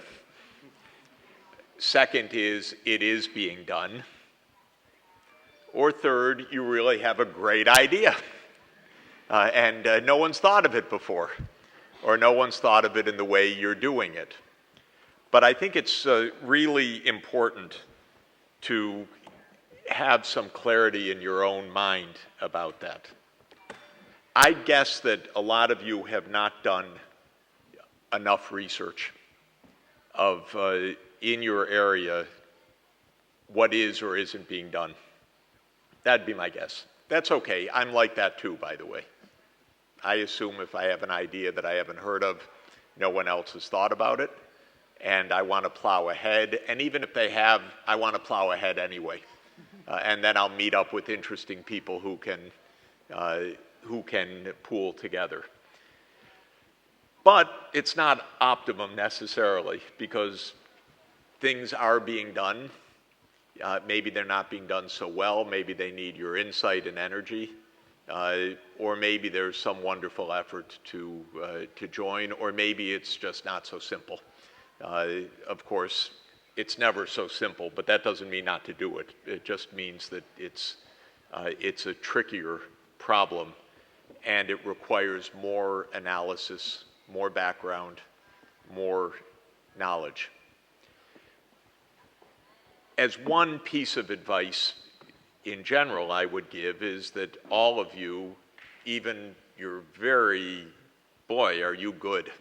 You know, I replace half my colleagues at least with you guys immediately. So that's good. But you all need mentoring. Just because you'll be mentors soon, maybe you'll, by the way, you can both be mentored and mentoring at the same time. It's just that in your life cycle, you're at a stage where you're building and you need some sage advice, and you will be giving advice also. I don't think I heard very many times, here is my university advisor, or here is my senior partner in this, or here is who I'm looking to help make this happen. So which are who's giving gravitas that also is in a position to tell you that's actually being done, or that was tried many times, or that way can't work, or you're not going to be able to fund that, and so on. So you've all got incredibly good ideas and energy, so I'm interested in seeing how they can succeed. And that requires a hard-headed view of what is going to make it actually happen and who can help you make it happen. And how do you avoid being ignored or dismissed because you haven't really seen in this area, you're going to have to break through this argument or that argument to be heard effectively. So I would put it all under the rubric of your theory of change. And by that I mean a theory of change is you have to ask the question, what am I doing? Because there are a lot of well-meaning people in the world. So what am I doing right now with my idea that hasn't been done? You may have a perfect answer to that, or you may not have thought about it enough. Or you may just not know what others are doing, or there may be a partner that is perfect for what you want to do that can help you do what you need to do. A second thing is I have a responsibility to help you to succeed. So one of the things I do for a living is I beg for a living. I just beg for help. And you never pass the begging stage in this area unless you have some great app that's commercial and you're just going to make a lot of money and then you can help beggars that come to you. But for most of us, we're just begging all the time. Because if the market could do it, you'd be in a business setting rather than at the Vatican right now. And you'd probably be doing a commercial product, but a lot of what we're doing is public goods or helping the poor or helping things that don't have a price on them exactly, or helping the weakest people in society that aren't exactly the biggest customers, customer market, and so forth. Helping people with no money, no help, no voice, and so forth. So I beg, and I'll beg on your behalf. But then when I beg on your behalf, I really have to make the arguments because I get the door slammed in my face all the time. And by the way, well, maybe because they know my face, but I'm not a stranger to lots and lots of billionaires and lots of organizations. And many people said, well, let's have the UN help on this and that, which is great. I love the UN. It's broke. And I'm one of the lead beggars for the UN professionally. But that's okay. We just have to make the case really, really well that this is important and it's not being done. And here's why it's not being done. And it could be it's not being done because it goes smack up against powerful interests. That's one. Or it's not being done because there's no money in it, so I need a financial model understanding there's no money in this. Or it's not being done because no one had my idea because I'm 25 and I understand this stuff much better than you, Professor Sachs, and I know how to program better than you do, and I can make this happen. And that's why it's not been done, because it wasn't possible to do this last year, but now it is possible. That's a great answer too. That's my favorite answer, by the way, which is it's not being done because this is new, and last year, because we didn't have the bandwidth to do it, or we didn't have this or that to do it, it couldn't be done, but now it can be done. Great. Perfect answer. But you need that answer all the time. Why you? And by the way, another answer is that just generally, chronically, poor people are underserved, and the environment is under. So there's a basic answer also, which is I'm working in an area that is just hard because it's generally neglected, and I want to add my voice and my weight to that. But even that requires documentation, because you need to say, why am I doing it, rather than joining an organization to do it? Why am I here talking about my initiative rather than being a member of something that is an ongoing? You need a good answer to that. A lot of the initiatives have a local base to them.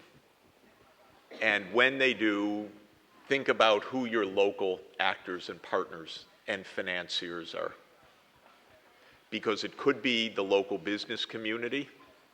It could be that there's a millionaire next door, and generally there are wealthy people around, and wealthy people need help to give meaning to their help and want it, and want in your community. This is important. You may not know about this, but this is something that's quite important. Or the businesses need help. They want to say, we're part of the Sustainable Development Goals, and you have a good way to tell them that. One partner I believe is very important is your local universities.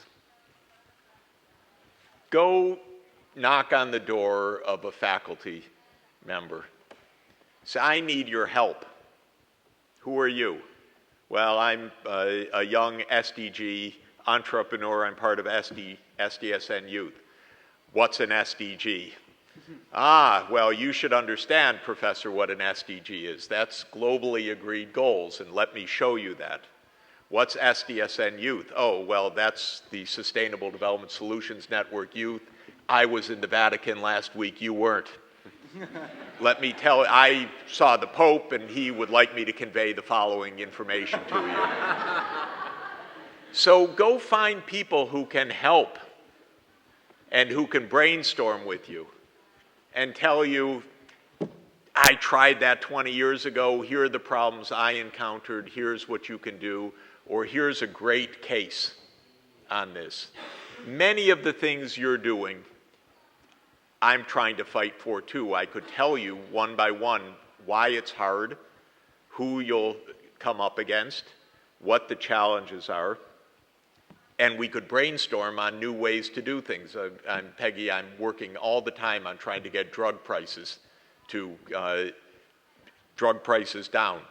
The companies don't want to give them at cost. They make a lot of money. They do for poor countries give them at cost, and in my country, in the United States, they mark them up 1,000 times.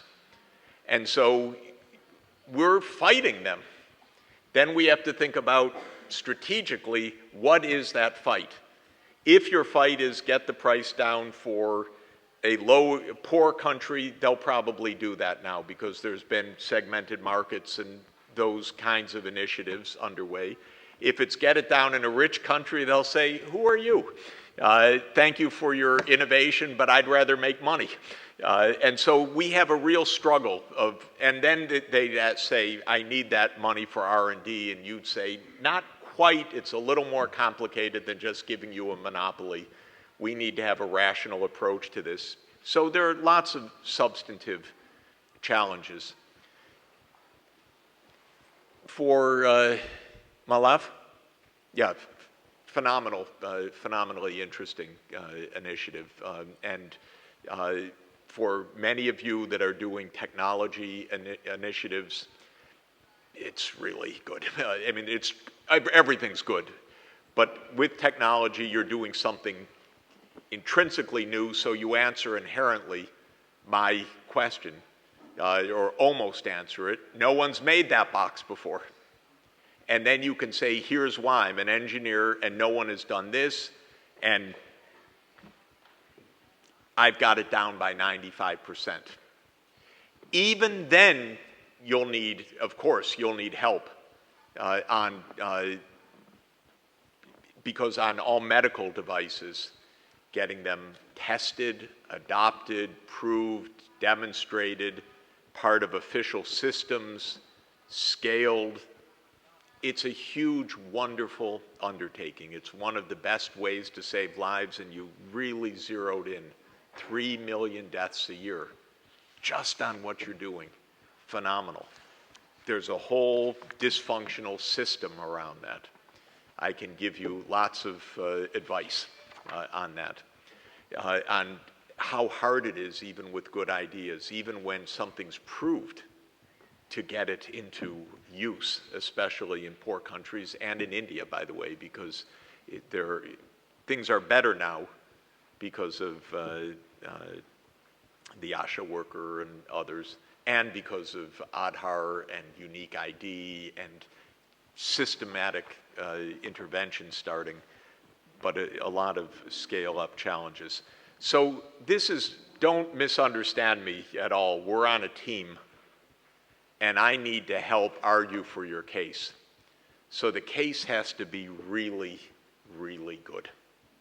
And it has to be sharp and clear. And I need, because I will go to Bill Gates and I'll say, Bill, you can't believe the meeting we were at last week. I need $1 billion. And of course, the phone will drop.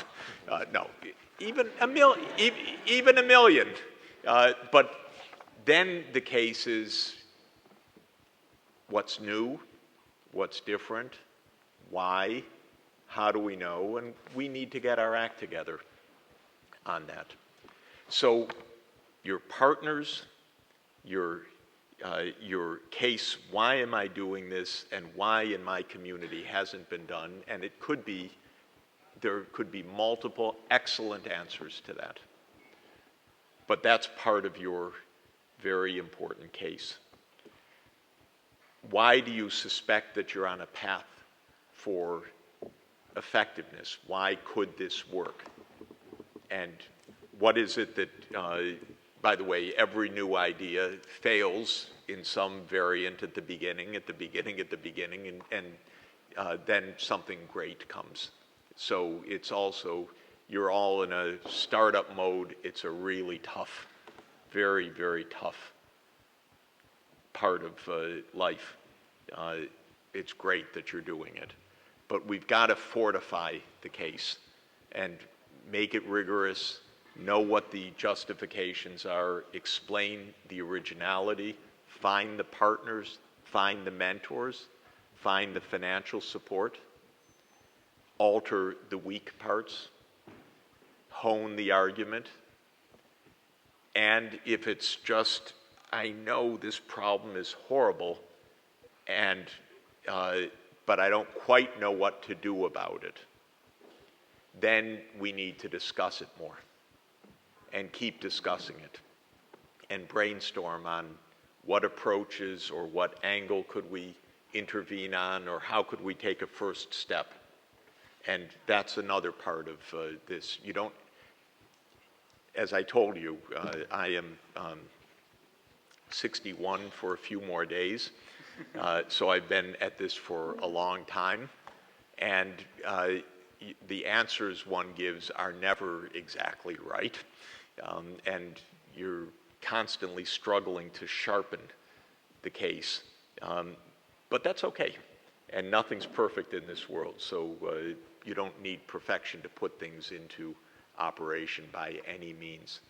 But we do need to be hard-headed about it, and you need to know why now, me, I, my partners, and how we could see a path to success on that. So that's my overall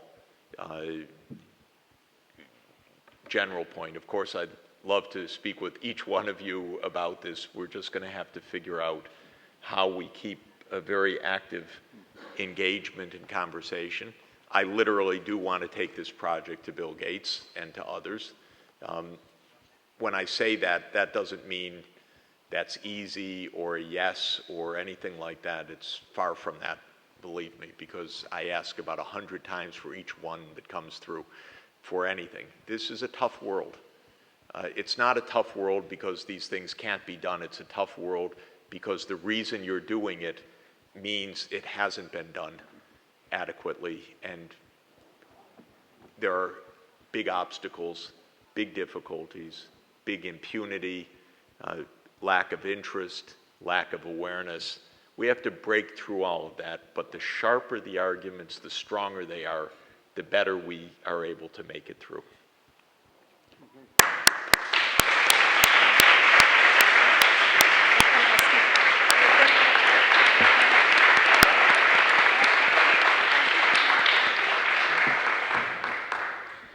Well, great comments, Jeff.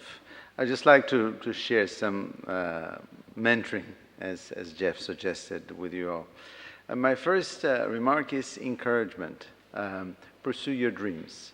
There is a huge strength when one dreams of a good idea, and I think that's very powerful.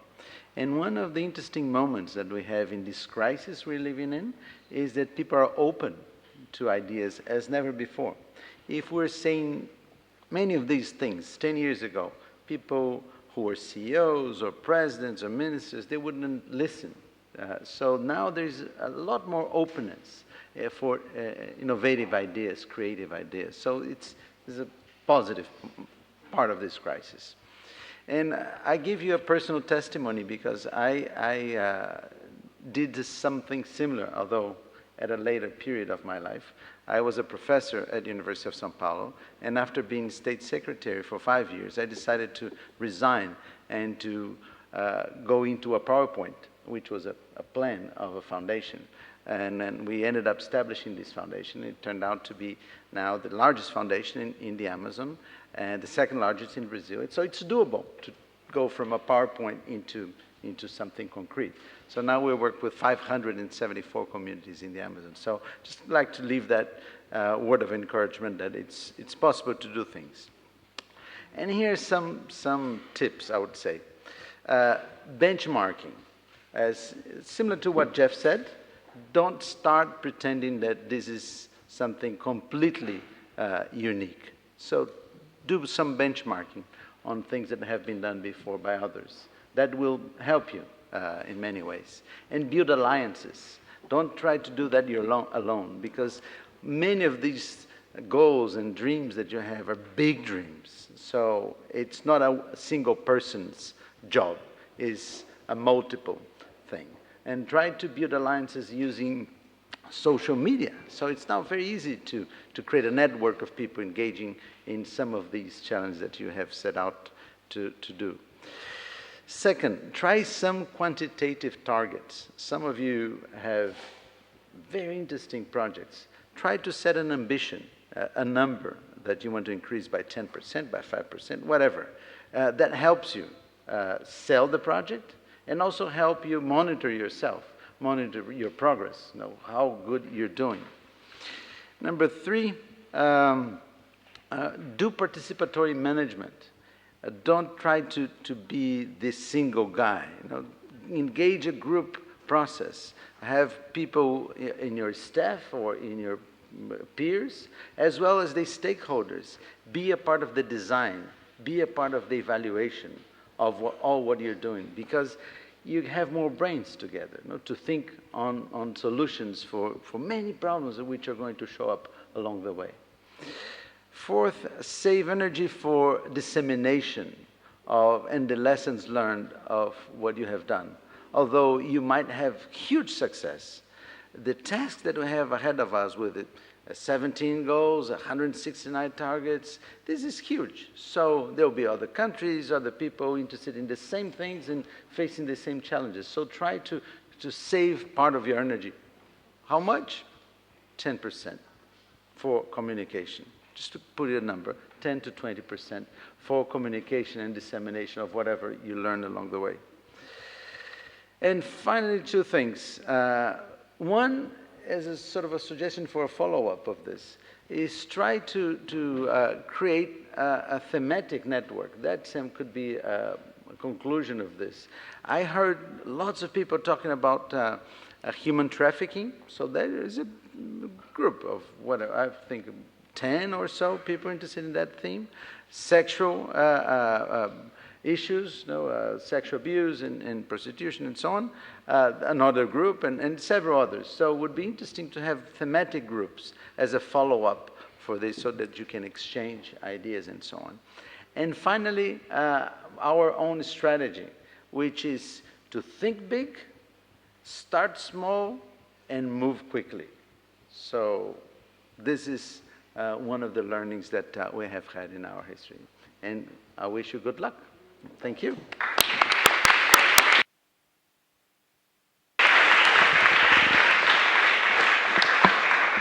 All right, thank you very much. If there are any more comments from the panel or any of the observers or delegates, we will have maybe a couple more. Otherwise, we will break for mass and then dinner. So before we do that, there is one lady down there who would like to.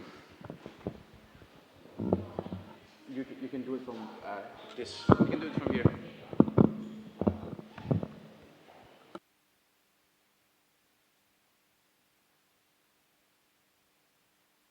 I'm going to speak in Spanish because I feel more comfortable and we have a translation. Como algunos de ustedes saben, esto pasó la semana pasada, entonces no estaba planeado en la agenda de México. Una discusión que estamos teniendo aquí es qué soluciones o qué discusión podríamos tener para seguir adelante y para erradicar la trata en México. Y el problema es que si no tenemos ley, no tenemos solución, no tenemos discusión. En México la semana pasada se decidió en el Senado pasó una propuesta para reformar la ley en contra de la trata, una ley que funciona y una ley que ha puesto casi 1,000 tratantes en la cárcel y que si se reforma van a salir a las calles. Todas las víctimas que hemos tratado, que estamos apoyando, van a estar en peligro porque estos tratantes son violentos.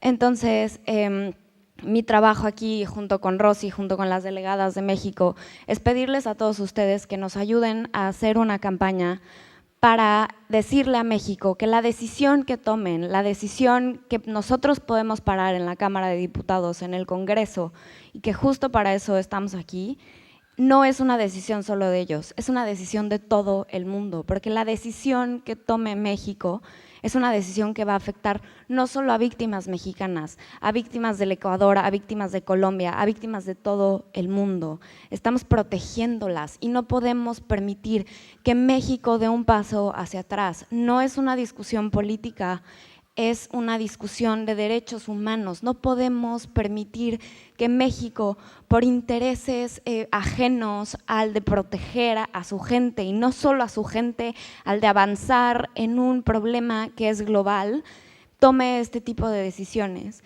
Entonces les queremos pedir a todos ustedes que por favor nos ayuden a mandar un mensaje a la Cámara de Diputados diciendo no pueden pasar esta ley, es un problema de todos, todos somos México porque este problema es global y porque las víctimas mexicanas no son solo mexicanas, son víctimas de todo el mundo.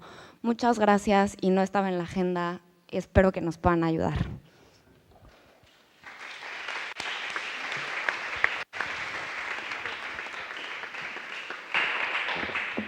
Thank you very much for that, and it is an incredibly important cause, so I do urge delegates to support.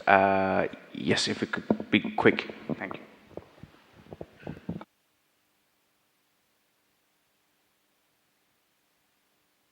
Thank you very much.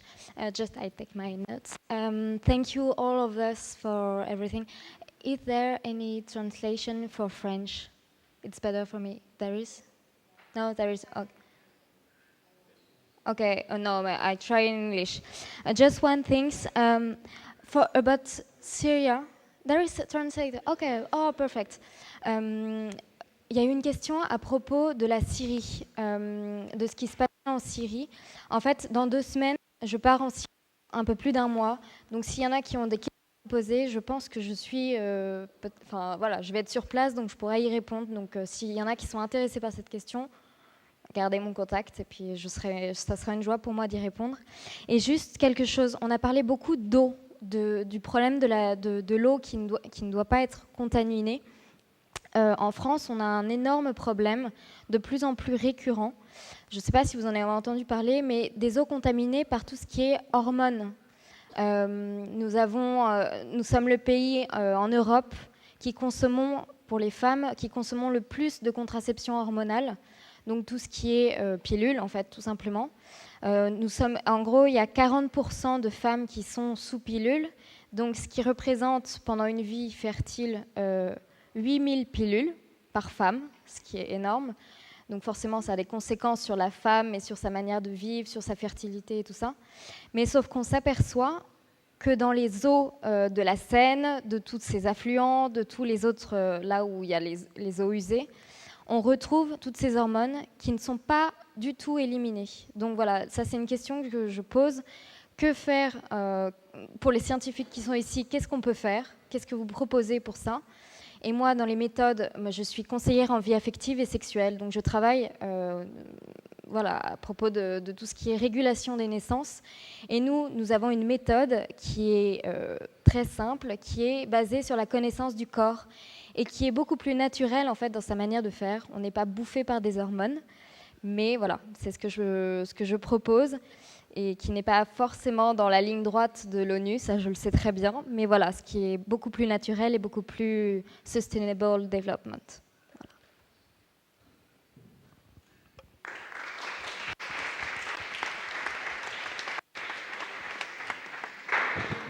Thank you very much. And yes, final comment, and please, very briefly. Thank you. Indeed, thank you so much. Professor Sachs, I really appreciate your comments that you gave. One of the biggest barriers for not just my own organization, but I'm sure many people in here, is the pursuit of funding and people to stand with them and invest in their ideas. In my organization's case, when we couldn't find funding to keep us going, we relied entirely on volunteers. The film I showed today was entirely made by volunteers. We came to the point to where our programs and the people involved in our network desperately needed funding. So we decided that we would fill that niche of providing funding for them. We bought microgranting.org and started handing out small microgrants, a few $100s here and there. But I was curious if you could give some advice on organizations that believe that they have the right things, of how to make it over the hump, of achieving the funding that they know that they need, even if they have a case study from large entities that require things like very expensive annual audits and things like that. Yes, as I said, professional begging is my expertise, and I believe in it. I believe that part of our... I've never run a for-profit business, but I've run a lot of businesses. In other words, met a lot of payrolls and had to manage a lot of budgets over the years. So serious budgeting is crucial, and not getting into debt and not getting into a mess and not getting into insolvency is really important, and being very hard-headed about this is extremely important. And none of you has a lot of money in what you're doing, and for almost every case here, you're not going to have a lot of money. Maybe the game could generate some funds, but for most of the activities, we're looking for the non-market activities. So the first thing is be frugal. Don't invest in big offices and big real estate and lots of fancy equipment and so forth, and don't promise big salaries to people, and try to figure out the gradual takeoff. Now, go ask for help, but on the basis of good ideas, and expect a lot of rejections. And when you become world-renowned in this area and are world leader and are heading global organizations, you'll still be rejected 99 out of 100 times. This is life. It's really life. This is not simple. And so plan for that. But definitely go to those who can help. Who can help you to do this? Local businesses can help. This is very important. Local business people absolutely can help. If you're in Mexico, let's go knock on Carlos Slim's door. He didn't keep $80 billion by giving it away very much, but he gives some of it away. That's important.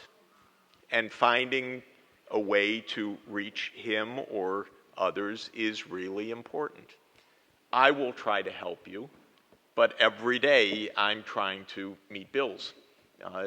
But I will try to help you meet yours also, based on good, rigorous arguments that these are strong cases, or the idea of a program for SDSN youth more generally. Maybe we can develop something on that basis. Find a mentor who has raised funds before and say, I need help. How can I do this? And there's nothing ingenious about this. I'm telling you, I found no trick. In 40 years, I found absolutely no single trick to this except the rigor of the ideas, the importance of what you're promoting, and persistence. And going to people who can help, and if you find a generous person, they can help you to more generous people. And that's really important also. And some of the big businesses, most multinational companies now in any of your countries have local CSR operations. And SDGs is a marketing point. So don't forget to put SDG on your label. And I say that really seriously because every business now wants to say we are SDG compliant. And so you have something to offer to them. You're helping to achieve SDG 3, to achieve SDG 8, to achieve SDG 16, to achieve whichever. You're helping them. And you have to help them to understand that you're helping them on that. But there are people who have come before you that have raised funds that are in your locations. Most of you are coming from major cities. Most of you are coming from capital cities, or capital cities have big universities. They have headquarters of companies. They have some branch offices of foundations. Capitals definitely have the UN team. They're broke, but still go see them. Maybe they can give you ideas. Maybe some of them even have some funds, not very much. But you don't need that much in funding. You will work for low pay, long hours, recompensed by doing the Lord's work, which we can say literally here. And that it's really important that what you're doing and that that's your consumption as well as your production. That's your fulfillment. So that's another part of this. And I love volunteers. I love gifts. I love contributions. I love used computers. I love used phones. I love anything that can be put to use. And almost anything can be put to use, in fact. And one of the beauties, this is the odd part of this whole agenda. I often explain and write and study that to achieve sustainable development is maybe 3 or 4% of our national and our global output redirected towards good things. Saving women from abuse, helping children to survive. This is not expensive. This is both the great opportunity and the tragedy combined of this, that what we're doing makes no sense. So the arguments you're making are perfect in the sense that, quote, cost effective, yes, thank you. You're not asking for much. So if it's really true that we need 3 or 4% total, and even less for certain very important things, basically anyone you can find. Let me have 3%. When you say that to Bill Gates, that really is great. That's $1 billion or $2 billion for a good project, or to Carlos Slim. But to the local company, it can be something that really helps. A company can say, I can't really give you anything, but I have office space. Do you need office space? Oh, we'd love office space. Otherwise, we're paying rent. Yeah, and I can put you on our computer system and you can use all of that. That doesn't cost me anything. So just being creative that way. And it is a general point. Find ways around rules. So urge people because you're doing good things. Help, be creative, find a way. Often people say to me no, and I say, oh, come on. I ask for $20,000 for something and they say no, and I beg and beg and beg, and maybe to make me stop begging, they say, okay, $5,000. I say, thank goodness. And that helps too. So help them find a way.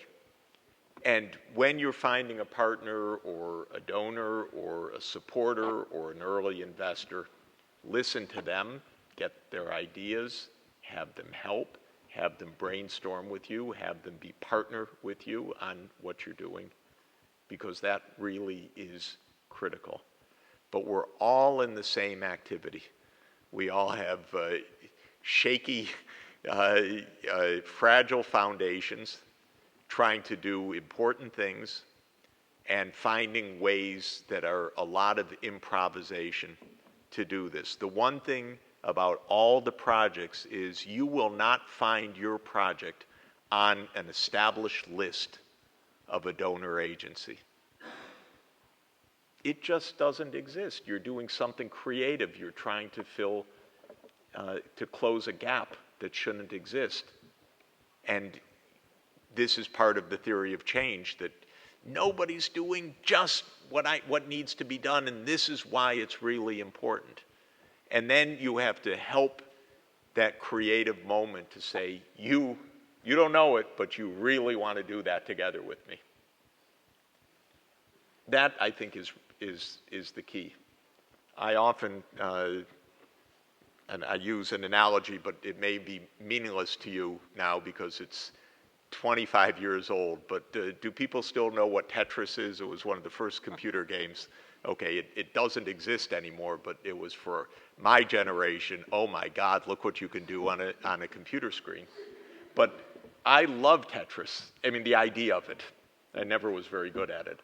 But I love the idea of it, that pieces fall in odd shapes and you have to ask the question, how does this fit into my puzzle?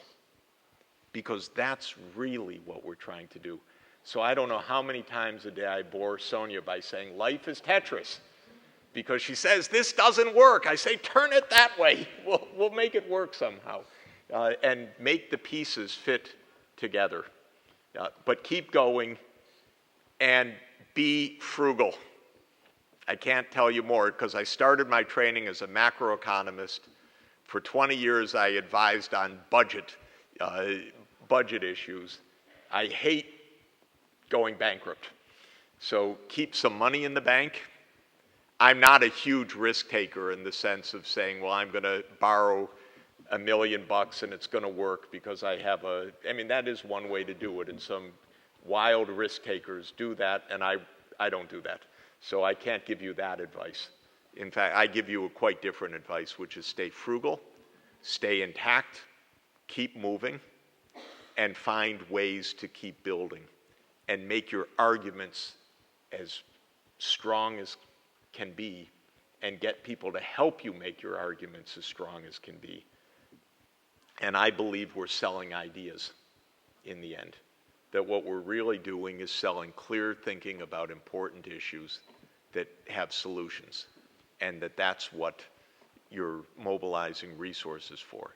And the good news is we don't need a lot. We just need a little to make a big change in the world.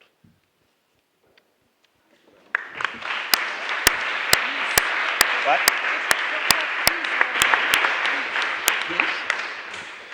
Thank you very much, Professor Sachs. This is why I said earlier today it's so good to have you here so that everyone can really benefit from your wisdom and your advice. So thank you for that contribution. So now we will go to a mass. If you're interested, it will be in this room. And then shortly after that, we will go for dinner. So thank you very much. And I now give over to Monsignor Sanchez to begin. I agree with all the things that say Jeffrey, and but I am also very happy because all the proposals are in relation with the ideas of Laudato Si, and especially to help the people that are more need. And I think that we need also to make a distinction between many of the proposals maybe don't have an universal value, but could be very important for the local situations.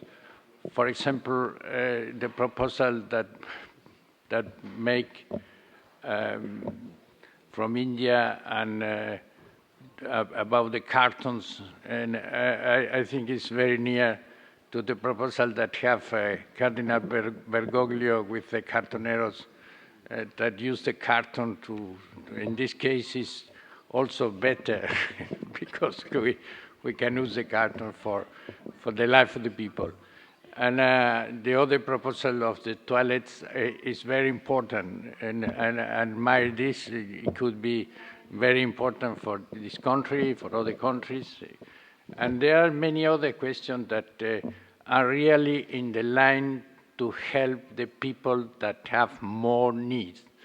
And for this, I congratulate you, and I think that that maybe we can find too much money, but the thing can go also because the other people can help you in the realization of this. And no more, and I think that we need to think more about the different proposals and to have a balance more adequate, and we can speak each other to understand better the different solutions. No more, and good it, and and of course the people, the mass is free. The people that can come. We offer free.